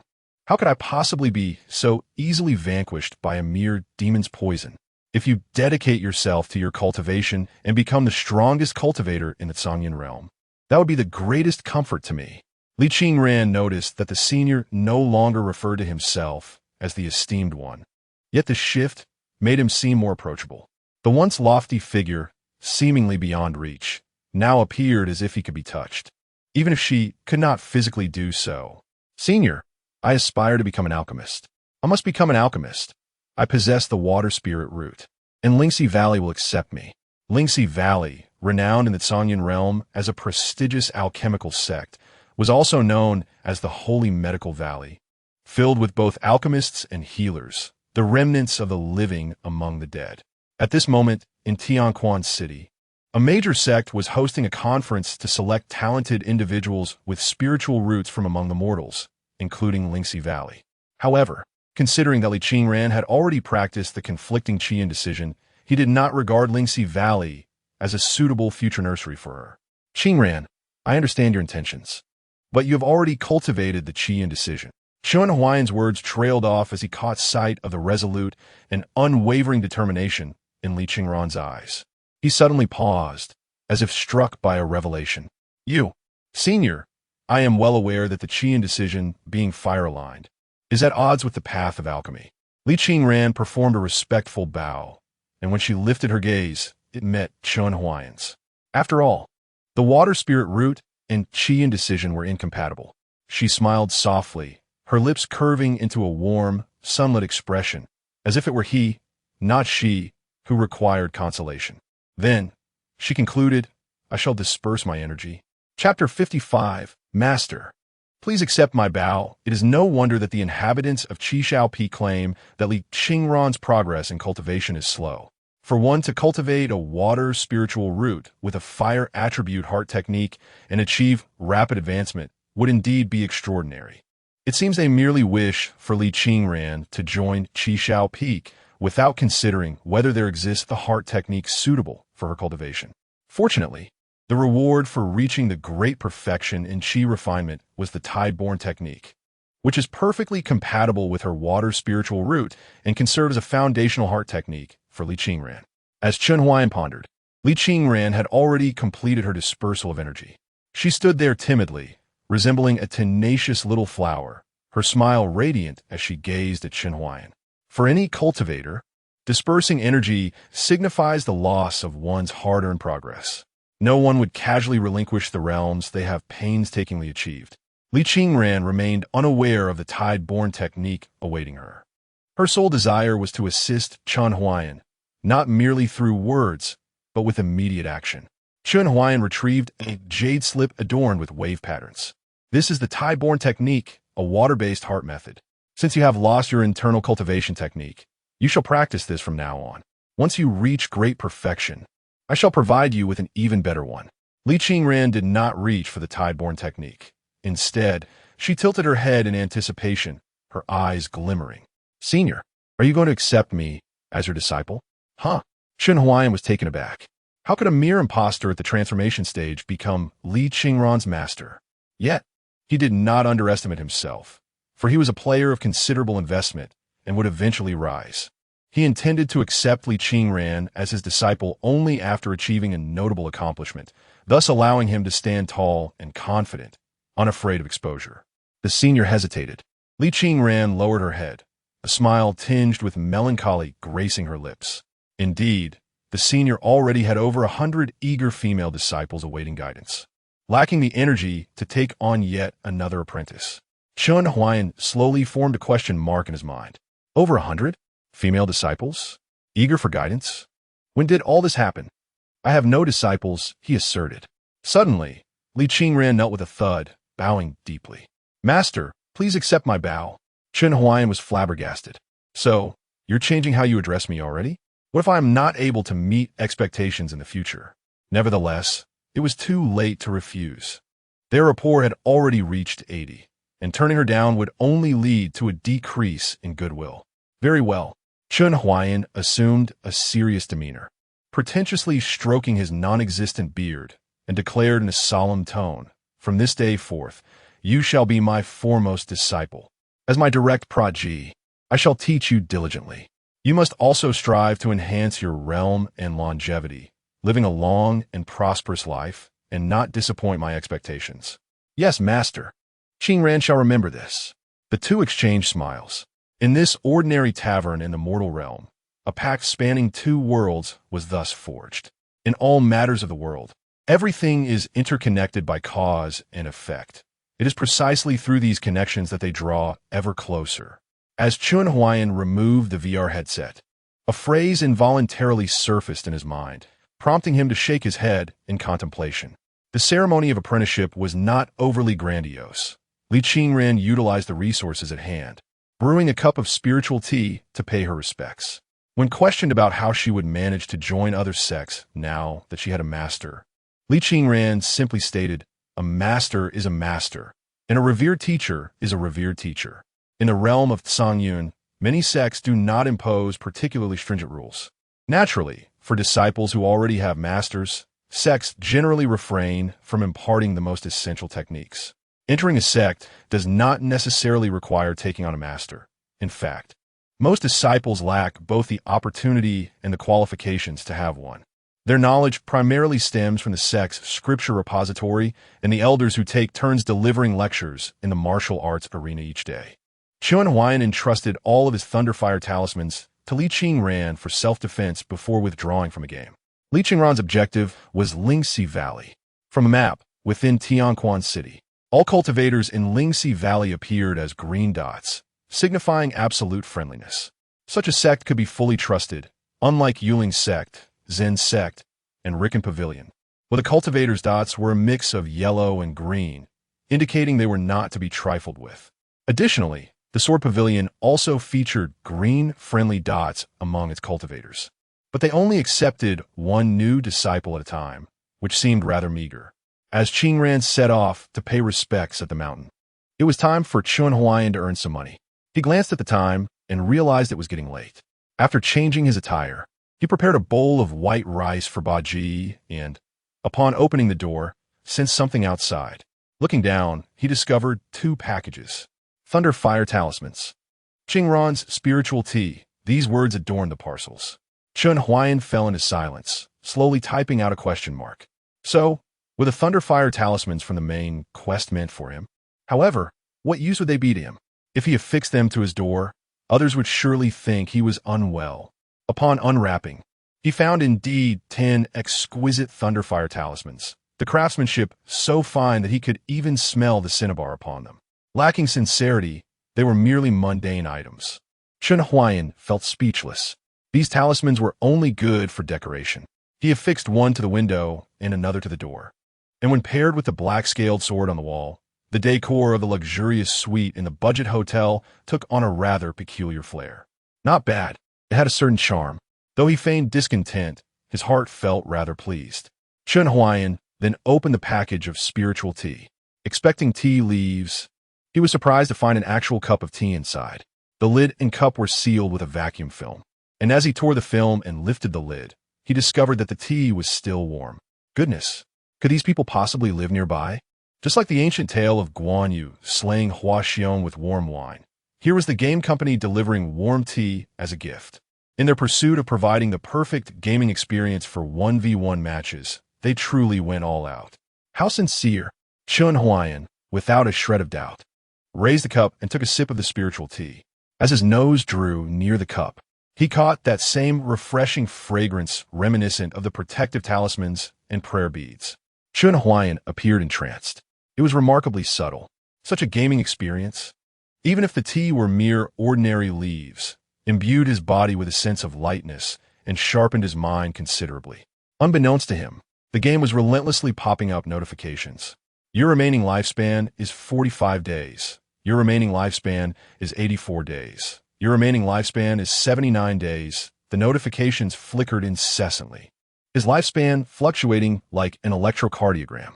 Ultimately, it settled on, your remaining lifespan is 78 days. After finishing his tea, Chen Huai'an placed the cup beneath his pillow. Just as he took a few steps, his expression shifted, and he glanced down at his legs. My legs? Can I walk? He moved them slightly, removed the plaster, and discovered, indeed, he could walk. As the saying goes, it takes 100 days to heal injuries to muscles and bones. For someone like him, a patient with osteosarcoma, it was likely not merely a matter of 100 days, but rather a permanent disability. Yet, the fracture had healed, and he felt far more comfortable moving than before. Something is off, Chen Huai'an pondered, stroking his chin. What could be the cause? Spring acupuncture? Meridian stimulation? The activation of cancer cells, enhancing his regenerative potential?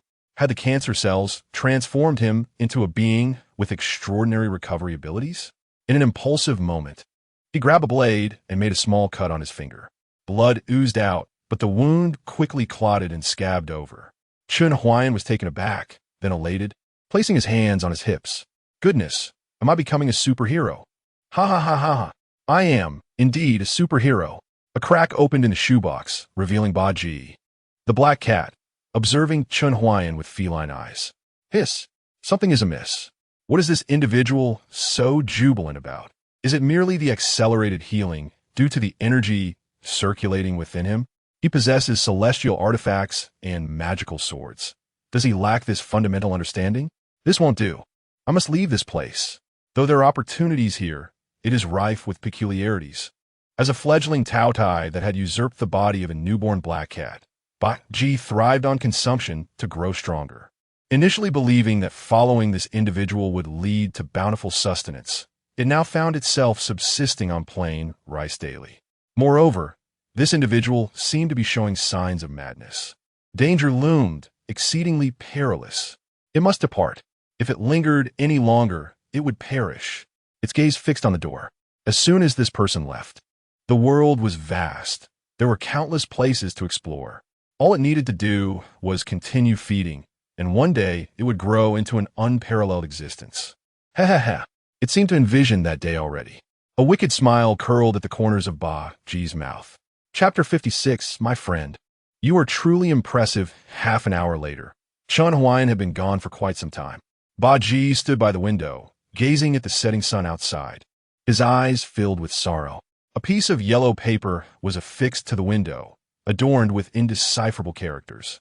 Although he could not comprehend the writing, Ba Ji understood that getting too close to the window would invite Thunder's wrath. Ultimately, is there no escaping this fate? Ha! How naive I was. Ba Ji lowered his head in despondency. How could a powerful being possessing a flawed divine artifact be unaware of his subtle thoughts? It was utterly impossible for him to be allowed to leave this cage so easily. As for the peculiar actions of that being, they were likely in pursuit of enlightenment. There are cultivators who suppress their power and even seal their memories to experience the hardships of life for the sake of understanding the Tao.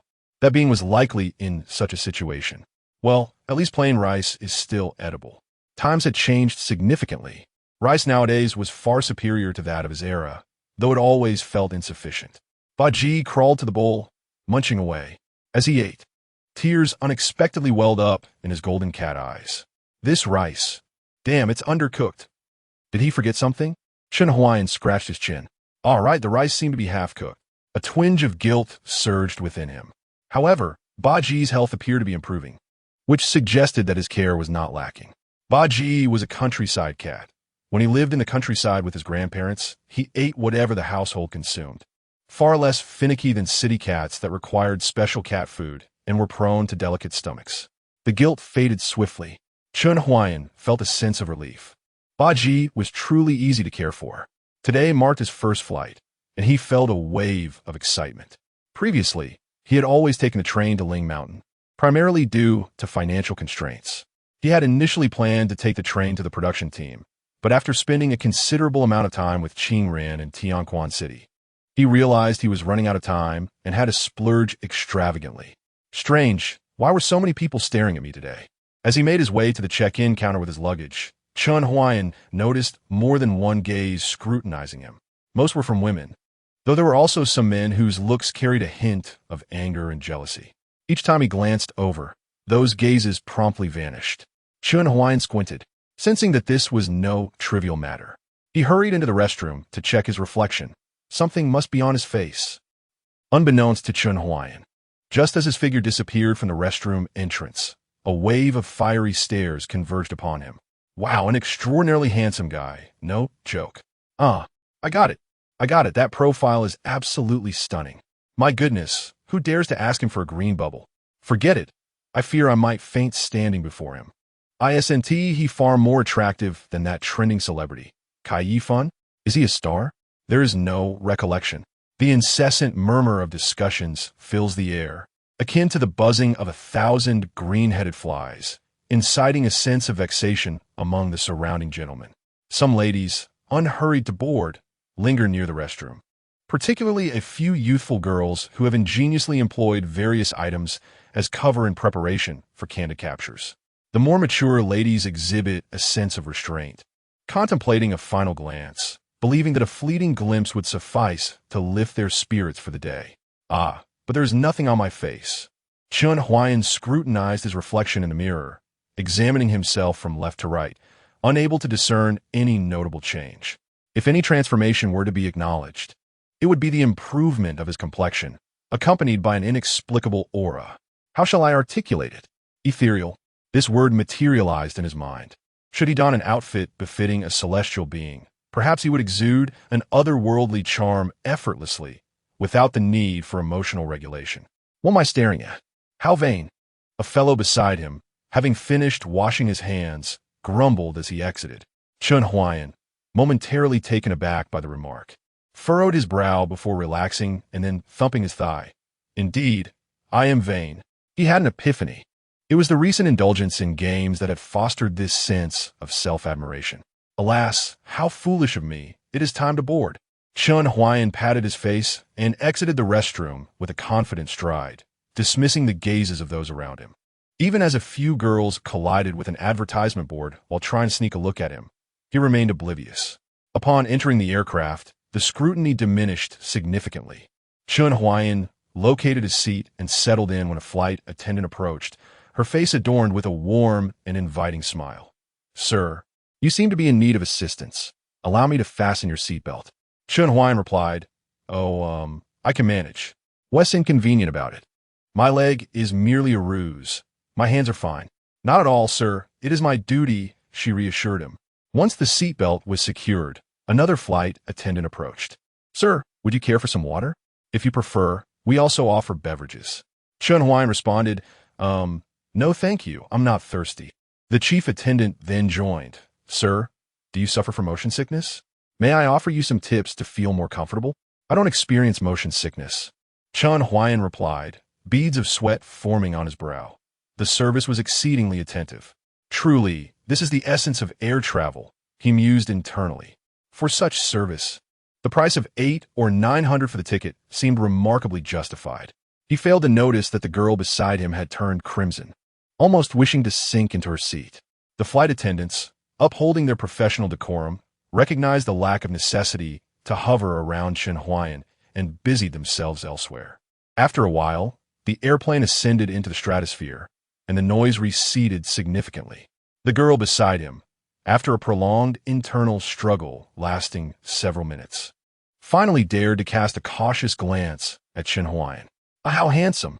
How could there be such an attractive man? Yet he appears so aloof. An opportunity, an encounter aboard this flight. This is a fateful rendezvous. Xiaoyan, do not be afraid. Go for it. May I add? She summoned her courage, pulled out her phone, and handed it over, her palms slick with sweat, even her breath quivering. Chen Huai'an suddenly scoffed. Ha! Is this what you call playing? I can fly on my sword much faster than this. The girl was momentarily taken aback, silently retrieving her phone. Chapter 57. Depart from here in Tianquan City. The area before the Dao asking platform was teeming with people. Most of these individuals hailed not from Tianquan City, but from the surrounding regions, and they were all, without exception, mere mortals. Among them were a few martial practitioners who possessed some martial skills. However, no matter how formidable a martial artist might be, they remained merely martial artists. Even those lauded as first-rate experts or innate masters in the martial world had no choice but to bow their heads in the presence of cultivators. Given the opportunity, they would eagerly vie to enter a sect of immortals. Alas, the celestial gates only regarded spiritual roots and innate talent. Exceptional martial skills were of no consequence. Several disciples of the Qiang sect looked out at the crowd and could not help but grumble. Alas, this year, more disciples have perished than last year. Previously, the Tao Asking Conference was held once a year, then biannually, then quarterly, and now it's monthly. It's exhausting even for an immortal. Unfortunately, there is no other choice. Competition grows increasingly fierce, and even the elders of the sect are facing bottlenecks. What hope do we ordinary disciples have? I hope we can recruit a few promising spiritual roots, ideally those with triple or double spiritual roots. The prospect of a single spiritual root genius is simply unimaginable. Suddenly, a loud proclamation erupted from the west side of the Tao Asking platform. Li Qingran, single water spiritual root. Upon hearing this, a wave of astonishment rippled through the crowd surrounding the platform. A single spiritual root. There is a single spiritual root. Let me have a look. I'll give you half a stick of incense to uncover the details about that single spiritual root disciple. Before Li Qingran could comprehend the situation, she found herself surrounded by a throng of recruiting cultivators from various sections. Young friend, come to our Qiang sect. Our sect master will personally take you as a direct disciple. How absurd. Qiang sect? She possesses a water spiritual root. She should join our Susue sect. We have the finest water-based heart techniques. Young friend, why not consider our instrument sect? Our Zen sect. Never mind, it's of no consequence, farewell. Li Qingran gazed at the myriad of smiling faces and felt somewhat overwhelmed. Was a single water spiritual root truly so coveted? She had been brought back to the sect by Lu Changtian, and this sensation of being fervently sought after was a first for her. Outside the crowd, an elderly man clad in plain robes, with a sword at his waist, squinted at Li Qingran. After ensuring no one was watching, he took out a transmission jade slip. Sect Master, a significant event has occurred. There is a genius with a single water spiritual root here. Should we take action? After a brief pause, an urgent voice came through the jade slip. Do not rush. I'm still occupied here, and the matters at hand are of greater importance. Just keep an eye on the situation. How can I possibly keep watch? The old man sighed, his face wrinkled like a chrysanthemum. Those with single spiritual roots are indeed geniuses. It won't be long before they are snatched away by other sections. He certainly could not resort to slaughtering everyone here just to keep an eye on this girl, as that would be no different from the actions of demonic paths. Very well, let it be. What is meant to stay will remain, and what is forcefully retained will not. No sooner had he spoken than a gentle female voice emerged from the crowd. Esteemed sister, I am Lu Xingyan, the guiding elder from Lingxi Valley. Your water spiritual root is most suited for medical or alchemical cultivation. Why not come to our Lingxi Valley? The crowd parted, revealing a woman in azure robes, surrounded by several female cultivators. She walked veiled, her visage obscured, yet as she moved, a fragrant floral aroma wafted around her, and lotuses blossomed beneath her feet. It was undoubtedly a disciple from Lingxi Valley. Alas, disperse, disperse. This disciple is destined to be taken by Lingxi Valley. What? Do you wish to compete with Lingxi Valley for her? You had better pray that you do not seek them in the future. Li Qingran, overhearing the murmurs of the crowd, felt a surge of delight within her heart. Her ambition was to join Lingxi Valley, and here was the opportunity. Lu Shengyan approached Li Qingran, her captivating gaze lingering on the latter for a moment before she exclaimed, Sister, you are truly exquisite, your figure graceful, and your talents exceptional. Do not waste your gifts on those wretched men in other sects. Come to our Lingxi Valley instead. We are like sisters, united as one. Li Qingran had heard that Lingxi Valley only accepted female cultivators. In rare instances, they might accept male cultivators, but such individuals were required to undergo castration. Previously, she had thought that joining a sect composed solely of female cultivators would spare her from numerous troubles. In other sects, she would inevitably have to interact with various senior brothers and elders. Her heart was set solely on her master, and she wished to avoid the complexities of social entanglements. With Lingxi Valley expressing interest and she reciprocating, they were naturally in harmony. She bowed her head in gratitude, saying, "I appreciate your kindness, esteemed elder, and I would be honored to join Lingxi Valley."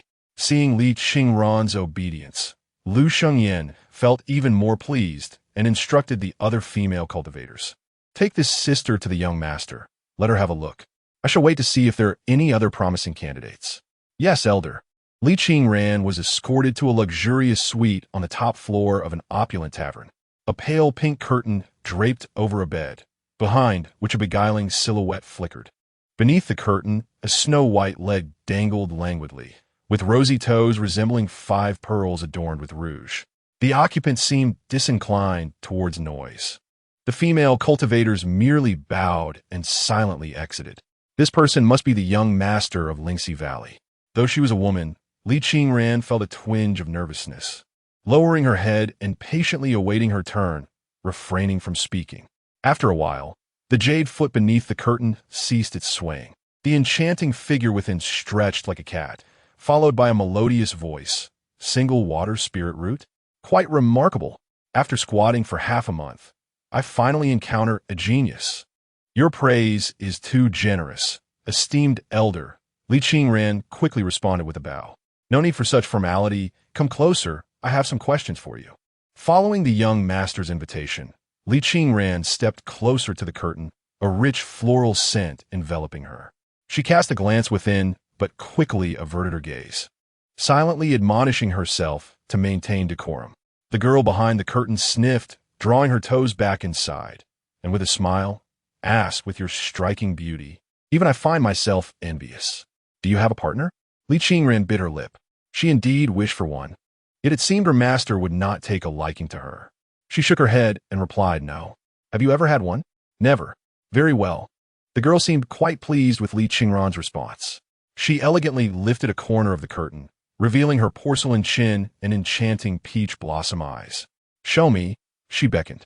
Li Qingran obediently extended his hand. Then he felt 2 delicate fingers resting upon his wrist, cool to the touch. After a moment, the master of Lingxi Valley withdrew her fingers and remarked nonchalantly, "You have cultivated a high-grade internal cultivation technique, quite compatible with your water spiritual root. Very good. But do you have a master?" "Yes," Li Qingran acknowledged, aware that concealment was futile, as she was not adept at deceit. "Is it a man or a woman?" The voice of the Lingxi Valley master suddenly rose slightly. "A man." The atmosphere in the private room grew abruptly cold. Li Qingran froze, cautiously raising her gaze to sense 2 indifferent stares penetrating through the curtain. "Leave," commanded the master of Lingxi Valley with a swift motion of her hand. The door to the room swung open with a resounding thud, and Li Qingran was forcefully pushed out by an unseen force. Chapter 58. Hold on. Li Qingran stumbled and fell at the entrance, and the 2 female cultivators stationed on either side hurriedly helped her up. At that moment, Li Qingran was still somewhat perplexed. She could not comprehend why the young master of Lingxi Valley had suddenly pushed her out after their pleasant conversation, all because her master was a man. "I apologize, young lady, but you have failed our young master's assessment." One of the female cultivators smoothed out the wrinkles in Li Qingran's attire, her expression apologetic yet resolute as she guided Li Qingran towards the exit. Li Qingran was reluctant to forfeit her chance to enter Lingxi Valley. In her mind, Lingxi Valley was the most likely sect to harbor ancient alchemical formulas, and it could also impart valuable medical skills to her, enabling her to assist her master. Thus, she halted her steps and respectfully saluted the female cultivator, stating, "I wish to understand the reason." The female cultivator pursed her lips, quickly glanced at the distant private room, and led Li Qingran to a secluded corner, ensuring no one was around before lowering her voice. "If you were of ordinary talent, I would not divulge this to you, but you possess a unique spiritual root, and your future achievements will surely be remarkable. I do not wish for you to harbor resentment towards the young master over this matter. She was not always like this. It is difficult to explain the specifics, But you must understand that Lingxi Valley currently prohibits disciples from forming partnerships, and our young master harbors a deep-seated aversion towards men, particularly male masters. An aversion towards men? Li Qingran exclaimed urgently. But my master is a wonderful person. He is not a bad man, and I can assure you he would not come to Lingxi Valley. The female cultivator shook her head dismissively. That is of no consequence. Our young master has struggled in the past. She has tested countless men, all to no avail. She has developed psychological scars due to certain events, and her failures have led her to a profound hatred of men. Previously, Lingxi Valley only refrained from accepting male cultivators, but now, within a 50-mile radius, no men are permitted. Exceptionally gifted male cultivators may enter, but only if they undergo castration. Li Qingran stood in shock, feeling a mix of helplessness and urgency. Could there not be some leniency? Perhaps I could explain this to your young master? No, you must leave quickly, the female cultivator insisted, waving her hand. The Tao Conference is nearing its end, and various sects will soon depart by flying vessels. You might still have the opportunity to join a commendable sect. As for Lingxi Valley, alas, our fates are not intertwined. With that, the female cultivator departed, leaving no chance for Li Qingran. How could this be? As Chen Huai'an left, Li Qingran held back her tears, feeling despondent. She should have been joining Lingxi Valley, yet she was inexplicably cast out, nearly brought to tears. Aside from Lingxi Valley, which sect could specifically cultivate medical and alchemical practitioners, and which would possess such a wealth of ancient formulas? How could she resolve her master's poison? Li Qingran stood bewildered at the entrance of the tavern, casting a glance back towards the direction of the private room, feeling utterly inadequate. Her master had bestowed upon her countless opportunities, yet when it was her turn to offer assistance, she could not even take the most straightforward first step. Is that not the girl with the singular water spiritual root? A voice, neither entirely feminine nor masculine, abruptly echoed in the air, imbued with both surprise and greed. Sister, have you not joined Lingxi Valley? Following the sound, Li Qingran beheld a procession approaching, led by a pale-faced scholar. His features were somewhat more delicate than those of a woman, his complexion as white as paper, with rouge gracing his cheeks. At his waist hung a slender sword alongside for porcelain vials, and the fragrance emanating from him could be detected from half a street away, creating an impression of artifice in his every gesture. The pale scholar scrutinized her from head to toe, a knowing smile spreading across his face as he exclaimed, "Sister, you must have been expelled by that madwoman." Ha ha ha. Ai Wei never anticipated that even a genius with a single spiritual root would be cast aside. His laughter became strained, his face turning ashen as he bent over, gasping for breath before cheerfully continuing, "Ah, splendid. Sister, do join our Yin-Yang sect. Our influence is not inferior to that of Lingxi Valley. Merely our reputation is slightly tarnished. But as cultivators, do we not seek the great path? Provided one does not delve into demonic practices, what harm is there in employing a few unorthodox methods?" Li Qingran's delicate countenance grew cold. She had heard of the Yin-Yang sect, which, alongside the Hawan sect and the Jiao Chan, was notorious as one of the 3 licentious sections. However, they were indeed part of the righteous path. In contrast to the dual cultivation practices of demonic cultivators, the methods espoused by these 3 sects emphasized mutual benefit, devoid of exploitation. Though their decadent lifestyles and chaotic private affairs garnered disdain from other righteous sections, she already had a master and could not possibly join such a morally lax sect. Even without a master, the path they pursued was misaligned with her own aspirations. "Thank you for your kind offer, Senior," Li Qingran replied courteously, bowing slightly to decline. "The Yin-Yang sect is commendable, but I seek a sect better suited for my water spiritual root. We also possess water-based heart techniques of yellow and profound rank, available for your selection," he persisted. "Yet, I already have a master, and I cannot disregard my master's wishes. I implore you, Senior, do not press me further." She bowed once more. The pale scholar's expression darkened as he scoffed. "I see you are merely refusing to honor our Yin-Yang sect. A master, indeed. Shall we summon your master to witness? You must accompany us today." Li Qingran bit her lip. She certainly could not call upon her master. She had no desire to disturb her master's battle against the formidable demon. The peril posed by that demon demanded her master's utmost focus. How could she afford to distract her? However, although she lacked her master, she possessed the talismans left behind by her. Initially intended for collection, she now reached into her storage pouch, grasping a handful of Thunderfire talismans. She hesitated, not immediately activating them. This pale scholar was likely a golden core cultivator, and these talismans would suffice to reduce him to ashes. Yet, such an action would inevitably incite the wrath of the Yin-Yang sect, leading to relentless pursuit. What would she do then? Would she have to trouble her master to clean up her mess? Li Qingran, you are truly a fool, squandering a winning hand. She berated herself inwardly, her gaze fixating on the advancing pale scholar, a glint of cold resolve flickering in her depths. Hold on.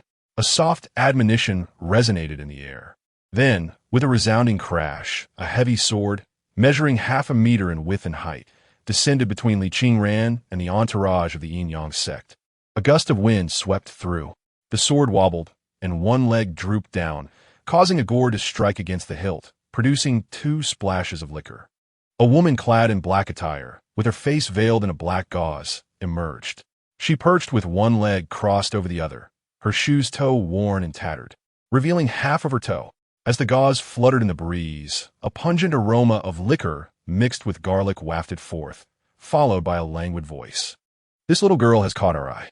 Hick, you all hick now? Get lost. Chapter 59. We are members of the Qingyun sect. Your audacity to seize individuals from our Yin-Yang pavilion in broad daylight is rather presumptuous. Would you not agree? The pale scholar detected the aura emanating from the woman clad in black, and his already pallid face turned a shade of iron gray. Humph, I shall take you all. What of it? The black-clad woman leapt down from her sword, grasped the hilt with a firm hand, and despite her unsteady stance, she effortlessly wielded the massive sword as if it were a mere toy, swinging it around in a circle. The members of the Yin-Yang pavilion instinctively retreated a few steps, wary of being struck by the heavy blade. This woman possesses strength comparable to mine. Her singular water spirit root is an exceptional dual cultivation partner. To let her go would be a grave mistake. I must intercept her. You all must summon the Hall Master at once. The pale scholar urgently instructed his guards, then unsheathed the short sword from his waist, aiming it at the woman in black from a distance. We are all at the Golden Core stage. Today, Wei shall contend with you. No sooner had he spoken than a figure appeared before him, and a hand reached out to grasp the short sword. What will you contend with? Perhaps you would like to spar with me instead? The pale scholar was taken aback, turning to see an elderly man, frail with graying hair, standing beside him. Half of his face was concealed by a mask, and he grinned broadly, revealing a mouthful of crooked teeth. Who are you? Guess. The elder, with a sword sheath hanging at his waist, yet not drawing a sword, began to constrict his gnarled hand, causing the blade of the short sword to twist under the immense pressure, emitting a creaking sound. The pale scholar found himself immobilized by the elder's oppressive aura, his only hope resting on his subordinates summoning the Hall Master. However, he was soon met with a chorus of muffled groans as his guards collapsed to the ground. He turned to see 3 figures in black standing in the middle of the street, arranged from tallest to shortest. The tallest and leanest stood on the left. The middle one was of average build, and the one on the right was short and stout, all dressed in black and armed with swords. Each bore a bulging sack on their back, the contents unknown. His subordinates lay sprawled on the ground, their fates uncertain. How dare you touch members of my Yin-Yang pavilion? The pale scholar exclaimed, fear and anger boiling within him. His Yin-Yang pavilion was a prominent sect. Who would dare to covet them? It had been some time since this dispute began. Why had the guards of Tianquan City and members of other sects not yet arrived? Surely they had not all returned to their respective mountain gates? Enough wasting time. Let us swiftly seize the final hall and retreat. A voice echoed from above. A figure emerged from the top of a nearby building, clad in black with a black sword and hood, a white beard protruding from beneath his chin, and an array of weapons hanging from his waist. The pale scholar's pupils constricted as he recognized one of the weapons to be the Hall Master's prize blade. When did our home become a target for theft? The pale scholar's bravado faltered, and a smile contorted his face into a grimace more sorrowful than tears. Esteemed Signor, I am but a lowly junior who fails to recognize your might. This disciple with a singular spirit root belongs to you now. I shall take my leave.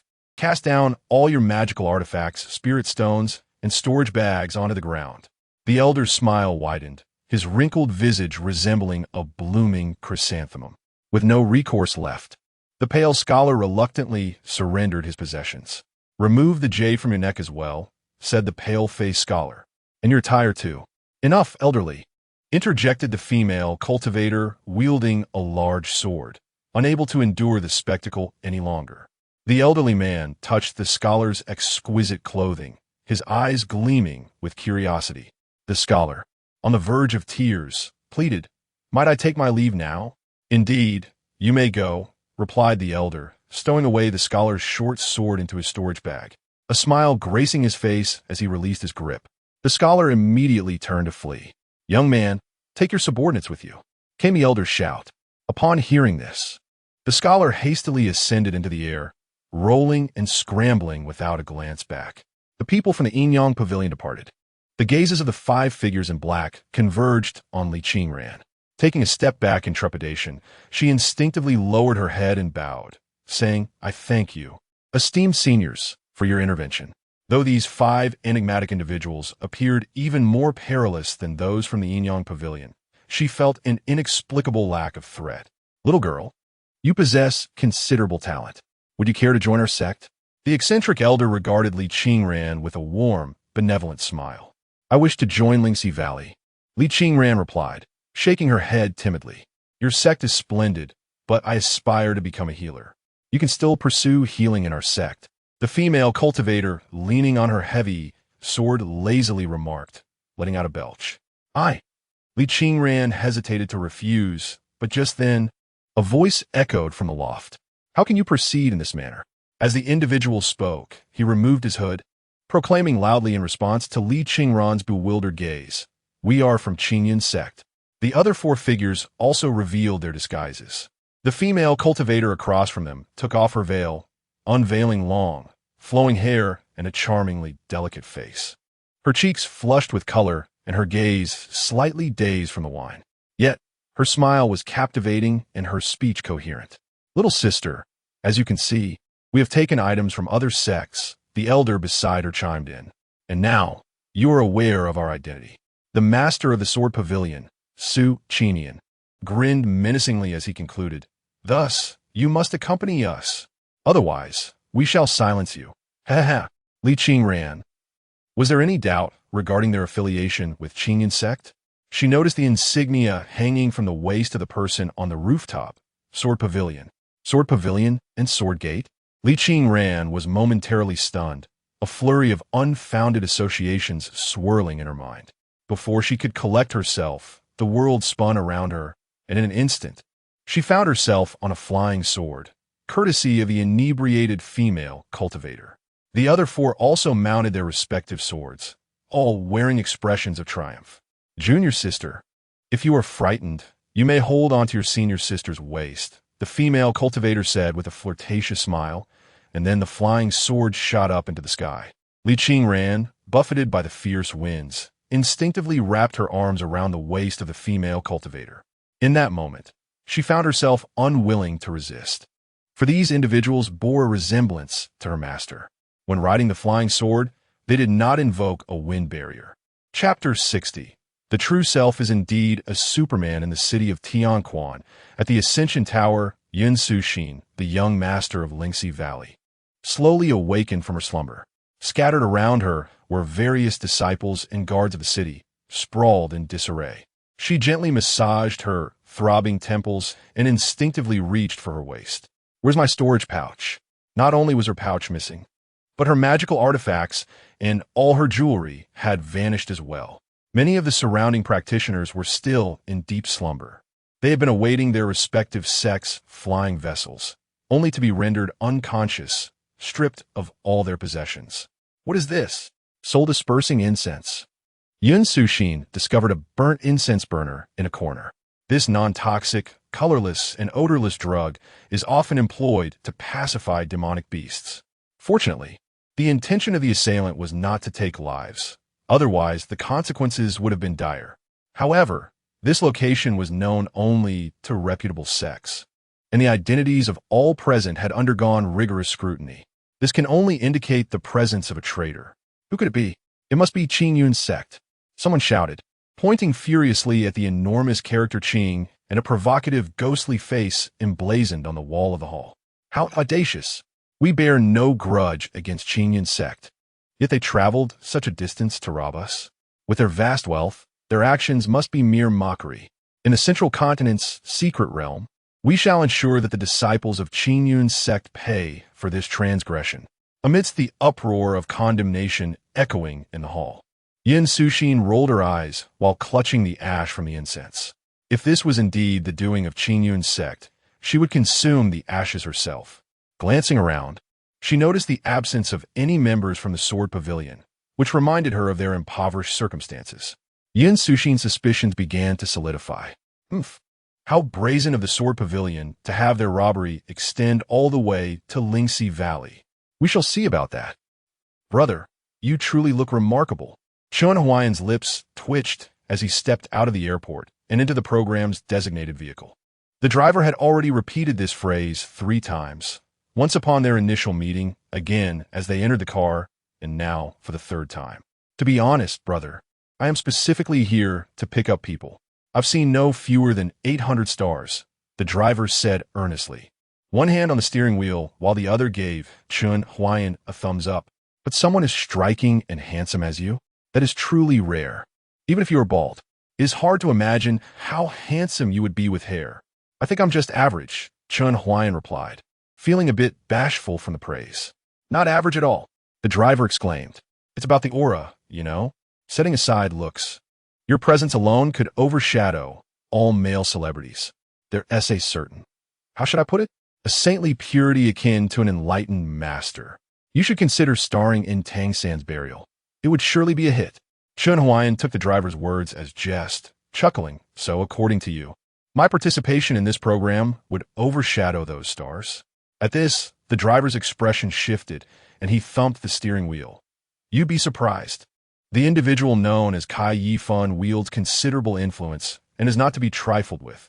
This program, to put it plainly, is designed to elevate his status. When you encounter him, it will be prudent to maintain a low profile and avoid any potential conflict. For we are merely common folk and do not need to clash with celebrities. Chen Huai'an took note of this. However, he pondered the absurdity of a cancer patient being in conflict with a star. Conversely, would that celebrity dare to instigate trouble with him? Following the enigmatic figures of the T0 version, the peculiar Lao Deng and the ethereal fairy, he likely represents a concealed superversion of the answer. Should that celebrity dare to seek him out for trouble, he would ensure they understood the meaning of "I truly deserve this." Heavens! Kai Yifan has finally arrived. Good evening, brother Fan. Yifan, you are becoming increasingly handsome, and your star path is flourishing. Underneath Tianmen Mountain, the crew of the program Coffee Adventure awaited. A dapper young man, clad in custom attire and adorned with an expensive brooch, entered amidst a throng of admirers.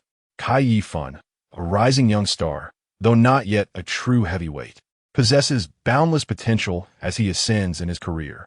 His participation in this program was not born of genuine enthusiasm, but rather a directive from his agency, which informed him that this show would aid in crafting a more favorable public persona and garnering greater affinity among the audience, thereby generating buzz for his upcoming role as a leading man in a film. After all, his acting skills were negligible, requiring voiceovers. Failing to cultivate a fan base would likely lead to ridicule upon the film's release. From Kai Yifan's perspective, he held little interest in the program, even bordering on disdain. Firstly, he despised mountain climbing, finding it exhausting and prone to leaving him drenched in sweat. Secondly, the fact that the show would be broadcast live meant he would have to endure the unrefined behavior of many artists, including foul language, smoking, and other unbecoming acts. Consequently, although the filming was scheduled to commence at 9, he deliberately arrived at 8:40. Apart from him, a has-been celebrity and 3 lesser-known figures had arrived punctually, already filming some behind-the-scenes content. In a variety show like Coffee Adventure, behind-the-scenes footage is indispensable. Although the program is broadcast live, it will later be edited into a pseudo-documentary format. After all, there are many working individuals. Not everyone can devote their evenings to sitting in front of a television at 7 o'clock. Ah, Xiao Fan, you have finally arrived. The director has been nearly frantic. Someone remarked, though the director, feeling quite cross internally, refrained from expressing his ire. You should begin your preparations now. We'll capture some casual behind-the-scenes footage during this interval. Kai Yifan cast a sidelong glance at the director, rolling his eyes. Make sure to choose the right angles. You must capture my most flattering side. After filming, let me review it. Anything that doesn't meet my standards cannot be uploaded. Understood. Rest assured, the director replied, internally cursing Kai Yifan's lineage while maintaining a facade of cordiality. Kai Yifan proceeded to change and apply makeup. Even though he would soon be knight climbing Tianmen Mountain, it was essential for him to mask his dark circles.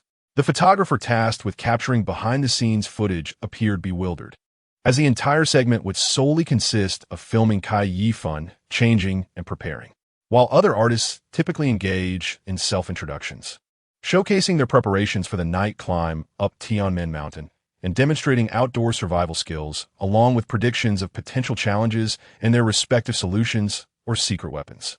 Kai Yifan's approach is markedly different.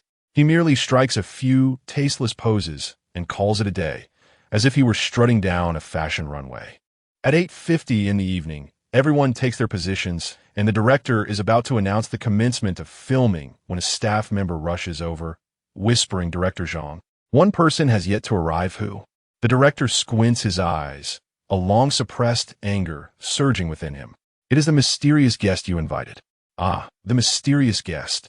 Director Zhang recalls, suddenly realizing that perhaps he had been so flustered by Kai Yifan that he forgot about the guest. Inquire about their whereabouts. I already did. The driver said the vehicle ran out of power. What? Good grief. Frustrated, he demands to know their exact location and instructs to dispatch another vehicle for pickup. With a grim expression, Zhang scratches his head in resignation and ultimately decides to announce the start of filming. After all, 5 minutes may be inconsequential to them, but it would constitute a live broadcast mishap for the television station. Nevertheless, being an experienced director, he notices the comments in the live stream beginning to flood in and discreetly advises a few artists to elaborate on their introductions to buy some time. To avoid the program crew being surrounded by tourists, the filming location is not along the regular tourist routes, but rather on a path that has been supplanted by a cable car, making it unlikely for anyone to choose to hike up, akin to seeking out misery. Furthermore, given the secretive nature of the evening shoot, the number of tourists on this path is minimal.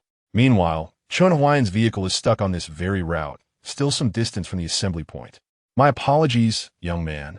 This electric vehicle is indeed less stable than a fuel vehicle, and it loses power rapidly in the cold of night, the driver laments. Both he and Chen Huai'an stand in front of the vehicle, bewildered. Chen glances at the time.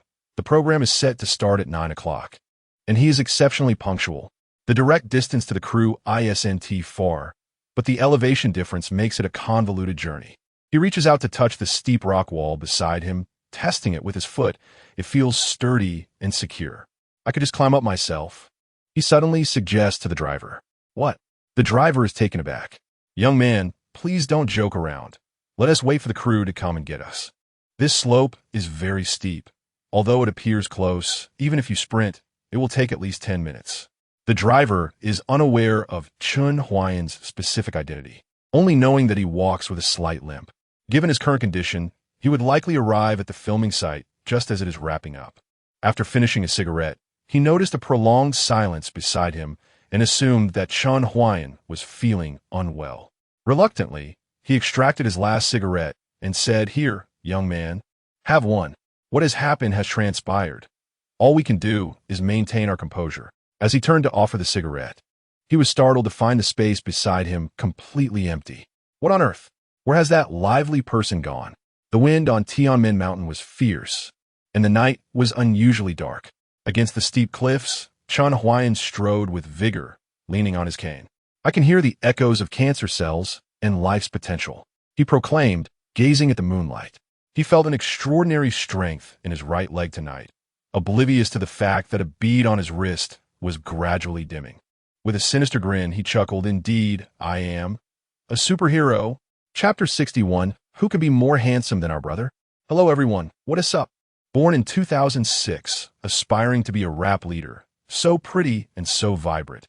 Each day is a meticulous affair. A boy who dreams of rapping. Creativity is his ace. Capable of performing anywhere, turning every place into his stage. The gaze of the audience fuels my excitement. Greetings, I am your darling Chen Huai'an, Song Zichin. 1 plus 1 equals cuteness. 2 plus 2 equals cuteness. 3 plus 3 also equals cuteness. Hello, I am your little cutie, Wang Yitao. Greetings, I am a novice actress, Su Xingchen. Although I have only appeared in a short drama thus far, I shall continue to strive for improvement. Following the previous two mischievous characters, a more ordinary girl has now arrived to introduce herself. She appears pure and innocent, her large eyes reflecting the naivete of a university student, and with a playful gesture, she waved her small fist. Director Zhang nodded in approval. This young actress possesses a commendable image and charm, showing considerable potential for development. He decided to grant her additional screen time. Hello, I am your familiar Wang Lulu. Good evening, my dear fans. My album will be released next week, so do make sure to listen. Wang Lulu is a once popular singer and a mother of two, participating in this variety show in hopes of regaining some popularity. Finally, it was Kai Yifun's turn. Yo, everyone, I'm Xiao Fan. Kai Yifun uttered but a single sentence, and the previously calm barrage of comments erupted into chaos. Brother Fan is so handsome. Yifun, extraordinarily handsome. Why give others so much screen time? Just focus on my brother. The production team is utterly clueless. Don't they know who the real star is? Oh my. Fan Bao has such a packed schedule, yet still participates in outdoor variety shows. It's so exhausting. My heart aches for him. Seeing the frenzied comments, Director Zhang felt somewhat reassured. Although Kai Yifun's character may not be remarkable, his looks are undeniably striking, and his popularity is indeed formidable. Spending $3 million to invite him to boost the show's appeal seems quite worthwhile. You know, I'm incredibly handsome, exceptionally so when playing basketball, and I excel at climbing as well. Truly remarkable. Kai Yifun spoke little yet struck numerous poses, repeating the phrase extraordinarily handsome. The comments surged even more wildly, words blending into an almost indecipherable frenzy. Kai Yifun had finished speaking. Noticing that the mysterious guest had yet to arrive, the director swiftly signaled Kai Yifun to stall for time. Observing the director's urging gaze, Kai Yifun felt disdainful. Here he was, the most prominent star present, and he was expected to wait for some insignificant, mysterious guest? Why should he assist in delaying time? Thus, he smiled and deliberately remarked, I've heard there's a mysterious guest tonight, someone around my age. I wonder if he can match my handsomeness? However, since we're all waiting here, he must be extraordinarily impressive. Director Zhang's face turned pale upon hearing this. Kai Yifun truly had a knack for stirring the pot. Indeed, as soon as those words were uttered, the barrage of comments erupted once more. Surely, my brother is the most handsome. What mysterious guest could possibly compare to my brother? What's wrong with the production team? Shouldn't they have eliminated him for being late? A mysterious guest. Oh, how grand and arrogant. I must confess, although I find my brother exceptionally handsome, I believe Fan Gu surpasses him. However, since he is a mysterious guest, he is surely destined to make a grand entrance at the end, tantalizing everyone's curiosity. Su Xingchen noticed Director Zhang's awkward demeanor and quickly stepped forward to buy some time. She had anticipated a lively discussion among the audience, speculating about the identity of the mysterious guest, which would serve as a suitable distraction until he arrived. To her dismay, not a single soul responded, leaving her in an uncomfortable silence. Even Kai Yifun, who had received a compliment, seemed oblivious, offering no acknowledgement whatsoever. With a slight pout, Su Xingchen lowered her head, her cheeks flushed with embarrassment. At that moment, she felt caught between advancing and retreating, as if ants were crawling all over her. Just then, a clear yet somewhat foolish voice resonated from the edge of the cliff, inquiring, Excuse me, is this the adventure program team? Everyone turned to look, and the cameraman adjusted his angle accordingly. Under the bright lights, a strikingly bald head caught their attention, Its reflection was almost blinding. A young man stood at the cliff's edge, leaning on a cane, a gentle smile gracing his face. The mountain breeze tousled the collar of his climbing attire, casting a shadow on one side of his face, while the illuminated side seemed to radiate a halo-like glow, evoking the image of an enlightened monk. Yet the shadowed side bore an alluring darkness, reminiscent of a bottomless abyss, drawing one in irresistibly. As the illusions dissipated, the only thought lingering in everyone's minds was handsome. This man was undeniably stunning. How could a man possess such extraordinary looks? Director Zhang fixated on Chen Huai'an, his mind not contemplating how he had arrived or why he was at the cliff's edge. Instead, a singular notion consumed him. The opportunity had arrived to ascend from a minor director to a prominent one. He must seize this extraordinarily handsome man. Capturing him would unlock the key to future success. What did someone like Cai Yifan even matter in comparison? "Apologies, Director, I arrived just in time," Chen Huai'an said, glancing at his watch, feeling genuinely remorseful. Despite his best efforts, he had only just reached at 9 o'clock. Surely, this would inconvenience the production team, and that was truly regrettable. Director Zhang, undeterred, hurriedly approached Chen Huai'an, enthusiastically grasping his hand. "You must be Brother Huai'an. It's wonderful that you've arrived. Brother Huai'an, you are absolutely stunning." Chapter 62. What are you doing with your potion? Everyone was captivated by Chen Huai'an's charm. Several makeup artists in the crew were utterly entranced. As seasoned professionals accustomed to working with numerous male and female celebrities, they were well aware that many stars often resort to cosmetic enhancements, transforming completely before and after makeup. Yet, this young gentleman before them was a different story. With rosy lips and pearly whites, despite a slightly pallid complexion, he exuded an aura of natural freshness and tranquility. Most strikingly, it was evident at a glance that he was entirely unadorned, an exceptionally handsome, all-natural youth, even without the embellishment of hair. Could it be that I'm truly that handsome? Chen Huai'an, despite his usual obliviousness, sensed an unusual shift in perception.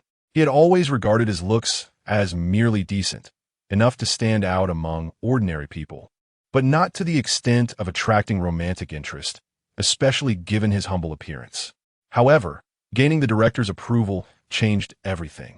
Individuals in such roles often act as scouts, possessing a keen sensitivity to those with photogenic allure. If they deemed him handsome, then he must indeed possess a striking appearance. Could it be that my potential has been awakened, enhancing my looks? Chen Huai'an pondered. He even entertained the notion that vampires might be beings evolved from the manipulation of cancer cells, which could explain their striking appearances. Alas, this world had no vampires, or he would have sought their wisdom on mastering the nuances of cell mutation. Perhaps then he could evade mortality. Perfectly handsome. Director Zhang turned the screen to show Chen Huai'an the barrage of comments. The previously adoring remarks about Cai Yifan had undergone a dramatic transformation. This mysterious guest is so handsome.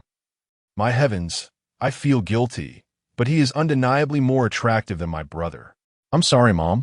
I shouldn't have scolded you. Darling, you can be late for as long as you wish. Does anyone know his name? Is he a celebrity? I can't believe I don't recognize him. Wait, he looks somewhat familiar.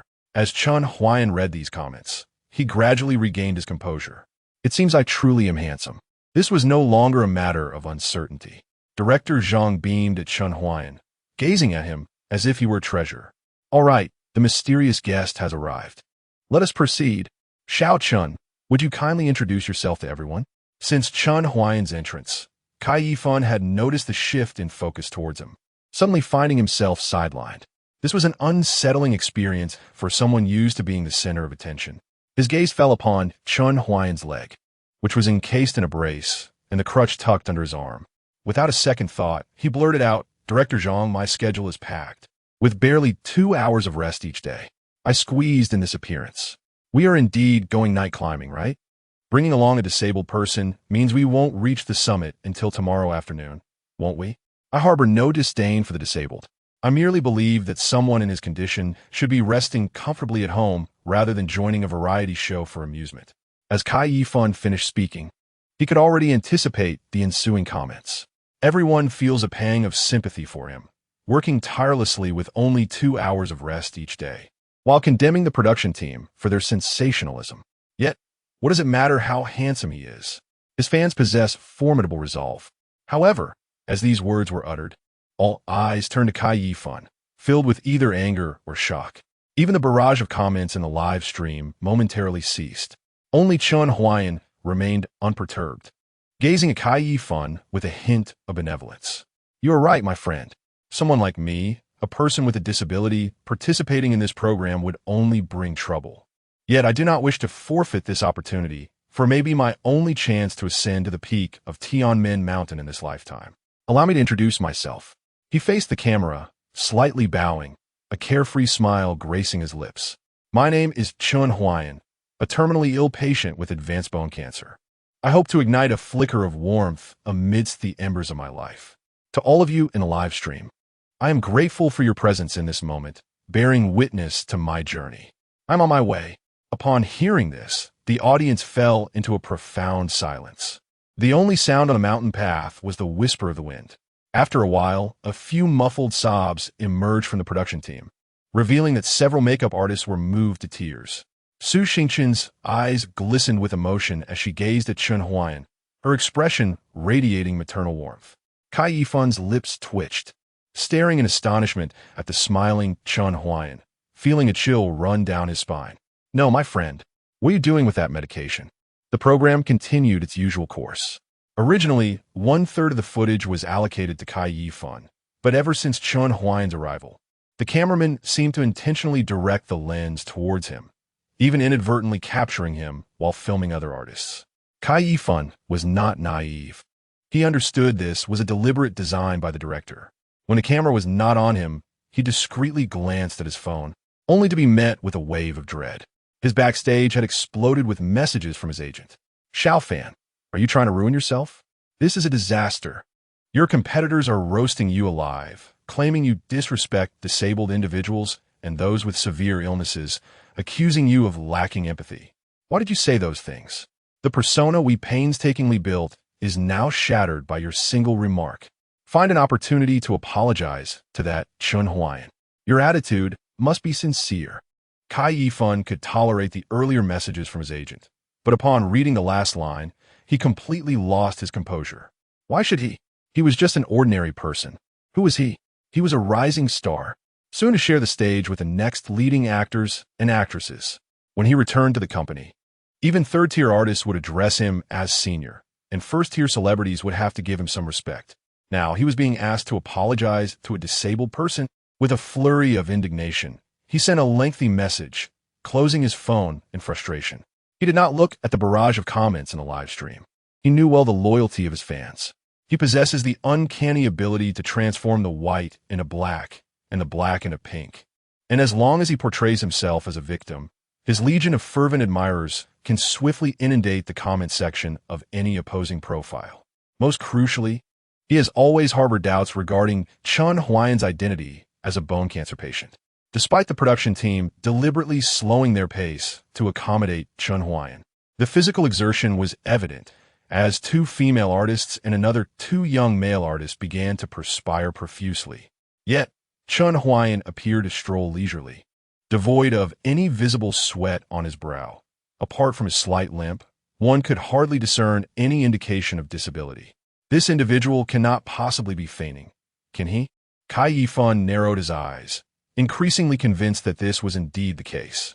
Some production teams do orchestrate such scenarios involving special groups for the sake of publicity. However, finding a strikingly handsome individual like Chen Huai'an among these special groups is no simple task. If he were merely an ordinary person pretending, it would make sense. If he could discreetly expose this ruse, not only would it absolve him of his previous verbal missteps, but it would also serve as a lesson for the production team, and for this individual named Chen Huai'an as well. The allure of a celebrity is not something that can be casually appropriated. Cai Yifan cast a cold gaze upon the adulated Chen Huai'an, already concocting a scheme. Chapter 63. To expose you, Ango. Is your cancer truly incurable? Indeed, it is beyond remedy. Is there no hope even with wealth? No hope at all. I am sorry. Su Xingqian bowed her head in apology. It's all right. Ha ha ha. Su Xingqian felt a profound sympathy for Chen Huai'an. Yet, as she gazed upon the calm and confident demeanor of Chen Huai'an, she believed she lacked the right to pity such a radiant individual. He was in no need of sympathy. At this moment, his life was more extraordinary than anyone else's. Perhaps this is the cruel twist of fate that befalls the gifted. She mused inwardly. Fate bestowed upon Chen Huai'an an unparalleled beauty, but took away his lifespan, a tragedy that, through his optimistic spirit, morphed into an inspiring comedy. The dialogue between Chen Huai'an and Su Xingqian was being broadcast live. The barrage of comments had shifted from supportive cheers for Cai Yifan to an overwhelming tide of tearful expressions. Director Zhang curled his lip in disdain. The masses are hypocritical, and the hypocrisy of the online realm is magnified exponentially. Just moments ago, they were clamoring to oust Chen Huai'an from the production, and now they were tearful over his plight. Yet, unbeknownst to them, while Chen Huai'an appeared composed on the surface, his heart swarmed with a multitude of anxieties. He longed to play on his phone. He wished to know if Li Qingran had successfully entered Lingxi Valley and what she was doing now. Once inside Lingxi Valley, would she be bullied by other disciples for being a novice? Alas, until the program concluded at the mountaintop, he was unable to indulge in games. Even checking his phone could only occur in fleeting moments when the camera was not focused on him. However, could the cameraman refrain from inadvertently capturing him so often? Chen Huai'an felt as though he might shatter under the pressure. Oh dear, I suddenly feel a surge of vitality. May I lead the team? Cai Yifan bounced forward, requesting to take the lead. You wish to lead? The uncle shot a skeptical glance at Cai Yifan's slender frame, thinking, this might be unwise. This path is not the tourist route of Tianmen Mountain, and with nightfall upon us, should any unusual circumstances arise, such as encountering wild beasts, one must make prompt and judicious decisions to avoid provoking them. Are you capable of that? Cai Yifan thought. It is 2034. Where would one find wild beasts? Even if there were wild animals in Tianmen Mountain, would they dare approach such a large group? It was merely the retired mountaineer seeking to profit. If the lead were given to someone else, it might entail a wage deduction. Ha! A beast is just a beast, particularly a retired one, not comparable to me. This rising star. Uncle, rest assured, I trained in Shaolin as a child and still retain my youthful prowess. My skills remain intact. I am incredibly capable. And even if a bear were to appear, I could take it down. Cai Yifan showcased his exceptional muscle definition. He indeed trained at Shaolin, but he returned after less than a month. Before the fire, he did not perceive this experience as particularly noteworthy. However, after the flames ignited his fame, with the adept packaging by his agent and company, he was transformed into a lay disciple of Shaolin, instantly adorned with an array of commendable labels.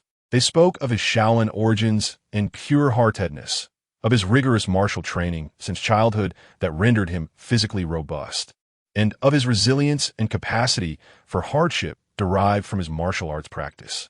To enhance his image, the company even trained him for a month in martial arts choreography, not demanding strength, but rather the aesthetic appeal of his movements, which the fervent fans would not discern. Now, Cai Yifan himself feels a tinge of confusion. In the stillness of the night, while indulging in a post-event cigarette, he occasionally finds himself genuinely believing he is a martial arts master. Thus, each time he leads a team, he reassures his support by saying, "Be good, I am strong, bear with me." Yet, in truth, even after a month of economic grinding, he would still falter within 5 minutes. Despite this, Cai Yifan remains in high spirits, frequently initiating team gatherings. The elder, aware of Cai Yifan's formidable reputation, could only cast a questioning glance at the director, who, being the one to issue his salary, had the final say. After much contemplation, Director Zhang could not decipher Cai Yifan's intentions, assuming he merely wished to validate himself, to establish a persona and redeem his image.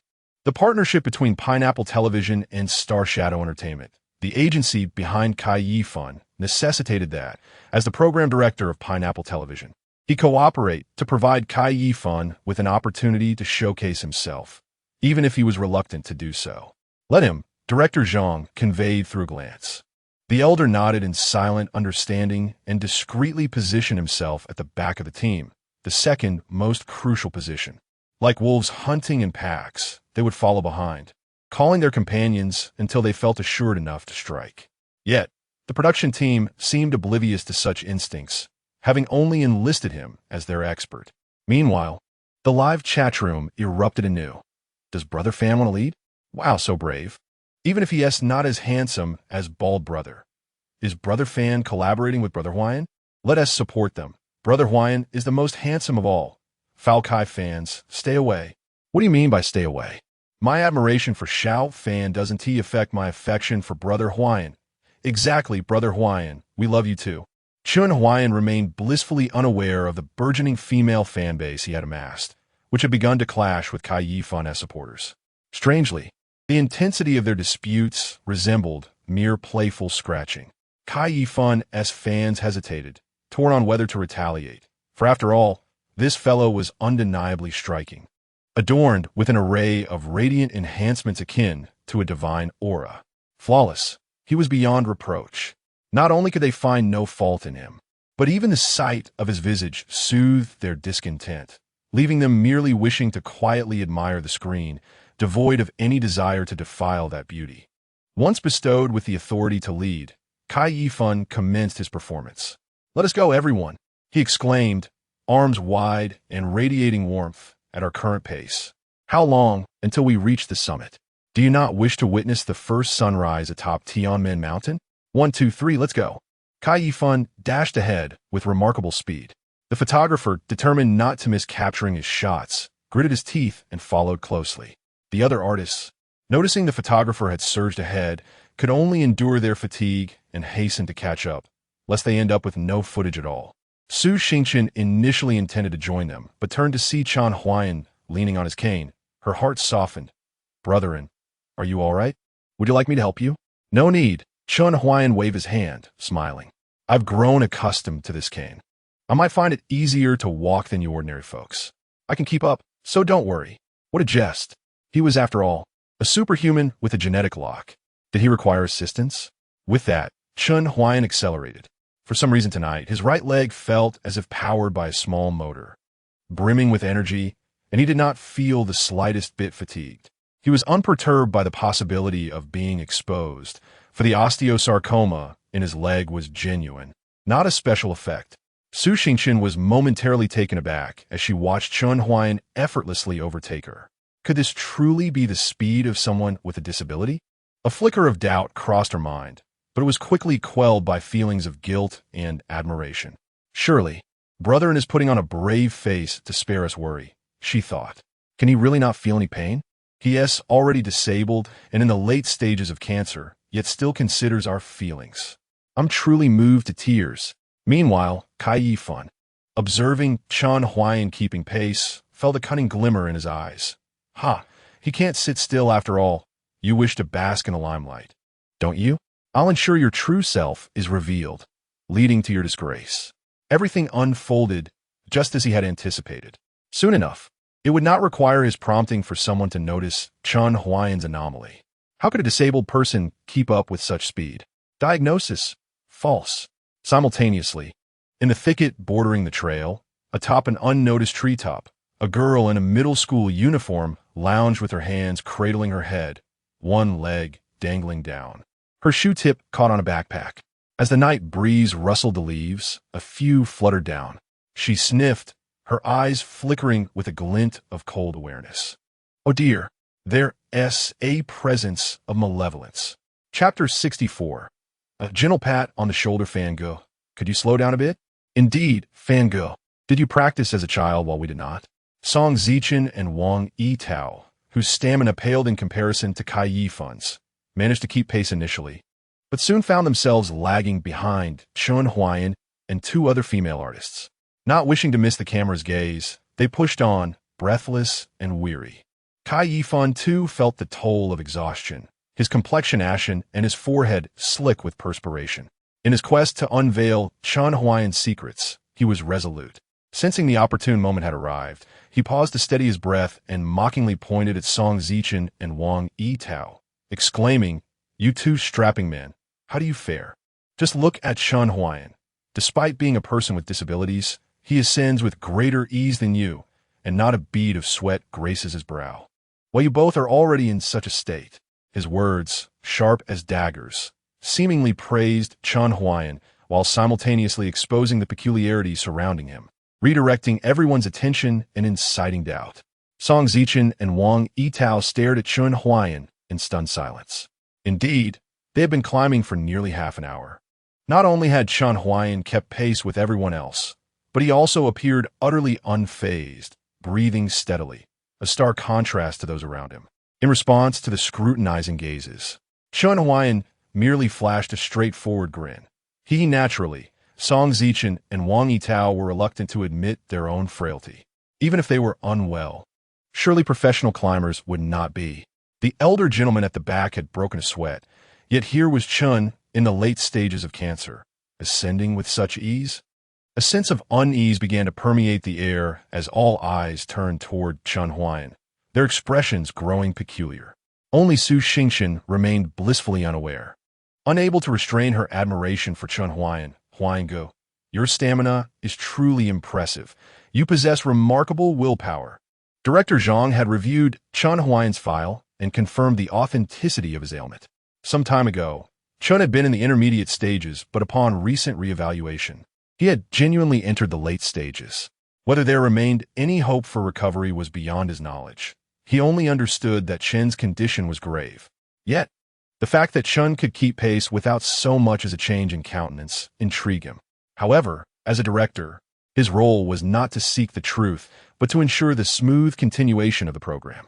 "Hush!" He feigned a serious demeanor, speaking in a low voice. "Do you hear that sound?" The cameraman directed the lens toward them, and all eyes converged on Zhang. Channeling his utmost acting prowess, he solemnly declared, "It is the howl of a wolf." "Wolf howl!" The two female artists instantly displayed expressions of terror. It was quite normal to consider the presence of wolves in the mountains. However, since this area had been developed into a tourist attraction, the hidden dangers were often overshadowed by its superficial allure.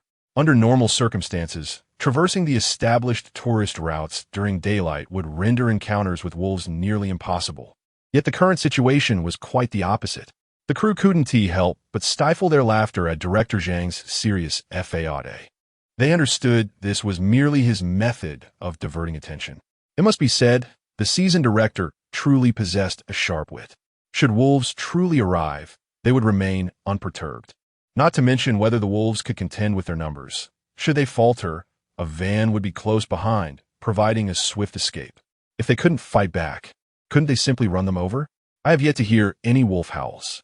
Kai Yifan, intent on not letting Chen Huai'an off the hook, chuckled, "Fear not. Should wolves appear, I am here. I have trained for such encounters, and if needed, there's brother in. He must be a hidden master." "You?" Zhang Dao smiled, feigning fright. "The wolves I speak of are not ordinary. They are the fabled shoulder wolves of Tianmen Mountain. It is said these cunning creatures hunt those who ascend the mountain by night, silently circling behind, then rising up to press down on their shoulders with just the right amount of force. Once the victim turns, they swiftly sever the head." At this, the crowd exhaled in relief. "What nonsense! Merely a legend," Zhang Lulu remarked, rolling her eyes with exasperation, patting her ample chest. Su Xingchen, still shaken, took a moment to compose herself. Wolves terrified her, as did dogs and cats. Strangely, she found herself less afraid of insects and snakes. "Zhang Dao, I stand at 6'3". What kind of wolf could possibly reach my shoulder?" Kai Yifan scoffed, taking pride in his height. He often sought opportunities to showcase it. "If such a creature could reach my shoulder, it would have to be 2.5 meters long. The largest wolf in the world barely reaches 2 meters. And it's not even from our region." Just then, a long, mournful howl echoed from the depths of the distant mountains. An eerie silence enveloped Tianmen Mountain. All the surrounding sounds of insects and birds ceased. Fear etched across the faces of the crowd. Zhang Dao, taken aback, hadn't he expected the howl to be real? Kai Yifan shrank his neck, feeling an ominous chill creep up his spine. Yet when he turned, there was nothing there. The howl had come from afar, evidently posing no immediate threat. He wiped the cold sweat from his brow and sighed in relief. Huh, merely scaring myself. No sooner had he spoken than he felt a weight pressing down on both his shoulders. It seemed as if a heavy pair of hands rested upon him. In the dense forest, a petite figure moved with the swiftness of lightning, deftly weaving through the tangled underbrush and trees as if they were air. She resembled a skilled martial artist from ancient times, despite her incongruous school uniform. Suddenly, a scream pierced the heavy night, more harrowing than that of a slaughtered pig. Lin Lingling's expression shifted as she glanced toward the source of the cry, her previously composed stride becoming somewhat chaotic. Damn it! Who will be climbing the mountain at this hour? She had to rescue them. It was her duty as a demon slayer in the decade since the resurgence of spiritual energy. Chapter 65. Does he have a way? Kai Yifan, standing at an impressive height of 1.9 meters, had lived a foolish life until today, when he finally experienced a moment of clarity. Perhaps it was the influence of the folklore that Director Zhang had recounted. At the instant, he felt an immense weight pressing down on his shoulders. His first instinct was not to look back, but to crouch and roll to the ground, scrambling to join the main group. Upon rising, he finally discerned the creature that loomed behind him. It was a colossal wolf, standing upright with an estimated body length of 2.5 meters. Its dense black mane enveloped its entire form, yet its body appeared grotesquely distorted. Its enormous head bore a mouth wide enough to swallow a truck tire, while its limbs were unnaturally slender. Its haunting, emerald eyes reflected the terrified faces of those around it, filled with malice and hunger. The crew, upon witnessing the fearsome visage of this monstrous wolf, felt a chill run down their spines, rendered speechless. "Wow!" exclaimed Chen Huai'an, breaking the tense atmosphere with his unexpected remark. Chen Huai'an's reaction was not born of fear. He felt a strange inclination to laugh instead. For reasons unknown, he found the wolf to be rather unimpressive. In terms of sheer intimidation, it paled in comparison to figures such as Qingxian Taoist and Qingyan Laozu. Thus, when confronted by the grotesque wolf, he felt no primal fear. Rather, he found its upright, spindly form somewhat comical.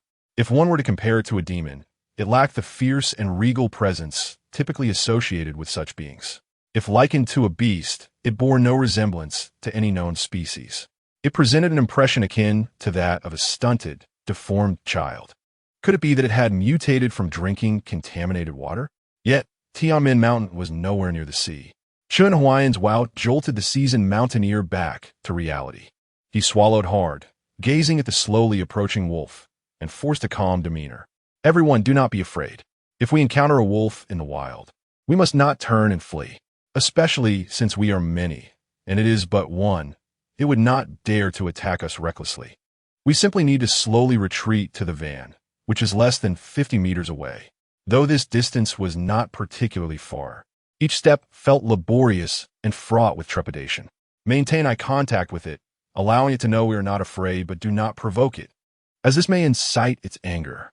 The mountaineer, possessing considerable experience, noted that although the wolf exhibited aggressive tendencies, it refrained from attacking outright, merely baring its teeth and emitting a low, menacing growl. The photographer remained steadfastly dedicated to his craft, uncertain whether this was part of the show as production. He kept his lens focused on the wolf, the live broadcast continuing unabated.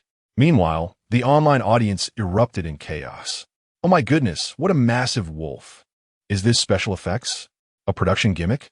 Huai'an, come to mama. I'll protect you, sob sob. Is this really part of the show? Someone call the police. I'm sorry, Xiao Fan, but between you and Huai'an, I ultimately choose to worry about Huai'an. Isn't Kai Yifan a disciple of Shaolin? Shouldn't he be able to easily take down a wolf, having trained in martial arts since childhood?" Song Zichen did not notice the barrage of comments. But recalling Kai Yifan's earlier words, he poked Kai Yifan in the waist and exclaimed, "Brother Fan, didn't you practice martial arts since childhood? Go on, chase that wolf away. Use your childhood urine to scare it off." Kai Yifan, already on edge, erupted when poked, glaring at Song Zichen and shouting, "What nonsense! You're the one who practices martial arts. Your whole family does. Are you out of your mind, asking me to confront such a massive wolf?" The uncle standing in front of everyone turned pale, cursing under his breath at the foolishness displayed. The giant wolf, which had been hesitating, was provoked by their shouting, its body crouching low as it prepared to pounce. The uncle, alarmed, immediately shouted, "Run, head towards the van." However, the wolf was swifter. In an instant, Song Zichen and Zhang Lulu were sent flying through the air. The monstrous wolf weaved through the crowd, then raised its head to let out a chilling howl. Those with even a modicum of knowledge recognized that the beast was summoning its companions. Sure enough, from the nearby bushes, a slightly smaller wolf sprang forth. The two wolves eyed the crowd menacingly, effectively dividing them into two groups. One group was close to the van, while the other was trapped outside. Unfortunately, Chen Huai'an found himself among those trapped, along with Su Xingchen and the lead cameraman. Despair settled over Su Xingchen and the cameraman. There was no way they could leap past the obstructing wolves to reach the van, and Director Zhang's group could not risk their lives to rescue them. What were they to do now? In the midst of their panic, one individual remained remarkably composed. Chen Huai'an. Akmila, Su Puyaman. He told himself. The resonance of cancer cells and infinite potential echoed within his life force. He could hear it. He raised his cold, piercing gaze towards the wolf demon. His eyes filled with disdain and confidence. He, Chen Xianzuan, had once shattered the gates of the Qingyun sect with a single sword strike, leaving the old dog Qin Xian kneeling helplessly in the square. What was a mere oddly shaped wolf in comparison? Su Xingchen quickly noticed the unusual demeanor of Chen Huai'an, wondering if perhaps this young man had a plan. Soon, she watched as he assumed a horse stance, raising his cane towards the monstrous wolf, while his free hand beckoned it with a flick of his fingers. Su Xingchen thought, "No, this can't be right. I must not underestimate Brother Huai'an. Perhaps he knows martial arts." A flicker of hope reignited within her. Indeed, Chen Huai'an, despite being in the late stages of cancer and a disabled individual, had persevered through rigorous training since childhood. At this moment, he not only managed to climb Tiangnan Mountain, but also kept pace with the group, even appearing more agile than most. The answer was becoming increasingly clear. The wolf, unable to tolerate the provocation, let out a low growl and lunged forward. Su Xingchen, frightened, shut her eyes tightly. In a heartbeat, Chen Huai'an wielded his cane like a dragon, exuding an aura of lethal intent, imbued with a hint of swordsmanship. Swift, precise, and fierce, the cane struck the monstrous wolf's head with a resounding crash. Was it the shattering of the wolf's skull?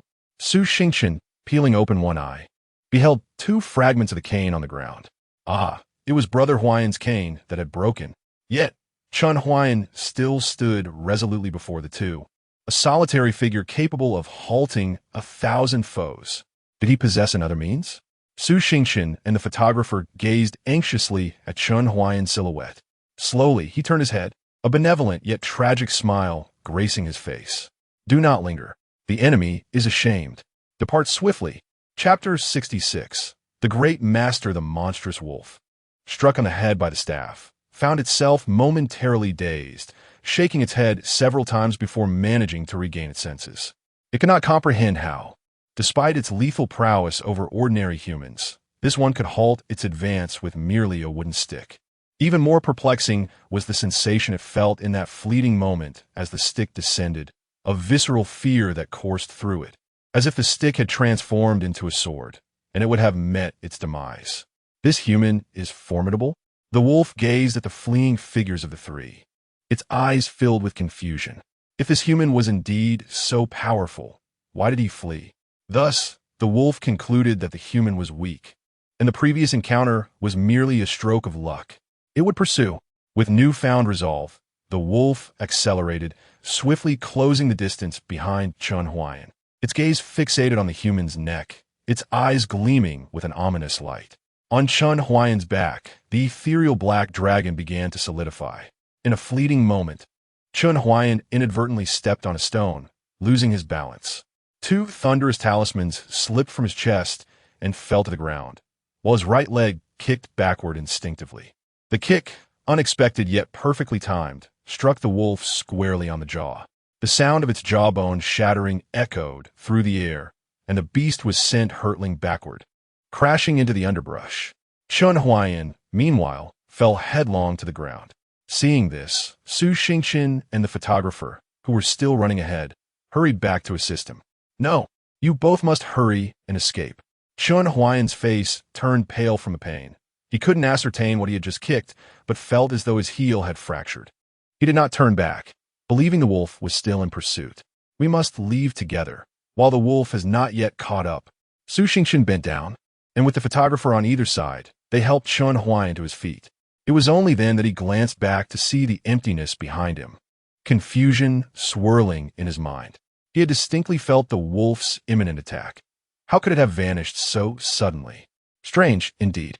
Meanwhile, deep within the thicket, the wolf, with its jaw now a mangled mess, staggered to its feet. Compared to the blow from the wooden staff, its head now spun even more. A buzzing filled its ears, and its jaw throbbed as if struck by one of those iron boxes wielded by humans. This torment ignited its ferocity. Its emerald eyes began to redden, and it gasped for breath, its body swelling like a balloon, the thick mane bristling as if transformed into sharp steel needles. Since gaining higher intelligence, this was the first human to inflict such pain upon it, stirring memories of the day it was knocked aside by the iron box. Humans, all must perish. This mountain was once its territory, now transformed into a playground for humans. They had been driven deeper into the forest, forced to remain vigilant against those swiftly moving iron boxes. Why should this be?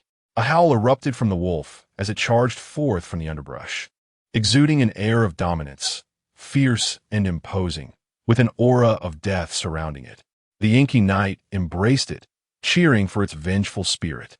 The wolf vowed to make those who had humiliated it pay dearly. Its keen sense of smell swiftly locked onto the presence of 3 individuals. With a 4-legged sprint, it moved as fast as lightning. Then, it stepped onto the Thunderfire talisman, howling, "Boom!" Chen Huai'an, who was fleeing, paused momentarily.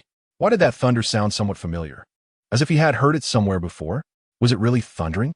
Wasn't today a clear day? Su Xingshan also sensed something amiss. The wind seemed to carry the scent of something charred. Struggling to carry the adult Chen Huai'an, Su Xingshan and the photographer soon found themselves unable to run further. But fortunately, they discovered a small wooden cabin. The 3 entered and shut the door, seeking temporary refuge. Chen Huai'an sat down by the entrance, feeling that his right foot no longer pained him. However, as a person with a disability, he hesitated to display this improvement immediately, fearing that it might jeopardize the show and lead to financial repercussions. "Brother Huai'an, why are you sitting at the door? It's so dangerous," Su Xingshan said as she attempted to pull him inside. Chen Huai'an raised his gaze and waved his hand, calmly stating, "If that wolf breaks in, I can at least buy you both a chance to escape through the window. My life is already fleeting. You've saved me, and I must repay that debt." Upon hearing this, Su Xingshan's eyes reddened again, and pouting, she sat beside him, sniffling. "Brother Huai'an, you are too kind. I have already called the police. Everyone will be fine. You flatter me. I'm merely an ordinary person." Chen Huai'an was about to take out his phone to play a game when he noticed the photographer's lens still aimed at him. Chen Huai'an was taken aback. "Wait, brother. Are you still recording?" The sweaty photographer chuckled, revealing a set of white teeth. Hee, professional ethics. 5 minutes earlier, wolf. The wolf is eating people. The wolf is eating people. Hee, the wolf is coming. Kai Yifan lay convulsing on the twisted door of the van. The others huddled in the half-dismantled van, trembling. Not far away, a massive wolf lay in a pool of blood, its size having swollen to about 4 meters. A true behemoth. Initially, they believed that hiding in the van would spare them from danger, never realizing that to the giant wolf, the van was merely a toy to be dismantled at will. Standing beside the wolf's corpse was a girl in a school uniform, holding a gun in her right hand. The muzzle still dripping blood, speckled with yellowish-white brain matter, the remnants of the monstrous wolf. Lin Lingling wiped the blood from her cheek and approached Kai Yifan expressionlessly. The celebrity's leg had been crushed, and, as she neared, he mumbled incoherently, clearly having lost his sanity. "TSK, still a disciple of the Shaolin secular world? Is this the extent of your mental fortitude?" Lin Lingling thought, feeling disgusted at the memory of once being a fan of Kai Yifan. Fortunately, after becoming a demon slayer, her illusions about celebrities had been shattered. In truth, stardom meant nothing. This world was far more exhilarating than she had ever imagined. Before the complete outbreak, everything was forcefully concealed for the sake of societal stability. However, one cannot hide fire with paper, and exposure was merely a matter of time. That female hero? Zhang Dao was uncertain if this appellation was appropriate. Cautiously, she said, "There's another wolf pursuing the other 3 individuals heading west. Please, I implore you to save them." What? There's another one? Why was this not mentioned sooner? Lin Lingling's eyes widened, her silver teeth clenched tightly. These individuals had barely escaped with their lives in the van, and the other 3, without any protection, had likely already met their demise in the jaws of a wolf. Damn it, Lin Lingling thought to herself. If only your perception were sharper, such a tragedy might have been averted. The young girl resolutely quickened her pace towards the west. She could already sense the malevolent aura permeating the air. Time was of the essence. Just then, the sky in the west suddenly illuminated. Boom! Lin Lingling hesitated for a moment, her eyes wide as she beheld a flash of lightning in the murky sky. Thunder struck, vanquishing evil and obliterating malevolence. The scent of the wolf demon vanished in an instant. Their allies. Within that thunderous fire, Lin Lingling felt a harmonious and righteous energy, and she immediately reached a conclusion. Moreover, it was a formidable presence. Chapter 67. Here, Lin Lingling pursued the location of the falling thunder. Ultimately, she discovered the charred remains of the wolf demon in a 5-meter-wide crater. The jawbone was shattered, and the crack suggested it had been struck by a blunt instrument, likely a hammer or a club wielded by a formidable opponent. The presence of such a powerful figure, coupled with the absence of the scent of human blood, indicated that the 3 missing individuals were safe. Thus, Lin Lingling examined the wolf demon's corpse without any trepidation. She bent down and picked up a piece of wolf bone, which crumbled into powder at her touch. Instantly, her pupils constricted as she murmured, to unleash such a thunderous attack with such magnitude. Could it be a general-level demon? But how many general-level beings existed in the world? Lin Lingling was astonished by her own conclusion. Currently, there were only 4 ranks among demon slayers: White, Master, Soldier, a General. As a white rank, she could only be regarded as a civilian demon slayer. Civilian demon slayers had relevant credentials, but could not be officially recognized. Their status was akin to that of bounty hunters. However, there were advantages. They were not obliged to undertake missions, could select tasks at their discretion, and could earn substantial rewards by slaying demons and submitting their spoils. Yet, if they perished due to overestimating their abilities, no one would come to retrieve their remains. Lin Lingling relied on her earnings from demon slaying to fund her education. Otherwise, who knows where she would be toiling in some exploitative factory, tightening screws. Her ultimate ambition was to become an officially recognized demon slayer. For only then could she experience a broader horizon. What is this? Lin Lingling bent down to pick up a piece of yellow paper. This paper lay less than 3 meters from the wolf's corpse, inscribed with obscure characters in cinnabar, emanating a palpable energy of impending thunder. Realizing this, her hand instinctively trembled. If she were a demonic entity, she would likely have been consumed by the thunderous energy within the talisman at that moment. It seemed that the recent thunder had been triggered by this talisman. Lin Lingling gasped in astonishment.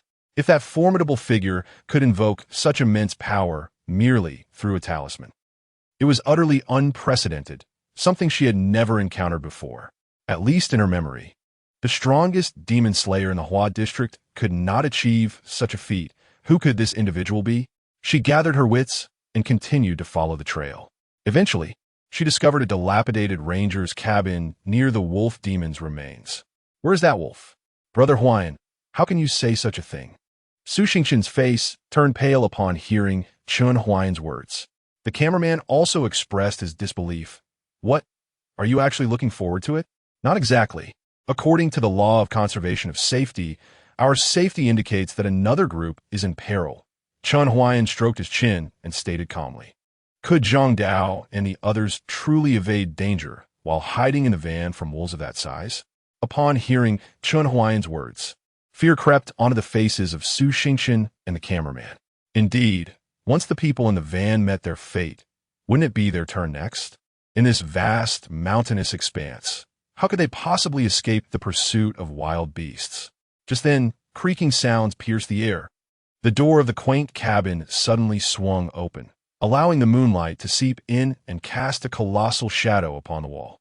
Yet, this shadow was not that of a wolf, but rather that of a girl. Lin Lingling, illuminated by the moon's glow, surveyed the three individuals within the cabin, 2 men and 1 woman, one bald, one a naive young woman, and a brawny man wielding a camera.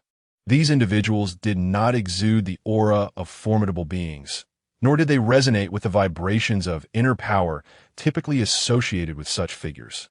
Was the esteemed master not present here? A flicker of doubt crossed her mind. Had that illustrious figure already departed? Truly, a master of such caliber could come and go like a wisp of smoke, leaving no trace behind, imperceptible to someone as insignificant as herself. Little sister, there are wolves outside. Quickly come in to take shelter, Su Xingqian exclaimed, relieved to see an adorable student enter. Although puzzled by the long rifle slung across her back, was it cosplay? She was simply glad it was not a wolf. The wolf had already met its demise. Lin Lingling, with the blood still dripping from the rifle on her back, maintained a stoic expression while speaking in a fearful tone. "Oh dear, you frightened me. I was climbing when I stumbled upon a wolf's corpse and, in a panic, ran here. I'm so scared." Su Xingqian was taken aback, finding this young girl rather suspicious. Chen Huai'an's gaze settled on Lin Lingling, sweeping over her before finally fixating on the talisman in her hand, blinking in surprise. "Little sister, where did you find that talisman?" Lin Lingling shot a glance at Chen Huai'an, then looked again, and then stared intently. Goodness, how handsome! She hadn't noticed upon entering, but now, scrutinizing him closely, she felt an urge to cement her gaze upon him. Nevertheless, being a distinguished demon slayer, Lin Lingling forcibly suppressed her impulse to admire his looks. Her cheeks flushing as she cleared her throat. "What talisman? I don't know what you're talking about. That's merely my keychain.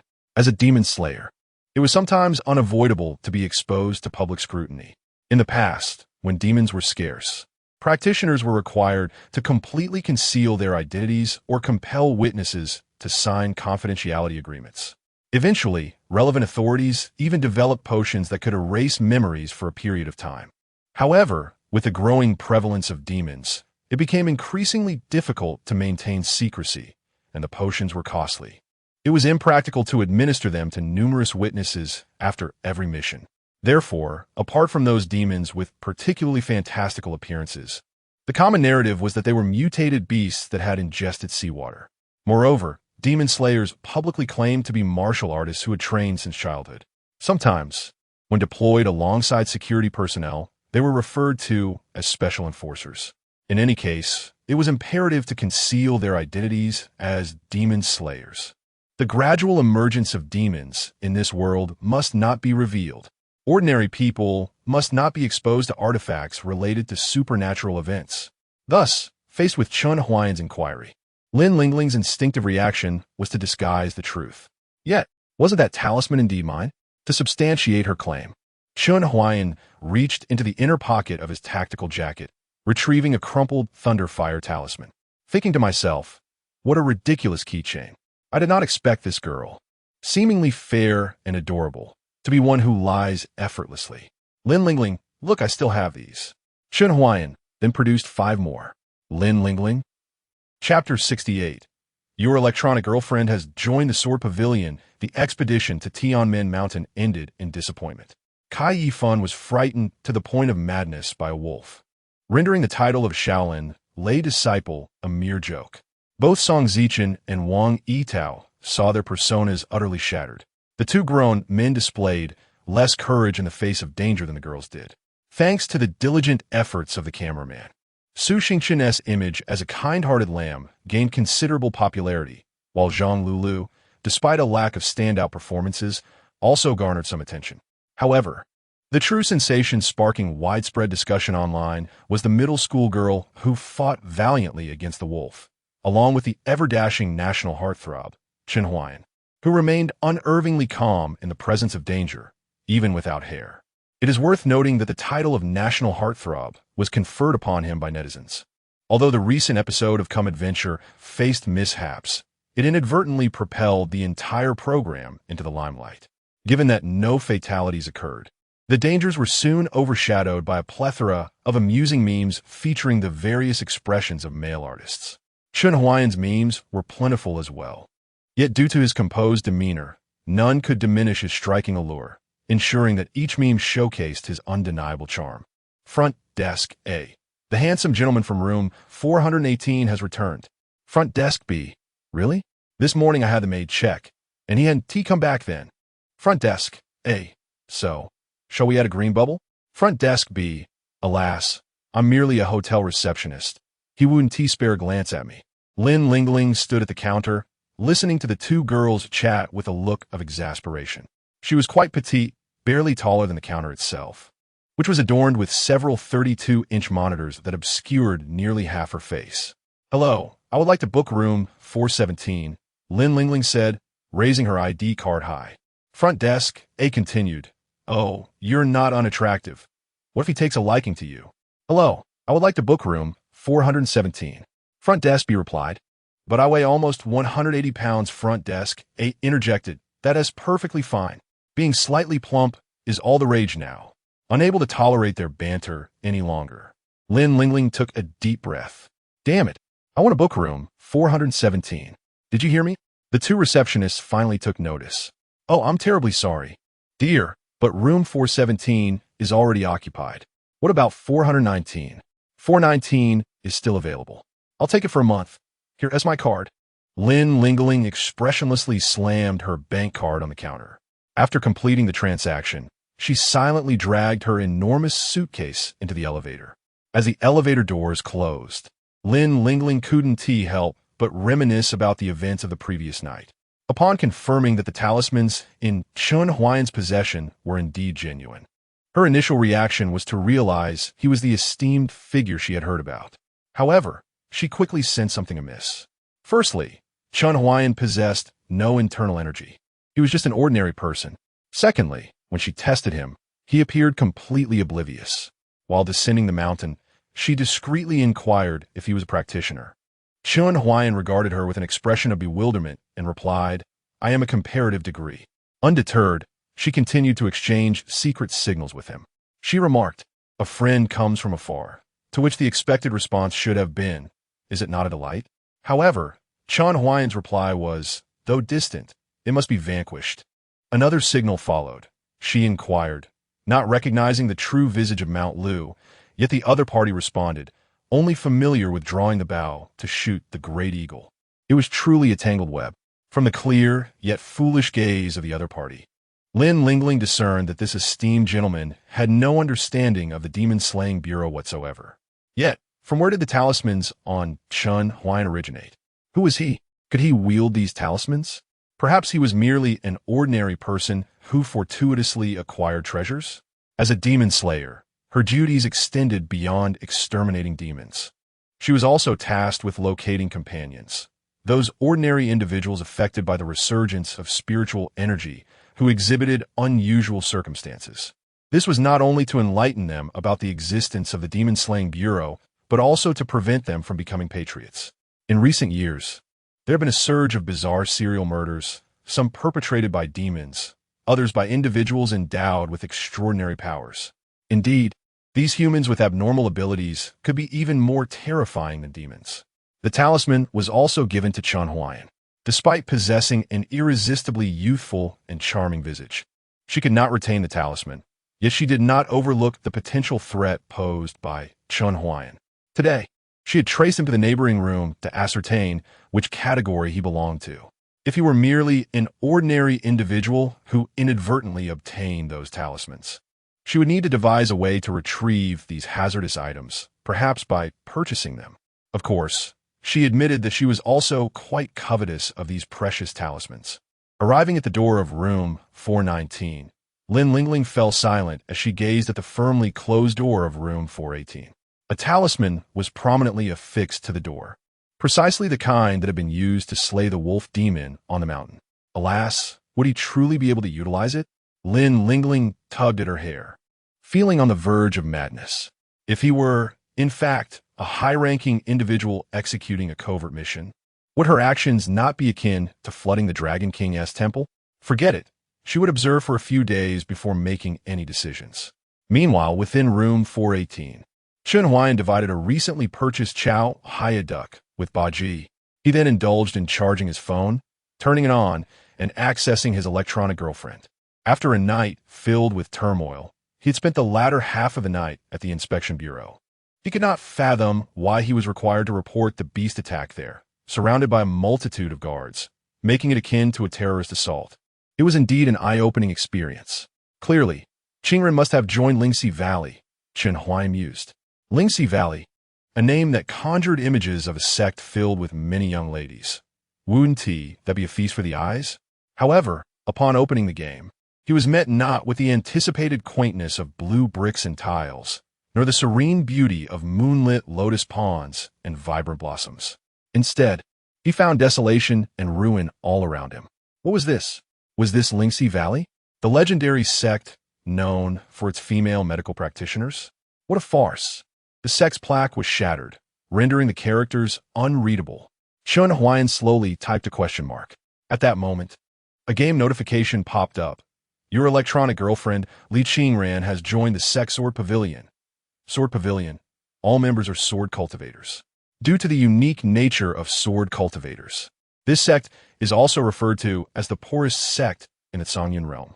Chen Huai'an. Where's the celestial mechanism of deduction? Come fort. He intends to request a refund for the disabled. Chapter 69. Is Chen Huai'an the Grand Elder? Half a day ago, disciple Qingran, I respectfully greet the sect master. Li Qingran performed a graceful bow before Su Qinian. She had successfully joined the Sword Pavilion after passing various assessments and tests. Only at this moment did she realize that all 4 elders of the Sword Pavilion had mobilized for the sake of seizing spirit stones. The one who had flown her here was the master sister of the Sword Pavilion, the direct disciple of Su Qinian, Xuanwu Sword, Yu Qianqi. The Sword Pavilion boasted a sparse number of disciples, with its dilapidated architecture exuding an air of poverty. Along the way, she encountered merely over 100 disciples, who all seemed somewhat eccentric. Ha! Qingran, there's no need for formality. Since you have arrived at our Sword Pavilion, we are all family now, Su Qinian chuckled, stroking his beard as he led Li Qingran to the sect's plaza. I regret to inform you that my previous claim of our being the Qingyun sect was out of necessity. There were too many eyes around, and we were being watched after our recent significant endeavor. We had no choice but to resort to such a tactic. Li Qingran felt a pang of conscience, aware that robbery was not a righteous path. Although the Sword Pavilion had not harmed anyone, their actions were indeed questionable. Yet, upon reflecting that this might be her master's sect, her internal turmoil dissipated. She even began to understand Su Qinian better.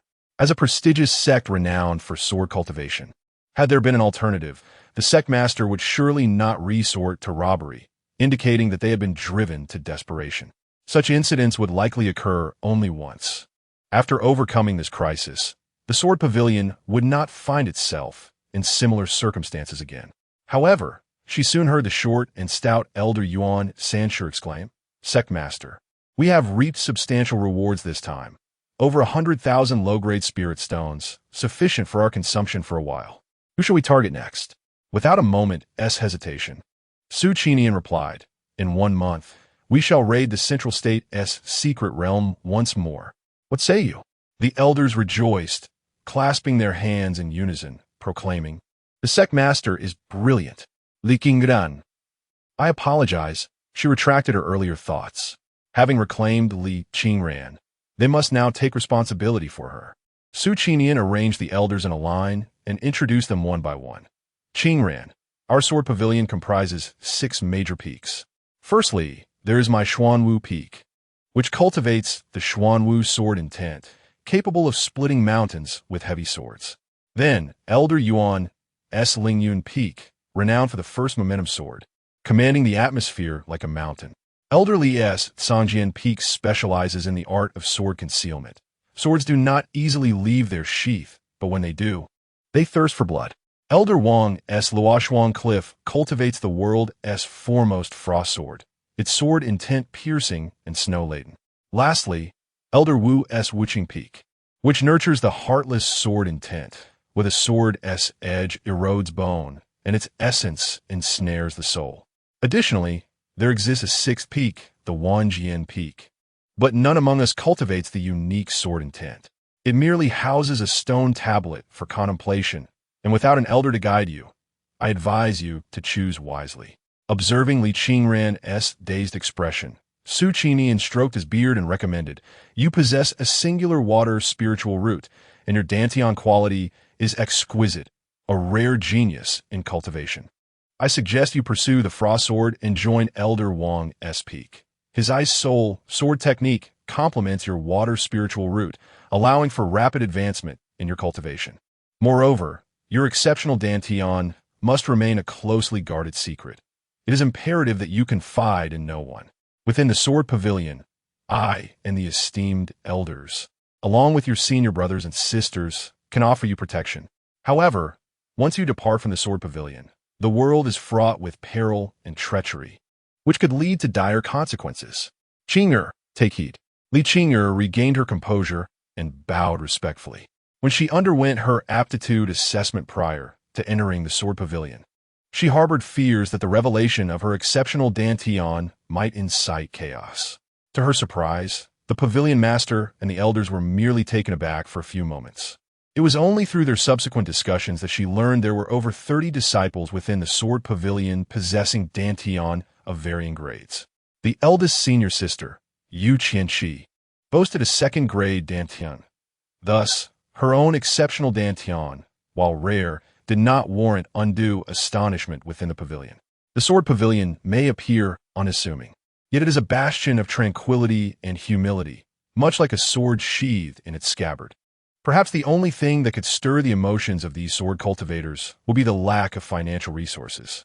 Despite the pavilion master's commendation of the mountain gate and the guidance of the elders, Li Qing'er remained steadfast in her aspirations. She yearned to become a healer.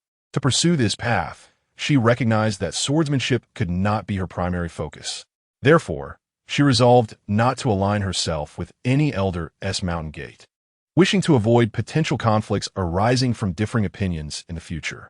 Thus, she bowed and expressed, "Disciple wishes to go to the sixth peak." Suinyan, upon hearing Li Qing'er's choice, could only smile helplessly. "You still aspire to become an alchemist or a healer?" Li Qing'er lowered her gaze, enveloped in silence. "Very well. You may proceed to the sixth peak." Su Qinian did not press further, but offered a word of caution. "From your impeccably aligned inner cultivation, it appears you may already have a master. I'm not concerned about your lack of mental cultivation techniques. Although our Sword Pavilion primarily focuses on swordsmanship, our foundation is far more profound than any sect in the Zhangyan realm. Do not be deceived by our modest numbers and seemingly dilapidated mountain gate. Once you step into the Scripture Pavilion, you shall uncover an entirely different realm." Li Qing'er did not perceive the pavilion master's boasting. From his words, she discerned an unwavering confidence and pride.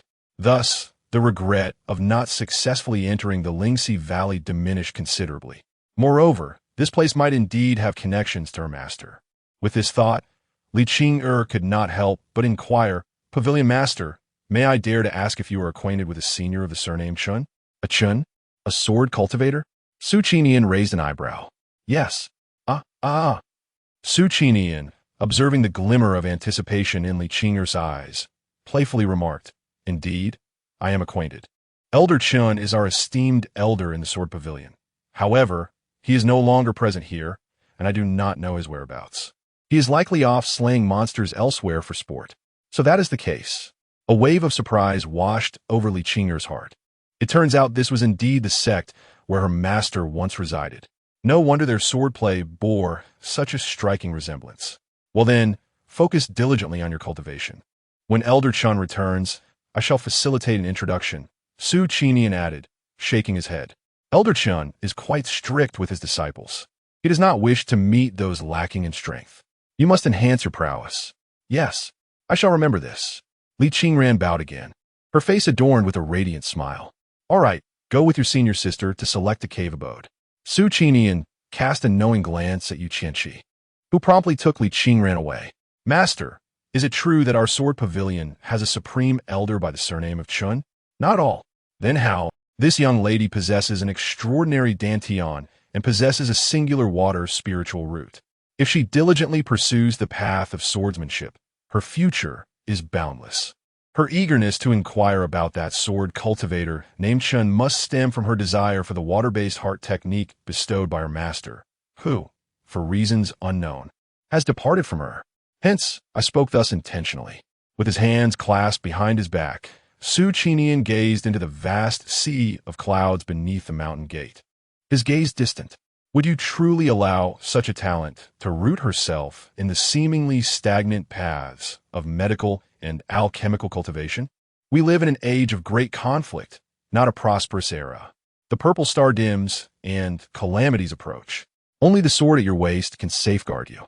Medical and alchemical cultivation may appear promising, but should one provoke the ire of others, they may very well dismantle your apothecary and kick over your alchemical furnace, leaving you helplessly watching.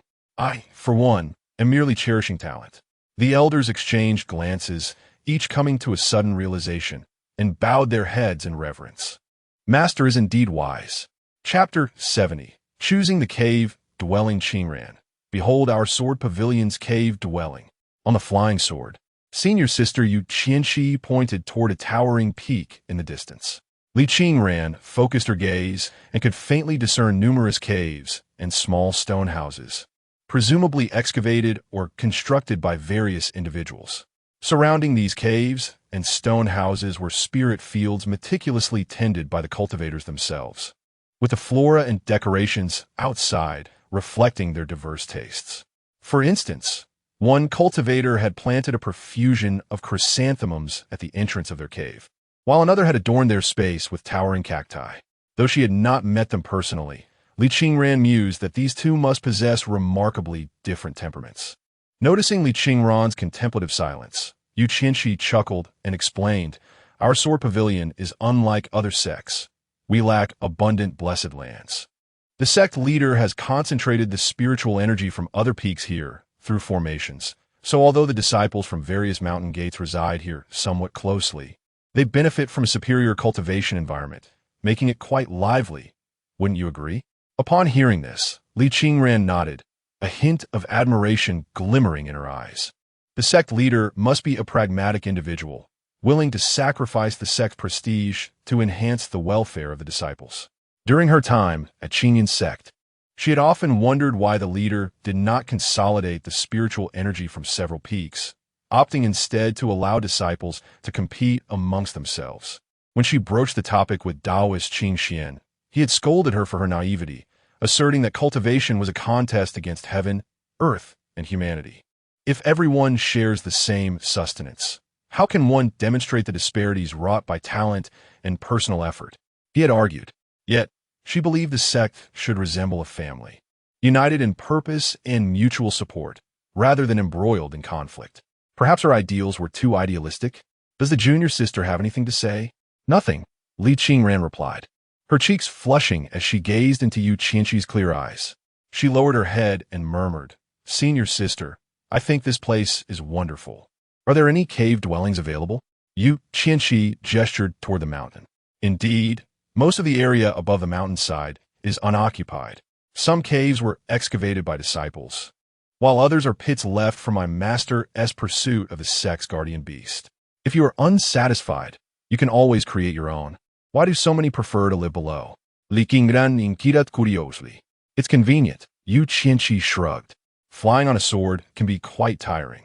Our sword pavilion's principle is, when outside, stand rather than fly, sit rather than stand, lie down rather than sit, sleep rather than remain awake, and cough cough. The rest is left unsaid. Li Qingran was taken aback. Was this truly the life philosophy of the sword pavilion cultivators? It certainly seemed quite extravagant. As they drew closer to the peak, she indeed observed many sword cultivators lounging about in various poses. For instance, by the waterfall, one cultivator was sunbathing atop a turtle's back. At first glance, it appeared quite languid, but upon closer inspection, it exuded a unique sense of zen. This particular cultivator, a senior named Duan Feng, was delving into the path of emotional detachment and usually bore a demeanor as stiff as a coffin board, lacking any semblance of interest. Yu Qianqi rolled her eyes, urging Li Qingran to speed past and circle the peak once more. How about it, junior sister? Have you decided where you would like to reside? Li Qingran blinked, and in her mind's eye, she envisioned a scene atop a mountain cliff, where the sun rose in the east and a chorus of birds sang in harmony. Senior sister, I wish to reside at the mountain peak. Very well, Yu Qianqi replied, unperturbed. Most disciples, upon their arrival at the Sword Pavilion, tend to choose the summit for its breathtaking views and expansive horizons. The allure of soaring on a flying sword daily seems inconsequential at first. Yet, even the most beautiful scenery can become tiresome over time. As the days unfold, they will come to realize the arduousness of having to rise early to attend morning lessons, exhausting themselves while others leisurely stroll by. When summer reaches its peak, under the blazing sun, even the most spirited will yield to the heat. Surviving the summer leads to the harshness of winter, with fierce winds and snowstorms. While the valley below is filled with the fragrance of blooming flowers, the mountaintop remains a frozen wasteland, and even the most stubborn will submit after a night of cold. Within half a year, these disciples will challenge their seniors, seeking to relocate their abodes closer to the mountain's base. Those residing nearer to the foot of the mountain tend to be the most formidable. Yu Qianqi led Li Qingran to the summit, where a small stone cottage, covered in dust, revealed it had been long abandoned. All right, junior sister, I shall leave you here. Should you need anything, you can summon me with a sound transmission talisman. You are welcome to visit me at cave number 1 at the foot of the mountain. Suddenly, a hint of wine fragrance wafted through the air. Yu Qianqi's previously languid demeanor brightened instantly. She hurriedly set Li Qingran down, licking her lips. Senior sister, I am off to drink. Farewell. With that, Yu Qianqi soared down the mountain on her flying sword, her exuberant voice echoing through the peaks. Junior sister, remember tomorrow's morning class. Do not be late. The sound faded, only to return. Soon, I will count to 3. Hand over your newly brewed wine, or I shall demolish your abode. You wish, tomboy. A tremendous clash of sword intents surged through the mountain, followed by a cacophony of combat, causing the ground to tremble. Nearby, a few celestial cranes peacefully dozed off, evidently accustomed to such commotion. Li Qingran stood at the edge of the cliff for a moment before turning and entering the stone cottage. A new chapter of her life was about to begin. After attending her morning class tomorrow, she would visit the scripture pavilion. She was determined to assist her master in resolving the poison affliction. She vowed to ensure her master's longevity. Li Qingran pumped her fist in encouragement and picked up a broom at the entrance, ready to tidy up the dusty room. Suddenly, a familiar voice resonated in the void. Qingran, though a day has passed, do you hold your master in your thoughts? Chapter 71. The Farm of Dodo Qingran. I miss you dearly. In room 418, Chen Huai'an fervently typed on his phone, oblivious to the distortion of his words. Nearby, Baji, having tasted the spicy chow hei duck, shivered uncontrollably. Upon hearing Chen Huai'an's voice, Li Qingran's eyes sparkled with sweetness, illuminating her entire being. Master, I truly miss you. Li Qingran looked around, but could not find Chen Huai'an's figure. Master, where are you? I'm still engaged in battle with a formidable demon. Yet I have left a fragment of my consciousness with you, allowing us to converse occasionally. Li Qingran felt a flicker of disappointment at this revelation, but quickly regained her composure, expressing concern. Master, that demon hasn't harmed you, has it? You're poisoned. Do not worry, I am unharmed. Oh, that is a relief. You are the strongest, master. Li Qingran thought, how could he be fine? Such a grievous poison must surely cause him pain. She envisioned a scene of her white-haired master, freshly emerged from battle, resting against the corpse of a demon beast in a pool of blood, sword still embedded in the creature, all the while enduring agony to converse with her from thousands of miles away. Just imagining it sent her heart racing. No, no, no. Li Qingran blushed and tapped her forehead. Is this truly the time for such thoughts? Master, I have joined a new sect where everyone treats me kindly. Tomorrow, I will go to the scripture pavilion to seek a remedy for your poison. Mentioning this matter only served to dampen Chen Huai'an's spirits. What sect have you joined? The Sword Pavilion. Li Qingran smiled brightly, her eyes sparkling. Initially, I intended to go to Lingxi Valley, but due to unforeseen circumstances, I could not. The young master of Lingxi Valley dislikes men and expelled me upon learning you are male. What? How outrageous! Chen Huai'an rolled his eyes in exasperation, already noting the name of that insufferable young master in his mental ledger. Qingran, wait for me. When I encounter that young master, I shall deal with her. Expelling you? Who does she think she is? My precious disciple, Chen Xianzuan's, is not to be trifled with. Huh, that mere Lingxi Valley, clearly seeking trouble. How dare they wrong my disciple? Upon my return, I shall obliterate them. Master, it's quite all right. Li Qingran shook her head. This matter is in the past. Everyone has their own taboos. If she does not accept disciples, so be it. I have found a better place now. Chen Huai'an's lips twitched. The Sword Pavilion? Oh, right. Li Qingran chuckled. This is the sect where you once resided, Master. I realized they did not activate the wind protection array while riding their flying swords. Isn't that clever of me? Wait. Chen Huai'an was taken aback. What is a wind protection array? Must it be activated while riding a flying sword? Where is this wind protection array, and how does one activate it? Moreover, the Sword Pavilion was his former sect? What madness is this? Who told you this? The esteemed master has mentioned that you are the revered elder. However, it remains unknown where you have ventured. He also advised me to diligently cultivate and enhance my prowess, lest you find me, your disciple, unworthy. With a playful grin, Li Qingran's fingers danced across her chest, her eyes sparkling with emotion, her expression imbued with a childlike innocence, leaving one to ponder the source of her delight. Chen Huai'an gazed into Li Qingran's naive and wide eyes. If his intuition served him well, this foolish girl had undoubtedly been led astray. The master must possess considerable cunning, having discerned something and spun an elaborate tale for Li Qingran. This foolish disciple had become akin to a donkey with a carrot tied atop its head. With him, Chen the immortal, serving as the very carrot itself. Contemplating this, Chen Huai'an could not help but feel a mix of amusement and exasperation. By the way, Master, should I inform the esteemed leader of your current circumstances? Perhaps with their assistance. Li Qingran's eyes brightened momentarily. She was unaware of Su Qingyan's true capabilities, but presumed them to be on par with Wu Duantian's caliber, potentially aiding her master. No. Well, it may be acceptable. Chen Huai'an initially intended to decline outright, as he was not truly the revered elder. However, upon further reflection, he considered that the master had already deceived Li Qingran under his name, though the intent was to encourage her serious cultivation. Since the deception had been initiated, he might as well play along and observe how the esteemed leader would navigate this situation. Very well, then. Qingran shall seek out the esteemed leader tomorrow. Li Qingran responded with a serious nod, her pretty face set with determination. Chen Huai'an perused the map, surveying the entirety of the Sword Pavilion, and was astonished to discover that all members were represented by green dots, with not a single yellow dot in sight. This indicated that none of the disciples harbored ulterior motives. All bore goodwill towards Li Qingran, or rather, towards their fellow disciples within the Sword Pavilion. Even the two dots engaged in a spirited conflict exhibited no genuine animosity.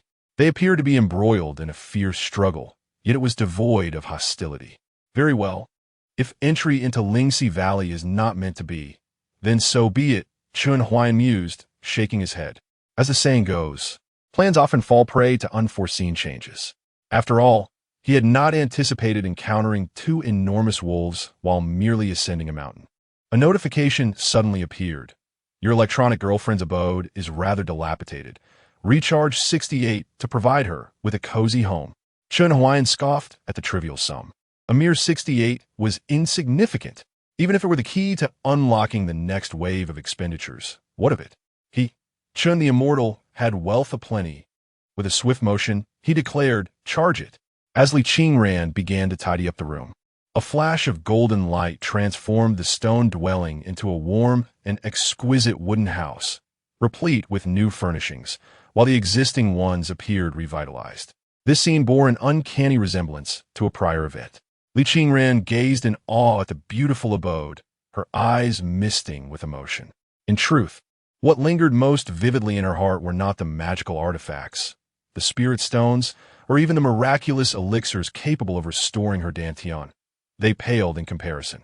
She would forever cherish the memory of that stormy night when, with a single utterance of home, a sanctuary appeared before her, constructed of timber and stone. This house might be deemed insignificant by other cultivators, yet in her eyes, it was the most precious of treasures. She would always remember the moment when Chen Huai'an led her away from Wangshan.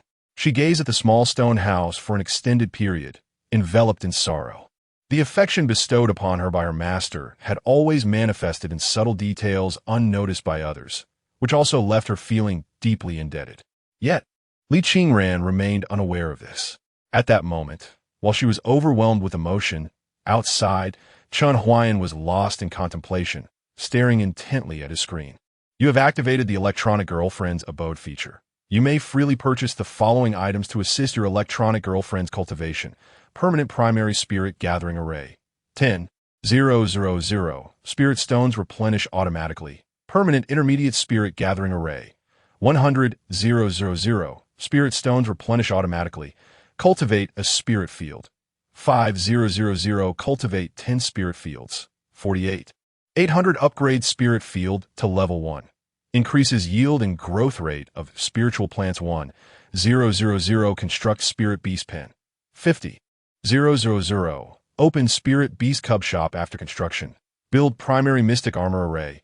5,000. Materials replenish automatically. Upgrade abode to level 2. Enhances comfort. 998. All charges can be substituted with spirit stone spirit crystals at a proportional rate. Chen Huai'an slowly typed a question mark. He adjusted the perspective to zoom out from the house, gazing at the barren land on the cliff, divided into various areas awaiting cultivation. An archaic game name slipped from his lips. Is this QQ Farm? Chapter 72. Is it merely for show? Although this game has become rather antiquated, Chen Huai'an immediately recognized that this so-called cave-dwelling system was merely a rehash of the Cuckoo Farm template. If I were to establish this so-called beast pen, would it not also accommodate some spiritual chickens and spiritual cattle? Chen Huai'an scoffed softly, first upgrading Li Qingran's cave dwelling to level 2. With a flash of golden light, the entire wooden house expanded significantly, and 2 additional side rooms appeared, complete with a bathing tub and a cooking stove, evidently designated for bathing and meal preparation respectively. Spiritual energy was also indispensable. Chen Huai'an scrutinized the surroundings. The mountain itself was already a rudimentary spirit-gathering array, so he decided to bestow upon Li Qingran a basic spirit-gathering array within the room.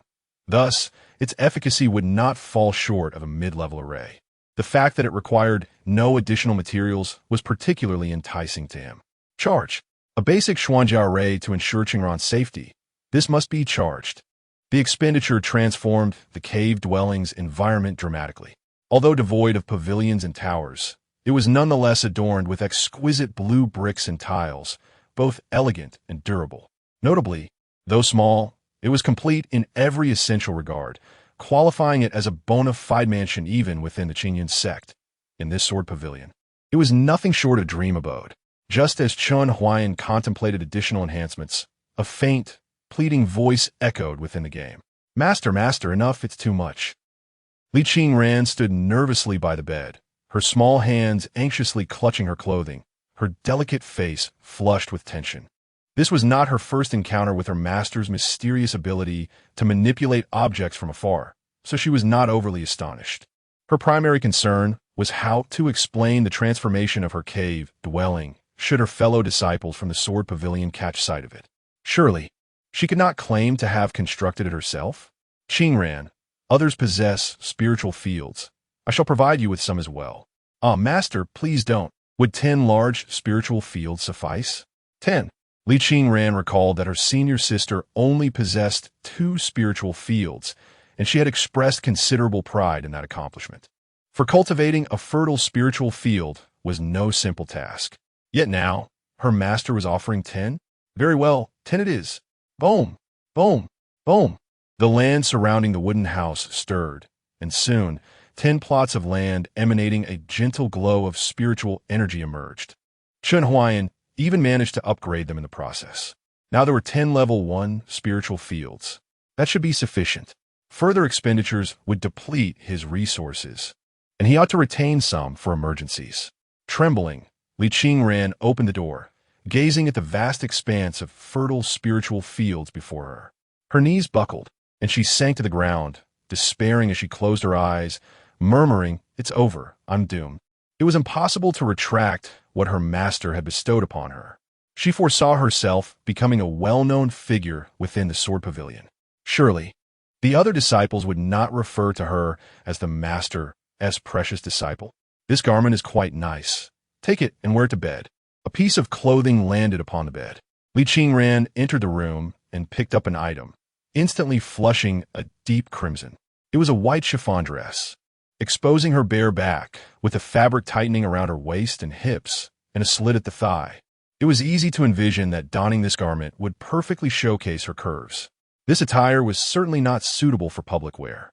Did her master intend for her to wear it to bed? Could it be interpreted that her master wished to see her in it? Oh dear, such thoughts were unbearable. Li Qingran's face grew increasingly flushed, her ears turning a shade of violet. When had she ever worn something so revealing? Yet, if it was her master's request, perhaps it wasn't entirely out of the question. While Li Qingran was lost in her tumultuous thoughts, Chen Huai'an had already exited the electronic girlfriend shop. In truth, he hadn't pondered too deeply. He merely noticed that the electronic girlfriend shop had refreshed a promotional sleepwear item, and considering it was only 18 yuan, he decided to purchase it outright. You have completed main quest 2. 0. Assist your electronic girlfriend in establishing herself in a new shelter. Reward: 1 9-turn spirit orchid, 1 Yuan soil, delivered. Main quest 3. 0. Countdown to the opening of the Zhongzhou Secret Realm dungeon. 30 days. Please enhance your electronic girlfriend's survival rate in the dungeon. Each 30 increase in survival rate will yield a celestial hint. Current survival rate: 0. Bang! A sound echoed from the door, something he had grown accustomed to. Chen Huai'an knew it was the mysterious delivery that had arrived. However, he could retrieve it at any time. His focus remained on main quest 3. 0. Was the first game dungeon finally about to commence? He had previously contemplated how an MMO of this nature could possibly lack dungeons, especially with such an expansive game map filled with countless opportunities for exploration, perhaps even world bosses. Leaving the small cabin in Wanquanshan was merely a departure from the novice village. Joining the Sword Pavilion marked the true inception of his gaming journey. The unfolding saga would inevitably be rife with conflict, witnessed through the perspective of Li Qingran, his master. This journey would surely be fraught with various crises, some scripted and others triggered by player actions. The Zhongzhou Secret Realm appeared to be a predetermined plot device. What would occur if I prevented Li Qingran from venturing into the Zhongzhou Secret Realm? He pondered, stroking his chin.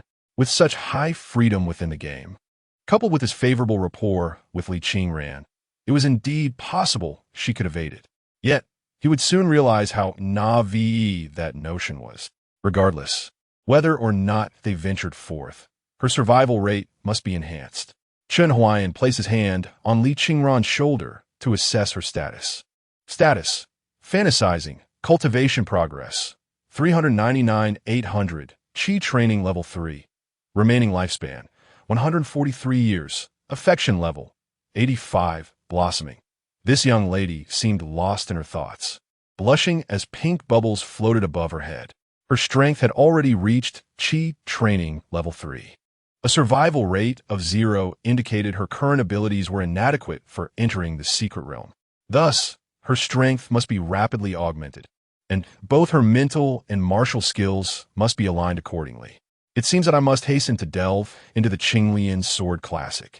A sense of urgency unexpectedly welled up within Chen Huai'an. Yet, upon further reflection, there remains a month's time, so it should not pose too great a concern. As a devoted player, one merely needs to invest wisely to relish the game. However, as a planner and part of the development team, there are far more considerations to ponder. It is time to retrieve the package. Chen Huai'an rose and opened the door. As usual, two boxes lay at the entrance. From the crevice of one box, delicate green shoots emerged, while the other box felt weighty, exuding a faint earthy aroma. 9-turn spirit orchid? New earth. Quite an intriguing affair. Chen Huai'an carried the two dusty boxes into the room and placed them on the windowsill, then went to fetch scissors and wet wipes. On the coffee table, the once near death Baji, having been rendered nearly lifeless by the spicy Chen Huai'an, suddenly flipped upright, its feline eyes scanning left and right, ultimately fixating on the two boxes on the windowsill, gleaming with curiosity. Chapter 73. Could this be a genuine talisman? A splendid treasure. Absolutely marvelous. Baji was fixated on the box, sensing that consuming its contents would undoubtedly enhance its powers dramatically.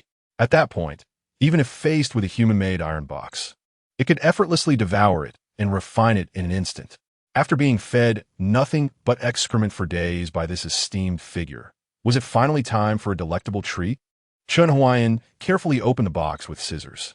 As he had anticipated, inside lay a plant, accompanied by another box containing a colorful soil clump. He planted the flora into the pot and placed it on the windowsill, gazing at it for a while. Ultimately, still unconvinced, he retrieved his tool for discerning all things. The results emerged swiftly. Grass, a type of plant. Seriously? Just an ordinary blade of grass? Chen Huai'an was speechless. The game developers displayed a lack of sincerity. How much does a pot of orchids cost these days? Sending a dirty pot of grass was rather dismissive, wasn't it? And the soil clump was equally unimpressive. Its garish hues reminiscent of industrial pollution, utterly unappealing. In a moment of realization, he discovered another item within the box. Extracting it, he found a talisman sealed in a plastic bag, accompanied by instructions. Purple Sky Divine Thunder Talisman. Please affix this talisman to the flower pot to protect the 9-transformation spiritual orchid from being devoured by gluttonous demon beasts. Chen Huai'an. Gluttonous demon beasts have arrived too. In his room, there were only mosquitoes and a foolish cat. Never mind, it could serve as a mere decorative piece. Although it housed a blade of grass, the pot, adorned with carvings of celestial palaces and auspicious clouds, was rather charming. He affixed the talisman onto the pot. A talisman-adorned pot, paired with a wilted blade of grass, appeared rather eccentric from a distance, unlike anything a typical person would undertake. In the game, Li Qingran was pacing beside the bed, clutching some clothing. Observing that there was nothing else to attend to, Chen Huai'an logged out of the game. After laboring for so long, he had yet to eat breakfast. Once he finished his meal, he intended to practice swordsmanship in the square, wondering if that old man would be present today. While Chen Huai'an prepared breakfast, Ba Ji stealthily approached the 9-transformation spiritual orchid. The closer it got, the more intense the spiritual energy emanating from the plant became. How could such a spiritual herb exist in this era of depleted spiritual energy? Where on earth did this esteemed figure acquire it? It gazed at the 9-transformation spiritual herb, utterly perplexed. Yet it mattered not. The herb remained appetizing. It edged closer, greedily swallowing its saliva. Suddenly, crackling, with the sound of arcs of electricity, a terrifying pressure loomed overhead, sending it scuttling back to the sofa in fright. Only then did Ba Ji notice a yellow paper affixed to the side of the pot. It was a talisman, one far more menacing than those on the doors and windows. Should it dare to touch the pot, it would meet an immediate demise. As it retreated to a safe distance, the unleashed thunder from the talisman receded. I was indeed too naive. Ba Ji gazed at the spiritually protected herb, tilting its head at a 45-degree angle towards the sky. How could such exquisite treasures be bestowed upon a mere beast like myself? With a self-deprecating shake of its head, it continued to gnaw on the remnants of the Chow black duck. Regardless of the circumstances, as long as this spiritual herb is present, a realm conducive to cultivation shall soon be established. At that time, everything within the room will be infused with spiritual energy. Ordinary rice will transform into spiritual rice. The Chow black duck will become a spiritual black duck, and even a fish, with time, could attain sentience. Thus, although one might still consume excrement, it would be elevated to something akin to chocolate flavored with the essence of such waste. Bot G consoled itself, savoring each bite more and more. While scrolling through Douyin, a brief news clip caught Chen Huai'an's attention. Wild wolves have been spotted at Tianmen Mountain. To safeguard the lives of tourists, relevant authorities have intervened. Regarding the enormous size of these wild wolves, let's hear what our experts have to say. Hello everyone, I am Professor Wang, an honorary academician of canine species at Xi Province Agricultural University. The wild wolves that have recently appeared at Tianmen Mountain are notably large, and many have speculated if they might be monsters. Haha, I urge everyone not to fall for such baseless claims. These wild wolves are actually mutated beings that have ingested polluted seawater. While they may appear formidable, their physical coordination is quite poor, and their aggressiveness is significantly lower than that of normal wild wolves. Chen Huai'an grimaced at the sight of the elderly man spouting such nonsense. Low aggressiveness, indeed. Did that mean the van was merely a toy to be dismantled? Nevertheless, there has indeed been a surge of mutated creatures over the past decade, primarily due to a grievous incident that occurred 10 years ago. At that time, many were indifferent until the repercussions of seawater pollution gradually revealed themselves. Mutated creatures are among those consequences. Previously, it was said that the chickens used in the food industry were multi-legged and multi-winged. That may have been a jest, but now, three-headed and even five-headed chickens have truly emerged. Once, multi-headed chickens were confined to laboratories, but now, it is not uncommon to find a few in breeding farms. What's more, these mutated multi-headed chickens not only defy early mortality, but also possess extended lifespans, with each head harboring its own thoughts, often resulting in conflicts among them. As the saying goes, rarity begets value. Despite the safety of multi-headed chickens remaining unverified, some regions have already embraced the trend of consuming them, with breeding farms actively cultivating these peculiar fowls. Chen Huai'an, like most ordinary individuals, harbored the belief that mutated creatures would inevitably pose a threat to humanity. Presently, however, these beings remain within manageable confines, vulnerable to bullets. When they evolve beyond the reach of artillery, it is likely that the truth will be irrepressible.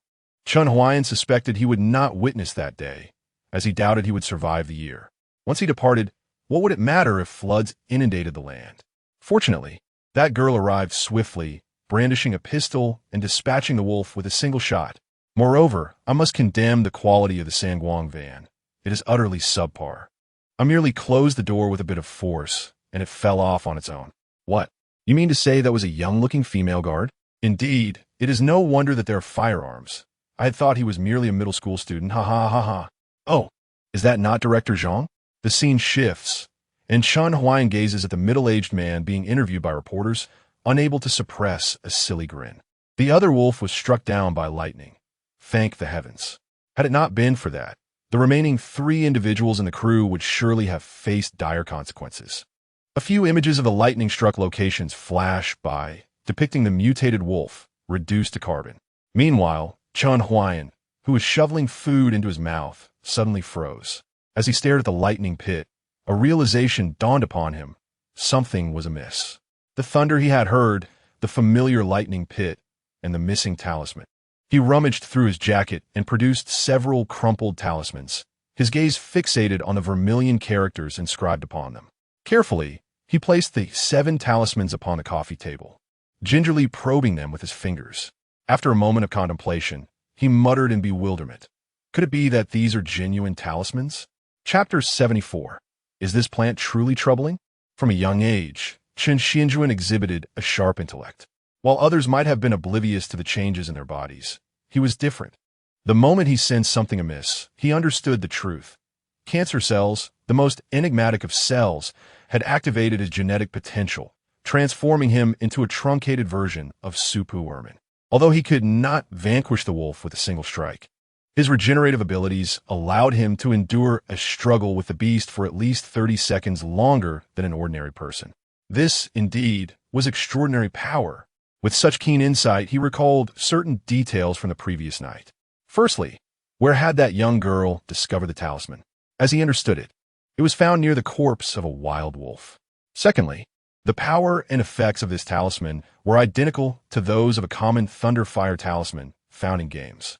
Furthermore, There was a crucial detail regarding the wolf's corpse. If it had been struck by lightning, there should have been significant damage to its back or head. However, in reality, this mutated wolf was missing its left leg, as if it had been obliterated by a landmine. Connecting these 3 points was indeed thought-provoking.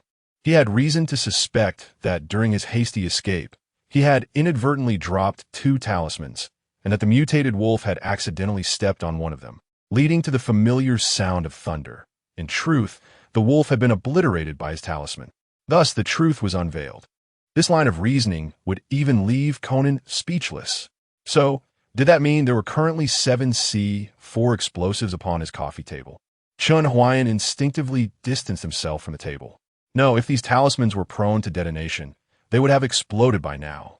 Had he overthought the matter?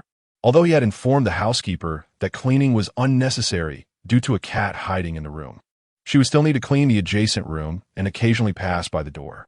Therefore, the activation of the talisman must require specific conditions, inevitably including a method of active triggering. How were talismans utilized? Naturally, they were thrown. Chen Huai'an felt a surge of excitement, promptly gathering the talismans from the table, donning his clothing, and heading out the door. Shortly after his departure, the door of room 419 creaked open stealthily.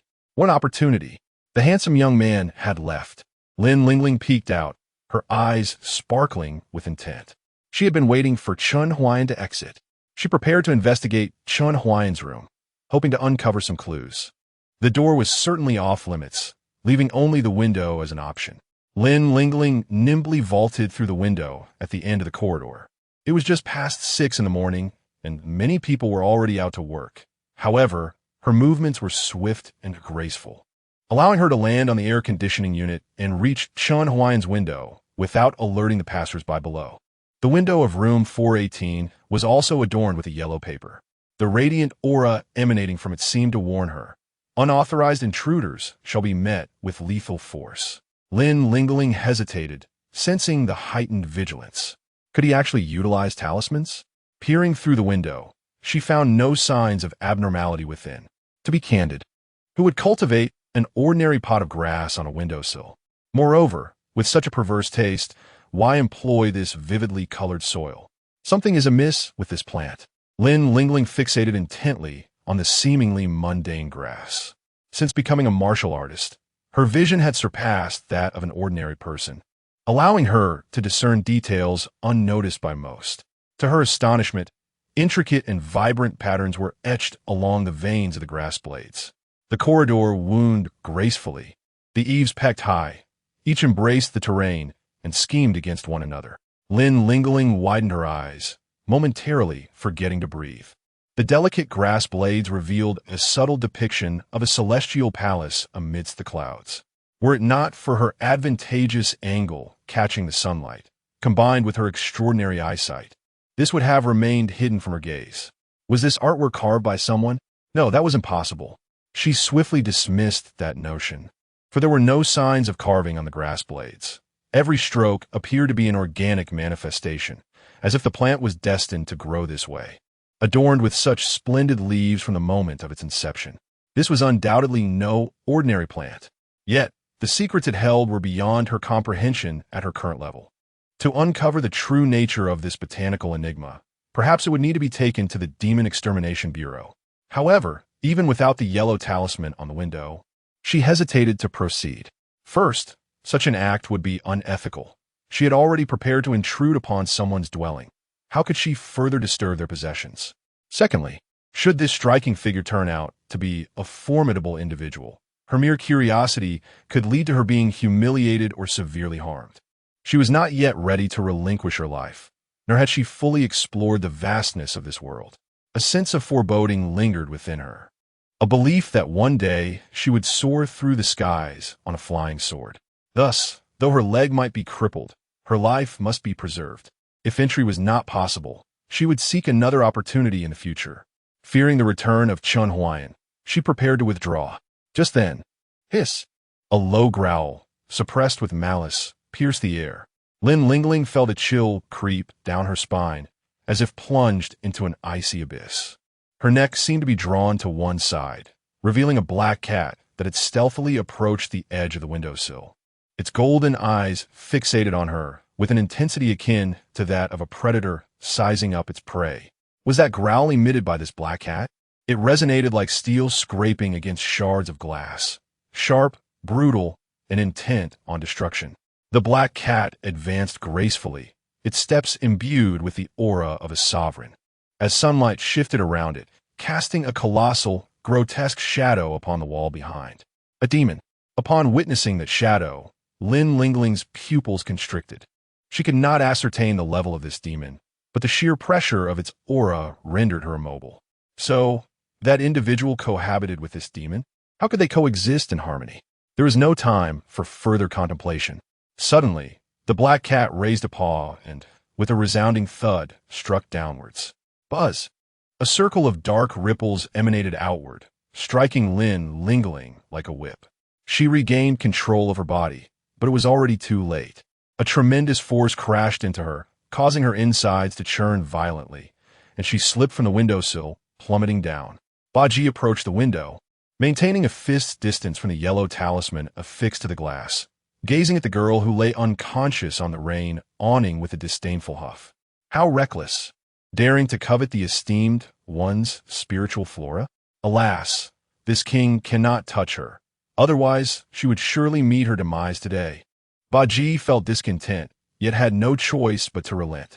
It cast a wary glance at the pot, where the talisman flickered ominously, warning it, and hastily retreated from the windowsill to nestle on the sofa. In the eyes of this enlightened master, it was merely a cat. Thus, it could only fulfill the role of a good cat, for should it ever be exposed, a dreadful fate awaited. Meanwhile, Chen Huai'an had arrived at a corner of the square. He did not venture to the place where the old man practiced martial arts. Before that, he needed to ascertain whether the talisman would indeed function. Chapter 75. Is it the wrong posture? Chen Huai'an pondered as he gazed at the lawn before him. Though he was relatively well off, he doubted whether his finances would suffice to cover the cost of creating a crater in the square. Was there anything he could destroy without incurring a penalty? After much contemplation, he made his way to a nearby dump. At that moment, the refuse from the residence nearly filled the site, and the garbage truck had yet to arrive. Since it was all refuse, creating a pit should pose no issue. Here it comes. Chen Huai'an focused intently, inhaled deeply, and with his right hand, retrieved a thunder talisman from his bag, pinching it between his index and ring fingers before swiftly pulling it out. By the talisman flew half a meter, only to land abruptly on the ground. Chen Huai'an realized something was amiss. Talismans were meant to be paired with incantations. He picked it up, and with a commanding voice, he exclaimed, "Why, urgent as the law commands." By the talisman flew again, but once more it fell to the earth. Was it the incantation that was incorrect? Furrowing his brow, he shouted once more, "Concentrate. Go. Off you go. Zizakaha chicken beep you. Saipan." The thunder talisman repeatedly tumbled to the ground. Chen Huai'an fell into deep contemplation. No, in the game, he had never uttered any incantations. It couldn't be the incantation's fault. It must be the posture. What was the stance of a celestial being when casting a talisman? He struck several poses on the spot. A spinning shot-put throw, a running javelin toss, a one-handed salute while flicking cards, and a single-handed salt sprinkle. Regardless of the movement, none succeeded. I was indeed too naive. He lifted his gaze to the sky, his eyes forming a sorrowful 45-degree angle with the horizon, and with a self-deprecating smile, he mused, "What talismans are there? What realm of immortals? Merely the idle fantasy of a terminally ill cancer patient." A stray dog passed by Chen Huai'an's feet, sniffing his shoes. Its expression changed suddenly, and it whimpered and fled as if it had seen a ghost. Chen Huai'an stood in shock, a spark igniting in his mind. The talisman had originally triggered upon contact with a living being. Simply throwing it was incorrect. He lacked a specific target. What could serve as a target for his experiment? Instinctively, the image of Baji surfaced in his mind. In the room, Baji, curled up on the sofa, suddenly shivered, feeling a chill wash over him. However, upon glancing around, he detected no source for this menacing aura. No, Baji was far too adorable, and he could not bring himself to harm a small creature. Chen Huai'an shook his head, and the ominous presence surrounding Ba Ji dissipated. Perhaps he could purchase a fish at the market on his way back. This seemed the only feasible target, and after all, he intended to eat it. Furthermore, the proper method of killing a fish involves scaling and gutting. But if the talisman activated, it would quickly carbonize the fish, making it so that Chen Huai'an would not be guilty of cruelty. With a sense of enlightenment, Chen Huai'an cheerfully made his way to the old man's training ground, and indeed, he found the elder there. "Ah, young man, why didn't you come yesterday? I thought you had a fleeting interest," remarked old Li, his cloudy eyes lighting up upon seeing Chen Huai'an. The previous day's absence had left him feeling quite disheartened. "Ha ha ha! How could that be, old Li? I had matters to attend to yesterday," Chen Huai'an replied, setting up his phone with a selfie stick. As he launched the game, he nearly lost his composure at the sight before him. Li Qingran had already donned the newly purchased nightgown, which fit her perfectly. She sat gracefully on the bed, her cheeks flushed like spilled vermilion, with a rosy hue that extended to her neck. Her hair cascaded naturally, concealing her earlobes and part of her ear, resembling red jade nestled within black silk. She puffed her cheeks to blow her bangs aside, revealing a smooth forehead, her slender neck supporting an oval face. And her enchanting eyes held a hint of emotion, occasionally glancing at the beams above, as if anticipating something. As she tilted her head, her delicate collarbones were fully displayed, akin to pavilions atop majestic peaks, upheld by the fullness of alabaster mountains. In the valley, where spring's colors were elusive, lay a patch of emerald green, resembling the plum blossoms strung together like a delicate necklace against the snowy backdrop. Her waist was as slender as a willow, barely filling a hand's breadth. In the dim, flickering candlelight, her small feet danced lightly, causing her waist to sway gently, reminiscent of a soft breeze carrying the essence of the night. Then, glancing back at her dainty feet, Chen Huai'an found himself startled. "What are you looking at, you rascal? It's pitch dark." He instinctively shielded the screen, chuckling awkwardly. Nothing. Just reviewing some exam materials. Ha ha ha. You are quite understanding. My grandson is of your age, always consumed by thoughts of entrepreneurship. He has lost 20 million in ventures, yet continues to pursue them." Old Li sighed, shaking his head in exasperation. "Wait a moment. Old Li, what did you just say?" "I mentioned my grandson's entrepreneurial endeavors. The part after that. Lost 20 million? Yes. A smile of obsequiousness spread across Chen Huai'an's face. "Old Li, the pressures of entrepreneurship are indeed overwhelming. It seems rather cruel to place the burden solely on your grandson. Why not count me in?" "Well, that's not entirely out of the question." Old Li waved his hand dismissively. "The main issue is that my grandson is reliant on loans." "Then let us return to our training," Chen Huai'an suggested, redirecting the conversation back to their practice. He forced himself to avert his gaze from Li Qingran and instead opened the progress of the Qinglian sword manual. Upon glancing at it, he was taken aback. All 12 chapters of the sword techniques had reached an astonishing 99 mastery. With a little more practice, he would achieve minor success.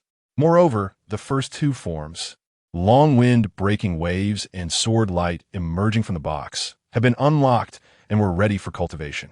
What on earth has transpired? Chen Huai'an was utterly bewildered. He had no recollection of training these techniques.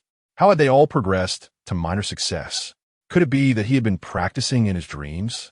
"You seem quite interested in swordsmanship, young man," came a voice as Chen Huai'an pondered the unfolding mystery.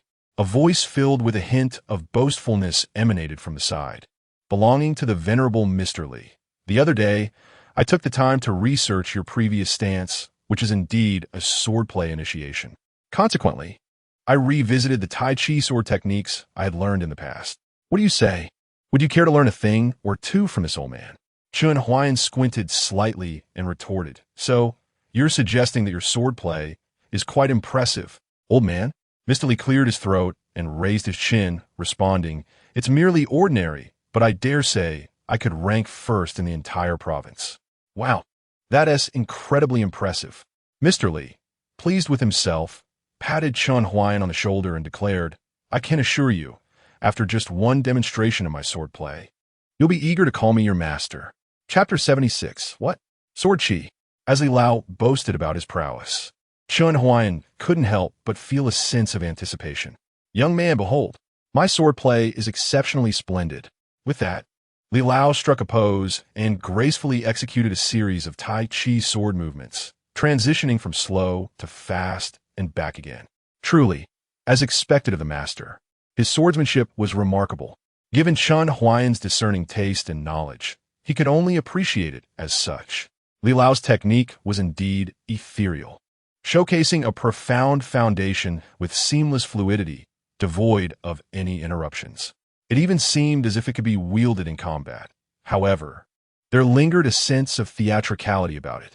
He could not quite articulate it, but some movements felt superfluous, perhaps better replaced or altered. Yet, he was no master himself and dared not critique. How about that? Is it sword enough? Li Lao stroked his beard, sheathing his sword, his face radiating pride as he prepared to receive Chen Huai'an's lengthy praise. Indeed, very sword. Chen Huai'an gave a thumbs up. Li Lao was displeased. What? Do you think my swordplay lacks something? No. Chen Huai'an realized Li Lao had misunderstood, but struggled to explain, scratching his head instead. Li Lao, I feel I've had a bit of enlightenment recently. Would you mind giving me some guidance? All right, but if there are any flaws, I shall not hold back. Very well. I shall borrow your sword. Chen Huai'an took the sword from Li Lao, focusing his mind, his eyes slightly narrowed, firmly establishing his stance, and striking the pose of the first chapter of the Qinglian sword manual, crane standing. Upon witnessing this, Li Lao, who had initially regarded him with a critical eye, was suddenly taken aback. In just one day, this young man seemed transformed. Not only had his legs healed, but the movements that just days prior seemed foreign now flowed from him with effortless grace. Most importantly, he had grasped the essence, the spirit.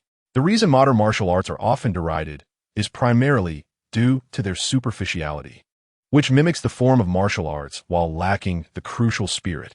A true martial art embodies both form and spirit. The spirit is far more significant than form. Why did ancient soldiers rigorously practice thrusting techniques? This was to seek breakthroughs through countless repetitions, understanding how to apply force effectively, what angles allowed for easier penetration of armor, and how to extricate oneself from obstacles. When all of this becomes instinctual, that is when the spirit is formed. Building upon this foundation, one continues to break through, gaining insights amidst battle. A novice can rise to become a centurion or commander simply by mastering the spirit in a single thrust. A seasoned warrior is one who has mastered a greater array of spirit techniques. As he pondered this, Chen Huai'an completed the first 12 chapters of the sword manual.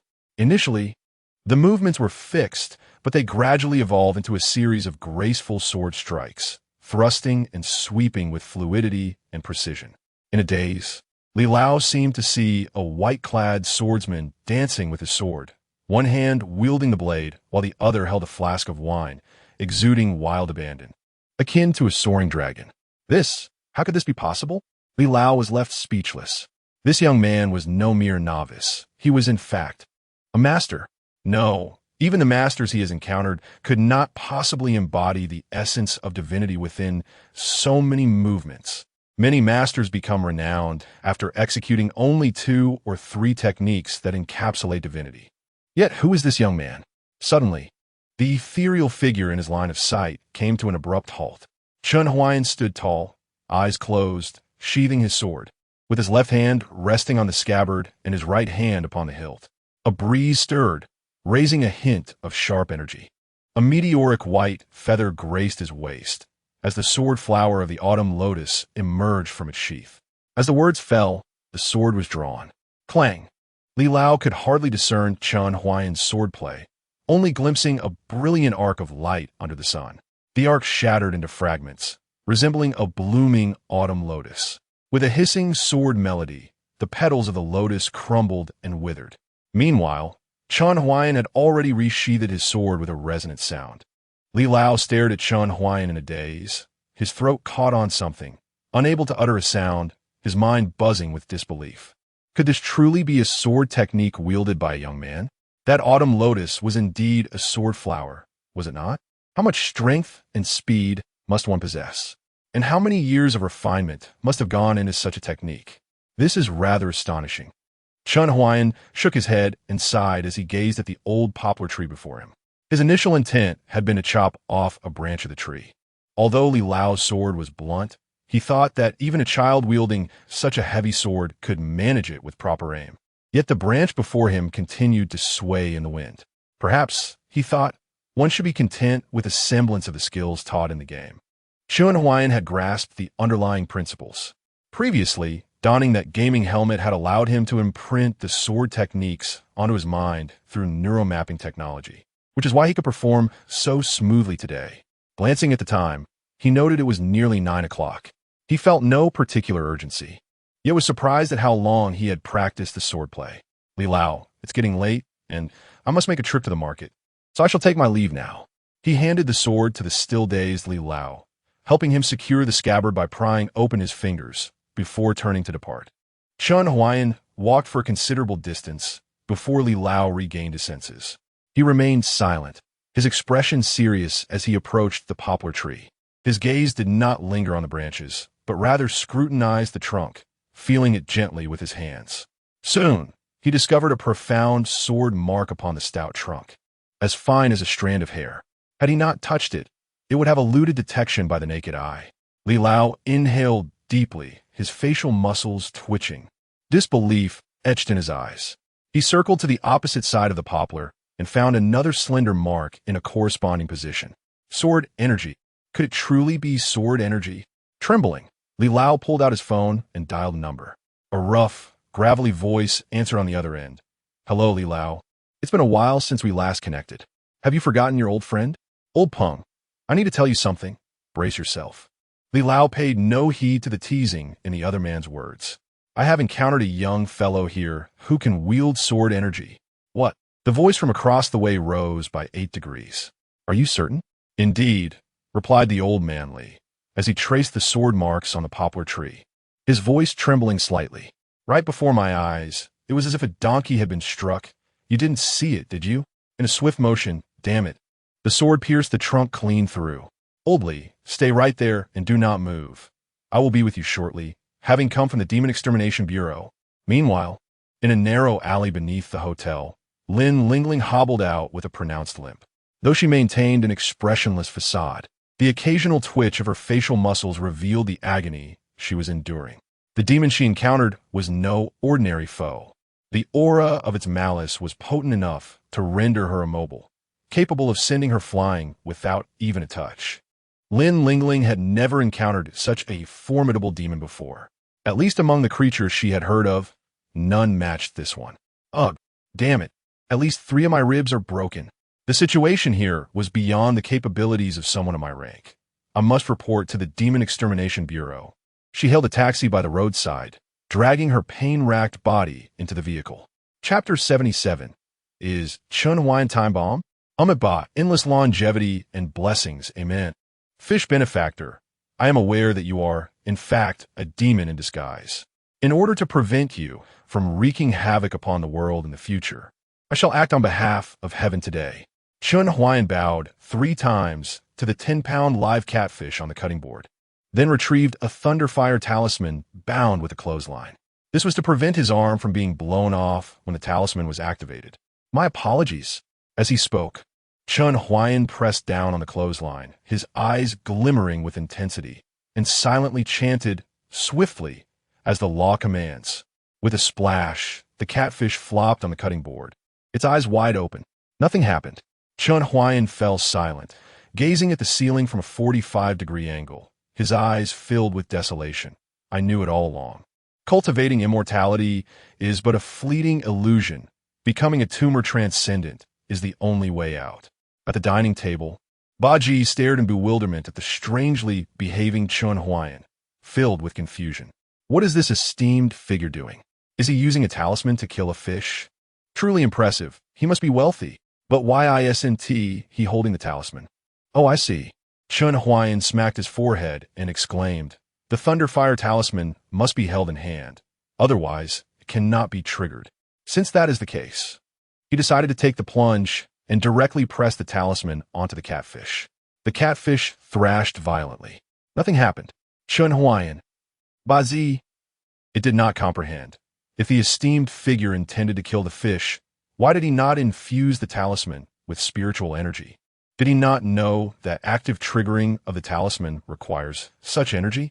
This type of talisman possesses such characteristics. It either activates upon sensing demonic energy, murderous intent, ghostly energy, or malice, or it is actively triggered by the talisman maker, infusing it with spiritual energy. Could it be that this esteemed figure simply does not know? No, that is impossible. This is a trap. Baji gazed at Chen Huai'an's back, as if envisioning the sinister and malicious smile on his face. He must be pretending, luring me into revealing my identity. Once my identity is exposed, I will be killed. I do not wish to die. Baji retreated step by step into a dark corner. It felt despondent. When would this life of constant fear come to an end? Only spiritual energy could provide it with some solace. It had been diligently attempting to learn the habits of a cat. But to fully embody a competent cat required far too much attention to detail. There was no telling when it might be exposed. For instance, just now. Never mind. This esteemed figure is indeed a transcendent being, yet still merely a transcendent being. Chen Huai'an shook his head, found a basin for the catfish, filled it with water, and placed it on the windowsill. The basin was somewhat small, with half of the catfish's tail still hanging outside. However, given the limited conditions, it would have to suffice. It was fortunate that it had not died.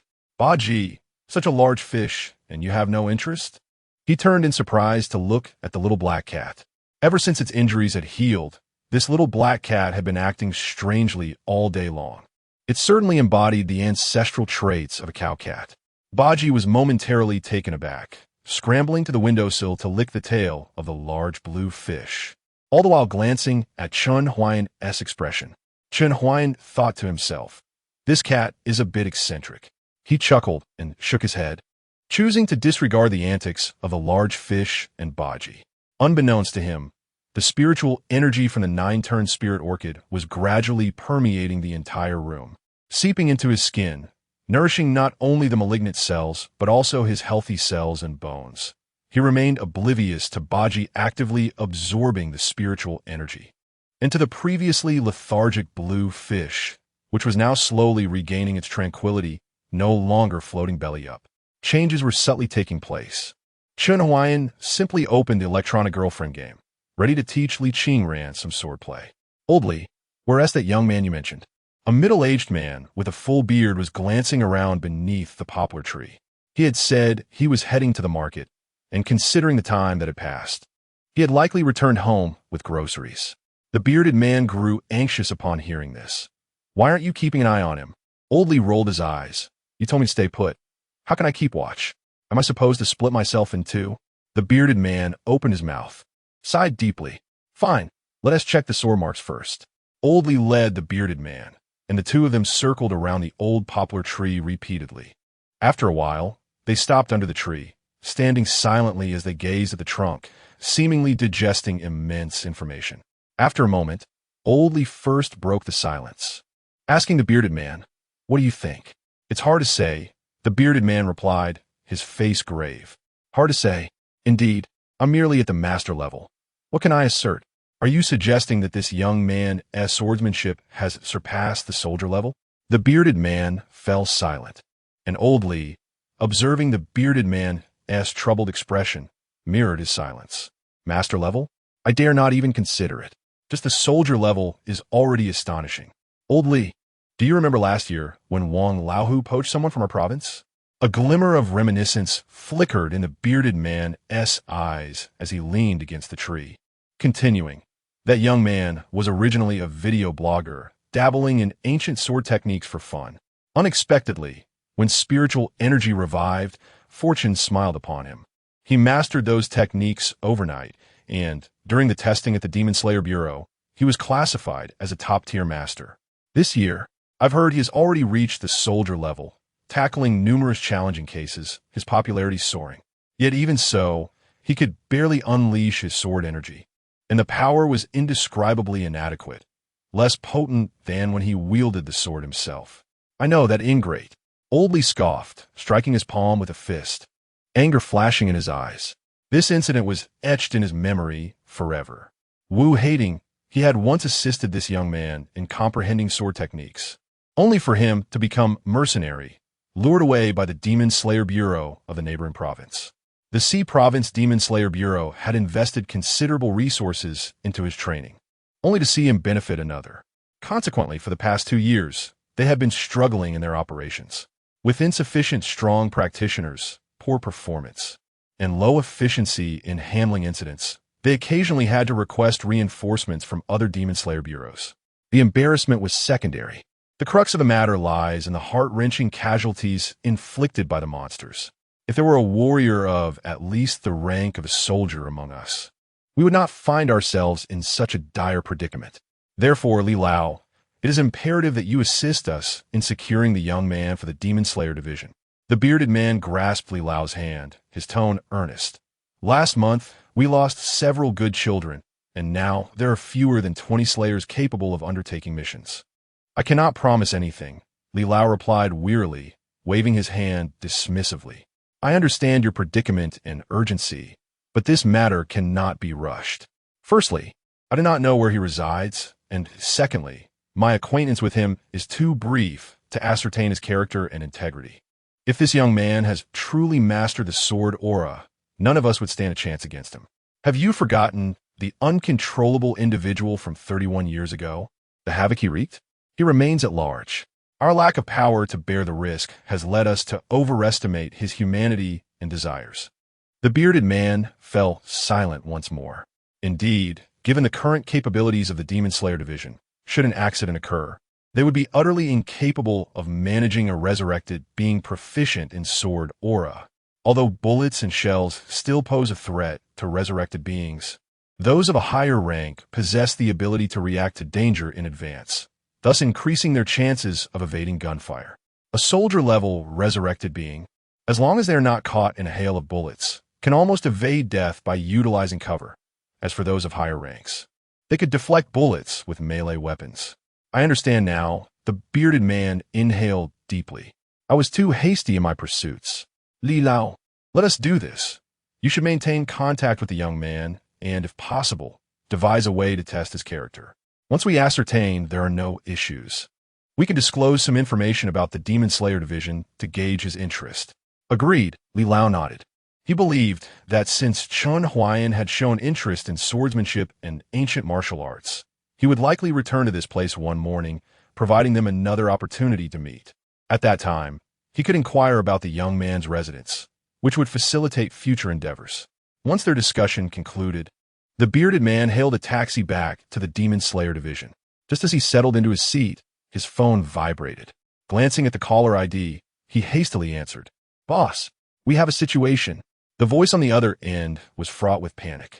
A civilian Demon Slayer reported that a first-class monster has allegedly appeared in Tianfu City. And there are 2 of them. 2 first-class monsters. Understood. The bearded man's expression shifted, his fists clenched. I'm on my way back. After hanging up, he gazed out at the towering buildings. A shadow of worry crossed his brow. The streets bustled with vehicles, and people rushed to work, oblivious to the chaos that was gradually enveloping the world. Neon lights flickered with the presence of malevolent spirits, while many areas in Europe had become hunting grounds for vampires and werewolves. At times, he found himself nostalgic for the days of being an office worker, even if living like an NPC meant not having to worry about a sudden demise. Yet, fate is unpredictable. Recently, the emergence of monsters had become increasingly frequent. Chapter 78, Is This Lingxi Valley, Dear? Qingran, my beloved, I have already grasped a bit of the Qinglian Sword Classic. I shall now teach you to become an unparalleled sword immortal. Qingran, you have been my disciple for some time. It is now time for me to impart to you some self-defense techniques. Just as Li Qingran intended to meditate and cultivate, the voice of her master resonated in the void. Would her master finally teach her the techniques? Joy filled Li Qingran's heart. Very well, master. I shall study diligently and will not bring shame upon you. She obediently settled herself on the cushion, hands resting on her knees, chest held high. However, she failed to notice that her kneeling posture accentuated her slender waist and curvaceous form, and the eager, adoring gleam in her eyes caused Chen Huai'an's heart to flutter. What a little workshop! So fearsome indeed. Chen Huai'an marveled for the umpteenth time. Today, I shall teach you a scroll of swordsmanship, known as the Qinglian Sword Classic, which consists of 36 chapters and 12 forms. I will first teach you the first 12 chapters and the initial 2 forms. Why not the entirety of 36 chapters and 12 forms? Li Qingran clenched her hands on her knees, a hint of tension and eagerness in her brow, and cautiously said, "Master, I will surely study earnestly. I am not so foolish. You may test me by teaching me all at once." Cough. It is not that I deem you foolish, but this sword technique is formidable. One must build a foundation and progress gradually. Haste cannot yield good results. Upon hearing Chen Huai'an's words, Li Qingran quieted down. As long as her master did not think her dim-witted, she felt reassured. Previously, upon returning to the Qingyun sect, Taoist Qin Xian and Lu Changtian had spoken of her foolishness extensively. Now that she was under Chen Huai'an's tutelage, she was eager to prove herself and leave a good impression. Having been abandoned before, she did not wish to be discarded like refuse again.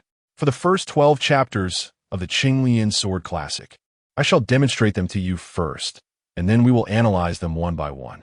Pay close attention. Chen Huai'an positioned his phone on a selfie stick as prompted by the game, which then automatically switched to the front camera to record. So, he simply needed to demonstrate them. He noticed a square icon appear in the upper left corner of the screen. Within the square was a white-haired immortal clad in dark robes, wielding a black-scaled sword, mirroring his current actions. Chen Huai'an executed the monkey gazes at the moon movement. An immortal followed suit. "Oh, this is my game character." It all came back to him. He understood the game's premise. If this were not a game, then what Li Qingran beheld would be the white-haired immortal, rather than his bald self clad in sleepwear. As he pondered, the moment of his demonstration came to pass. Li Qingran felt a shift in her surroundings and found herself no longer in the small wooden house, but in a dimly lit independent space. Yet, amidst the darkness, a glimmer of brightness appeared, an outline of a figure 5 meters away. Clad in white and bearing a sword, with hair as white as snow, stood her master. The presence of her master here lacked the terrifying pressure and dominance she had felt in the Qingyun sect, yet it stirred ripples in her heart. The master of Qingyun sect is exceedingly difficult to approach, resembling a celestial being high above the mortal realm. However, it seems that the master is now finally within reach, no longer a fleeting illusion. Suddenly, without notice, the master has walked right up to her, gently tapping a ruler against her head with a crisp sound. It does not hurt, yet it causes her cheeks to flush with warmth, making her wish to vanish into thin air. How delightful! Even when the disciple is distracted, there is still interaction. The expression remains exquisitely vivid. Chen Huai'an lightly tapped Li Qingran's forehead with the ruler, and only when her attention was focused and she sat properly did he begin to demonstrate the movements. Meanwhile, atop the falling sunset peak, a flying sword descended. Suan dismounted from the sword, carrying 2 gourds of wine. This was the spirit wine he had brewed, its potency diminished by a third, rendering it not intoxicating but rather delicious as a beverage, capable of both stimulating the appetite and calming the mind, while also accelerating the absorption of spiritual energy. The senior sister mentioned that the newly arrived junior sister was worshipping at the desolate sword peak, and we seniors ought to lend our support. As a result, out of the 6 gourds of spirit wine I had brewed, only 3 remained for myself. Suan shook his head with a sigh. If he were to give a junior sister 2 more gourds, he would be left with only 1. Yet, to present just 1 gourd would seem inadequate. Ultimately, reputation outweighs substance. Gifts must be given. It is said that the junior sister resides in a stone house at the mountain summit. Wait, a stone house? Suan froze, his eyes widening in astonishment. Good heavens, is this still falling sunset peak? Has he inadvertently stumbled into the Lingxi Valley? What stone house at the summit? It is clearly a tastefully decorated wooden abode. Most astonishingly, surrounding the house are 10 plots of well-cultivated spiritual fields. The aura of spiritual energy rising from the soil, nearly forming a mist. The wooden house is partially concealed within a bamboo grove, and a stream cascades gently from the depths of the bamboo, pooling into a clear pond beside the house, where lotus flowers bloom and several cranes frolic in the water. The clear pond reflects the bamboo, and the lotus blossoms adorn the pavilions. Gazing upon the scenery before the door, Suin couldn't help but shake his head in wonder. This is what a celestial's dwelling ought to resemble. In comparison, what difference is there between my dwelling and a doghouse? Thus, a question arises. How did this junior sister manage to transform the mountaintop into such a scene in just half a day? And what are these 10 plots of spiritual fields? Could it be that some magical artifact is at play? Suin glanced at the 2 wine gourds he was holding, suddenly feeling somewhat reluctant to part with them. He was naturally not adept at socializing, and in the face of such a scene, he felt even more reserved. Perhaps it is best if I do not enter. Suin halted on the stone steps before the wooden house, placing the wine gourds upon the stone and preparing to depart when he suddenly sensed a faint aura of Tao pervading the small wooden house. His expression shifted slightly, murmuring, could the junior sister possess such extraordinary talent? Has she achieved enlightenment in just half a day? He surveyed his surroundings, noting the absence of any defensive measures around the wooden house. Enlightenment is crucial in cultivation and must not be disturbed. I shall assist the junior sister by setting up a concealment formation. Suin patted his waist, and with a chant he began. A dark-hued flying sword was dispatched, encircling the quaint wooden cabin, weaving intricate patterns as it completed the formation with mere strokes. Once the sword returned to its sheath, he scattered a handful of spirit stones at the heart of the array. Within the sword pavilion, there was undoubtedly no danger. The purpose of establishing a concealment formation was to signal to others that the occupants within wished to remain undisturbed, serving as a unique form of notification. Having accomplished this, Suin nodded with satisfaction, gazing at the hidden wooden cabin within the formation, and mused with a playful shake of his head. How delightful! The newly arrived junior sister has already cultivated 10 fields in less than half a day. I must share this news with everyone later, inviting them all to gather atop the falling sunset peak for a spectacle, while also partaking in the traditions of the sword pavilion. A joyful thought seemed to cross his mind, prompting him to burst into laughter. He then turned, leaping into the sky atop his flying sword. Chapter 79. Surely, they did not intend to seize the house. Qingran pondered deeply, realizing that the essence of the Qinglian sword classic lies in the art of poetry, which intertwines with the spirit of the sword, each word a blade, each verse imbuing the sword techniques with formidable power. Thus she understood, and the thought solidified in her mind. Her master must undoubtedly be an unparalleled sword sovereign. Consequently, her master's identity was reaffirmed, undeniably an elder of the sword pavilion. The practitioners of the sword pavilion exude a certain sharpness, akin to a newly forged sword, brimming with vigor, or like a drawn sword, its brilliance laid bare. Or even a concealed blade, hidden yet potent. Some, like the pavilion master, are as formidable as a mountain. Yet, no other practitioner possesses a presence that can compare to her masteress. She is a sword that cleaves the heavens, wielding an unmatched radiance. Such a keen sword must necessitate a scabbard that befits it. She aspired to become that very scabbard. However, the chasm between her current self and that ideal was insurmountably vast. 6 full hours passed before Qingran could barely grasp the first 12 chapters of the Qinglian sword classic. She had never encountered such exquisite swordplay before. These seemingly simple foundational movements revealed their true complexity only when strung together. Merely striving to execute each gesture correctly drained a considerable portion of her spiritual energy. The depletion of her spiritual power and the fatigue weighing upon her made her feel as though she might collapse, and she longed to recline on her bed, surrendering to the warmth and authority of her master's gaze. Wait, master. Qingran suddenly bit her tongue. I cannot succumb to slumber. I must persevere. Her master was imparting sword techniques to her. How could she allow herself to become confused? Qingran, demonstrate the movements in succession for me once more, and then we shall conclude for today. Tomorrow, I shall teach you the first sword form, long wind breaking waves. Yes, master. Qingran steadied her resolve, silently motivating herself, and rose to perform the sword dance. Chen Huai'an stuffed a peanut into his mouth, gazing at the screen with rapt admiration. In truth, Qingran had merely scratched the surface of the 12 chapters of the sword classic. He simply yearned to witness the sword dance once more. Swish, swish, swish. The girl on the screen, wielding a plain stringed sword, stood tall like a crane, her steps graceful, exuding elegance. Her hands wove intricate sword flowers as her garments fluttered. The shimmering sword light reminiscent of the first snowfall on Earth, delicate and unpredictable. Chen Huai'an was entranced, losing track of time, oblivious to the fatigue etched upon the girl's face. When the 12 sword chapters concluded, Qingran was drenched in fragrant sweat. The thin, sheer fabric of her nightgown left Chen Huai'an feasting his eyes. Master, Qingran, how was my swordplay?